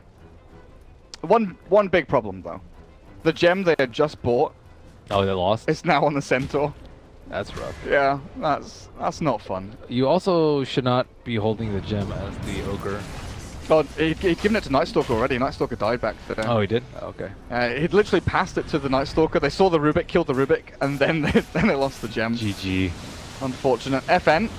Tornado's creep wave blinks back into the trees. General sees him, but ooh, tries the force staff with the help of Dendi. That was really close. Nearly gets the mini stun out from the void, but will not find him. Aposhka also just barely able to TP away. General's very quick on his feet with these face boots. He might want to blink or something like that to That could be be able cool. to stop these. Yeah, I'm not actually sure what you go for on Night Stalker. Maybe the armlet that you talked about. He went for cast range at level 10. Never mind. You don't go for armlet with that. Actually, he has Bloodlust though. Difficult decision. That is pretty difficult. Well, I think at 25 attack speed or 300 mana is easily 25 attack speed. 'Cause I mean, you don't run out of mana. What about like a Basher, an Abyssal Blade or something, or a Hex? I think Basher would be really nice. I don't like Hex just because Lotus just owns it. I'm thinking like instant disables against the Jugger or the Invoker. I like Blink personally, just because he's gonna be picking people off that split push. It's really good at killing the Invoker, but Basher's pretty good too. I think Basher's probably better because Invoker has BKB. RMN looks like he's in trouble, and he'll die. Also loses out on the Dire Courier, which had his Medallion of Courage on it. Oh, so now is he's going for it. Now he's going for the Solar Crest. I bet he has so much regret about the Bloodstone too. Oh, Ghost after the first Roche. Naposhka comes in to save him. The 3-man Magnetize is there. The BKB from Pycat's through, but the healing ward's keeping Ghostic alive for so long. Swap back into the middle of the three of them will finally secure the kill, and the gem, guys. The Earth Spirit comes back in, and Invoker with the EMP Tornado catches Pycat as well, and Juggernaut says hello. It's a vengeful spirit. Where is Dendi? That's a very good question. Dendi He's TP'd out. Dendi is miles away. He's BKB TP'd, and he's long gone. Nerds. What is up with their teamwork? Like, Pycat's off making solo plays by himself, which is good. Armen's been farming and dying by himself. Not so great. Dendi has just been nowhere to be seen in these team fights, and not really, like, he didn't get the T2 tower on the left side. He wasn't pushing a tower that time too. He was just TPing back to Fountain, you know, and I don't know if they just like don't trust each other or what, or they just really have that fear of dying. Like disjointed decisions, it feels like, and I was praising them before this series started, how they seemed to be patient and their decision making seemed crisp and clear in the previous series.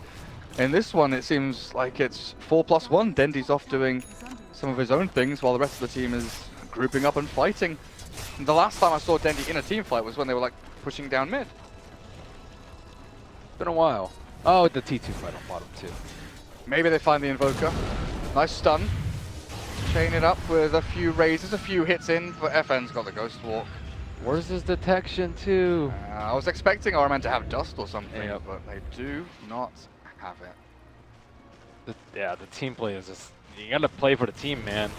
Get the Solar Crest for the team. Get the dust for the team. Beating him by Sentry Wards after that. And now the third Roshan. Man, this has got ages cheese, and Na'Vi are not in position to contest this. Up on the high ground, take a look where Miposhka is ready to jump on in, and he'll find the initiation onto Ogre, then he'll roll away. The swap is there. Pycat puts himself in a dodgy position, and now in comes Ghostic, the 3-man stun. Oh, this is great for Empire. The spin comes through, and Chappie, well, Tornado won't latch, but Juggernaut will finally lose the ages as Dendi joins the team fight with his BKB up, but he doesn't have a target to go on. He's got Requiem available, but now the BKB ends. He's stunned, he's chained, he's killed, he's dead. And another 2-man stomp from Ghostic finds a perfect continuation of this team fight. Na'Vi are crumbling and falling one by one. The self-fuels from this poor Leshrac will only lead into a deny, while General, oh, he scurries away down towards bottom lane to get anything he can out of the rest of this map.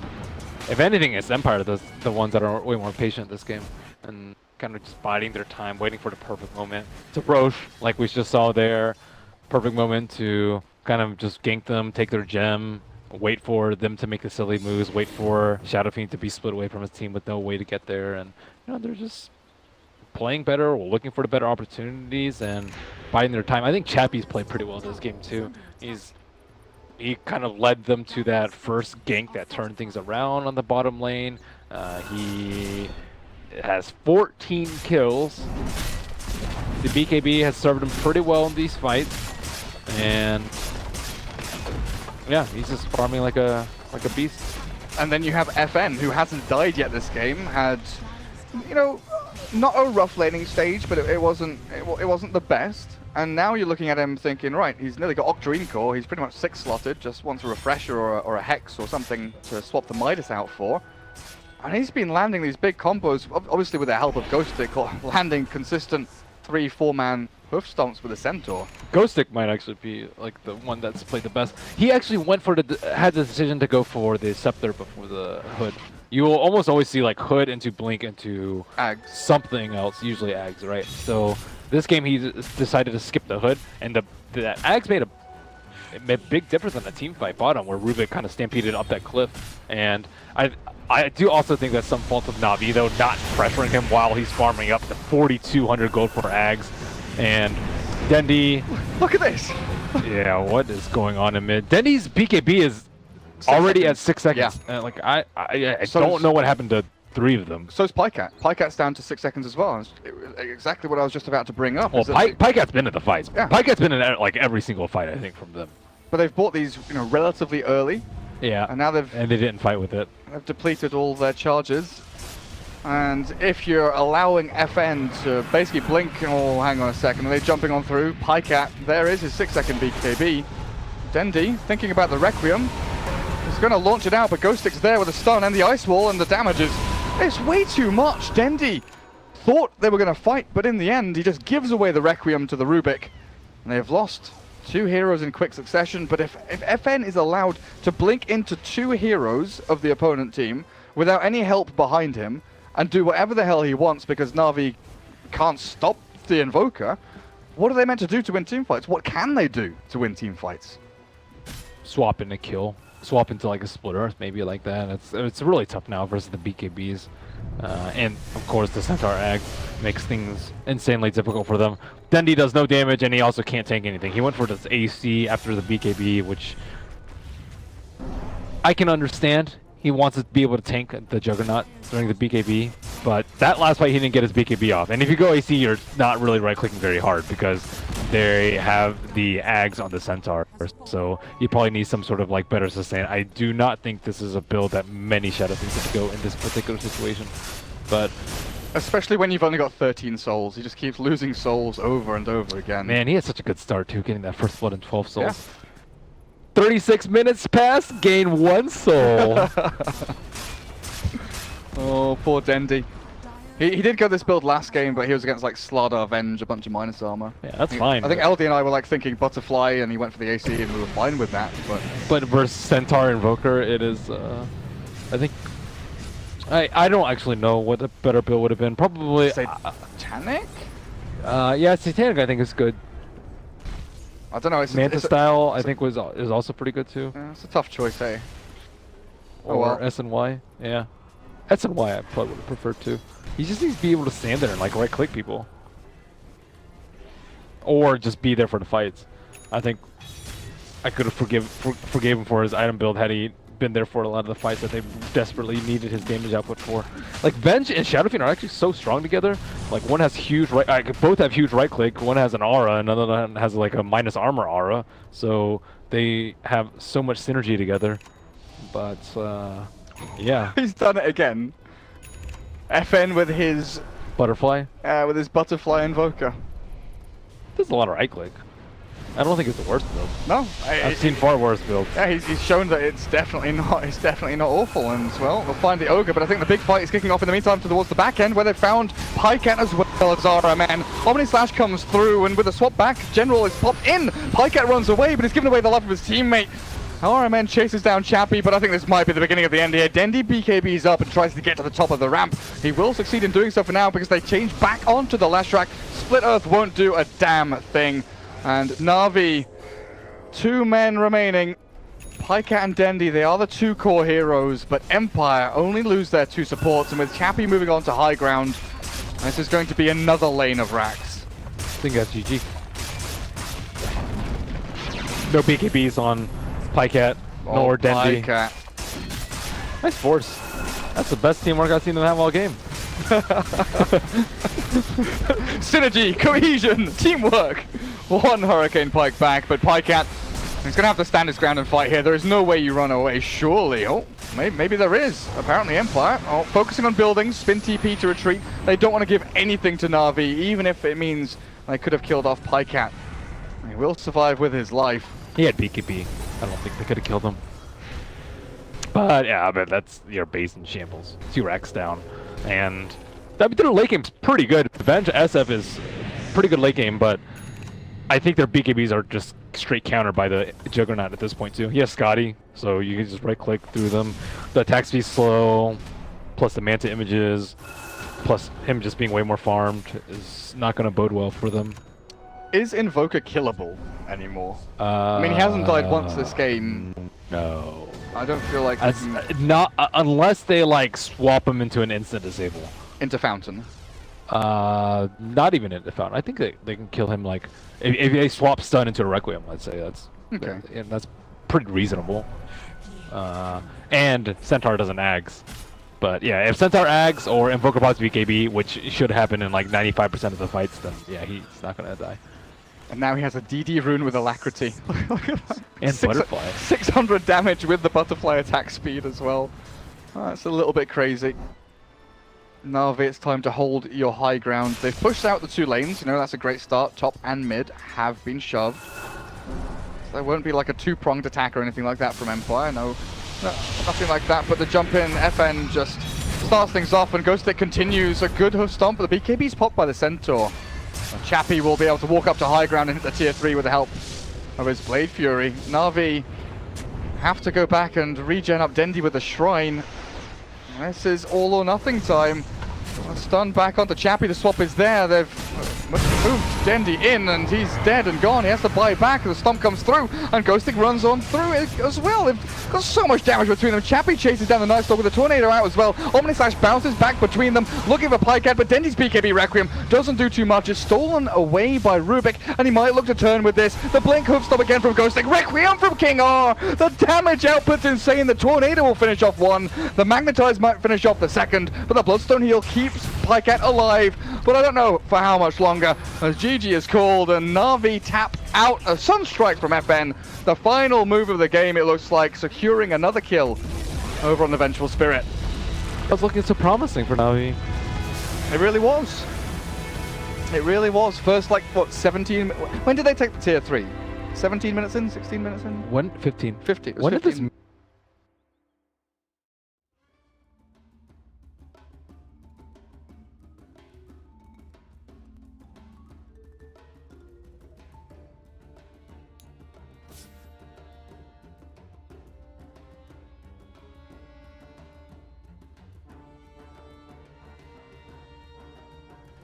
Radiant's middle tower is under attack.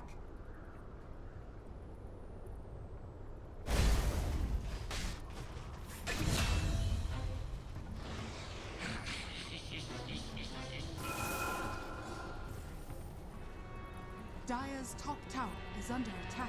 Coin for me.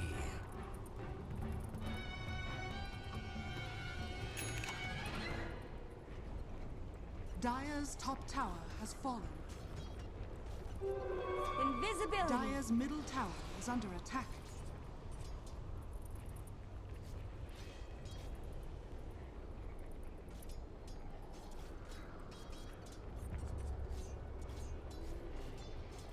A soldier's fortune.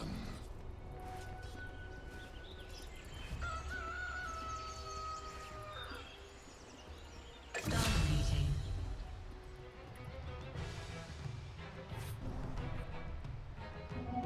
I'll take that.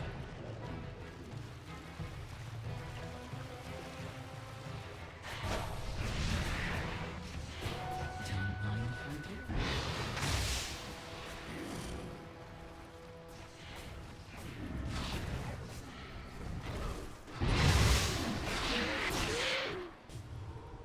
Dire's top tower is under attack.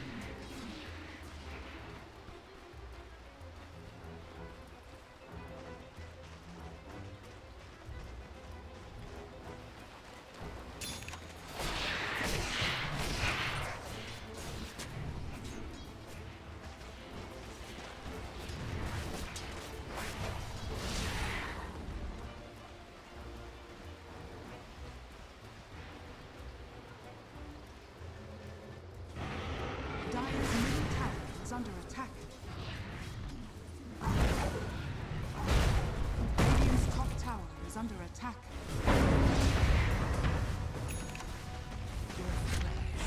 Radiant structures are fortified. Dire structures are fortified. Dire's middle tower is under attack. Dire's middle tower has fallen. Radiant's top tower has fallen.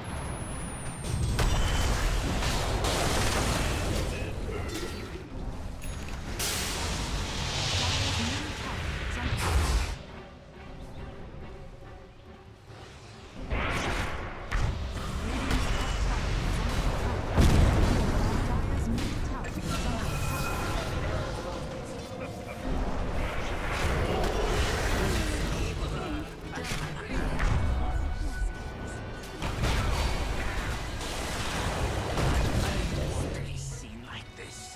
Dire's bottom tower is under attack.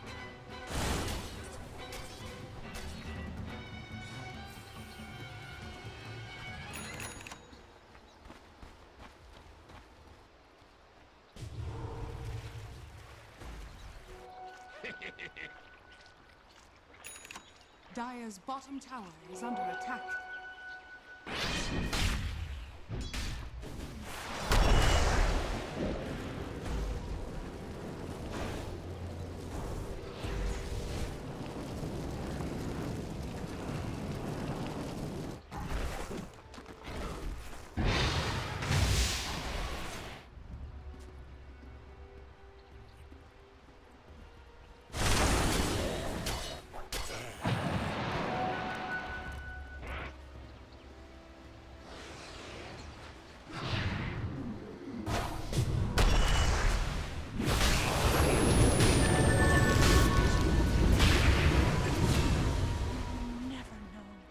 You didn't know a little game of freeze tag.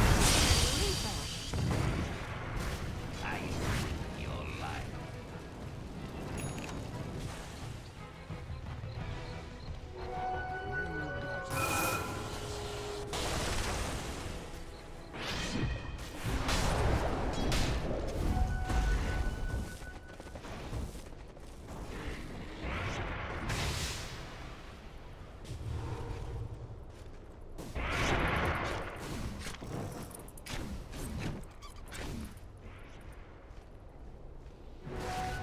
Dire's bottom tower is under attack.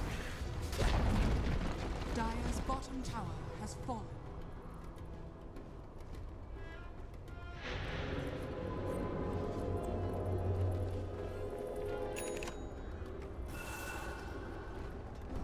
Dire's structures are fortified. Dire's bottom tower is under attack.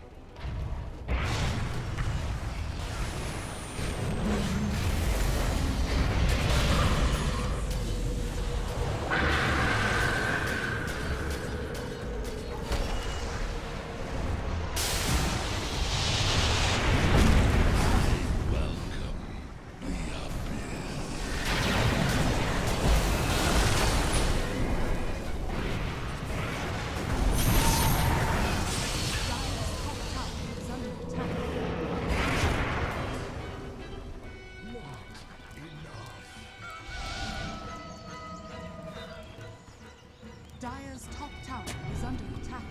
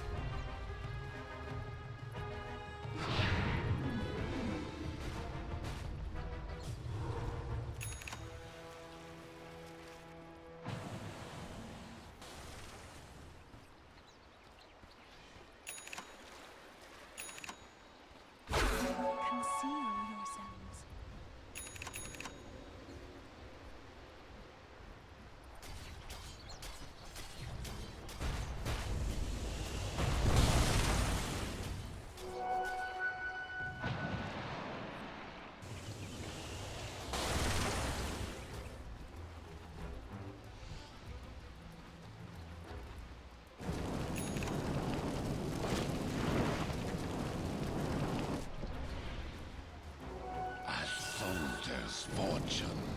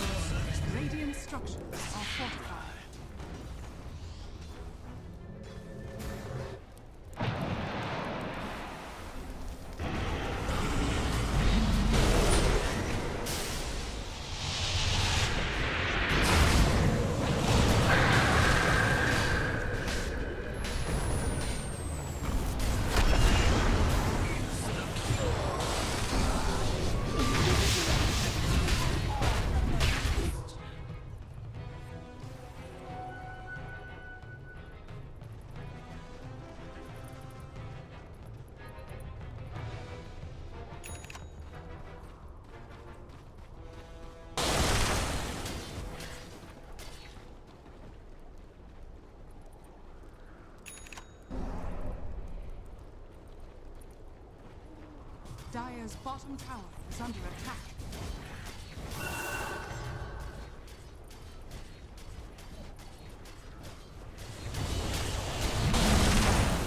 Dire's bottom tower has fallen.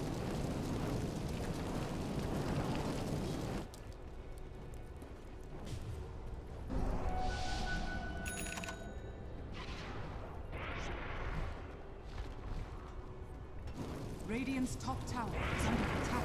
Yes.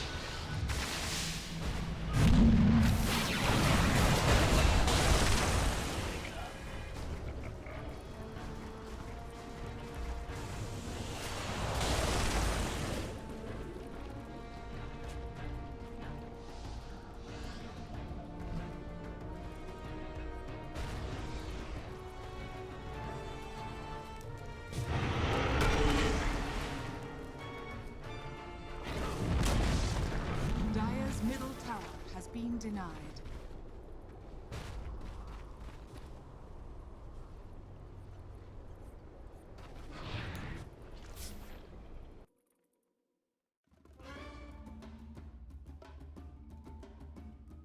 Reserve time. One position, so you hold him in telekinesis, then the Fade Bolt, double edge, the Hoof Stomp. It was almost impossible for the safe lane. I think it was Elements Pro Gaming they actually ran that up against, and Elements were running a Juggernaut, and the Juggernaut was never able to spin away. It was actually brutal as hell. And then everyone from Elements had to rotate up to try and just negate the damage, save their safe lane. 10 seconds remaining. Well, if they're gonna go for burst, they need to get it in their last two. And I mean, they do have two core roles, so I'm you know, it's obviously dual support Rubik Coddle and then the Centaur in the off lane. The lineup that I'm kind of interested more in though is like Nip. This looks like a TI3 freaking draft, or maybe even TI2 for maybe even further blasts from the past. Well, you've got the veterans in the game, man. It would fit for them. Yeah, the Shaker is just so weird to me. Like I get it against heroes like Centaur. You want something that's really intrusive, you know, blocks pathing, stops Stampede from being such a nuisance during the team fights, because that's the main thing that people complain about, right? It's just like, okay, his laning phase is all right, but he can flash farm with a hood, and his ultimate is ridiculously good. That's the main thing. So Earthshaker to me is kind of like the answer to that in a way, and it also leads another hero who you can just kind of sit around with. You don't have to go in immediately. You can just bide your time, wait for bears to go in, and then you can always be the last one to counter initiate. And that's kind of the strength of the Shaker, I think, against Centaur. But bears, there's some burst damage. It's the Ember Spirit coming out. I'm not sure if they're going to go for the Veil build this game. They have some magic damage, I guess, between the Centaur and the Coddle Blast, but a lot of people have been deviating further and further away from that recently, and like rushing straight bots, and then going like I saw Envy the other day do like Yules instead of oh, no, wait, he did get Veil. He got both. He got Veil and Yules, yeah. So interested to see what he'll do. Yeah, you're talking about the Ember Spirit build, right? Because in Europe, I think I've seen more Maelstrom builds on the Ember Spirit than anything else. People seem to have their own ideas of how they want to play the hero nowadays. Before it was like everyone makes Veil every single game, no matter what. Yeah. Now it's okay, only make a Veil if you have other magical damage heroes. It was the magical lockdown, right? Like it was the I can just hold you in position, and as long as I can buff up my magical damage, that'll be my primary focus. Instead of the physical damage aspect, which we always had from Ember before 7.0. Yeah, I'm always interested because Ember is one of those heroes where you can be super flashy on, and some people like to build for the burst, some people like to build for the control and flashy plays, so it's just a player preference, I think, a lot of the time. Alright, we're coming down to our last pickups now, so we're missing the one positions for either side. Ninjas in Pajamas, a team that does hover around with heroes like Naga. They're going to take out the Weaver, probably realizing that their lockdown control won't be perfect against him. Understandable. Naga would actually be amazing for bears. For bears? Yeah. When was the last time that we saw Fada really play Naga? I don't know, but I'm just looking at Ninjas in Pajamas draft, and I'm like, okay, if you pick Naga against those heroes, they have very limited catch. They would have to pressure super hard, and they have 4 heroes that can fight and push out lanes. Like, Ember Spirit pushes lanes, Coddle pushes lanes, Centaur pushes lanes, Naga pushes lanes. You look at Ninjas in Pajamas, you're like, okay, where's your wave clear? How do you win against Naga with their heroes? But again, you know, you're right. Fata, I don't think I've even ever seen them play Naga. Yeah. So they're obviously not going to pick it up here. They're going to just go for the Lifestealer. So the more aggressive choice, still fantastic, though, against what Nip are bringing to the table. They're almost entirely magic damage based. And they last banned the Ursa to protect their Lifestealer pick as well. So they don't even have to deal with the hardest of hard counters to their core. There's one other hero which is being used as a counter to Lifestealer, and that's the Troll Warlord. That's the Troll would be, yeah. That's the final one which probably Nip would turn to, because yeah, as you said, like they banned the counters to Lifestealer out pretty well. The Juggernaut is also the other safe lane in which Nip could have gone for, but it was banned out as well. And they go for aggression. They go for the Slark, the hunter of supports. Slark is really good too. It becomes really scary for the Rubik and the Keeper of the Light during some point in this game. And, you know, you got these two strength heroes that want to sit in the middle of a fight. Well, against a Slark, if your supports die, and then you're just kind of left there, the Essence Shift stacks are just going to be flowing. And then eventually that Slark is going to be too much to handle. However, I would give Bears a slight advantage, I think, just because I like the aggression that their lineup can bring a little bit more. I think it would be more consistent. Whereas I feel the Night Stalker kind of has to find his place in the game. You know, it's kind of tricky. You walk around, you kind of act like a Pudge. You just pick up bounty runes, and then you just go places and throw like random voids on people. We'll have to see how it works against the Coddle. Yeah, I can't wait to see it, man. This game one, remember, for everyone who is tuning in, we have all the European games coming up today. We will find out who will be the one and only team to represent Europe. So we start with this match, then we'll go through the Alliance, and then the series will play against Secret. And the winner of that series goes to Kiev. So it could be a very long day for either of these teams if they want to go the whole way through. I know Bears are definitely planning on doing that. NIP would obviously have it on the cards as well, but Bears coming through was one of the favorites next to Team Secret. We're not expecting themselves to be in this situation. Well, this is a bit of a change-up from what I was expecting. I actually kind of thought it would be a Trixie Shaker, but it's going to be Cinderin instead. I thought the Night Stalker might adopt more of the roaming role, but they're going to give him an actual lane.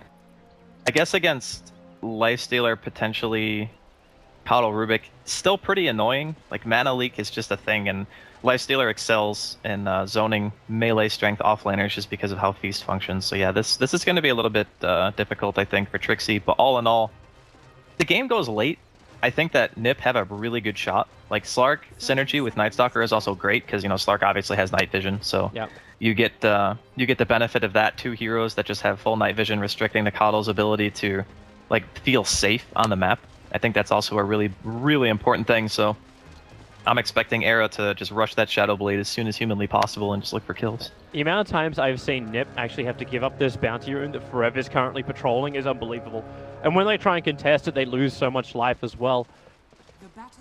Well, I mean, they got a Slark level 1. You don't really want to contest a bounty rune with that. It's just the fact that like their draft keeps putting them in this position. I don't have any like stats on it. It's certainly what I've been observing. But in the majority of games when they play Dire side, they only ever end up with one bounty rune, and it goes to Koitva.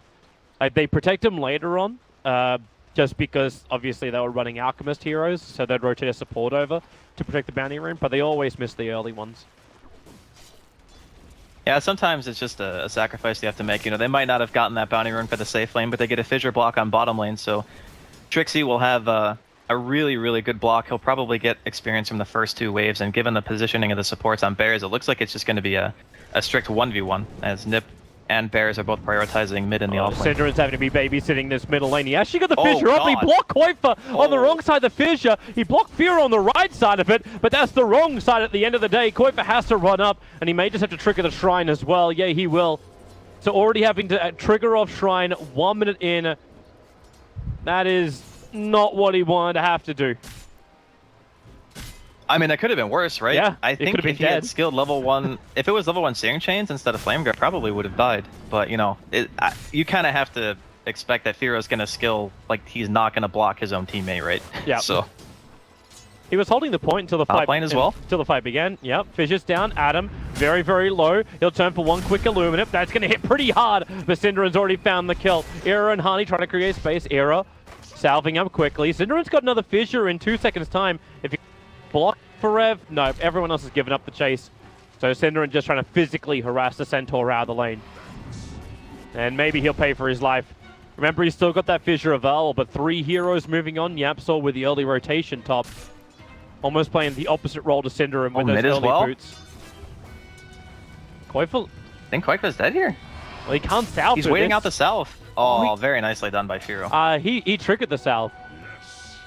Oh, he actually used it. He burnt the salve. Oh, no. Yeah. Like, So here's the problem with that situation, right? Actually, is anyone else gonna die? Seems like there's a lot of action going on. I want to make sure I don't don't miss anything. You're good, man. You're good. Go ahead. Yeah. The thing is, when you have level 1 Flame Guard, you can potentially get the salve off, but Firo wasn't auto-attacking him because he didn't want to lose distance. Because if you auto-attack once and then he salves, there's a potential that he walks away, because he didn't, like, at that point, he didn't have enough mana for another Searing Chains. So instead, he just walks next to him, knowing that Invoker is one of the slowest heroes, and then just waits for the last hit so that the salve can't be used, and he just wastes it anyway, which is really, really unfortunate. He walked in at tower range, and he got Searing Chains and took, like, 2 or 3 tower hits. Kuiper's forced off the lane again. Just YapzOr being here. Like, it's a level 1 Rubik, and he's zoning out Kuiper. Unless they can catch him, Synderen's movement down is being scouted out. There's an Observer Ward already placed down. So YapzOr is very aware of the Earthshaker's positioning. Era seems to be having not as bad a time as I thought he would on the top, but he's not stopping the Centaur from finding CS. There's a he's also having to... He needs both the supports, though. That's the problem. Like, he can't really have Synderen or Hani leave, which means that, you know, a lot of the time the Crystal Maiden would want to just be AFK jungling, and maybe Synderen sits around, picks up the bounty rune between, like, you know, the tier 1 off lane and, like, his own tier 1, but they can't really leave. Pick up, Telekinesis back, Searing Chains is available, but no on broad detection, so Kuiper having to burn 200 mana on the Ghost Walk, and he stuck around. He'll still get Searing Chained up. Synderen, the Fissure, just buying enough space to survive. YapzOr was looking to come further forward to get the attack into Kuiper, but can't reach him and is too close to the tower. This is a really rough laning phase for NiP so far. They like 22 to 11 compared to 8 and 1 of Kuiper. Like, sure, the Invoker is going to come back, and I know we've seen a handful of Invoker players kind of get pooped on in lane, but it's something that you definitely don't want to happen when you know that you have a hero like Slark on your team who really needs a little bit of space before he can function. You can't really have 2 heroes farming off map that are both cores and just have like your Crystal Maiden and Earthshaker hold the line. Like, that's not really going to work. Yeah. I'm still waiting to feel the effect of Trixie. Like, I know this is the early stages. He's just farming up and going one-on-one with an Iron Stalker, with a Lifestealer. That kind of effect is pretty nice, getting a long silence on the Lifestealer. But they still need to find the blood. He's actually doing... Is it top? Synderen, he gets the block. Good block. That's big. Forever has no way to cut free, so he just munched on the Tango. Looks for his regeneration with the Illuminate and the double edge. There's that magical burst damage. Era and Synderen just cannot deal with it. And it was a block from Synderen that was meant to be the perfect start. And now it's going to be Trixie who'll probably end up dying. They can't get the kill up on top. You pick him up into the open wounds. Trixie starts to TP, but there's more than enough damage here to kill him before that will complete. That was a nice try with the TP, but just a little bit too much damage with the phase boots and the Blightstone on Fata. And this middle lane. Cold Snap. You don't want to get in close though. There's still the Flame Guard protecting the Earth Spirit, and Synderen is not a healthy man, so he comes in for the totem, and then the hit, the damage is enough. It is enough. Kuiper, last hit in. Yeah, that was so needed as well. The really sad part there for Firo was he was 1 creep away from level 6. And he would have had mana to just remnant away at that point. So pretty unfortunate that he gets himself in that situation. They're not done yet though. Looks like they're smoked up going for bottom. Fata doesn't have enough mana to rage. But I'm not sure if they can kill him. Synderen still only got 1 fissure. Even though he does have the Arcane Boots available, it breaks. The Observer Ward up on the hillside. He came close enough that Rubik saw over the tree line. But as... Yeah, Trixie's back here too. He's a long way forward. My god, just look at how badly the lanes are going for NiP right now. I'm looking like at you said, CS. the Slark was doing okay. And since you said he was doing okay, he has not hit another creep. Well, like it's just been like 13 CS and he hasn't gotten another one. What's he meant to do? When he gets hit by the double edge and the Illuminate, he basically gets pushed out of the lane and then rotates down to the bottom lane to try and find a gank. Middle lane, this is going to be a better gank for them. Again, utilizing the Cold Snap, the long silence as well from Trixie. You'll still be able to spirit up to the hillside. But Trixie's got the movement speed, but not the mana. He only just got the mana for another Void, which will allow Fear the time to get back behind his tier 1 tower. Oh god, how do they salvage this? I'm like just thinking of ways that they can kind of come back, but you look at their lineup and there's not really that big team fight potential. Sure, 5-man, you got a couple of disables, it's gonna be tricky rotation, right? Like moments like this, coming back for the mid lane, you should know all of your spirits are down. So Firo just can't get away from this one. Keep the long Voltiles going. Okay, maybe they're not all down. One down in the tree line. You had the one left, and that's all you need.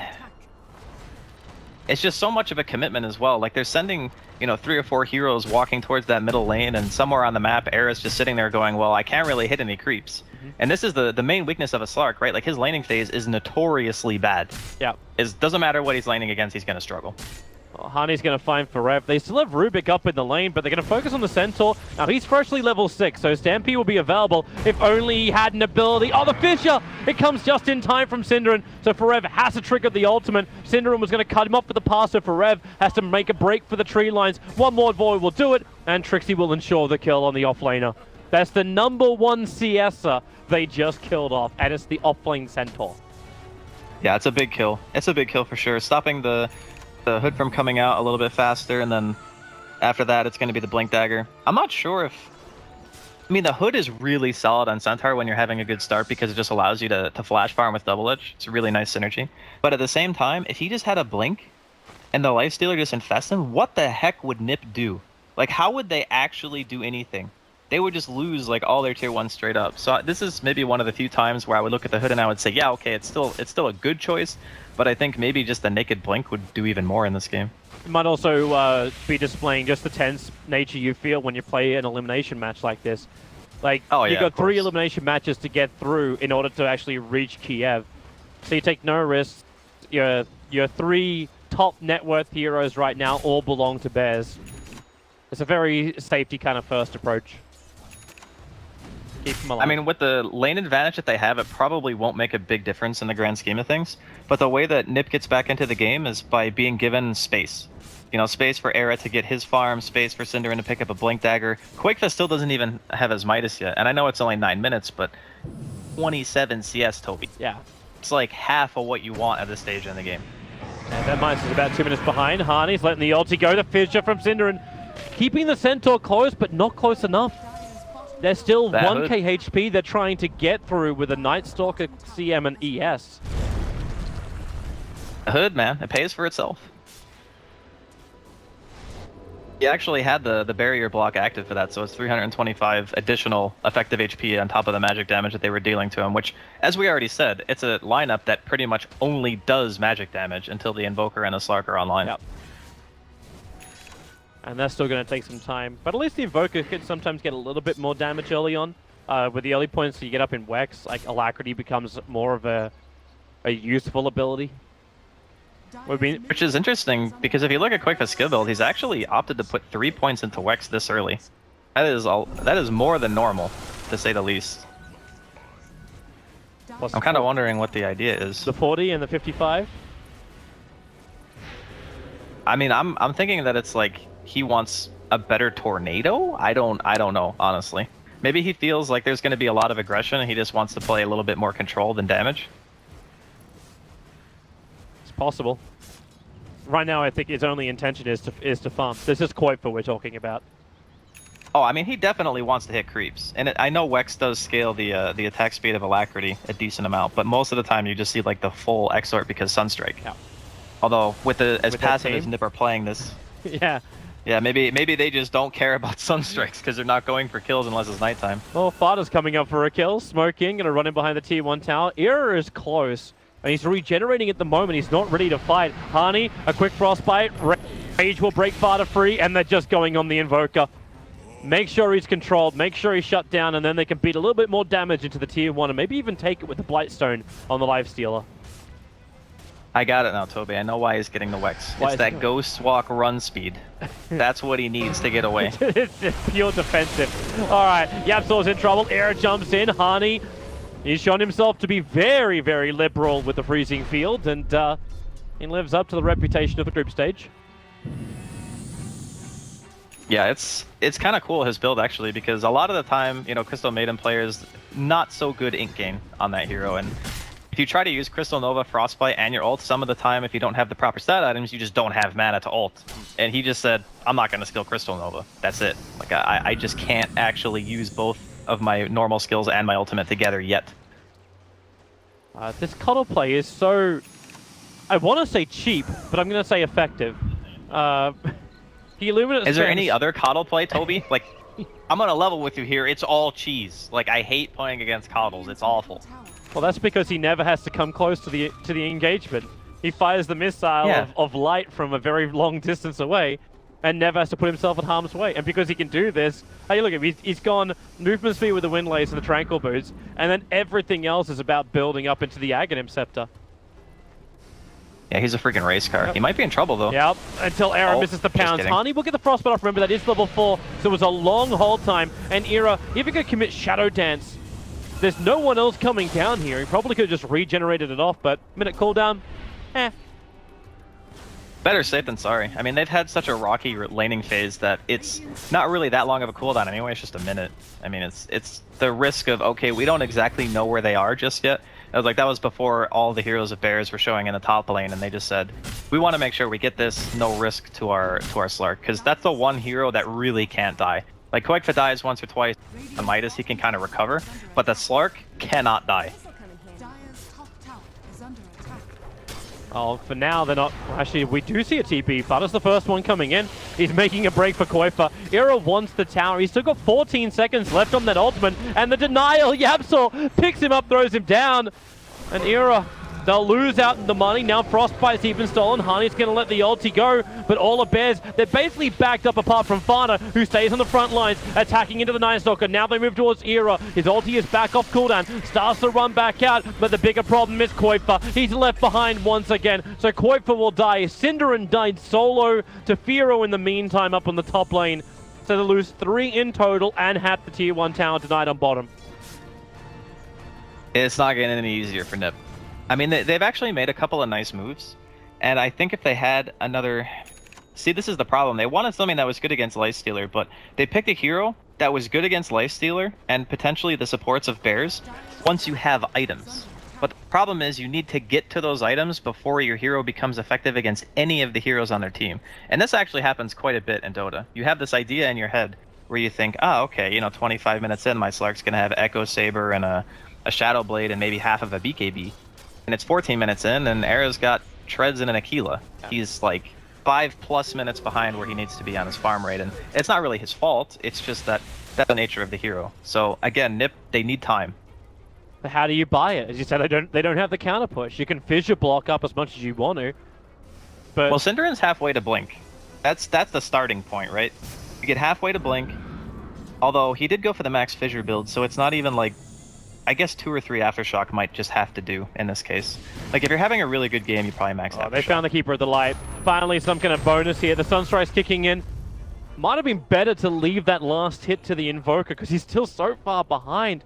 But Trixie will take it, and it works more towards his Aghanim Scepter.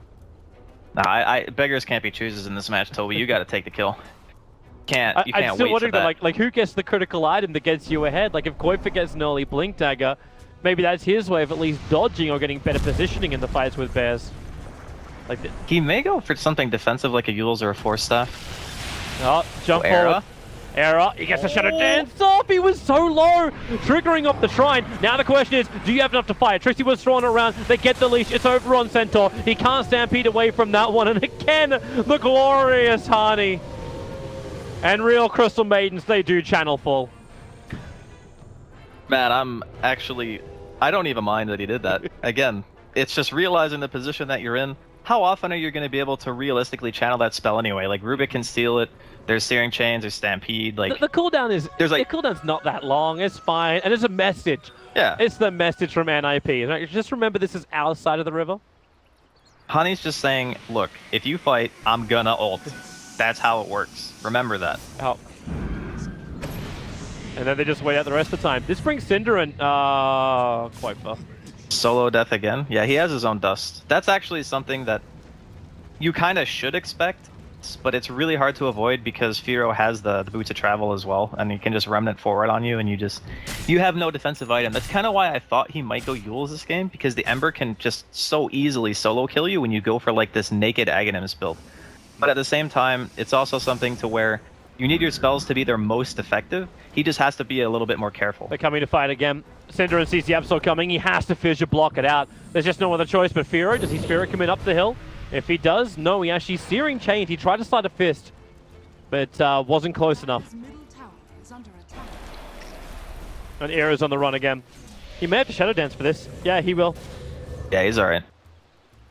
It's really frustrating to not be able to just sit in a lane as Slark and hit creeps. And it's actually good on Fata for being the one who's like sitting over there realizing, okay, my team as 4 is still really strong. Could go for the infest, but you know, keeping the Slark down is still kind of priority number 1 for Bears. So, keeping Slark down, like, they're keeping him constrained. I'm watching Adam just own this middle lane. He was standing maybe 600, 700 units from NIP that's in the tree line, throwing out Illuminates, and there's nothing that NIP could do about it, because they don't have any vision. They're being backed up. The Observer, what they have placed, is currently watching around the bottom rune area, and as far as vision goes, I think that's actually their only one. Everything else is a creep wave. Yeah. That's all that gives them the vision on the map. And it's a smoke maneuver again from Bears. Berev and Yapsol are the only ones caught inside of it. And then Defensive Spirit for the Ember, who's now pushing in the top lane. Aggressive horde, but they found a better target. It's going to be the Crystal Maiden. The Fissure is out, and maybe she can... No, she can't survive. A quick Frostbite, lets the ulti go, ends up actually giving over the freezing field to the Rubik. Now Trixie starts his TP out. The damage, it's going to be enough with the Hoofstomp arriving too. Vada has the double kill. Koifa will join him as well. One last runner. Synderin starts his TP in perfect vision of the Radiant Creep wave, but there's nothing else that gets Bears there in time. But they don't care. They're coming for the tier 2. That was a really nice play, actually, by Fata and Synderin. So, at the start of the fight, you saw they initiated on the Crystal Maiden. They get the kill straight away. Instead of Fata just hopping out and claiming the free Crystal Maiden, he baits the other heroes of NIP to try to save, because they think for a second, okay, the Lifestealer didn't jump out, maybe he's just not there. And then he comes out and he gets another bonus kill instead. So instead of just getting the 1, they get more. Era's being forced away in the middle lane as well, and they do claim that the off-lane tier 2 towers. So I'm struggling to find ways where NIP are going to be able to kind of create this space that they need still. The blink is great. That's actually, yeah, that's one thing they can look to and say, all right, maybe we can win a fight with this. You kind of just smoke up for it. At least got the 3 points now up in the Aftershock.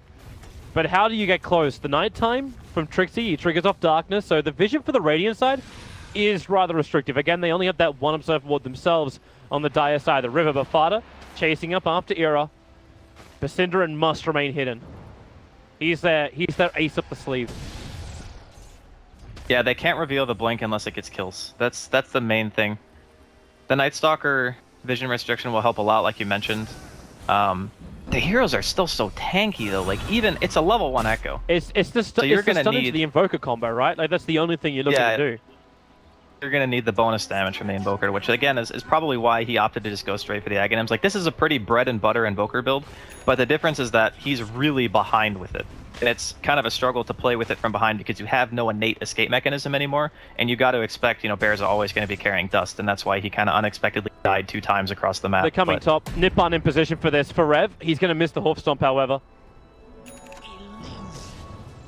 But there's still a fair chunk of Bears up on this top lane.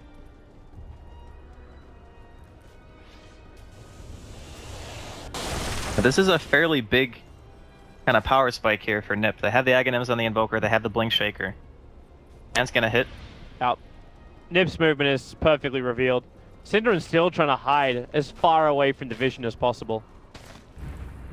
But this will only last for so long, and Era can also ping the fact that there is vision right on top of him. He's actually carrying his own sentry wards now.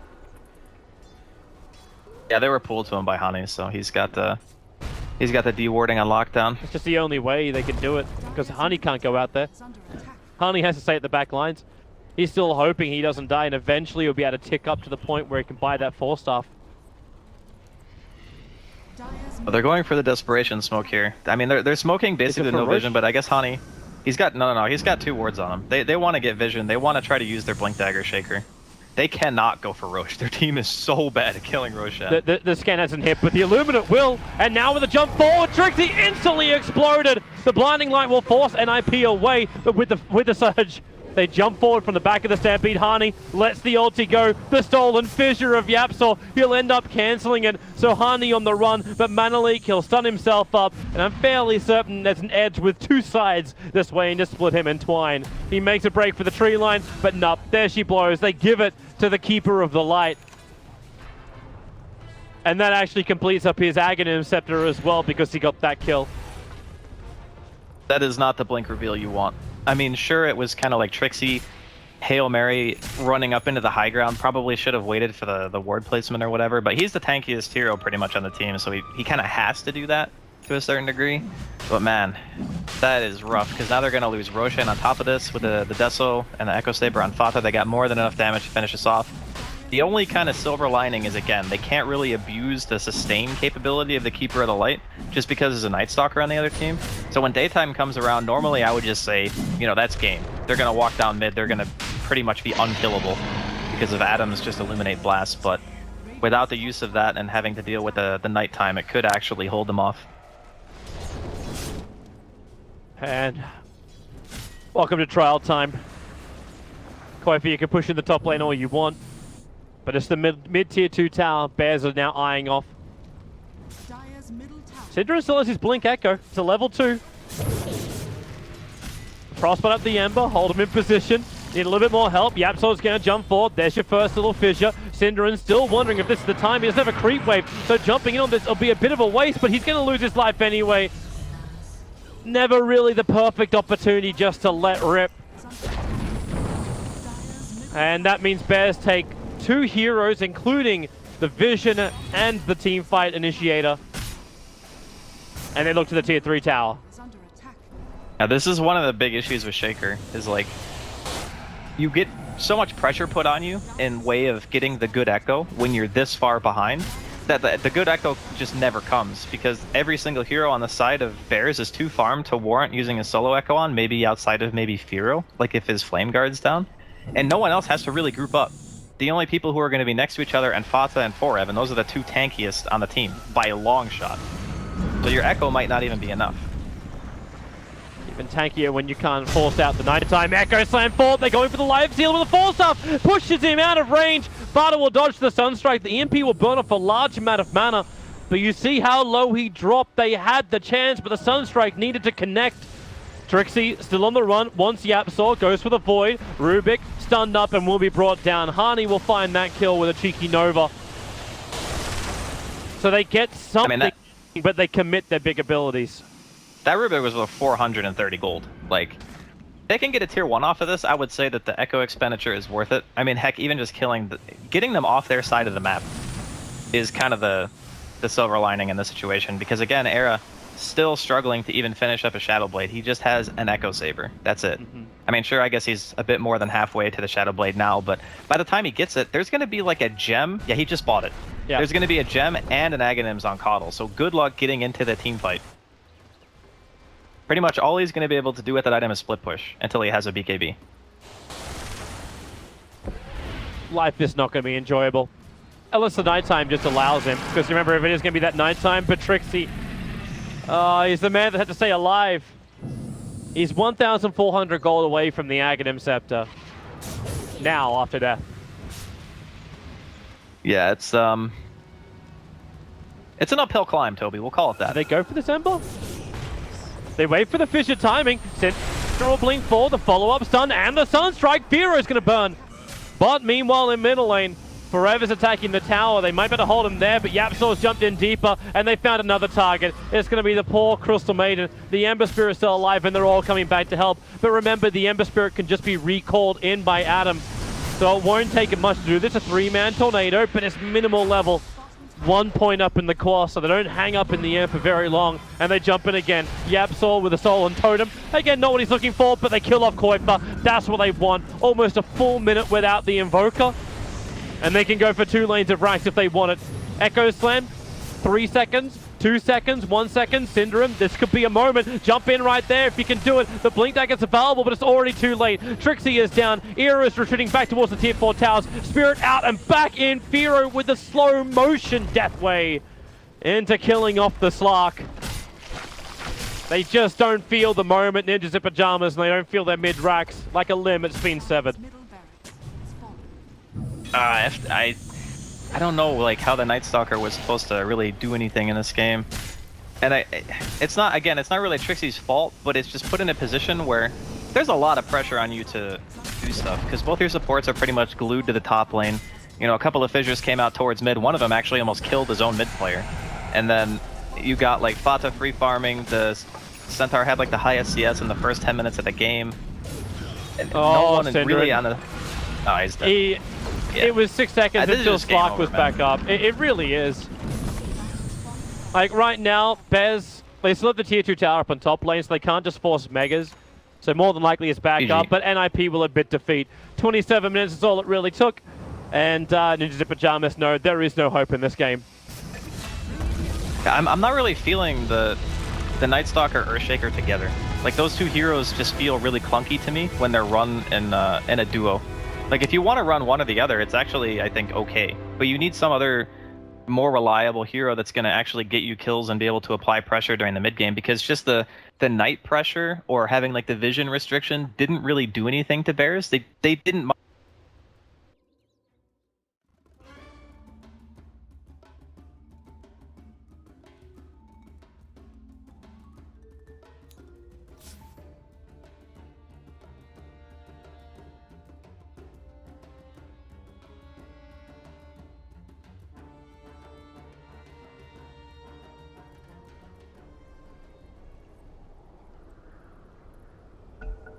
I mean, is there anything you want from him that can, you know, stem the bleeding here? Like, Blink's not bad. Okay. Blink's one of those items that you can potentially pop BKB with. You like hook a hero, like Troll, and then you blink out and you pop his BKB and then the push is over. Because I think a common build, like Black started doing it, Poppy started doing it, and I've seen a couple other players go for like Tranquil's Windlace, Midas, and then Blink. But I like the Midas. But usually with that, you're running around the map collecting bounty runes, and you know you're not about to lose the game. You're not about to lose the game, and you get your GPM talent eventually, right? Yeah. Another thing is his level 25 is really good.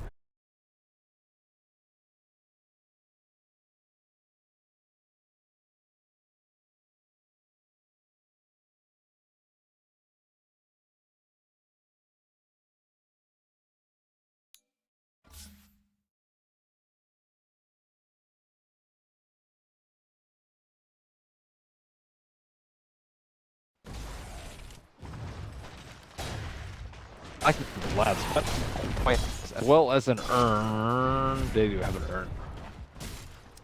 Who has the Spirit Breaker? Yep. Okay. So just liking a Vlad's, I think. Maybe another Force Staff too would help.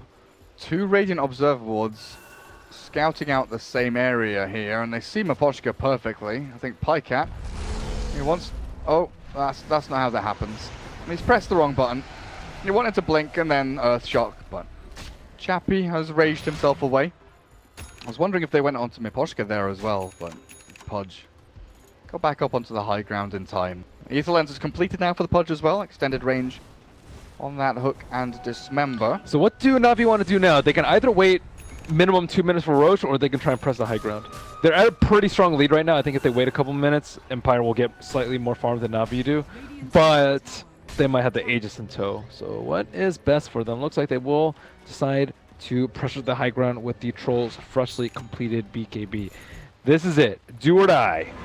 This is going to be a hard one for Empire to repel the smoke up in behind their tier 4s. FN getting ready, but it looks like they're going to be losing buildings here. They jump onto Dendi, and he is almost obliterated instantly. The BKB's popped, but it's on 10% HP with Chappie charged through, back onto the Invoker. Cold Snap cancels that one out. Dismember on the back end. Dendi's sprinting away, but it's General forcing the Podge to retreat, and Empire have held their high ground once more, and now they're looking to leave the base. No, they will go back up the ramp, not chasing. They are being very, very patient, very, very disciplined, and not giving anything away to Na'Vi and not overextending at all. That just shows you how strong the Lifestealer Slaughter combination is. I do think that Denny should have just popped his BKB to hit the Rex. They would have just taken down the Rex and just ran away. And then he would have had plenty of time on his BKB, I think, to not get glimpsed back. Or he could just TP out if he's like really feeling scared, but I don't know. That's really not that safe because there's a Pudge there, but I don't know. I think like it's one of those moments where you want to preemptively BKB in case things go poorly. He almost died before anything happened. If they had a hook come out, he would have just died before he could pop this BKB. So that there was still the chance for catastrophic failure, and I think that's what BKB is there for, to prevent catastrophic failure in certain team fights. General Gem And Lotus Orb now. Get rid of amp damage, bounce back on open wounds, dismember. Cold Snap. Cold Snap, glimpse. Thunderstrike. Okay, I'm done. Anything else? Not that I can think There are of. no like Force Staffs or anything, no Yule Scepters, no Hexes. Nothing like that. Dismember's big though. Yeah, Dismember's pretty cool. Sunstrike into where? Oh. Okay, cool. He Sunstrikes the high ground so his Forge Spirit can actually kill off the Obs Ward after they sentried. Nice little safe play. Ghost Stick is going deep on a mission somewhere. Not sure what Ghost Stick was doing actually, but over on the Radiant side of the map is Dendi. Pops into the Roche Pit, another minute and a half until the big man's up. And Empire, as always, in their base, waiting for Na'Vi to mess up. Well, they might make a move out of their base with Ghost Stick and Lifestealer infested, paired up together. They know if they just push with Ace of Cheese, they're likely going to lose a Rex. Even if even if Empire win the fight, they're likely still going to lose that melee Rex. So they feel like they need to do something now. Things could go poorly for Old Na'Vi. See, he's up in front. Ogre's like, you know, if they're going to jump me, whatever, I'm going to die. That's Ogre's job right there. Stand out in front. If they Lifestealer bomb you, you lasso the Lifestealer and just kill him afterwards, and you trade a life. That's perfectly okay, and he needs to be doing this. It's underrated support just running out in the middle of nowhere for apparently no good reason. Yeah, force your opponents to sink damage, sink spells and cooldowns into you, and you've even got an Observer Ward up on the high ground now, so you're looking for that in the last couple of team fights. He might not even die too. If Batrider's fast, he can Force Staff the Ogre out and then Blink Lasso, or just Blink Lasso the Lifestealer, but it depends on how fast they are. General seems to be pretty on the ball, so Na'Vi impatiently waiting for Roche, pacing around the pit, back and forth. They jump the Pudge. That should be a simple kill, right? There's no one in the vicinity from Empire to actually stop this from happening. And Roshan is about to respawn. 2 Helm creeps nearby, but with a Pudge dead for 40 seconds, do you try and chip I think you just do away Roche. at tier 3? Or? I would personally just do Roche, because if you by chance lose the fight due to buybacks, then the opponents get the Roche. It's much safer to, I think, just take Roche, and then you're pretty much guaranteed Roche because Pudge is dead. And then if you lose the fight afterwards, you won't concede the Roche as well. You'll only just lose the fight, which is fine. And you'll likely trade that for buybacks, which is perfectly okay. Okay, are they going to be able to get any kills? Biber. The first tier 1 tower of the game for Empire. They finally kill a building and get an Ogre as their free gift to go along with it. TP away, everyone get back to base, and there's no way that Ghost Stick is going to get caught here at all now. That Hand of Midas has kind of enabled him to build into what looks like a Force Staff nearly done. He's got enough money for it, but with Aegis in the hands of Na'Vi, you're saying this is like, you know, very important for them. They can maybe now look for tier 3s and barracks and look to close out this game. How important are buybacks for Empire in this for specific Very heroes? important. If they can lose the game if they don't have buybacks. They might lose the game anyways, but it's definitely a higher chance of losing if they don't have buybacks right now. It's super important. I would say on Invoker's actually not very likely to die. He's been positioned very well in the fights, so I would say for him it's actually not that important. He can just buy Octarine or Lincolns or whatever he wants. He actually went for Lincolns. That's fine.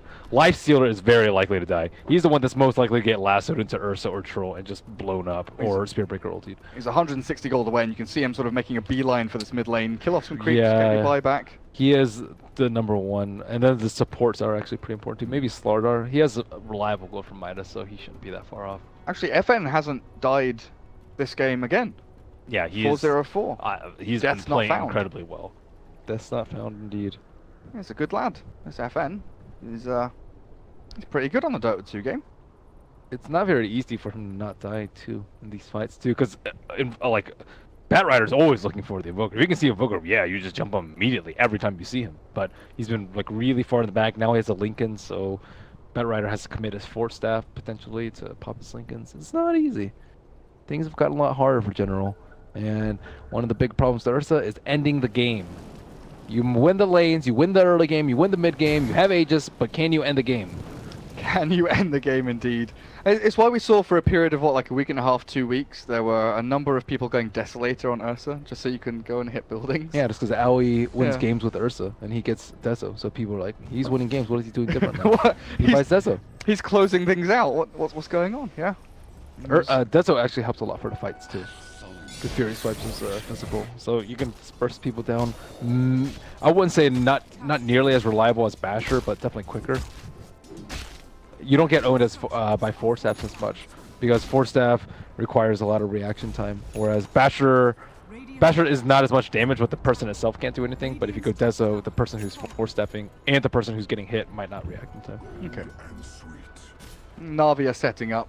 Ogre is a fair distance away, but he's got Bloodlust and TP to Shrine, so he'll be ready. Dire Observer Wall's already placed out, but in kind of awkward positions. Sees the Batrider. Batrider might actually get jumped here.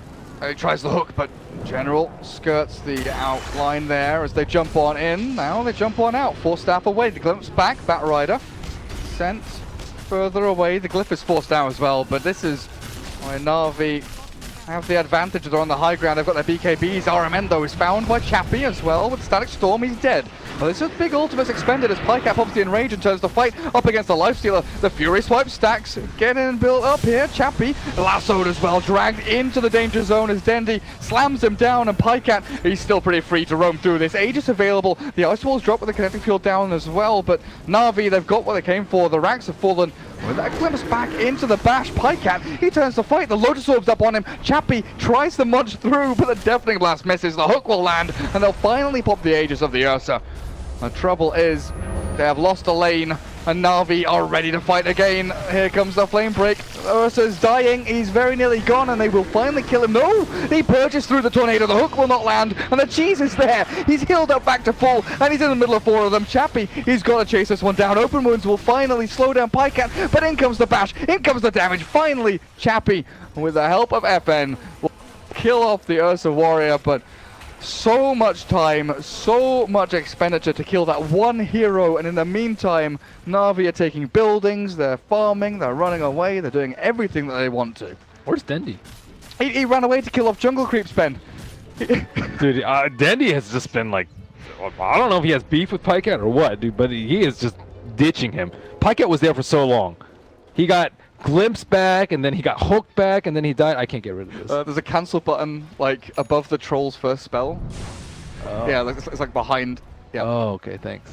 I was like, I don't know. It's what like to do hidden here. behind the new UI. But yeah, Ursa was just sitting there. He could have. Did he get any damage on a T3 mid? He didn't. Like, that's the perfect time to hit the mid T3 too. Okay, nice. Dendi's going for like the super safe kills. Displeased with his manliness this game. Or maybe after game 1 they were like, let's take things slow and easy and just do things properly. He went too slow and too easy last game. He was fighting creeps. But he was on the opposite side of the map half the time. Yeah, that's slow. That's not good. It's not good, no. At least he's with his team this time. What's FN doing? Is he actually calling good game? Misclick, yes, 2 misclicks in a row. Maybe he's cleaning his keyboard or something. Sorry, something with. You know, this actually happened to me when I misclicked good game well played because I changed my chat wheel hotkey. Oh yeah. Yeah.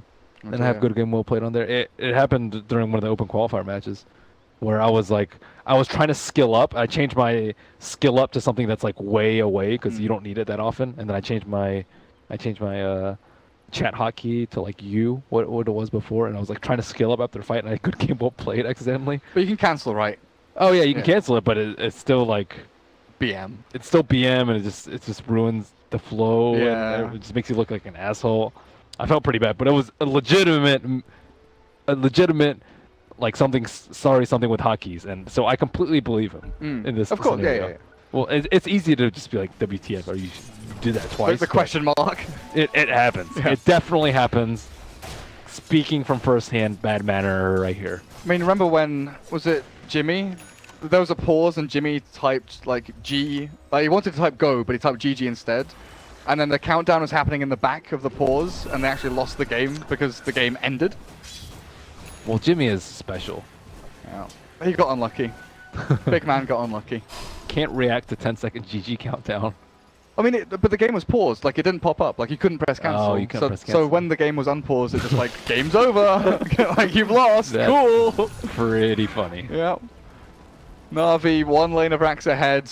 Buybacks not available for anyone on the... Oh, no, the 2 supports on the Dire team have them, but don't know if that's going to be enough as Na'Vi are on the rampage looking aggressively for a pick or a kill. The high ground held by Empire outside of their base. The Lincolns is popped and the Invoker is caught with a jump on in. It looks like they're going to bring down FN. He's taken before his time, and Empire, I think this is the end of game number 2. Both cores gone with no buyback, and GG is called. FN disconnects.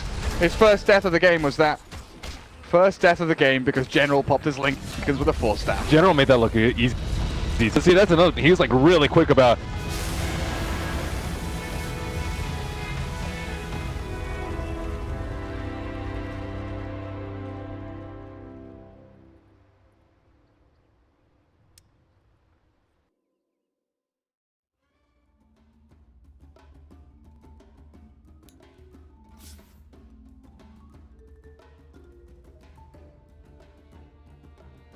Reserve time. Radiant team ban. Radiant team pick. They must be just worried about anything NIP can do to stall up the game. I don't think it'll be much of an issue for Error to do it. Oh, here we go again. Dire team pick. Yeah? Yeah?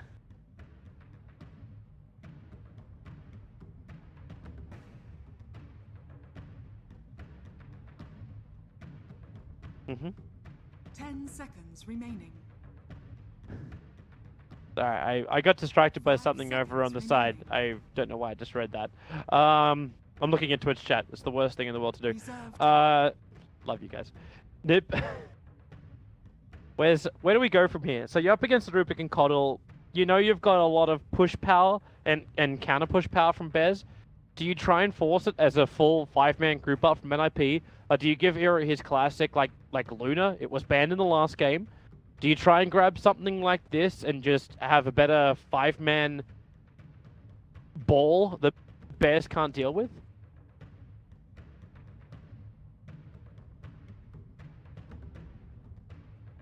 Mm-hmm.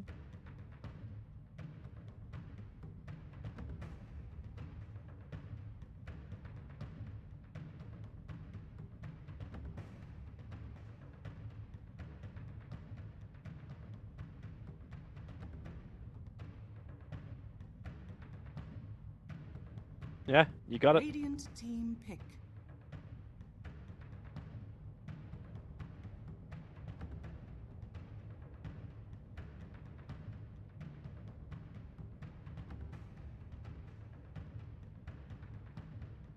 Ten seconds remaining.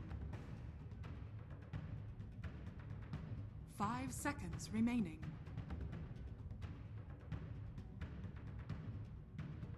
Yeah. Reserve time. Yeah, he can rage when he sees the Illuminate coming, like he can dodge some parts of the damage or just have Feast, give him the life back again. But then you wonder, like, okay, so how does Bears deal with it? Like, you mentioned the Ursa. Again, the Troll Warlord, I'm just going to flag quickly as another option that Fada can go to. Like Weaver.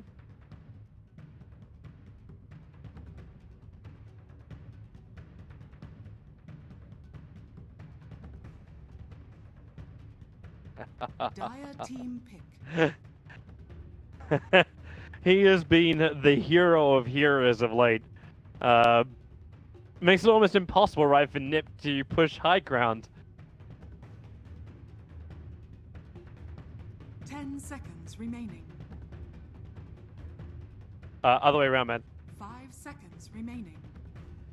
Oh, you mean in triple melee heroes because Magnus can grab him, but yeah, the buffs are going. Yeah, yeah, yeah, and then you're gonna push high ground with those 3 heroes, and then you're up against Fatebolt, Illuminate, Meteorite, Deafening Blast, Shockwave. Like, you're never gonna have a creep wave sustained long enough in order to do the push. Venomancer. Oh, we're doing this again. Okay, have you seen this? It's a Trixie Veno. So what he does, and they only do this on Dire's side. Sorry, not Trixie. It's a Hani Veno.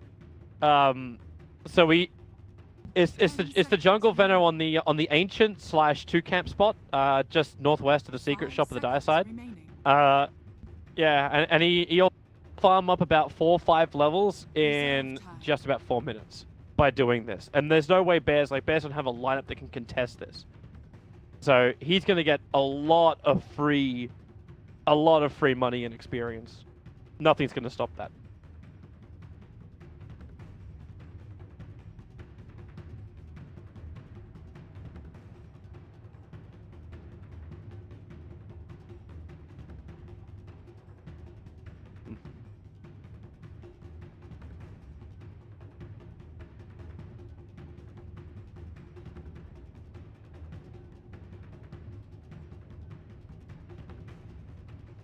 Ten seconds remaining.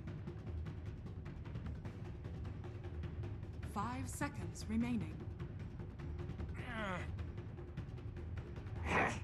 Dire team back. Storm spirit. Oh. Radiant team pick. We'll see if it's a dream. It's a lot of catch.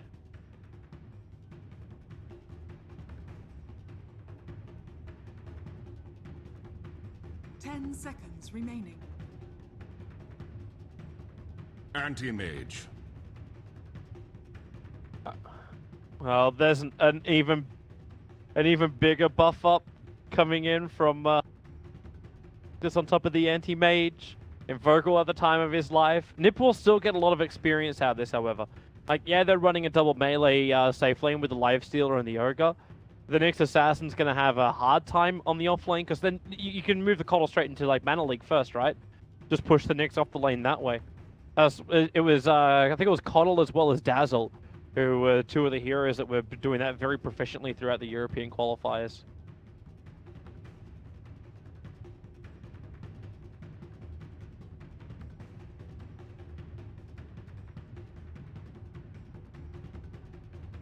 Seconds remaining. 5 seconds remaining.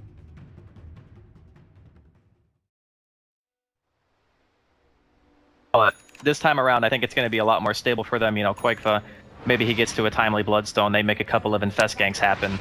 There's actually really 2 good targets for him. He's got Quakefa and he's got the Trixie Nyx as well. So there's going to be a lot of threat to these like squishy Rubiks and Invoker even, and the Coddle on top of that. I was wondering like what they would do to try and stop this. Yapsor smoked up and TP'd out.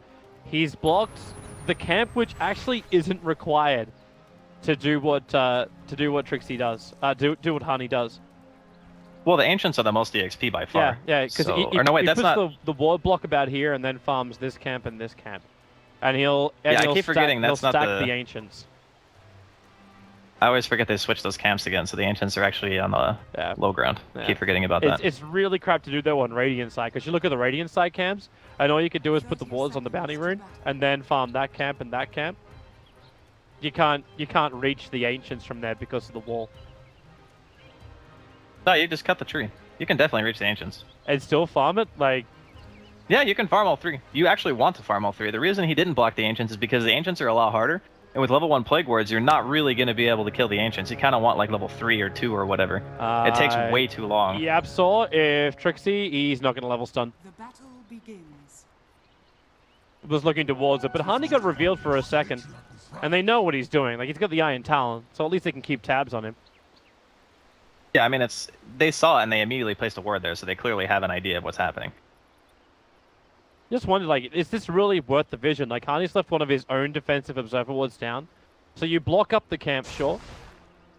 But now you lose vision for Firo. Like, the other observer ward's watching the top bounty rune, where it's a Lifestealer going 1-on-2 because the Keeper of the Light is up here.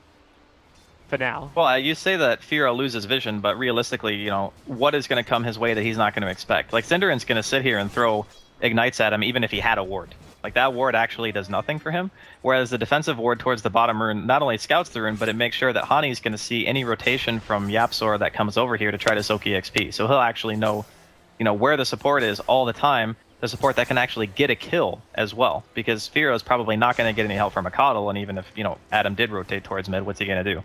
He throws out a random mana leak and then walks away. So yeah, I think it is actually pretty much the best ward placement that they can have. Yeah, Yapsor, you can see him. He's there now. He's just trying to be annoying. Yeah, but he can't go up. Like now that like Honey's got level 2, yeah, the Plague Walls, he might be able to farm them, but the Poison Sting is going to keep him away too. And Honey's just enjoying the farm. It's not going to be quite as fast, but it'll still be alright. Yeah. And Nera's having a save time up on top. I know this is one of the heroes which we saw like Ramses would always play and would always come out on top of his lane just because of the innate nature of the hero that you can find the farm. And then in middle lane, you got 11-4 Koifer up against a 4-0 Invoker. Well, he was playing against a dual lane for the first 2 waves. Yeah. But it's the start that Koifer was really looking for. Let's hear a Southburn. It was, yeah, it was Fear. Thought it was Koifer for a moment. With the rotation from Synderen, they have enough damage. Nice. First blood goes the way of NIP. Yapsor was trying to create space, ends up feeding.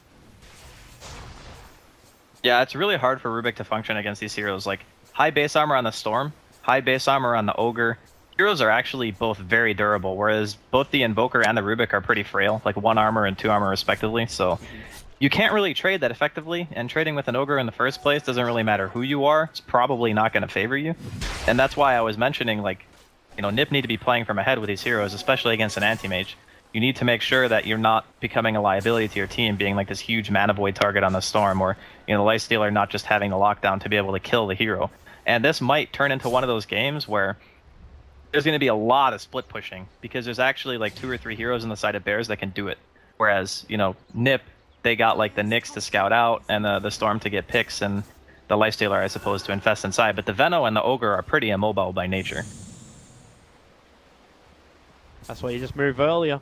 Hani's already up inside of his own jungle, and the haste rune that was grabbed by Rubik, he used to try and scout out where Hani is. But Hani's just enjoying the jungle for the moment. He'll be able to do something about this bottom lane. There's no mana on the Nyx Assassin. Obviously, he's up against an anti-mage, so you wouldn't expect that much. Yeah, it's hard to kill him. Once he's out of mana, he actually takes a lot less damage. So it's kind of weird, that dynamic with some heroes. Timbersaw is the same way. Sometimes people would pick anti-mage to just hit him a lot, so he doesn't have mana to use spells. But then he just has so much armor and regen that you can't really kill him. Same thing here. Rubik's support is not going to kill with an anti-mage on the offlane, so Trixie will end up getting a lot because of this. And I'm still just watching this Venomance to get free farm. And when Hani does this, he waits till he gets Arcane Boots and then moves bottom lane. And they just push the bottom tower. And up against an anti-mage, I'm wondering if there is a response beyond the Keeper of the Light rotating down there that's able to stop that push. I mean, I don't actually know how much emphasis Nip are going to put on killing that safe lane tower. Like, their heroes aren't really that great for Siege. They kind of need to wait for Hani, right? Yeah. Like, Hani's the one, get level 7, that's why and then you go over there. He gets the Arcane Boots, yeah. Arcane Boots, maybe level 7. Yeah, if they go down there and start getting a Plague Ward army down, I don't think that Bears are going to be able to do much to stop it. I think they will probably just rotate out the AM and maybe, like you said, sit the Coddle down there and just have Fata go farm like top or mid or whatever. But then you got to rotate to, what? So if the Coddle goes down there, maybe a little bit concerned more about the Magnus. I mean, they're not going to stop Forad from getting farm, but at the same time, he's not really hindering Era that much. This is even technically... Trouble for Koifer. With that Sunstrike, a lot of burn damage. He needs more life to survive and just doesn't have it. Close, actually. Who would have thought the 2 Exort Meatball gets a kill? With level 2 Fade Pulp behind it. I mean, it doesn't seem like the scariest combination, right? But ends up working out. And bringing down Koifer, that's going to be a nice little addition. But at the same time, I'm still looking at the highest net worth over on Into Pajamas, and it's the Venomancer. He's actually almost #1 on the map, only topped by the Anti-Mage. Well, I mean, he got the Ancient stack as well, and you can see, like, they easily reach all 3 camps.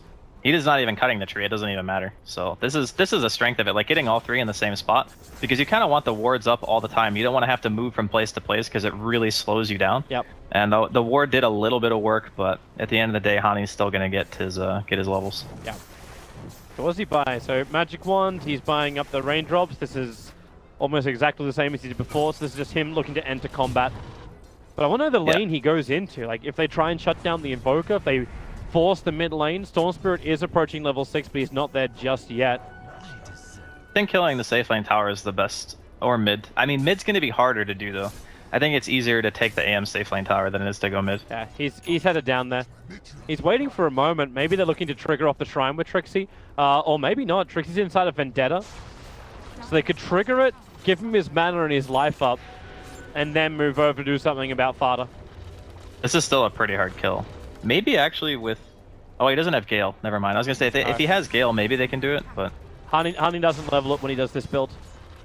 From here on out, too, he'll only go Poison Sting. He doesn't get the Gale till later. Yeah, it makes sense. I just mean, like, in the sense that if you wanted kill potential, you would need Gale.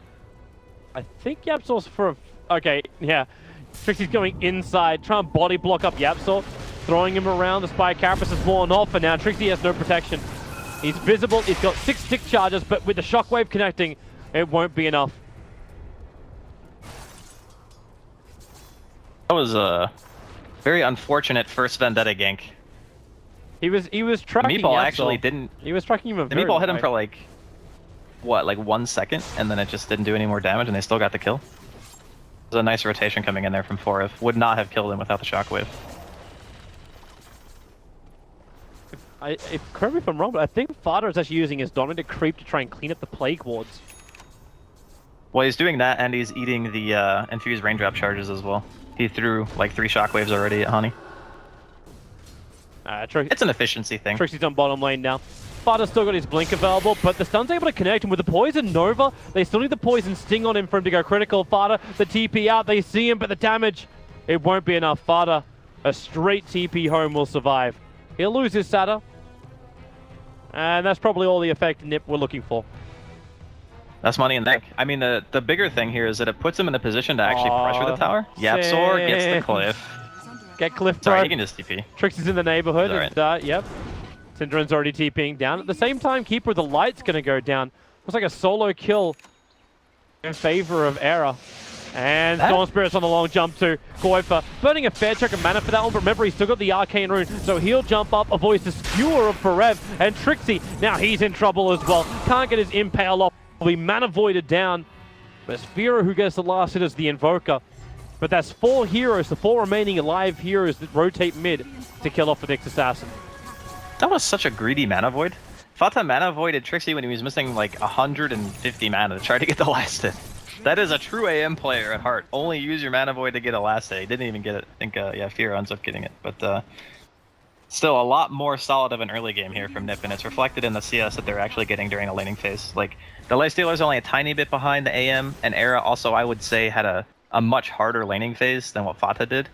And I think he's also going to be contributing to the fights a lot sooner. He's just going for the straight-up armlet. He's got that Storm ready to go with the Ball Lightning or the Nyx Assassin, you know, depending on whichever one he wants to invest into. But the thing that's, I guess, a bit alarming for Nip is the fact that Forev's going to have a blink at like 11 minutes. And that's pretty terrifying, especially once he starts getting Empower. He can follow the AM around. Oh, stun's going to miss. Yapsor's jumping in, looking for that telekinesis follow-up stun. Yapsor's fine. He leaves a remnant of his own behind now. Stolen that. But Rubik remnants, by the way, way cooler than actual Storm remnants. I want him to drop one now so I can see it. They do like the same poses as the normal Storm remnants, but they just look like Rubik, so it's like 10 times better. Trixie's going to find Fada farming up for the moment. A lot more support rotating down. This time Syndaren's coming along with him. And as she starts buffing up Honey. I suppose when you got 4 points up in the Poison Sting, you're going to force down this lane as hard as you can. They're TPing in. So, say hello to Yapsor. He'll come down to the bottom lane with Illuminate and Fade Bolt plus Remnants. This was the issue we were flagging during the drafting phase. How is Nip meant to keep a wave alive in order to bring down a tower or any kind of objective? They rely heavily on the pick. I mean, they've drafted around that, right? You don't take Nyx and Storm with a Lifestealer to not get pick-off kills. Like, if they get one hero down, like, even if it's Yapsor or if it's, you know, Adam, I guess would probably be the best. But you kill either of them, and then you put the Plague Wards down, that tower is just going to die. Unless they fully commit to defending it. And I don't think they would have before, you know, Forev has this blink. But we mentioned that. He's very, very close to it now. On this wave, he would actually have it, but it looks like he's just going to sacrifice himself and give it to Fata instead. More fun for the Anti-Mage. How do you actually want to build the Anti-Mage as well? Like, it's obviously you still got to go Battle Fury, right? Even though you have the Dominator. Yeah, it depends. I mean, I've seen it both ways. Some people go to Manta before the Battle Fury, and then go back for the Battle Fury after the fact. Some people forego the Battle Fury completely and just go Manta straight Abyssal. Here we go. I think Adam's dead. Goodbye, 3-4-3. There's a jump back out. Trixie, they don't even need the stun. They use the open wounds. But they get their pick off. They remove one of the hindrances that's been stopping their push on bottom lane. But look at Hani. Look at his item. So I hate to take away from the lifestealer. I want to come, not from lifestealer, from the anti-mage. But he's already got mech on Hani at 11 minutes. Yeah, dude, Jungle Venom. This is no joke. He farms incredibly fast. It's almost comparable to like Enigma farm. And that's insane. Tendra's in trouble. Multi-stuns, cold snap. And just burnt out. There's another TP on the way. The bottom tier 1 tower's already taken is Hani. He'll TP into the mid. A lot of rotations coming up as well from Trixie as well as Era. They're going to hold this tower and just push them back farther. Open Warrior's up. He's actually standing his ground. He's got that Ogre Ice Armor, man. Oh, Forev! Ooh, cancel. Yeah, he pulled out of that B. I think it's because he didn't actually turn when he RP'd. So like if he hit the RP and he was turned the proper direction, he could have just immediately skewered. But I think he got scared that he wasn't going to have the time to get behind the lifestealer to skewer him back if he didn't do the proper turn RP. Okay, so now we see how Bears deal with the D push that is Ninjas in Pajamas.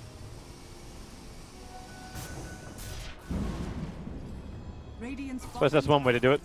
Spike Carapace damage the Keeper of the Light down until he's dead. I mean, it's got Tranquils, so yeah, it doesn't really matter. Just needs to give the opportunity for the Storm to jump. But Quoifer still needs more mana before he's capable of doing that. Even if he does get insanely lucky like he is picking up Arcane after Arcane Rune. Yeah, but Bears can't really, like, fight into this. It's really annoying for 4F too, because the more Plague Wards that are down, like, if Hani is actually sitting in the lane and dropping Plague Wards, I see almost no way where 4F is going to be able to get a good RP. Because you're either going to get hit by a random Plague Ward, or you're going to get slowed after you go in and Gale or whatever, and it's going to be really difficult for you to get out alive. And they just don't want to commit to that. We get a bottom lane instead. Quick jump away. Forev has to actually charge himself with the skewer fall because he misblinked. Got himself caught in the tree line. And Trixie may use this to his advantage. He knows Forev doesn't have his escape. Needs to attack. The stun's there with a pop out. RP is available and Forev will commit it. Trixie kept this distance. And now what's actually stolen? It's the Impale. Stolen by Yapstor. Eero will get hit by this. And in comes Firo. Lifestealer needs a way out but has no rage. Had the armor off as well. Forev will escape on about 30 HP. And that's super unfortunate. They would have got the mag if Trixie had mana burn, but he's... I don't know the standard Nyx build anymore from a perspective of, you know, pro play, but I think that most of the time when you're playing against supports like Rubik and Coddle, you would just go 4-1-1. But I can see like the second point in a Carapace because it pretty much doubles the effective stun of the abilities, so not necessarily the wrong choice, but just an unfortunate one because he couldn't actually get the kill. I think Yapstor actually messed himself up there in the mid lane. He did a telekinesis and tried to pull him back, and then threw the Impel and stunned him halfway through the telekinesis. He never hit the mark. So Sunstrike also never connected. Cast point, it gets you sometimes. You think, oh, it's going to take X amount of time for my stun to hit, but then you realize that you're Rubik and you have no cast animation, so it just instantly goes out and you're like, whoops, did it too fast. Actually happens a lot more than you would think. Era and Hani are teaming up to try and take out the top tower. Forever Gam is on the hunt, but he doesn't have RP available.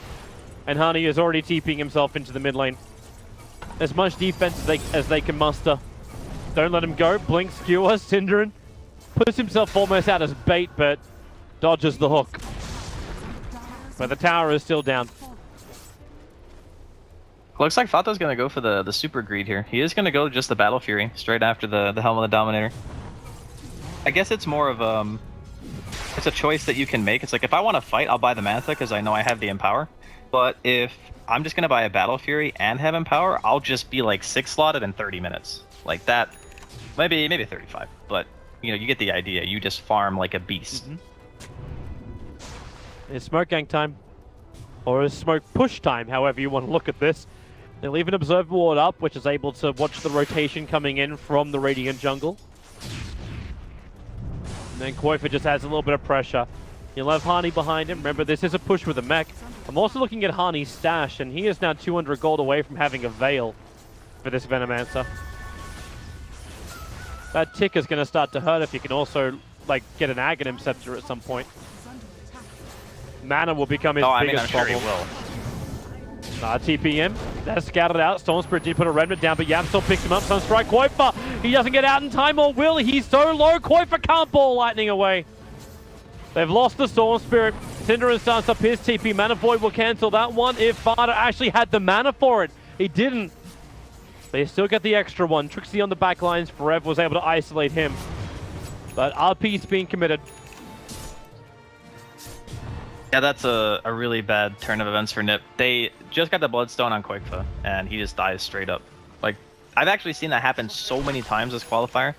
Bloodstone gets Storm, or sorry, Storm gets Bloodstone, instantly dies. And then I'm just like, alright, well, that's 4 charges down. They're gonna go for the smoke up, though. Yeah, Killing but they know. Fata, though, is so hard. They know. Koifa smoked out of vision of the smoke, out of vision of the Observer Ward. But Lifestealer jumped into him in vision of the Observer Ward. You're still going to find a target as Keeper of the Light who warded up. Synderen's got a Sentry Ward available, so they can maybe not realize that he did that. Oh, no. The ping is coming. It's like there is an Observer Ward here. But they're not sticking around. Yeah, they really want to be able to take out the AM, but the Ice Armor creep, like, that thing is so OP. Look at him, no fear, just standing there, tanking the creep wave. Okay, 3 heroes might be enough. If they can get the stun. They actually need like every bit of damage though. There needs to be like a Vendetta hit and a follow-up stun, perfect like chain stun into a kill. That's like the only way. Top lane's being forced. Harney's going for a wraparound, but there's no one that can TP in here. Even Forever's blinked out. The Gale will connect. Forever gonna go invis with a Shadow Amulet. Synderen's here, but there is no Sentry Ward. So Forever's just ticking. It's Nova, it's Poison Sting, and they infest damage to ensure a quick and efficient kill. And a full Echo Saber for the Lifestealer. Yeah, they're getting the proper farm on all their cores. The consistent issue though is going to be, you know, Firo on his Invoker and then AM as well. We haven't really talked much about Invoker because as most AM games, whenever there is an AM, you talk a lot about him because it's, you know, if he has a good game, they can win. But yeah, Firo's just been kind of quietly doing his thing, and he's sitting pretty high up on the net. He's actually the highest, over the AM actually. This is an AM who has been receiving some empowers and just now finished a Battle Fury, so. The full buff up AM, so yeah, you'll see the Invoker probably slip behind him. Oh, I would imagine so, now that he has Battle Fury. And does that put NIP on a clock? Like, you got a lot of farm on 3 of their guys. The Nyx Assassin is now turned into a 4 roll. And he's just going to go for Blink Dagger on this guy. But, like, how does NIP actually end this game? That's kind of like my question mark now. Because you've still got great deep push, and Fire's going to get really good farm. The pickoff's fantastic for them. And now you got Trixie walking under a Sentry Ward. He's out of range of the Observer for a moment.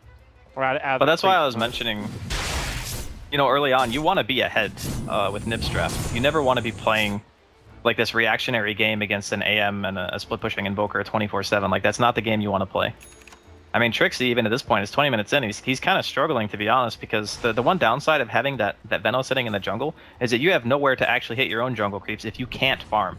So now Trixie is like really far behind on his Blink Dagger, and he's the one who has to make the plays, and he doesn't have the item to make the plays, and that just puts more pressure on Koikfa, which, you know, the more pressure you're putting on the players, the more likely they are to make a mistake. But they are grouping up here in mass bottom lane. Porev's got the Shadow Blade here. Yapsol's got a fresh Blink Dagger. And this is something which hasn't been revealed to NIP, so the pressure on Koikfa is so high. Forever's right on top of him. They don't know. They don't have vision. The double RP will be there. Forev's got Skewer, pulling him back. The stun, the burn, they just pop like a top. Koikfa under the tower. He'll get illuminated down. You're able to get a little bit back with the Invoker falling, but Era's on the run, and Harney has to do work. The Nova combining up with the Veil. They know the tick is too much. Forev will TP back to base. Sparta as well as limping away. Forever's still ticking. He's gonna survive. He went out of 19, 17. The Poison Sting's still on him. He dies! The tick is too much. That's not even an Aghanim Scepter. That's just the Veil, Nova, and level 4 Gale. He even bought Raindrops to try to mitigate the damage from the Gale tick. That was actually next level. And he still died. Nip not done. They're coming back in again. Yapso's throwing down the sentry ward. Trixie, he keeps doing this where he triggers Spike Carapace really early. Just running through an open field triggers Spike Carapace. Maybe a little bit of nerves. Who knows? But yeah, I mean, at this point, Nip have to continually do this, right? They apply pressure, they know RP's down. Mag's not even alive, so that also helps. It's just really annoying because if the coddle is up, it makes the push in of itself very difficult. The only thing that can safely hit the tower is like the Lifestealer with Rage or some Venom wards. Storm's not really great siege. Ogre and Nyx are in the same boat. You're gonna find he can't keep her the light. With the Gale, Adam will tick. There's nothing that keeps him alive here. Illumina trying to help out, but Ferret's got out of position. He had no RP. That's 45 seconds without a Magnus or a Keeper of the Light. And if NIP feel pressured enough, they may try and do some chip damage up. Or they could just rotate mid and bring down that tier 1 tower finally. Yeah, that tier 1 needs to die. I mean, the tier 1 is really important for being able to secure Roche, even with Shrines. You just don't want to be able to get hit from multiple angles, right? So maybe they're just gonna go straight for it. Yeah, looks to be. They can't really kill it that fast, though. They need a Deso on the Lifestealer. Does he have it? He does. Okay. And Era just to kill on the bottom lane. Yapsor. Looks like it was another Vendetta gank. Yeah, it looks to be. My eyes were over towards the mid because I'm trying to watch Fada's movement. He's jumping around, he's creep skipping out. It's being a real pain in the butt to Ninjas in Pajamas, but Nip were looking at both Roshan and the tier 1 tower, and the fact the tier 1 tower wasn't taken, it's kind of fired a couple of warning bells for Bears, hence the Sunstrike into the pit to scout out NIP's movement. The Keeper of the Light's coming up from the side. His Ghost Form's coming off cooldown too, so if he wants to just drag in the AM, he can do it. But that Sentry Ward Plague Ward battle is doing his thing, so there's no real easy vision, except for the fact the Sentry Ward went down. And there goes the Aegis Immortal. Magnus under that Sentry! It was deep warding the Observer Ward, but he may not have realized exactly where it was. So threw his own life away. Fada's pressure on top will force NIP to return. And this is going to be like the story of the game now. It's going to be Fata split pushing lanes, being a nuisance, because right now Nip have the teamfight advantage and having the Aegis on Quakefa. That's probably one of the biggest chances they've been given this whole game. Like, Forev just died, what, 2 or 3 times in a row? And, like, without getting a good RP, like, look at how freaking deep Quakefa is right now. He really wants to jump because he knows, like, if I get these picks, we get 2 towers. Yapsor's so close, but it's the Invoker. So there's your jump forward. Yapsor will create a little bit of space for the pick up, but Era raged up. Nothing was going to stop him from beating into the Invoker. And another hero with no buyback, but he denies it. The Forest Spirit's there, so they don't get everything they're hoping for. But Trixie, a wrap around the back. The Sentry Wards see too much. And Nip understands that. Won't stop them from doing their push. Forev gets rid of the Observer Ward, flags their positioning because he did get rid of this, however. But the smoke wasn't going to last much longer. Sorry, his invis from Shadowblade wasn't going to last much longer. I mean, the Invoker kill with a 10-second BKB is huge. Not being able to get the tower, though. They're going to find Fata. Got Manta. Have they got enough control? He might actually be in trouble. Honey can throw down more Plague He Wards. doesn't have a TP. With no TP, he's dead. Yeah, he's dead. Yeah, he's definitely dead. He tried to mana void Koi for the last moment. He manted like super early there. I thought he was gonna like blink away and wait for the storm to like ball after him, because that's how you bait the fight, right? You make the storm use all his mana by blinking away, and then you just mana void him when he's standing next to the Veno and hope that you can at least pop the Aegis before you go down. Because if your TP's down, you can't. I don't think you manta before blink if you're gonna get galed. That's just like, I mean, obviously you can't break it, but it's the only chance I think you have of getting a counter kill. Trixie now worked out. He should have known that anyway, because they put an Observe Ward on top of the Radiant Sentry, and it got dewatered by the creep wave. Barev's on the move out again, really trying to make the most out of this Shadow Blade of his. And if it wasn't pinged out every before, time it's pinged out now. He's moved out with that Shadow Blade a ton, and every single time he dies. Like, I don't think he's had a successful movement with that except for the bottom fight when he got the RP on the 2 heroes. So is that the scary woods. fact when he then moves out with a gem and he's died every single time? I'm scared for him, Toby. He's looking at Era, and now blink RP. Oh no! Oh balls! That is about the appropriate response. Skewering the rage target. Era gets forced off away from the Sunstrike as well. with RP down. It's practically a guaranteed tier 2 tower because they just don't have the initiation, even the Lincoln Sphere, to protect Quake for more than the Aegis Immortal is already doing. The advantage is he didn't lose the gem. He didn't die. But now, Blink, Pure, he actually pulls in Hani. Hani actually gets put in a better position to get a great ulti off. They have to trigger the Shrine for the regeneration because Forev is continuously ticking. He's like dying through the Shrine. Yep. Oh, there's still the Nova. Remember, this isn't even Ags yet, but you're losing more. Now 3-4-3. Adam has gone down. The deep pusher's dead. Yep. Life is hard. I mean, they don't have the Veno, but they don't have RP either. Oh man, it's really hard for them to go high ground though. This is like one of the, I think the biggest weakness of NiP's lineup is it is so hard for them to hit tier 3s that even with the Coddle being dead, knowing RP is down, they still can't really breach the high ground because they just don't have sustain, right? As you said, there's no hero picks, that keeps right? the push going. Like they need the picks. Like that's the only way to make it work. But how do you get picks from inside the base?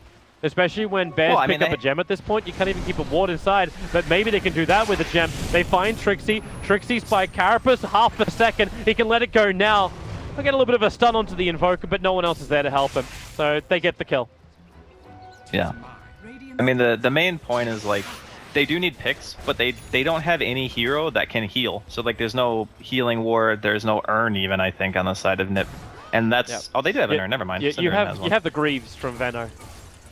Yeah, that's about it though. I mean, in the grand scheme of things, it's not really a lot of sustain, just having one item. Whereas you want something that keeps everyone at a high level of HP and that you can continue to hit the tier 3 and not feel like you're just gonna get like counter killed. But yeah, more time here for Fata, still sitting atop of the net worth. He's got the Manta done. He's going for the Basher into what I assume is gonna be the straight Abyssal. And once he gets that, game is hard. Bears are forcing the issue on bottom. Hani and Era are not really prepared for this just yet. There's not a mass amount of wards. Trixie's going to move forward, but remember, Observers and Sentries are being ripe everywhere on the map, so he knows he can't move forward. He also knows there's a gem on the Magnus. I think they're cutting through the tree line to make it so the Sentry can see him. Oh, that's here. There's full vision up here. Where's the RP? I'm wondering too if this is when you want to see Hani putting more aggressive Plague Wards. Well, he's trying to be a smoke breaker, just in case, you know, there was a wraparound. They find Alpha Wolf only, and now retreats. That Alpha Wolf's worth 125 gold, man. Yeah, this is the moment in the game where the AM is getting really close to a point where he's going to become too much to handle. Because, I mean, the Storm doesn't have the items to kill Anti-Mage, right? He had to itemize to not die to the Anti-Mage by just buying the Lincolns and ensuring that he's not going to get Mana Void in the middle of his team and just become like a bomb and just kill everybody. But yeah, it's going to get harder before it gets easier for NiP. Is there something on the... No. I was wondering how long the Aghanims would take. But Keeper of the Line's only just got a 4-star.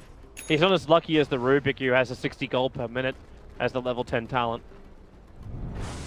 Yeah, but he also has that Illuminate spell. It's pretty good. Although in this game, it's actually kind of difficult for him to push out waves because there is a Nyx and a Storm. So it's putting a lot of just idle pressure on him whenever, you know, Koikfa and, you know, even Aaron Trixie, if any of them are off the map, he's scared, right? He doesn't want to sit in lane and use a blast and creep vision. He'll just die. Trixie is a fraction of a second too late to find Yapsol. Keeping they just and lost their tier 2 for yeah, no reason. there's the jump in, the RP! Oh, it caught the two big calls. They need to create some space. Storm Spirit's going to go down. A long time on the sidelines, 40 seconds, but the Animage will lose his own life for the cause. In comes Hani, not in range for a Nova. Can't force up down there either. Cinder is just trying to stall them up. The Sentry Wall's down. They see their target. The Sunstrike off target as well. Cinderin backs up and stays alive as Firo has to go invis. Era has himself a double kill, but Firo, he's going to open it up. A fresh Sentry Ward. They see the Invoker, but he's out of range, out of vision, and on the run. It's him and Rubik who are the last ones left alive, and that's because Rubik was never involved in that engagement. Man, that Lifestealer is gigantic. He just completely shredded Era during that fight. The item progression on the AM, like he goes for the BKB, and I get it. There's a lot of disable. You don't really want to put yourself in a situation where you have to worry about things like Veno ulti and stuff like that, even though you have that like built-in spell shield. He wants to be able to sit in the fight and hit heroes during an RP. Like, that's the biggest thing for him right now, but it's actually becoming difficult for him to itemize because just how farmed Era actually is. He does an insane amount of damage, and if you don't buy something that protects you from physical DPS, like a butterfly or something like that, he's gonna just maul you to death every single fight. Loving this movement from Trixie. They found an Invis rune, so he can just start with a stun without worrying about losing the damage from the Vendetta and having Lifestealer inside of him. The only target they have to be careful of is Forev, but where's that gem? For me. Actually, where is that gem? Who's got that gem? It was on the high ground a second ago. ago. It's back at base. It's back at the Dire base. Yeah. Alright, so Roshan's up again. I think Bears actually need to fight this. It's very difficult, but giving the Storm another Aegis is... I don't know if they can afford to do that. Yeah, they can't, and they know it. So they're going for the wraparound. They're trying to come from behind, but they're going to be too late. Synderen's in the smoke block position as well. They're just going down mid. They've got a creep wave with them, so if they want to try and beat the tier 3 tower, potentially they can. The tier 2 tower will be the easier objective, a more achievable one right now. Yeah, it's also further away from the rush pit. They're going to go for the flank TP to Shrine. Oh, Koifa, jump forward. He doesn't have vision. Now you'll see Adam. Lifestealer can still pop out. Fighter in the neighborhood, blinks to the tree line. Say goodbye to Alpha Wolf. And the chase keeps going. Fighter is right next to him. But Koifa's out of mana. He has the Aegis of the Immortal, and that's great, but it's not giving him the mana he wants right now. In fact, Trixie, he's the one who's more on the front lines. But everyone is gone. All the Bears have bailed. Invoker is TP top, and he's trying to turn this into a split game. I mean, that's really all they can do. Problem with splitting against Nip is that for the Invoker, at least, it's very, very hard to live. That's why he had to buy BKB. Like, it's the only item that's going to allow him to potentially escape a gank if he wants a side lane push. So he was forced into buying it. But it does make him, again, extremely susceptible to Lifestealer. Like, he will get, like, 2-shot. He's got 7 armor. But your only other choice is either go for these ganks yourself, which they may have an opportunity for, as Invoker initiated on... Okay, no. Yapsor's in the neighborhood. He has a stolen Spike Carapace. And what else did he just get? Nope, it's just jump up, Forev, skewer him back, look for something. The Spike Carapace causing problems. No Blink Dagger available. And now actually the stun stolen by Yapsor. He's going to miss it with the Mana Void and Shockwave. As is enough damage to find the kill. Almost a 400 gold worth Nyx Assassin. And he's the lowest net worth for the Dire side, almost. Synderen takes the cake on that one. Yeah, but he's actually not even doing that bad. Think about it. He's still got his Force Staff. He's still doing better than a Coddle. And it's not often that you see an Ogre with more net worth than a Coddle just by virtue of, you know, spamming Illuminate. But again, it's tough. You know, 343 can't walk to a lane because he's terrified. Koik is playing off the map all the time. Trixie's playing off the map all the time. Either of those heroes just eat him. So it's interesting how the game kind of played out because the itemization for the side of Bears became extremely difficult just because of like the hybrid damage that, you know, Nip have. Forcing the AM to buy a BKB in this game is really good for the Lifestealer. You don't want the AM buying a Butterfly. You don't want the AM buying like that Abyssal Blade at a faster point in the game because that's when he starts kiting you out in fights and that's when he can actually jump you. But as long as you keep him like lower itemization and forcing him to buy like these defensive things, it works great. Oh, Father thought he was actually going to be the primary target. But Adam was sitting right on top of a Dire Observer board. Quick jump out and Koip gets the easiest Bloodstone charge of his life. Funny part is, he's still only got 9. He's not even back to ground 0 on his Bloodstone yet. He dies at the start of every engagement. That's true. It's still Era that's doing all the work. Yeah, I mean, he's still got a tremendous amount of net worth, though. He's still ahead of Firo. And the AM is not really that far ahead at all of anyone. I feel like they picked the Magnus and the AM together, but I haven't... You know, I've seen Fata empowered a handful of times, but I haven't really seen them playing around it that much, if that makes sense. Like, Fata's not, like, farming only by 4Ev to get empowers and stuff like that, so I don't know how often they've run this, but... But there's no other way to do it, right, with the Anti-Mage. At this point in the game, he needs to be the one split-pushing instead of the Invoker, so the Invoker can farm in the safety of his own place, because Anti-Mage is just more maneuverable. Yeah, I mean, even with as maneuverable as he is, though, he still runs the risk of dying. Like, I assume that, yeah, Abyssal's on the way for the Lifestealer, and once that comes out, they'll be able to kill the AM too. The Agonist is up for Hani. We already saw the issues of the tick for Bears. Issues just got a lot stronger. Their advantage is Hani's only repositioning item is a 4-star. It isn't a Blink Dagger. That would be scarier. Are they gonna... Is this almost a trade-off? Like, the tier 2 tower is being lost on the top, but in bottom, Ninjas in Pajamas are not here. They are not ready to defend. Fortification can buy them a little bit more time, and here comes your first TP in from Trixie. Misses the stun over on Fada, so Fada will turn around. Here's the damage coming. Now more TPs are arriving. Illuminate spams being a bit of a pain in the butt, but they'll get out and Storm Spirit. Long jump forward right over the top of him into the middle of Bears. Have they got any stun, any disable? Yeah, he's got the BKB. They'll pop out. They try and hide. The dust triggered off by Trixie. It'll catch out the Magnus with no RP. This is a fight the Bears cannot take, or if they can, it's Sparta with the cleave. They bring through 2, and Koifa, he's on the run. He has the Aegis Mortal. He's also got a crap ton of disable, pulling back in Sparta. Trixie wants more, but he's got no mana left to fight with.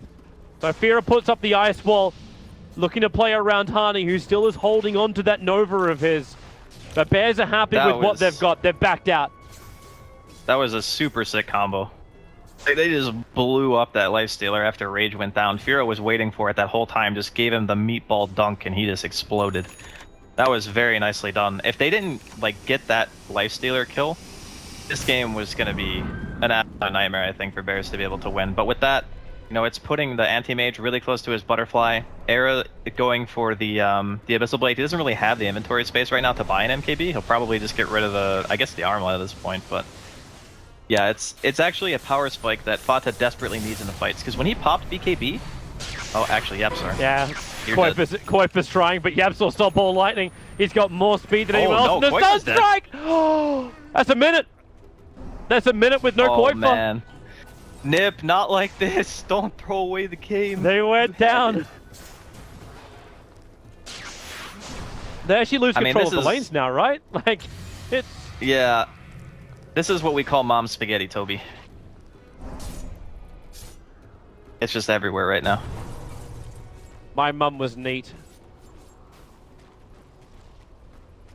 Oh. I don't know, I just feel like you don't make those plays unless you're either really sure you can get the kill or you're just a little bit nervous and you're kind of unsure. But that Solar Crest that Yapsar had actually kept him alive.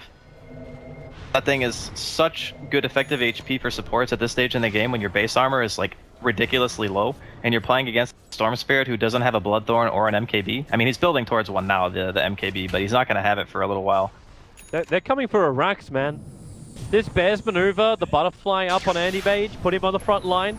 Sure, he's going to drop the Dominator for now. They're going to find a better target. The Skewer is Hani. Hani 4-staffed in. He really wants to let this Nova go on multiple targets. So he'll Gale, and now Nova. That's the death of the Keeper of the Light. He can't stand here. So even if Hani dies, he knows he gets something in return. Maybe not so great giving Plague Wards over to Yapsol, but it's better than giving him Nova.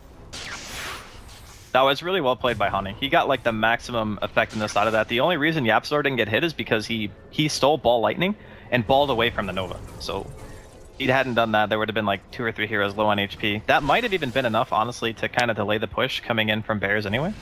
They do still have an RP, but they don't have vision of Nip's high ground, so Nip going for the wraparound. They're coming out to fight, and Koiv has picked up a Demon Edge. He doesn't have buyback while he's got this. He didn't have buyback last time, maybe. They want it. They know the Coddle's dead. The Observer and Sentry Ward saw the other Sentry Ward being placed, and now Nip will realize the jig is up. Defense time.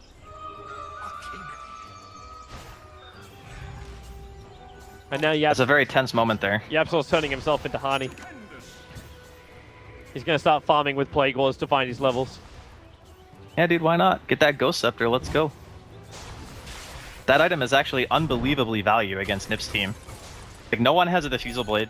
The Magical Burst isn't really super scary, I guess outside of maybe the Veno, but the Veno you're just going to tick out anyway, so it's not like having a Ghost Scepter is going to be the reason why you died. It'll most likely be the reason why the Lifestealer or the Storm can't just blow you up. They are both going to have MKBs relatively soon though, and that does kind of put a damper on the Butterfly purchase from Fata. It's kind of unfortunate they weren't really able to abuse that item timing, because when he purchased that item, no one on the side of Nip was even close. and they just weren't able to really utilize that timing as much as maybe they wanted to. And now with the dual MKBs, Fata's still gonna just melt. Yeah. So he needs to play the dodge evade game, unless they know they can lock down. And with the Abyssal Blade, he'll have a better chance for that lockdown. What would also be good is if Ferev's able to get into a good position, let off the RPs. I haven't seen actually an RP in probably 10-15 minutes. It's so hard though, man. The Plague Wards, the Vision from the Nyx, the Oh, Storm as Fata. well. BKB. Trixie has a friend sitting inside of him, but that's gotta run. That's the 8-second BKB down. Invoker's sitting on a 5-second BKB. You can tell, man, when you BKB like that, there is definitely some nerves going on. No risk. Doesn't matter when it's that low anyway, right? I suppose they still have to wait another 50 seconds before he has it up. And none of the ways, I mean, 8 like, seconds. You still don't have Nip with any kind of lane advantage. It doesn't exist. Yeah, but they always pick lineups like this. They pick lineups that just have pretty much no wave clear whatsoever. They very much emphasize the laning phase, but they don't emphasize being able to like D-push or get map control that way. They always want to go for fights. Smoke gank time for NIP. Era. Infest is off cooldown in 2 seconds time. And there Source is dying fast. There is a TP coming forward. Yamsel puts down the Plague Ward. It's Roshan almost down. In fact, he is down. Tornado. It picks up Synderen.